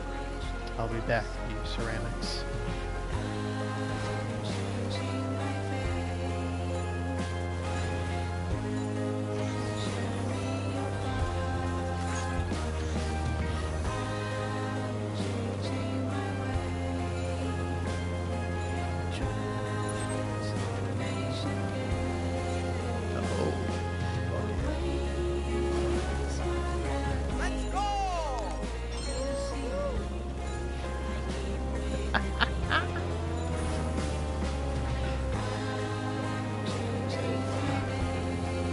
Careful on the way down.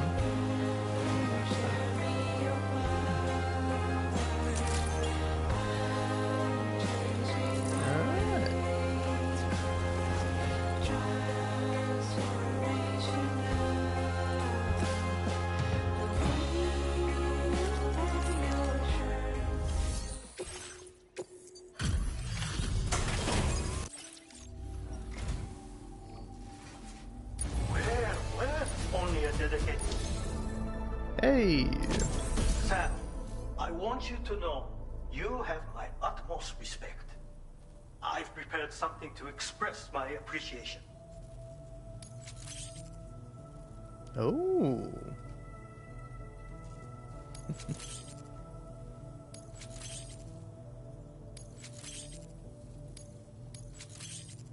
Alright. You are always so willing to help. Allow me to increase your materials allocation once more. Now displaying your current porter grade.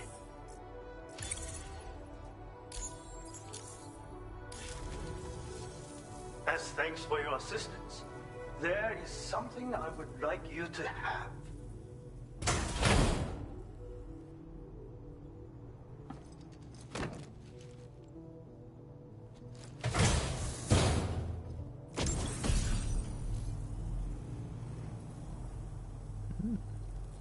This is a bespoke piece of headwear provided by the pizza chef himself. Combine it with a matching suit and boots and you'll look for all the world like an outstanding pizza delivery man. I have never allowed anyone else to represent my restaurant.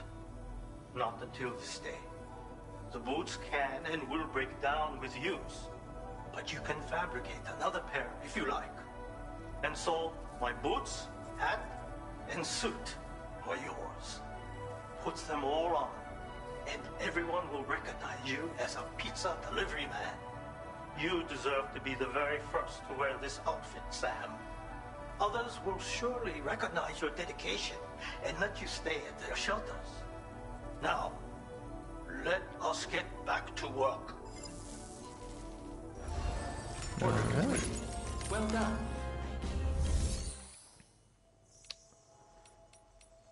So yeah, I think gotta go here. Gotta make these boots. Put them on.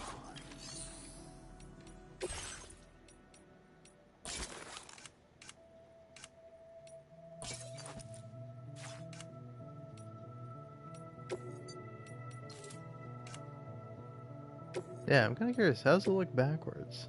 Ah.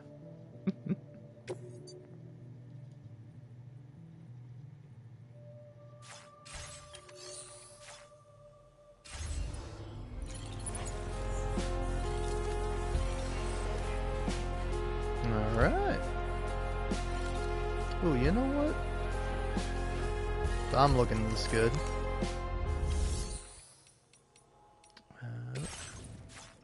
No, not here. Customize look. Doll man. Nah, gotta have you in white with red as the accent. There we go. Not quite the same color, but hey, same color scheme.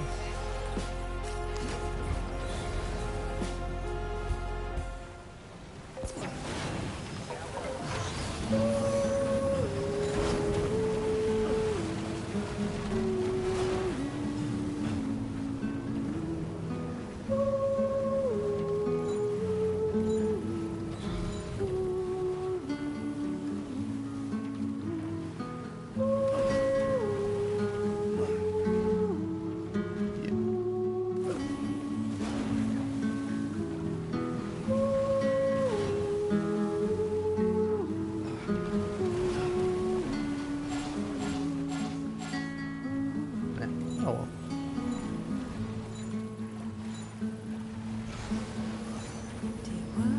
And everyone out there, and everything out there, people try to pass me by.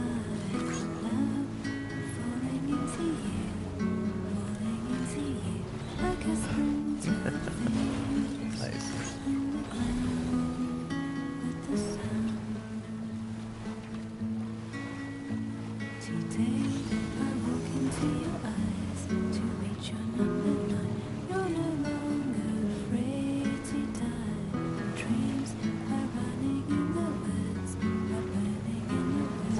I remember seeing your face in the haze. Now it's crystal clear. The promise we made when we drowned in the sea. When I found your reflection in my life. Don't you remember? The eyes of your future is looking Alright. At this point, something I couldn't make sure of before. yeah, how bad is this doing anyway? Oh, it's not even that bad. Okay. I was gonna toss it, it was really bad. Even though I cannot see you, No, I'm trying to get better at riding the console. So I wanna like try to like slalom through these things. Much easier if you're not going at full speed, but like of course I just had to say that. to speak to the people around me. Just not as impressive or as fun if you're not doing it breakneck speeds. Right, that's the whole appeal of skateboarding, right?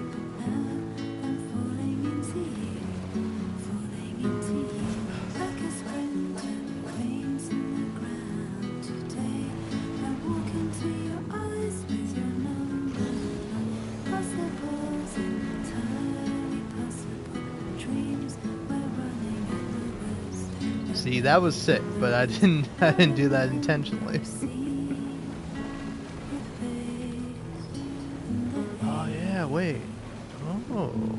Oh, here we go. Here we go.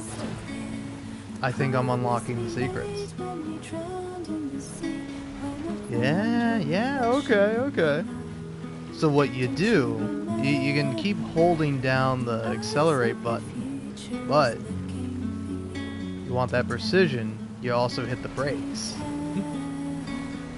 You don't even need to let go of the acceleration. It's like, yeah. You can also just ease up on the R2 button, I think.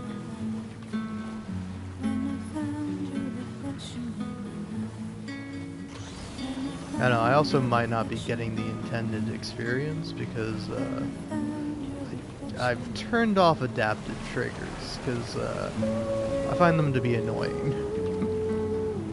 There's nothing I hate more than like trying to press a button and then your controller's like, whoa, hey buddy, you gotta press this button harder. Fuck you.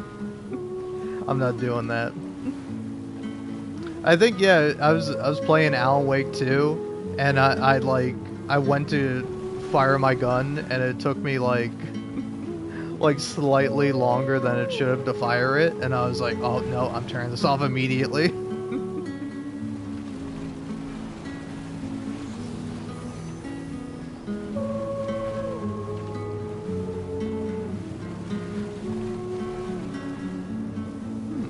Okay.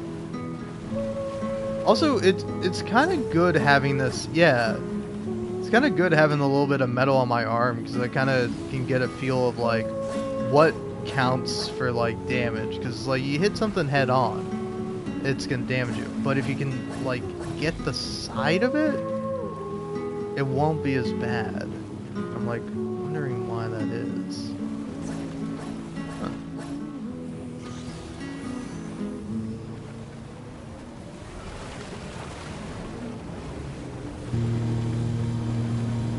Okay, now, as fun as it is skating around with all this, like, lovely, very fun music, yeah, you know what I need? At this point, I should have just opened up the, the music player, because it's like so many songs down. There we go, that's it.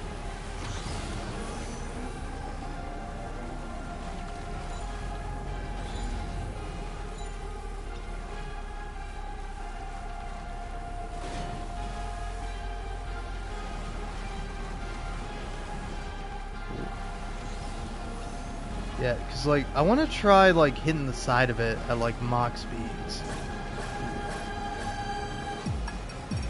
Yeah! See? If you can hit the side, that works out really well.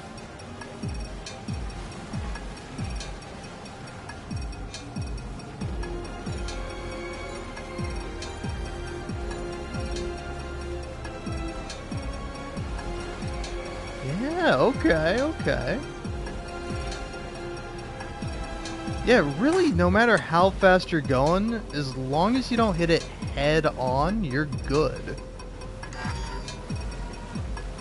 Oh shit. This thing is a battery? Yeah. Head on, you're taking damage. But it doesn't matter how fast you're going. If you hit the side, nothing. I thought this was a fucking battery. This is a battery. Charge me up.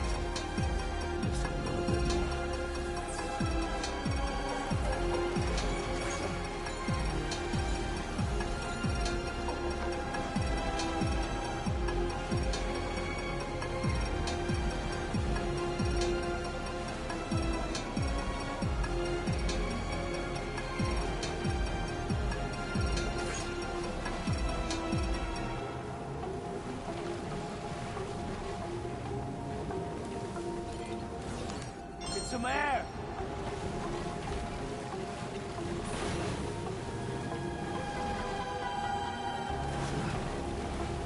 Okay. That didn't cause any damage.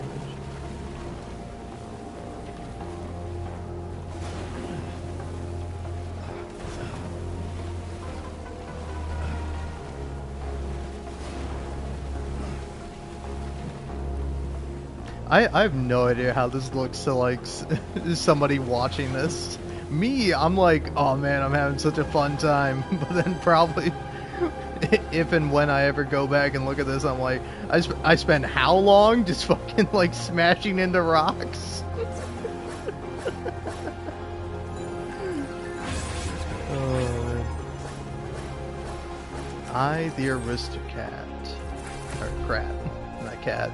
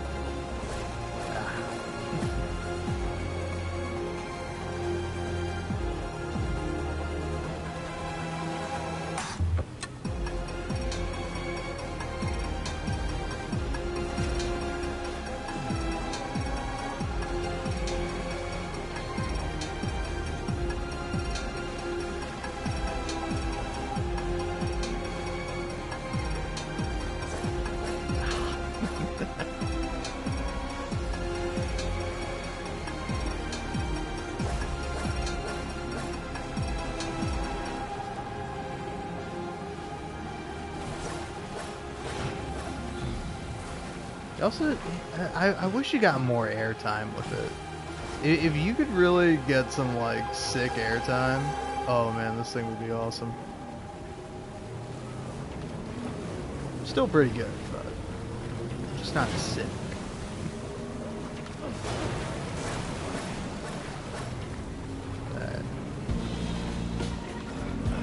Also, it is like ice skating uphill. Oh, now that got me some fucking airtime.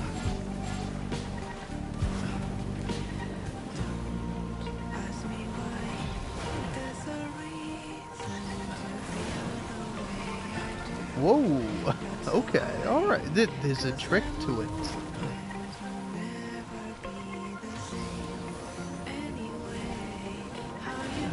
Okay. Oh. So, come on.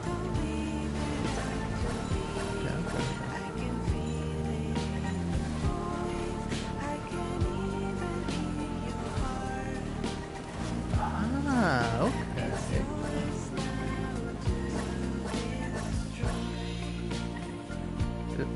Come on. Back up. Okay. So yeah, if you don't have the boost going, you really get no airtime at all. But with the boost, you do get a little bit more.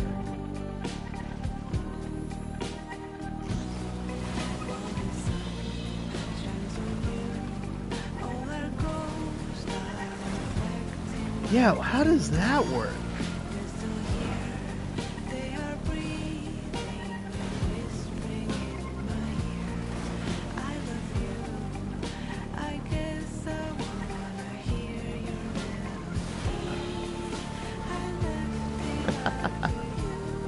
Yeah, so even when it's in the air, you still get some propulsion. But you gotta be going with the boost. If you don't have the boost, you ain't going nowhere. Hell yeah!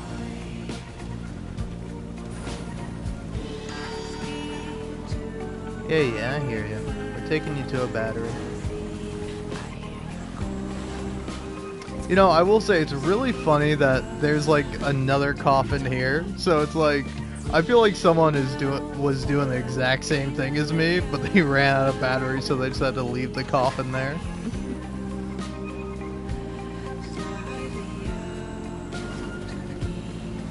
Alright. I will leave to continue delivering packages or whatever is the fuck the flaw of the game is. But I want to be able to, without using the boost, jump over one of these fucking blocks. If I do that, I can leave. Hey!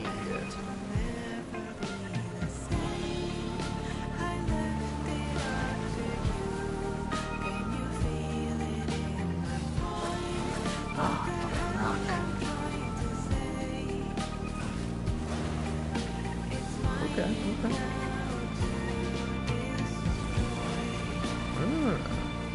Wait, did I take damage doing that? No. Okay, so jumping could also help you prevent damage.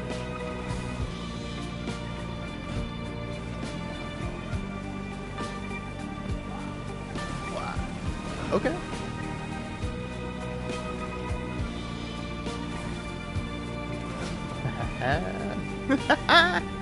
Oh, sick! Okay. Whoa!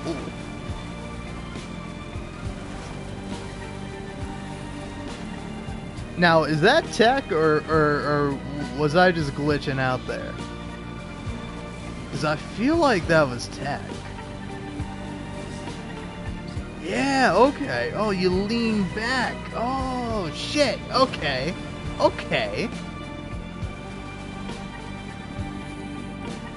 Now I'm fucking Tony Hawk drifting. Yeah! Oh, fuck!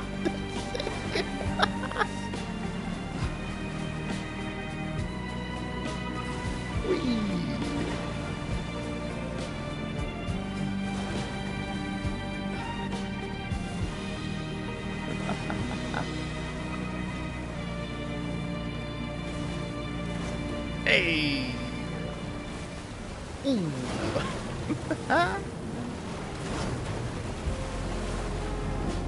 Oh my god.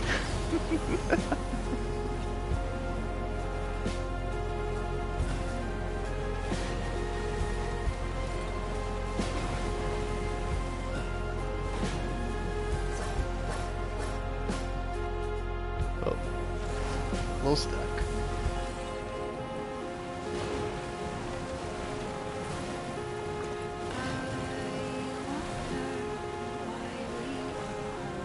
Alright, man. Alright. Oh, man.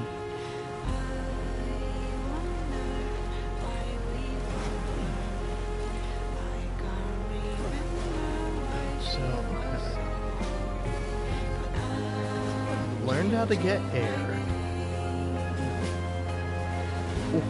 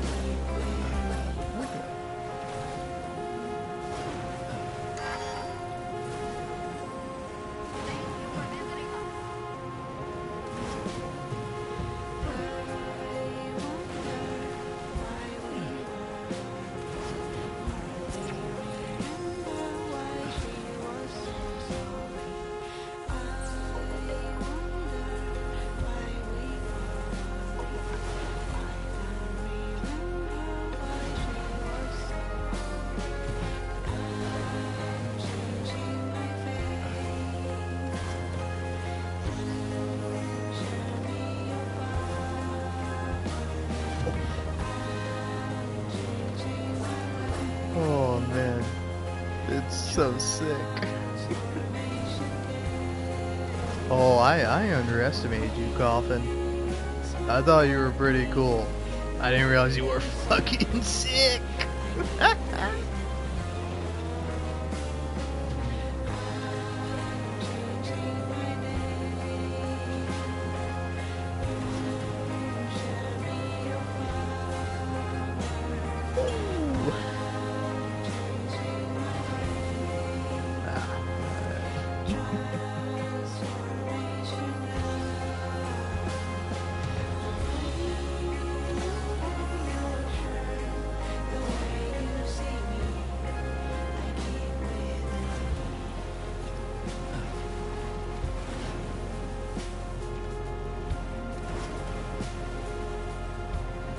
Okay, yeah. So doing a wheelie, if I just smash into this. Okay, alright, it's only when the tip actually makes contact. That's when the damage will happen. But if, say for example, you do it there, yeah, you just fucking go right on over it. Oh shit.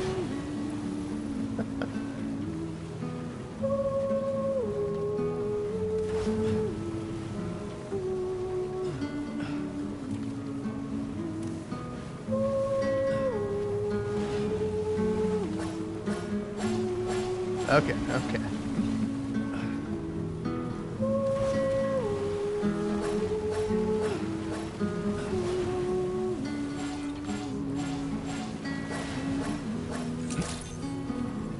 So the thing's pretty sick. You do not want to be going down a mountain with it.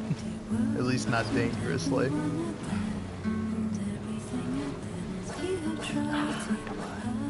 Just trying to wheelie.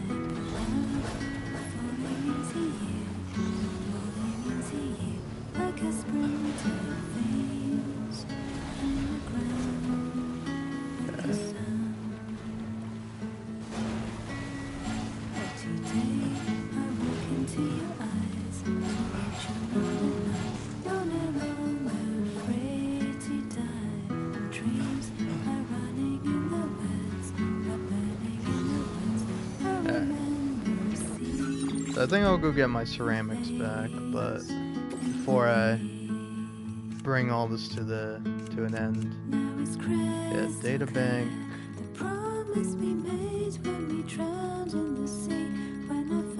Looking for Yeah, here we go. Coffin board. Let's see. Oh. Yeah, hold on.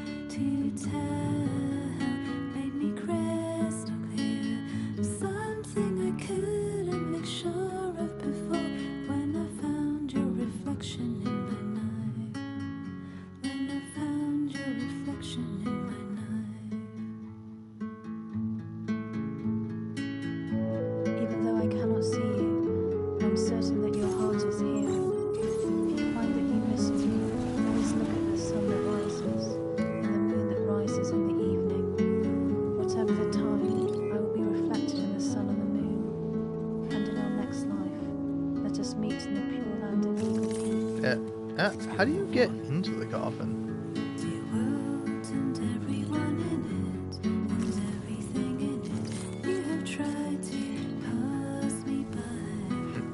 I don't know. Either way, thank you for rock. Not sure how to say your name, but appreciate the coffin, man. Got to do some sick tricks with it.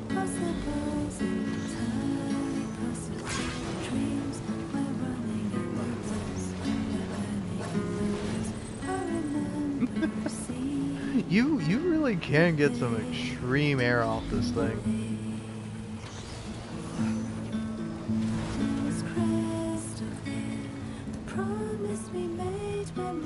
That's weird. I really do wonder how the mechanics of it work.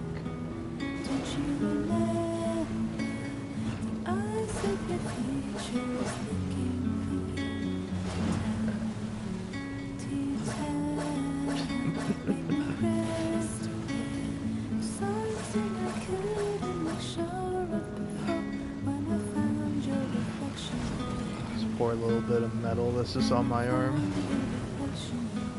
Taking such a beating.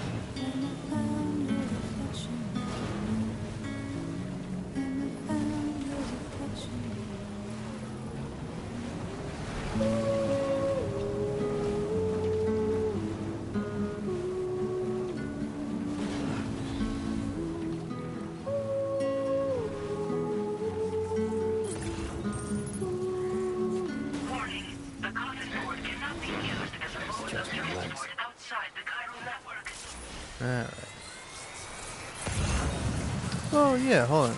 The thing I'm looking for isn't outside the chiral network. It should be. Yeah, there we go. It's right there.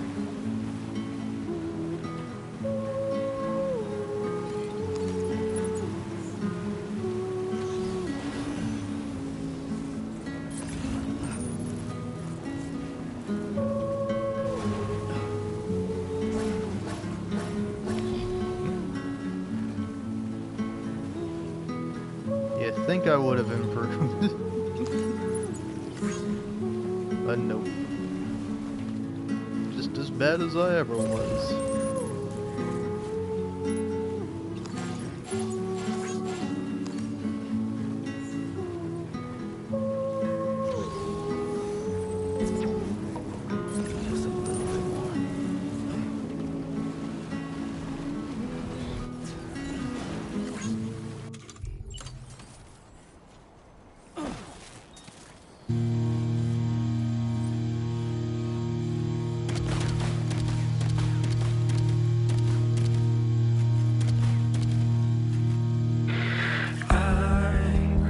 Feeling us forever. Let's go there together. It's up to you, but you know it's ending. The space shuttle is coming. Do you stay to the heart? Your smiling face is like a big ship in the sky. Oh, you know what would actually be kind of sick, thinking about it? Like, forget about, like, walking only, or, you know, like, only using, like, a certain thing. Coffin only would be pretty sick. Because you could bring the coffin to you. You would have to, like, walk when connecting new areas. But once you get them on the chiral network, oh, then you're cruising. Alright. But yeah, let's go ahead and give away these guys. Thank you for your cooperation. All The empty sky is coming. Oh, let's do not say another word.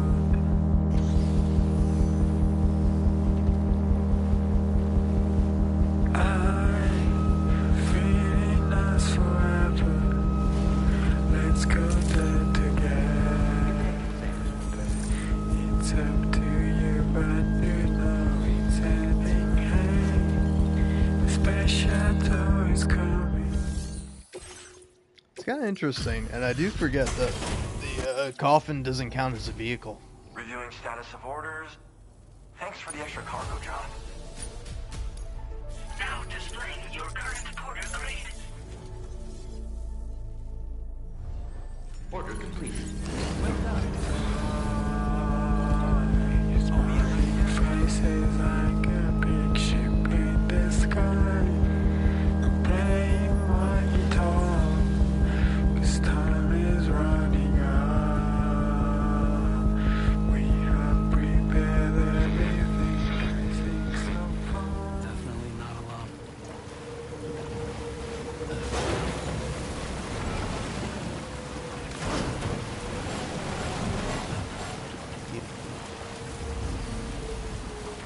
Nobody's here. Oh shit. Walk it.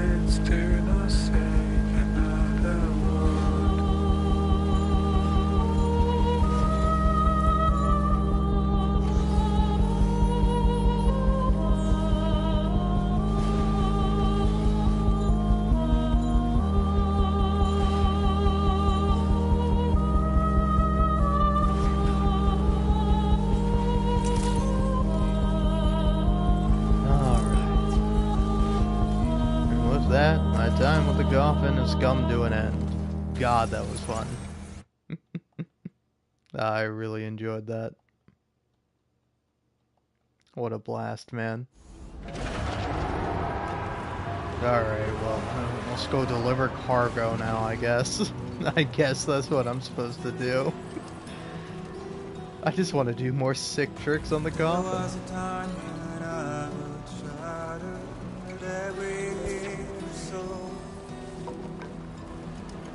Now I barely feel the pain when I fall. Actually, now I'm kind of stoked because as soon as I deliver this cargo, I'm getting rid of it and I'm just riding the coffin to where I need to go.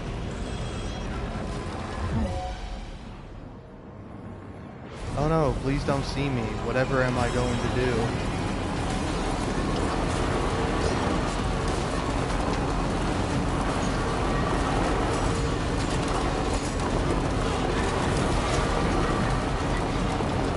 I will say, I do kind of like the idea of the truck. Is that, you know, it's strong, it's reliable, protects your cargo, you don't really have to worry all that much. It is slow and boring. That's the trade-off.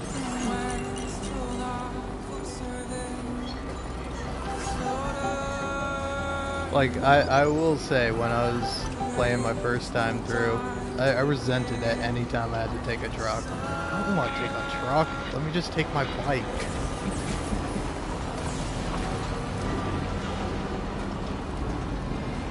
Alright, now obviously, I'm not going to fight anyone here, because why would I do that? But, if I can run someone down, just on the way out, I'd be a happy man. Who saw me? Don't know. Okay.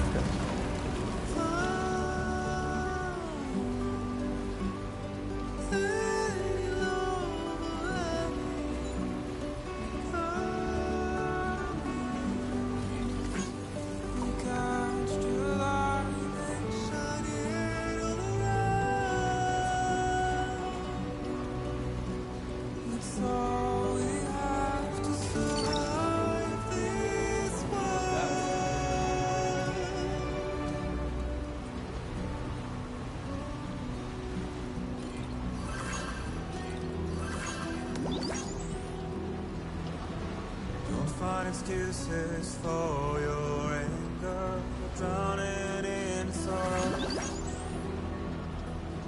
I'm not gonna lie, I'm just so excited. I'm just like, as soon as I deliver this, I'm carrying as much cargo as I can on my back, and then whatever I can't fit, I'm just gonna entrust it to someone else, and then I'm gonna fucking ride that coffin. How beautiful this life can be. You don't have to crawl. And there's the man we've been waiting for.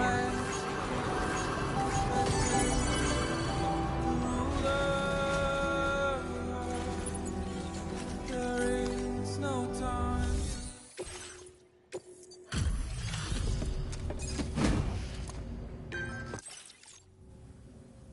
You are going above and beyond making deliveries in this weather. This is a ridiculous. Didn't expect you to walk. Yeah, I'm like cool and stuff. Sure do deliver packages. Most people would avoid traveling in the rain, but not you, Sam. With all the rivers in this area, you want to watch your step. Stay safe. Order completed. Well done. Alright. Yeah, I got a whole lot of ceramics and stuff there. You know what? Here's what we're gonna do. Facility storage. See, taking all the materials and put them there.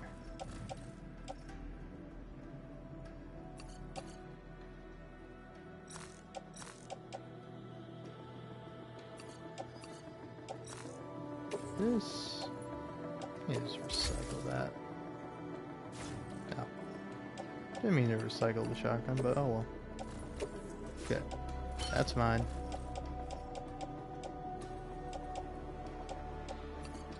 I'll take the blood bag.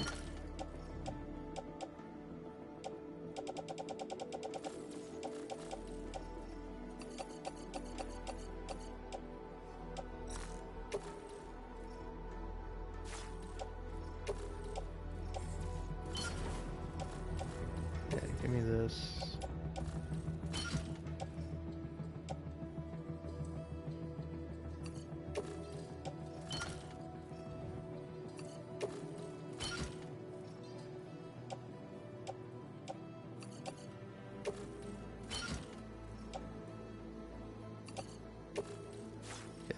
That's getting entrusted.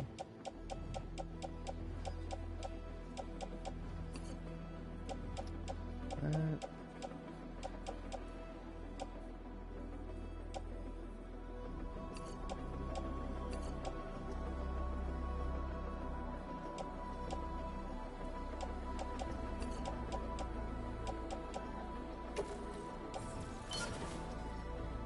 Okay.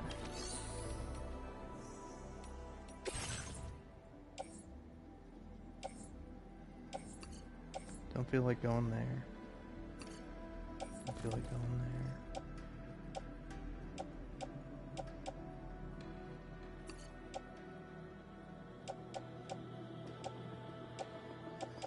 there. Okay. Your service and transport transporting this cargo is appreciated. The There. delivery will be assigned to another porter. Got rid of all that junk. Now, get the only thing that matters.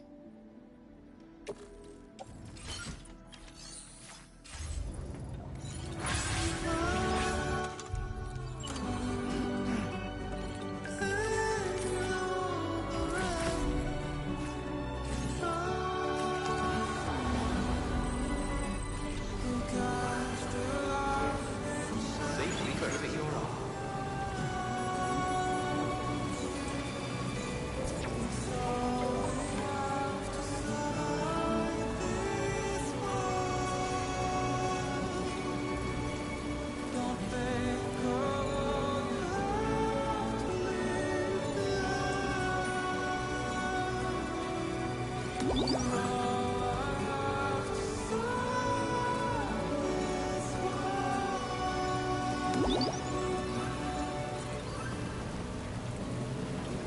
I wonder if this is faster than a bike. I think it might be.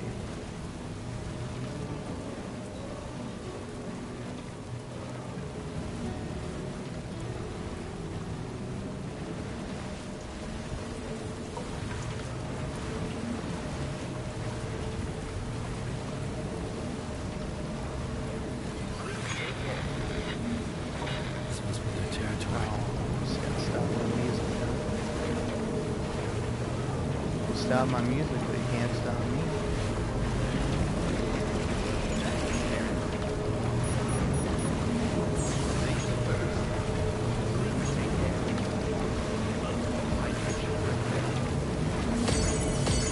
You know, I'm just saying, if I saw a man surfing down the road past my bandit camp, I'd probably just let him keep surfing.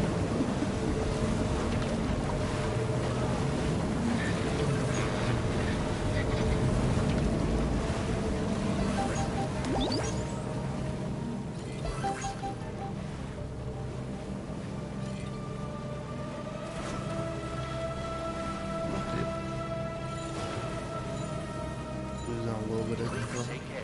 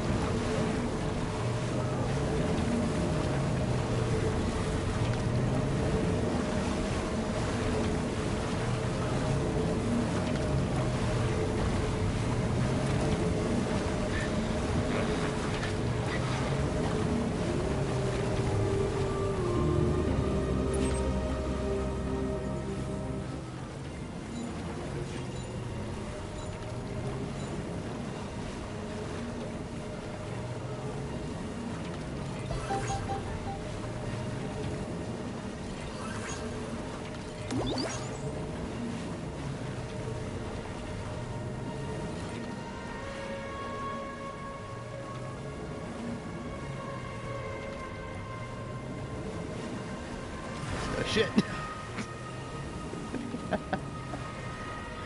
I knew that was gonna happen. I mean, I didn't know exactly that was gonna happen, but I'm like, as soon as I turn the camera around, something's gonna go wrong.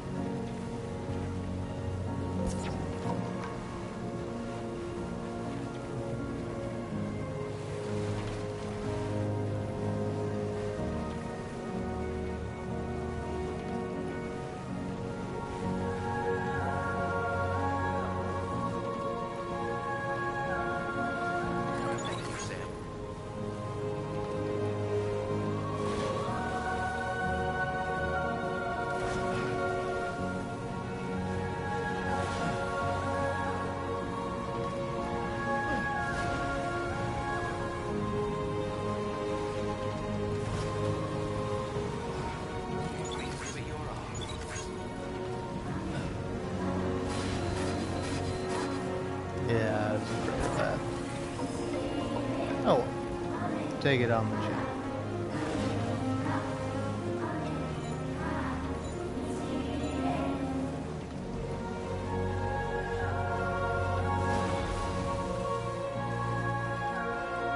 What have I done? Feels good.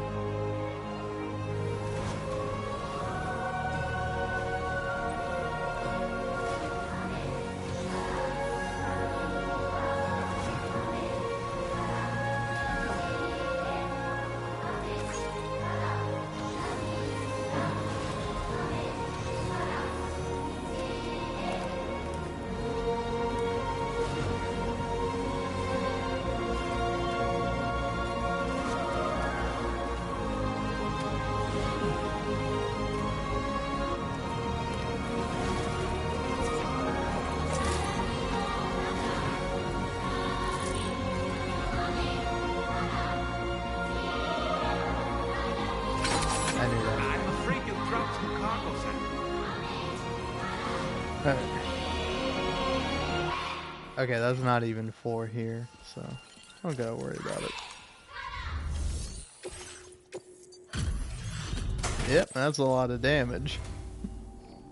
We assume this delivery was lost. Now displaying your current porter grade. Order completed. Well done.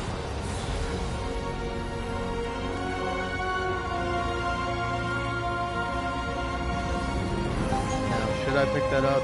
Maybe. Am I going to? No. This is fine. I'm getting sick.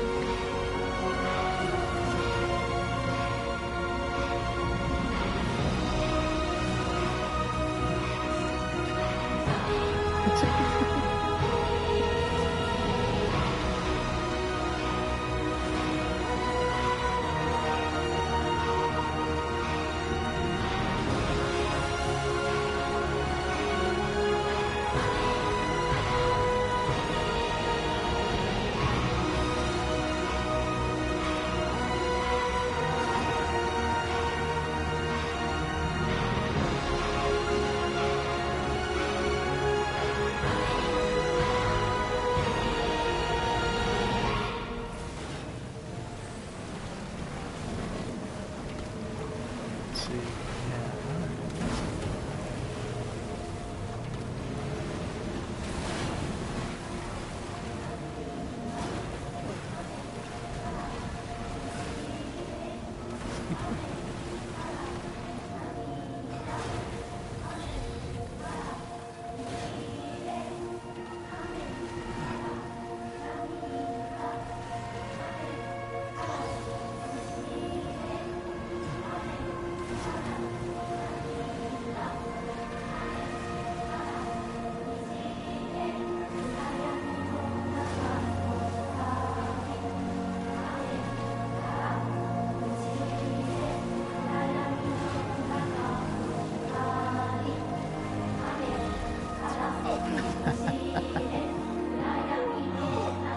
Are you injured, sir?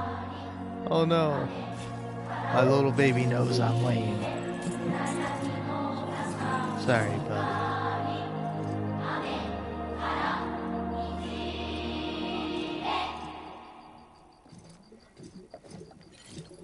Go back to sleep. It's alright.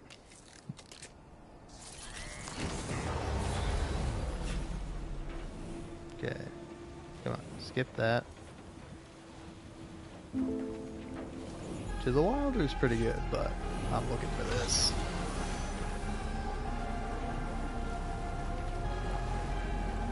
Alright. Current goal right now. See if I can make it over the road.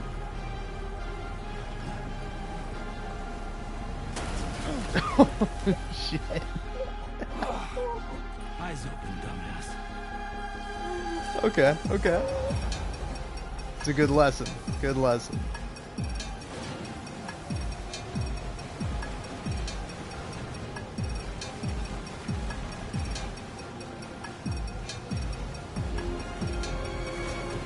Let's do this. Nope, that didn't work.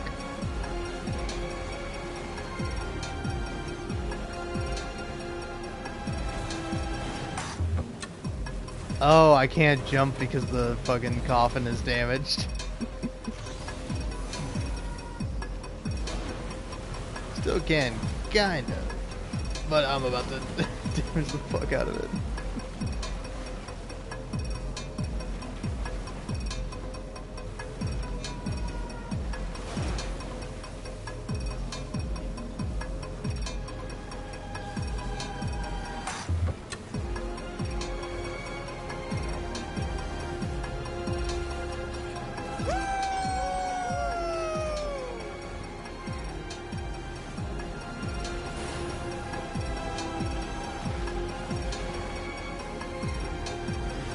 Excuse me, tree.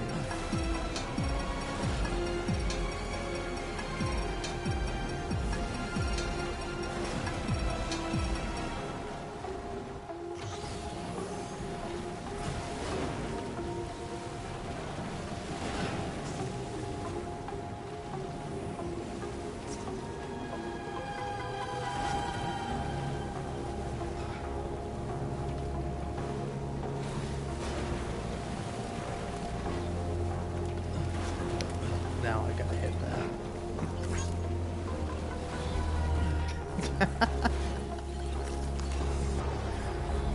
Alright.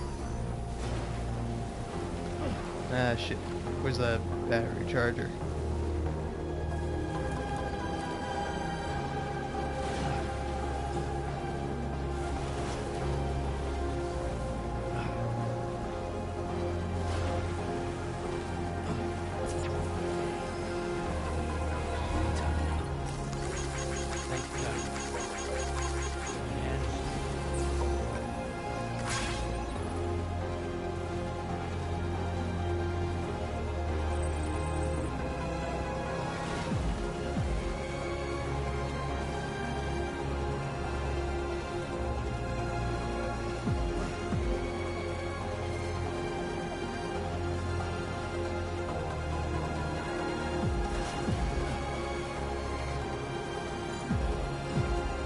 Oh, shit. Hey, it's okay.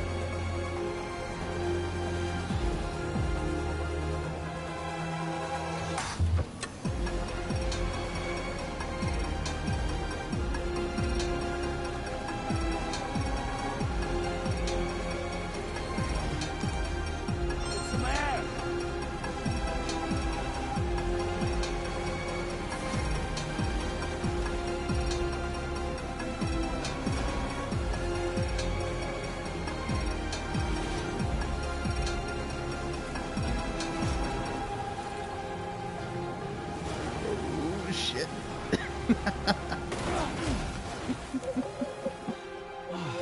Get it together. Yep. Alright.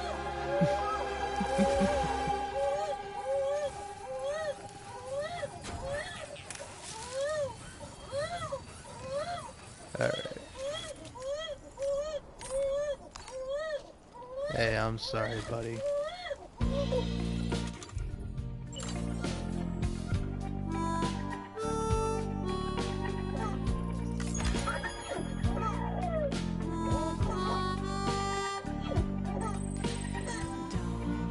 Ask me why. There's a reason to feel the way I do. Not so high, 'cause the moment will never be the same. Anyway, how you doing? What's been on your mind? Don't leave it up to I think I have the boost skeleton. Otherwise, I'd be out here forever. Whee.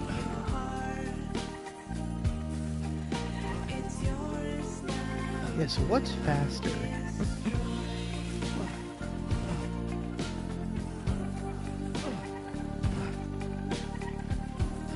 I bet sprinting is probably faster. You do go pretty far.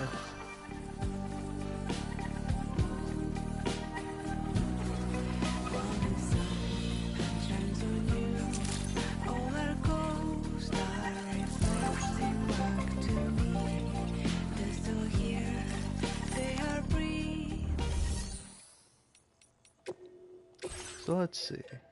couple of things. Make me a coffin and make me one of these. Yeah, sure.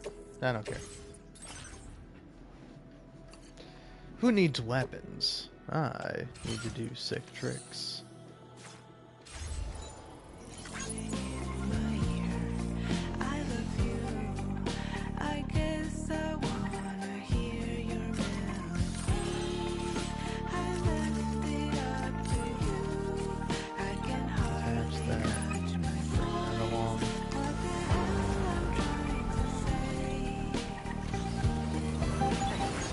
See what's better for skate.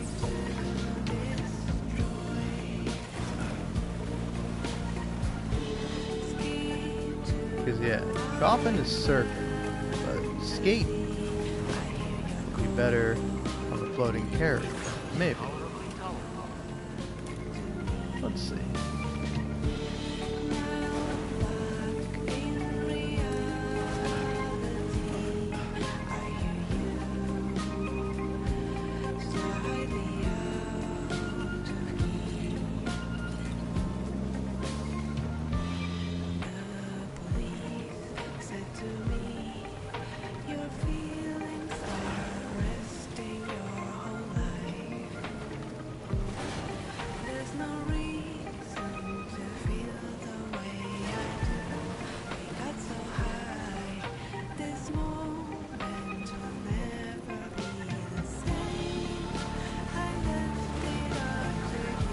Alright.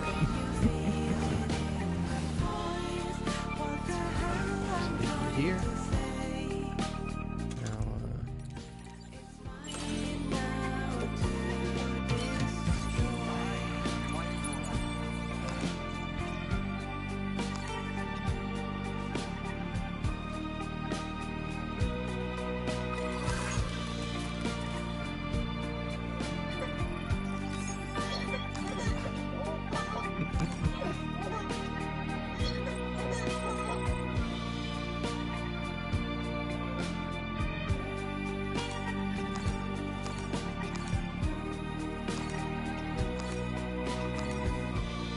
Going downhill, pretty good. But going uphill, no good.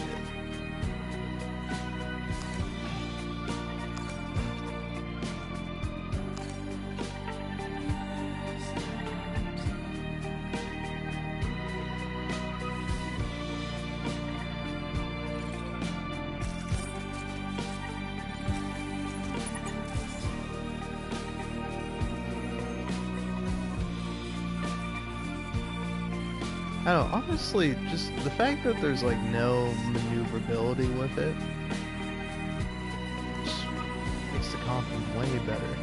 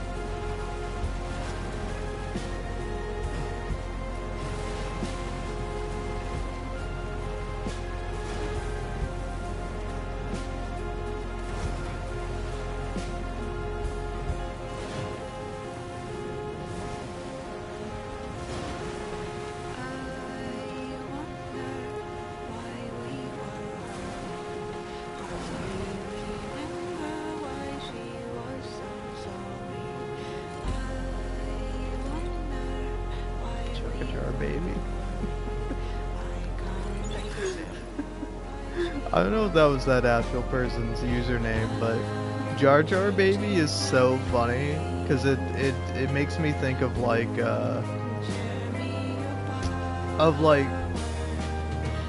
don't know, it like the phenomenon where it's like because of something or something, like just somebody will be a so and so baby. It's like, I don't know, if you're, let's see, February, if you're born in like November like 14th or whatever, you're like a Valentine's Day baby or whatever. I'm just picturing the couple that is watching Star Wars The Phantom Menace and just for whatever reason gets so horned up due to Jar Jar Binks and him alone that they have a baby. Then they name him Jar Jar. Oh, man.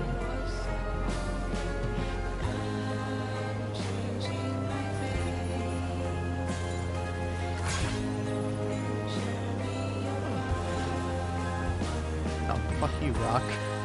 I really didn't see it. I don't know if it's just dark or if I'm stupid.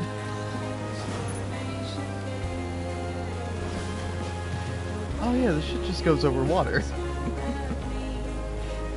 Well, still want to get the sick trick off. Honestly, fuck you for putting it here. M. Sally. M. Salee. Hey.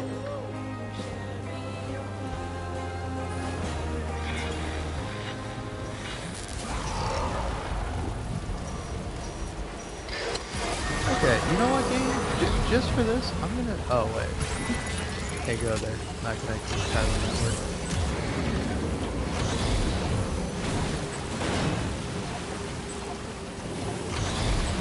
Hey, why is it slow now? I was gonna be like, I can just drift past these fucking stupid ghosts. But apparently not, because if you go near the ghosts, then make your fucking surfboard slow. God, I can't talk. I'm really fucking tired.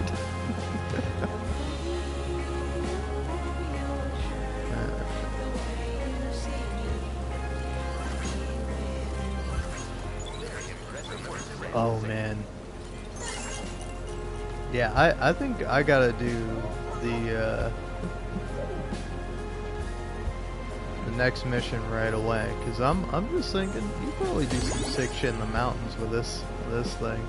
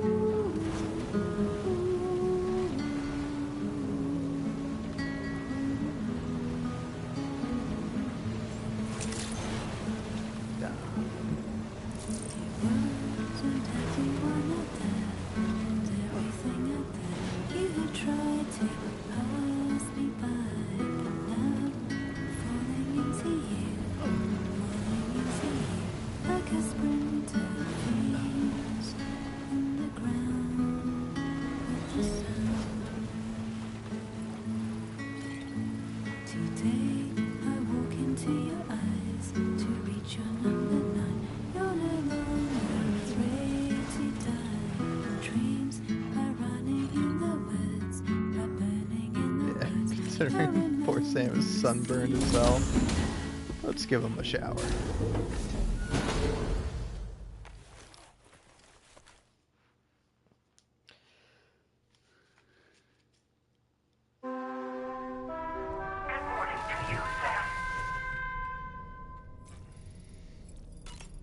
Hey, got the pizza hat there.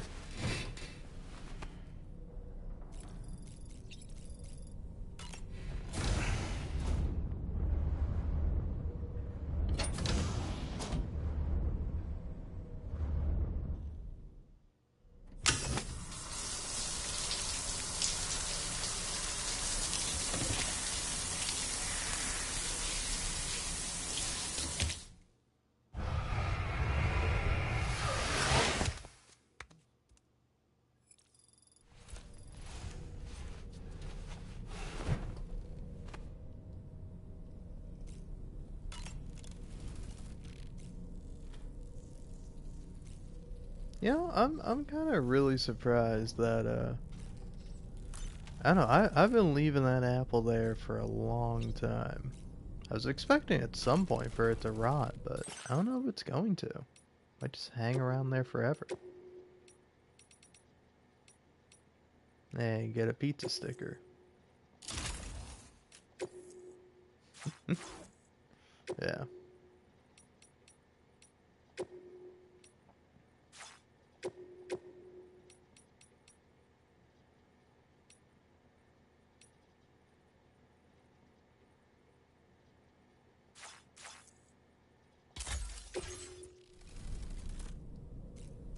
Alright. To the surface.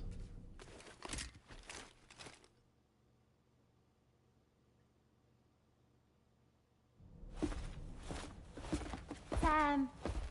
Yeah.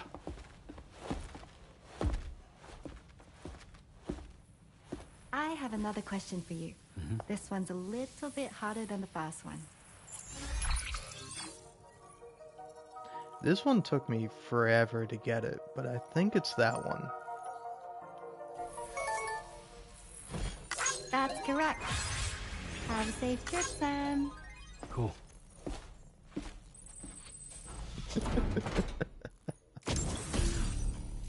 Oh, I love Sam so much. He's so awkward.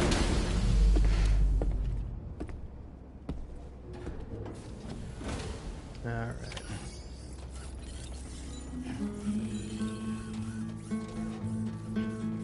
Now it's crystal clear the promise we made when we drowned in the sea. When I found you. As fun as a coffin ride up the mountain would be, I don't think I'm going to be able to make it up the mountain with the coffin. Perhaps you should take a break, eh? Joey Boggers. That's a name. Alright. Give me these guys. Put them in my backpack. Garage.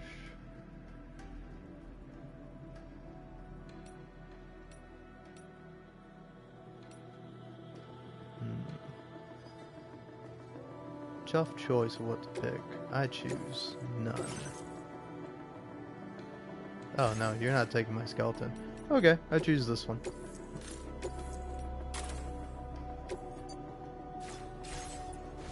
Alright.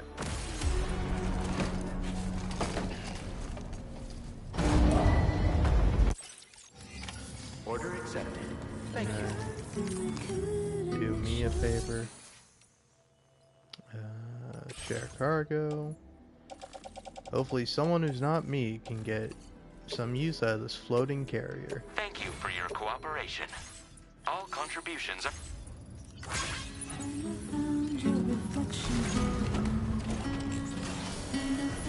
Safe travels. Please take care. Even though I cannot see you, I'm certain that your heart is here. Find that you miss me. Always look at the sun that rises, and the moon that rises in the evening. Whatever the time, I will be reflected in the sun and the moon. And in our next life, let us meet in the pure land of Eagle Peak. The world and everyone in it, and everything in it. You have tried to pass me by, but now I'm falling into you, like a sprinter, wings on the ground. Today I walk into My the apologies. promise with your numbers. Possibles, entirely possible dreams. We're running in the woods, we're burning in the woods. I remember seeing your face in the haze. I mean, honestly, looking at it, I feel like it could have gotten pretty far with the coffin. The promise we made when we drowned in the sea. When I found your reflection in my love. There's Don't the you line. remember the eyes of your future is looking for you to tell, make me crystal clear. Something I couldn't make sure of before. When I found your reflection in my love. When I found your reflection. I mean, now, I am an idiot. my dumbass. This looks like I can go up it.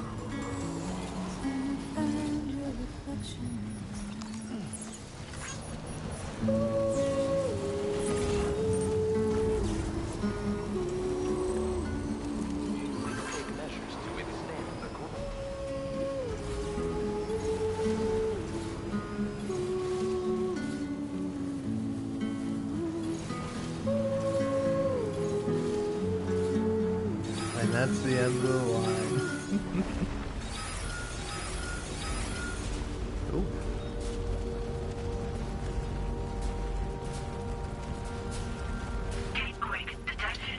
Look at them snow physics. Thanks for the help. And this one's for you. Thanks for the help. You gotta respect it, man.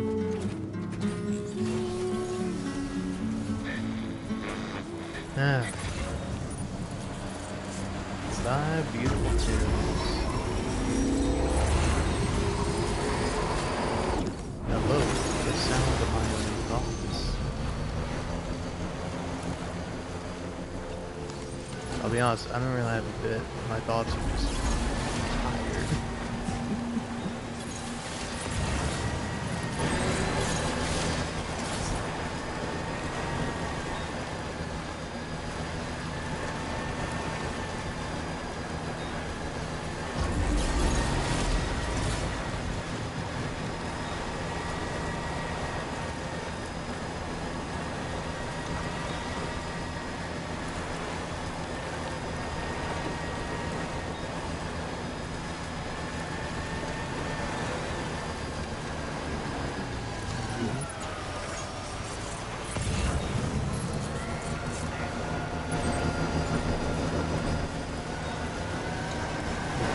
Before I go up that way. No, yeah, that works. I can just head up that way.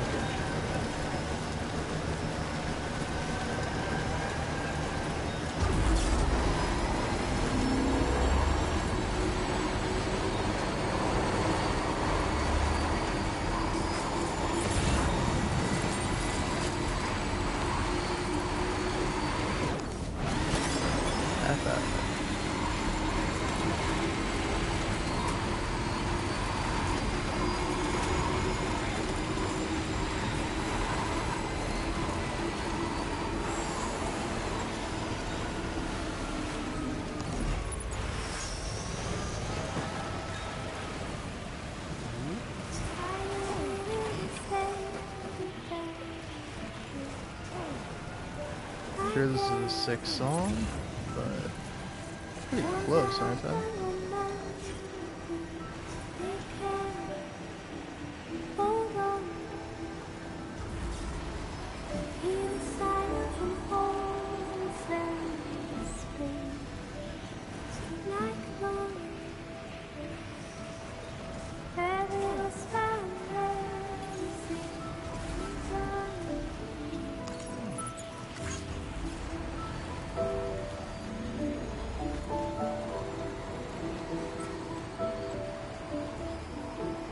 Alright. It's a very nice song. Very snowy.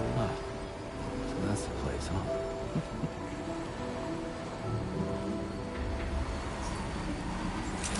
Alright. Good evening, Sam. Your operator's credentials verified. Welcome, Sam. Security measures lifted. Weapons detected. Be advised that usage is restricted.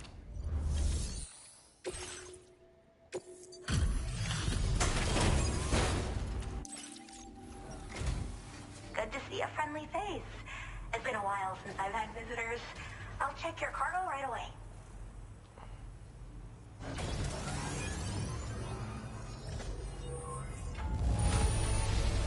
Not a single scratch. A fitting testament to your skill.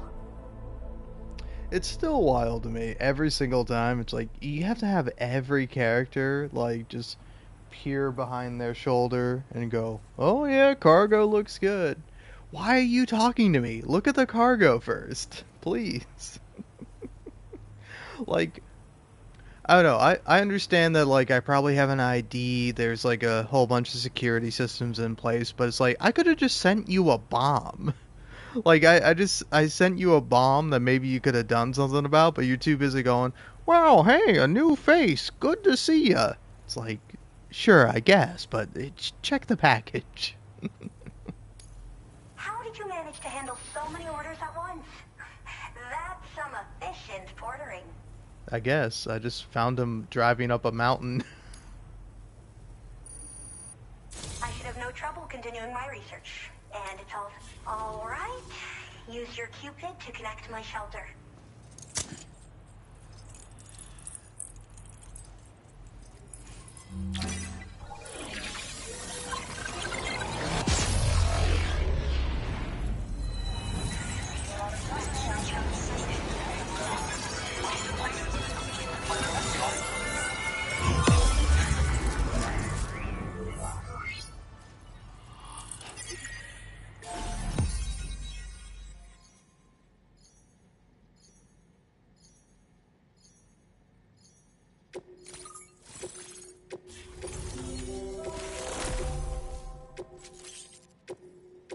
Now displaying your current porter grade.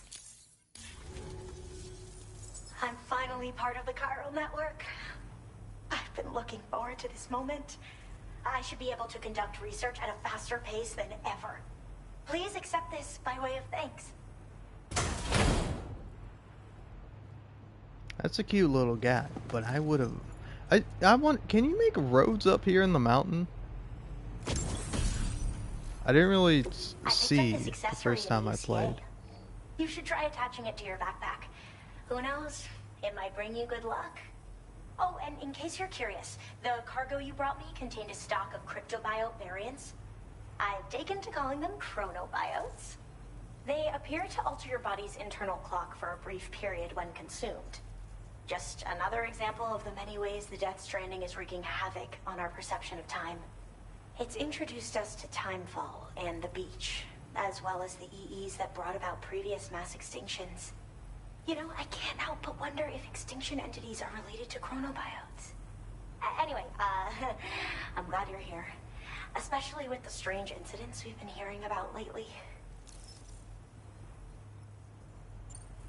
They're cryptobiotes that have become infected with chiral microbes, parasites that induce changes in the host. Chronobiotes can accelerate various processes within the human body. Simply put, eating one should make everything around you appear to move more slowly. Much like timefall, which ages everything. And the beach, where time stands still. This disruption of the natural temporal flow is linked to the underlying mechanisms of the Death Stranding. Continued study of chronobiotes should therefore help us to solve the greatest mystery of our times. At least, that's what I've come to believe. So I've heard a little bit about Hartman's research via the hydrologist. You know, the mass extinctions of trilobites, ammonites, and the dinosaurs. Well, apparently, all these ancient events were set in motion by extinction entities. I'm told there was a human extinction entity as well. And that EEs had umbilical cords linking them to the beach, which could be why their fossilized remains were somehow unaffected by the passage of time. The parasitic chiral microbes that latch onto chronobiotes also originally came from the beach. So, you could even think of them as another form of umbilical tether linking their hosts to the other side. It's a pattern that shows we can't discount the possibility that a new EE might yet be born. And the reason why I believe further study of these microbes could help prevent another extinction event. Now that I have a chiral network connection, this sort of research should finally be possible. Well, the porter who used to come through here was attacked by something. It was bad enough that they gave up doing delivery work for good. They still managed to deliver my last shipment, but it was covered with strange dents and markings. When I asked what had happened, they just said it was the work of the Headless Rider. People have been talking about the Rider for a while, actually. And there's this guy not far from here who's dedicated to studying strange mysteries like that. I sent him some details, and he said he'd need to ask around for someone to lend him a hand. You should keep your eyes peeled for trouble until he figures out what we're dealing with. I hope this isn't the last time we meet. With no one else around to make deliveries, I was beginning to think I'd have to call it quits. Oh, by the way, a suborder just got posted about those strange incidents I mentioned. You can check it on the delivery terminal here. It's probably in your interest to find out more anyway, given how much time you spend outside. And, who knows, you might even be able to convince them to join the chiral network, too. I just hope we can get to the bottom of things sooner rather than later. Thanks again, and take care. Well then, Sam. By the way, we have info on Nilvana to share. Could you join me on the bridge? Sure. Well done. Also, I went through all the dialogue options because I was like, okay, I know that, like, you know, the cryptobiologist is played by, I don't know the guy's name, Nicholas Refn? I don't know, I'm not sure, but the guy who plays Hartman, because it's like, I saw like a cameo or videos like, oh, here's all the cameos, and like, I think it's kind of funny that like, in this game, Hartman has like a wife or a girlfriend, and it's just the actor's real life family, where it's like, you know, his wife, the two daughters, and I was like, so who is this? Her name is Lizzie Lou, which I think is a fascinating name, but also I was like, because I was thinking this the first time I was playing through, like, how old is she? Because, like, do they just have, like, a 15-year-old up here on a mountain doing research? Because I don't know how old she's supposed to be. But looked it up and found literally nothing, so I give up.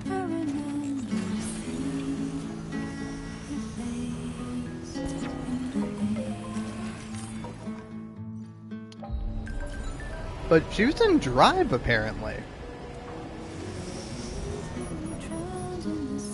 Which is a movie I vaguely remember watching. And, you know, who's the other daughter? Because, like, she's also in stuff. We managed to learn a few more things about Nilvana.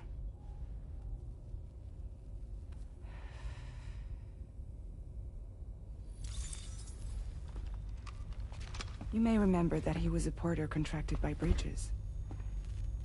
That's what we told you before.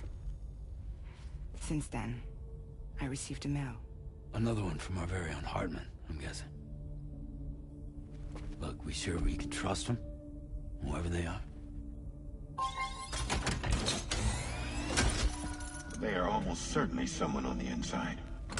Someone with access to the UCA's administrative systems. It seems Neil Vanna was attending therapy sessions. But the real revelation is who Vanna's therapist was. Charlie, can you please explain? A specialist who worked with other doomed sufferers, including one Sam Bridges. She was your therapist and your partner. Lucy? Neil Vanna's name was on our client list. Right there in black and white. That's crazy. We also uncovered a photo you should see.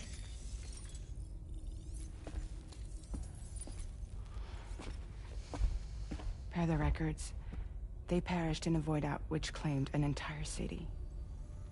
A void out only you survived, Sam. Lucy was pregnant at the time. It wasn't mine. The child she was carrying. She straight up told me to my face. I never had any kids.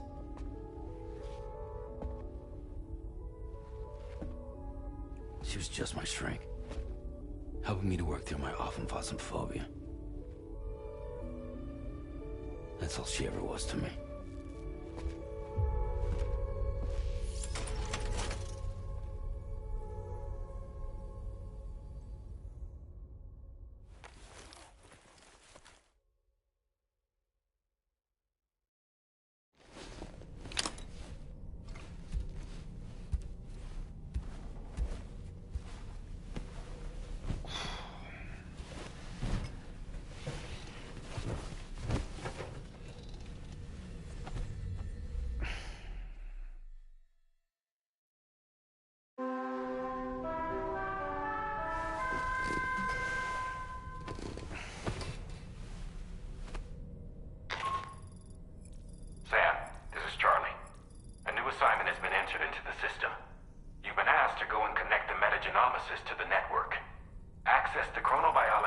delivery terminal to find and undertake this main order.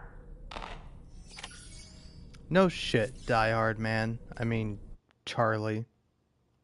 God, fucking say something interesting for once. Alright. But yeah, anyway. I will say I'm currently just going down a list of all the cameos. And it's pretty fun, because it's like, you know, you have like Molly Quinn assumes the role of La Madre. You find her via Libre. She's an actress known for her role as Molly Ravager in the Guardians of the Galaxy films. Mike Flanagan assumes the role of Mike Northcote. You find him at the place. He's the director of Midnight Mass. And then it's like Patrick Claude assumes the role of Victor Frank. He is returning to play his role from Death Stranding. Is that really a cameo? I don't know if that counts. I assume Patrick Claude might be known for something else, but maybe say that. It's like, no shit, he's the guy from the first game. I saw him. Oh, man. But yeah, it's like, I don't know, it is pretty cool seeing all the different cameos in Death Stranding. Because, like, the mechanic is played by, you know, Wood Kid, i.e., Johan Lemoyne? I think is how you say his name, but I'm probably butchering it.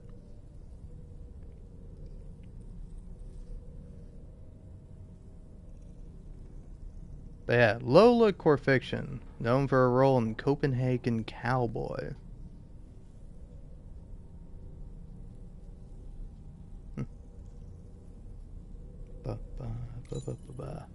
Alright, I'm fucking tired.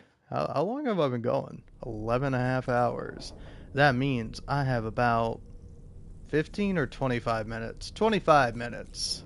God, I'm tired. Heading out already, Sam? Can I sleep in a little longer? I suppose not, huh? Why don't you try freshening up with a shower? You and Neil Vana have a stronger connection than I realized. There must be some reason why he keeps appearing before you in that mysterious realm. Admittedly, while we've only seen a few pieces of the larger puzzle, it may lead to discoveries you might struggle to accept. Nevertheless, I commend you for your courage in facing your past head-on thus far. I say this with the utmost sincerity. Now I'm not sure if I believe you, doll man. Wait, you still have more to say? When you consume a chronobiote, your perception of the world around you dramatically slows down for a brief period. It's not hard to imagine why that'd be beneficial in the middle of a fight. You'd have a much easier time lining up your shots, and you'd see enemy attacks coming long before they had a chance to hit you. I'm reminded of the difference in the passage of time experienced when we're on the beach. It stands to reason that both phenomena might be caused by microbes from the beach and their effects on our bodies when ingested. I guess so. But yeah, also, by the way, I was not paying attention to the scene, but like that's the scene where Sam is like, "Oh, son of a bitch, my wife was cheating on me." You got that news while wearing the fucking pizza uniform. Oh, that's pretty good.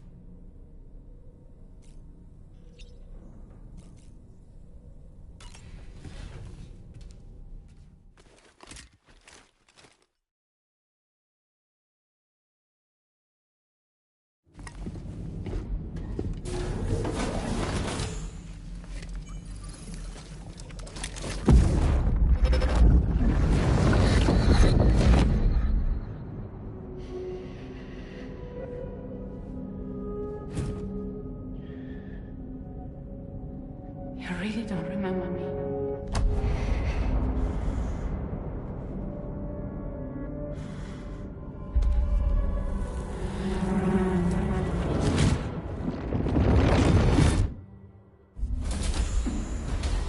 That woman just now, was that... Lucy. That was Lucy. Ah, yes. She was your therapist, wasn't she?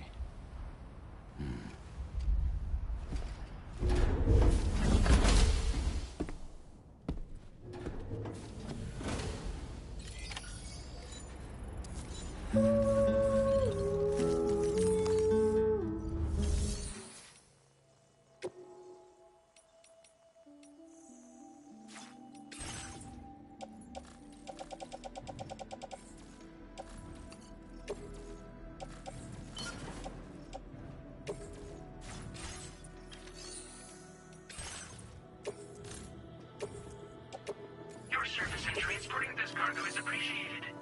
The delivery will be assigned to another porter. Alrighty.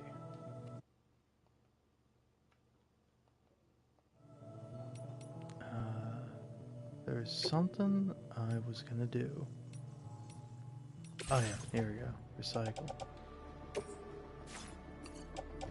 Do that and that. You know, while I'm here, give me another rubber pizza. I'm Sam, the pizza man.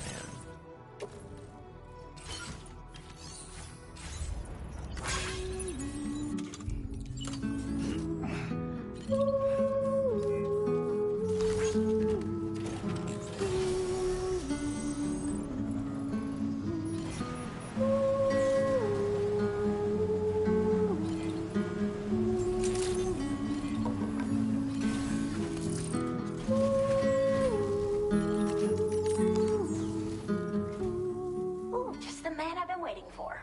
The Metagenomicist's main order is prepped and ready for you. We'd like you to capture the timefall-resistant emu I identified and take it to her shelter. You might find the capturing part tricky, but if you're real quiet, you shouldn't have too much trouble getting close. Now, this emu appears to possess certain unique temporal properties. It may well have some kind of connection to extinction entities as well.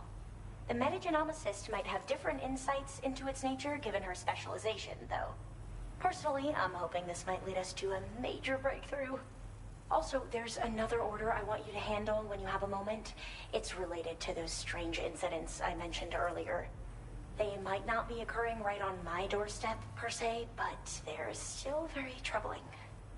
Help us out, Sam. Sure. Also, weird way to refer to your sister.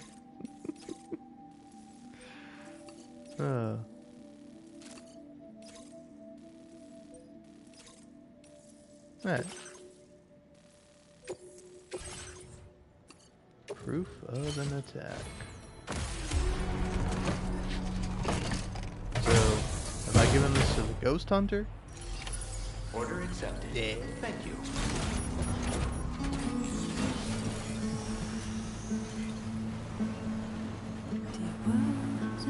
You all know a really funny thing that happened to me with the ghost hunter? Because I was too busy like jamming on the main story missions,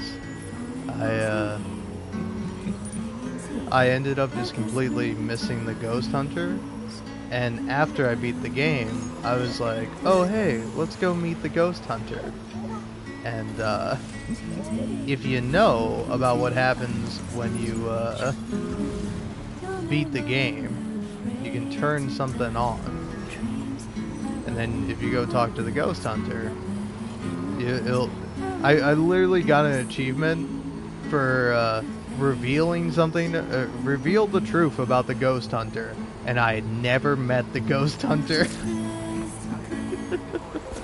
Weapons detected. Oh, Be man. advised that usage is restricted inside facility grounds. Alright. Yeah, wait, there's something else. Yeah, I wanted to grab those. Are these chronobites?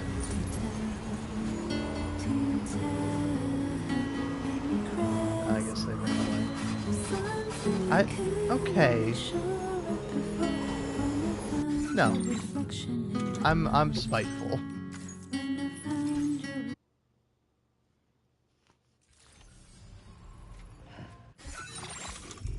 All right.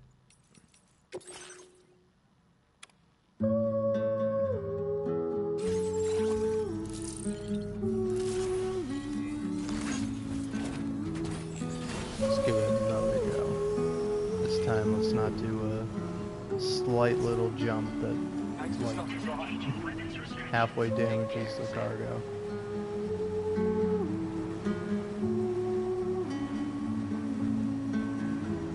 Here we go. So, guys, I'm gonna actually lose it.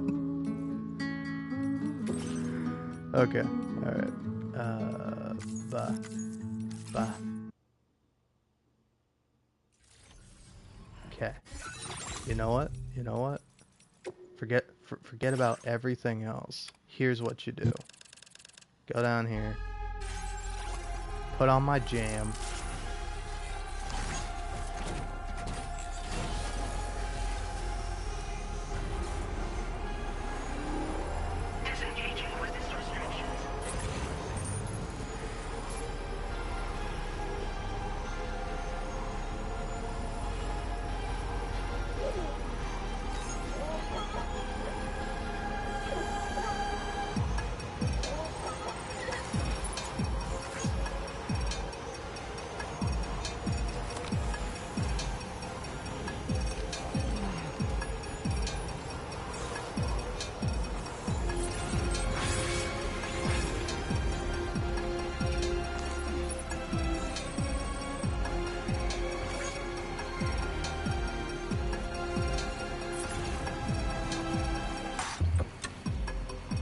Also, correct me if I'm wrong, but does the Ghost Hunter wear a fedora? No, my Muse.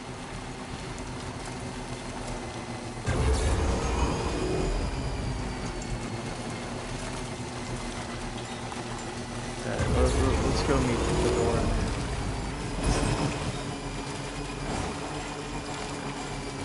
Yeah, whatever, man. I don't care.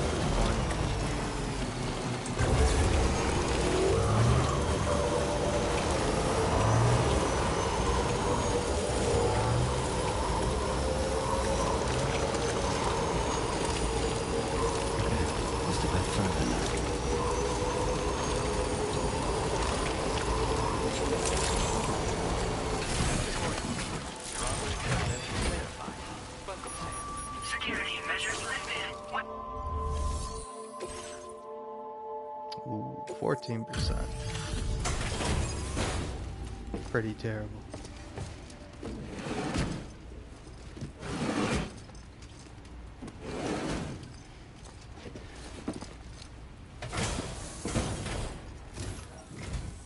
Oh, hey. I appreciate you coming all this way. Allow me to take a look at that cargo you carry. Seems to be in okay condition. No major problems to speak of.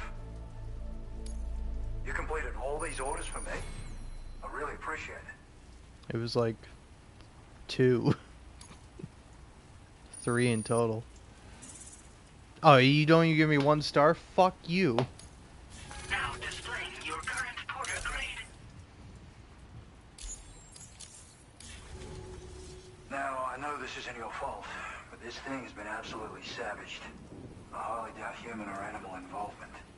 Kinda looks as though it was battered with a large heavy pole, but... And there are also parts that appear to have been melted. Not to mention the unusual tie marks imprinted on the surface. Putting all the pieces together, I reckon this is likely the work of the headless rider I've heard rumors about. In all honesty, though, seems like it was set upon by not one, but several riders. Sheer damage is proof enough of that. Yeah, we're looking for multiple villains, I'd say. They won't come out and wreak havoc at just any old time. There's got to be a reason they attack travelers when they do. Mind helping me figure out what that reason is? That way we can set the minds of porters like you at ease. Once we know more about them, I can use that chiral network to enlighten everyone else, too. Indulge my curiosity and I'd be happy for you to hook me up, is what I'm trying to say. If you're keen to do so, then pick up the sub-order I posted. I've included the relevant information in the order details. Be sure to look it over should you choose to take it on. Order completed. Well done. Okay. I want to get this area with the chiral network. I gotta uncover the identity of the headless riders and remove them. Oh, I know what this is. Alright. Order accepted. Thank you. Okay, Sam. Why don't we begin by considering what we already know? If nothing comes to mind, take a look at the order details to refresh your memory.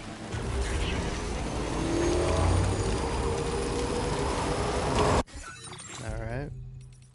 Are you telling me I gotta puzzle my way through this? Because I think last time I just, like, kind of went over there. Ghost hunters proved the headless riders really do exist, and it seems they attack porters who ride tri-cruisers at night. Head to the scene of the attacks to uncover the riders' identities and deal with them. Okay, so I just gotta do this at night. And even though it's cloudy, I don't think it's night.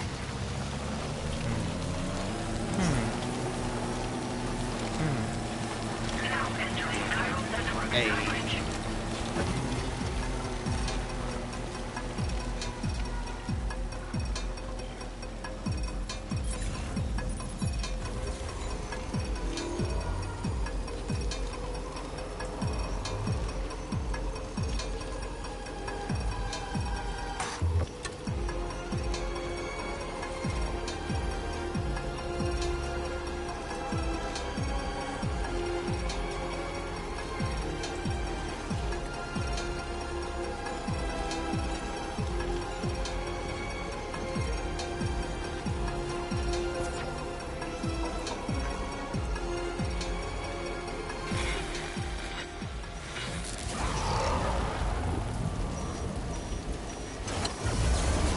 Man, I hate that every time it happens.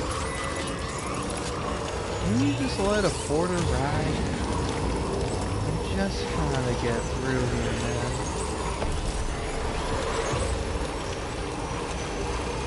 Yeah, what are you gonna do, Ghosty? Nothing. You can't touch me. Too fast, too furious. Oh, I'm gonna have to build that bridge. Yeah, is that bridge being built a requirement for this? Because they do attack you on the bridge.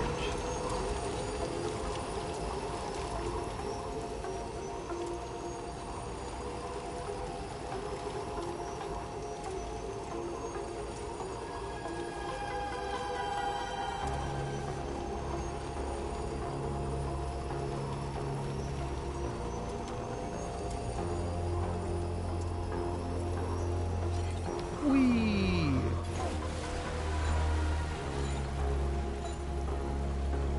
I'm gonna hit him. Alright.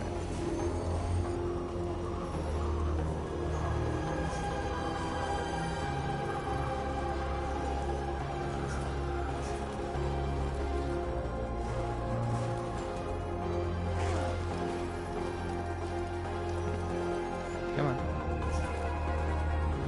Man, it's fun having no cargo. You can really just get reckless.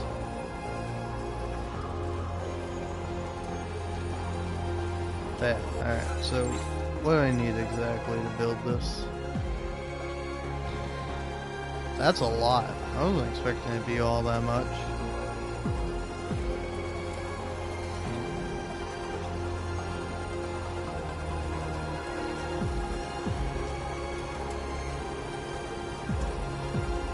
Well, it's definitely a tomorrow thing for me to do. Yeah, in fact, how much time I got left?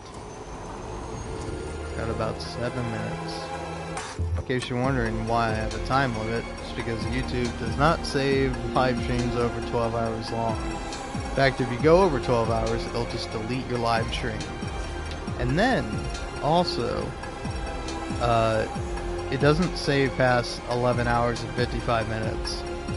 So you record for, or live stream for 11 hours and 56 minutes, it'll just cut that minute off, the last minute.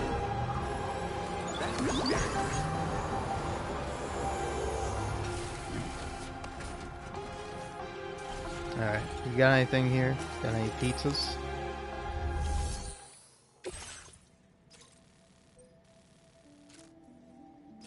Okay, I'll probably do that. And let's see, what's good at taking out BTs? Blood, and most importantly of all, probably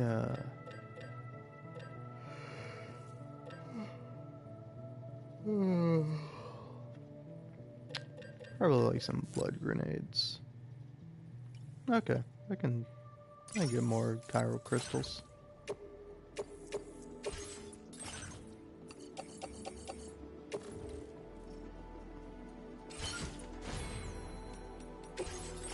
What's new here? We got... Oh yeah, this little guy.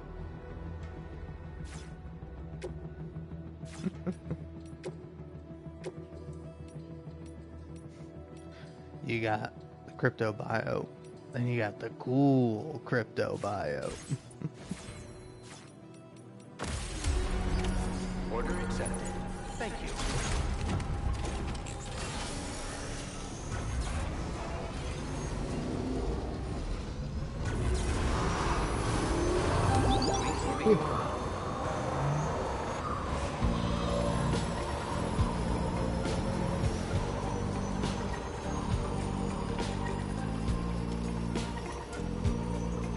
I'm also literally struggling not to fall asleep.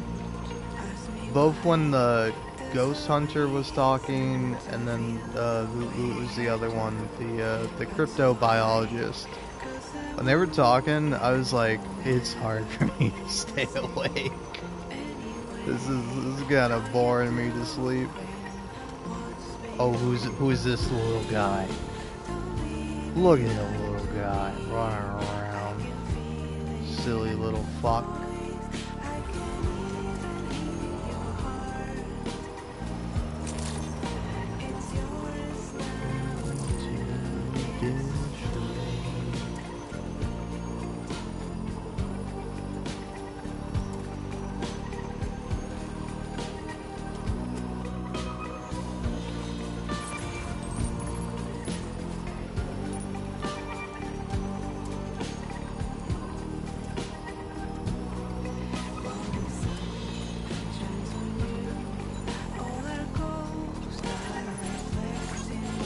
Alright, fuck you.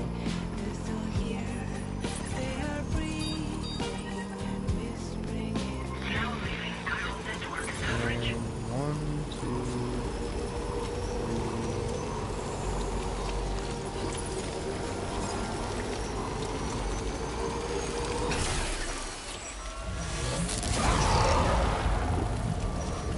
God, I get it. Silly little ghosties over here.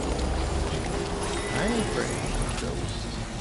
I ain't afraid of I ain't afraid of no bed. It's like busting makes you feel good or whatever. You know how this all goes.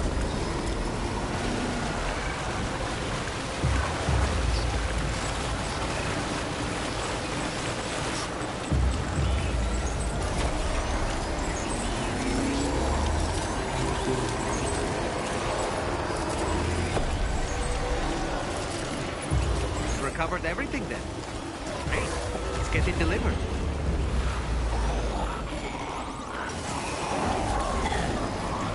See you guys. It's really so funny that you can do that. It's like such a fuck you. Like these scary tar monsters are coming up trying to get you, and you're just like, yeah, I have a bike. See you, asshole. You dead fucking ghosts can't compete with modern day technology. The bike's too fucking good. It's too slick. It's too fast. Too furious.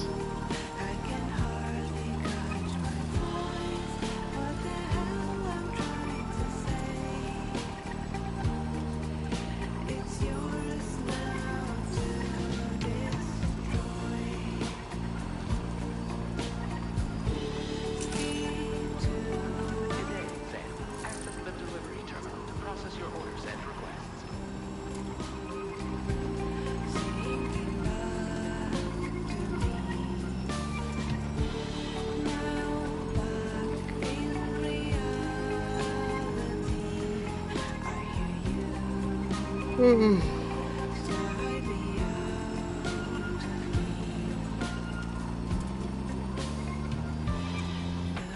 be honest, Sam, I'm at a bit of a loss here. For now, why don't we go to the site of the last attack and see if anything comes to mind? Yeah. Well, it's alright, doll man. I know how to do it. You just gotta build a road, or you know, just wait for it to be nighttime.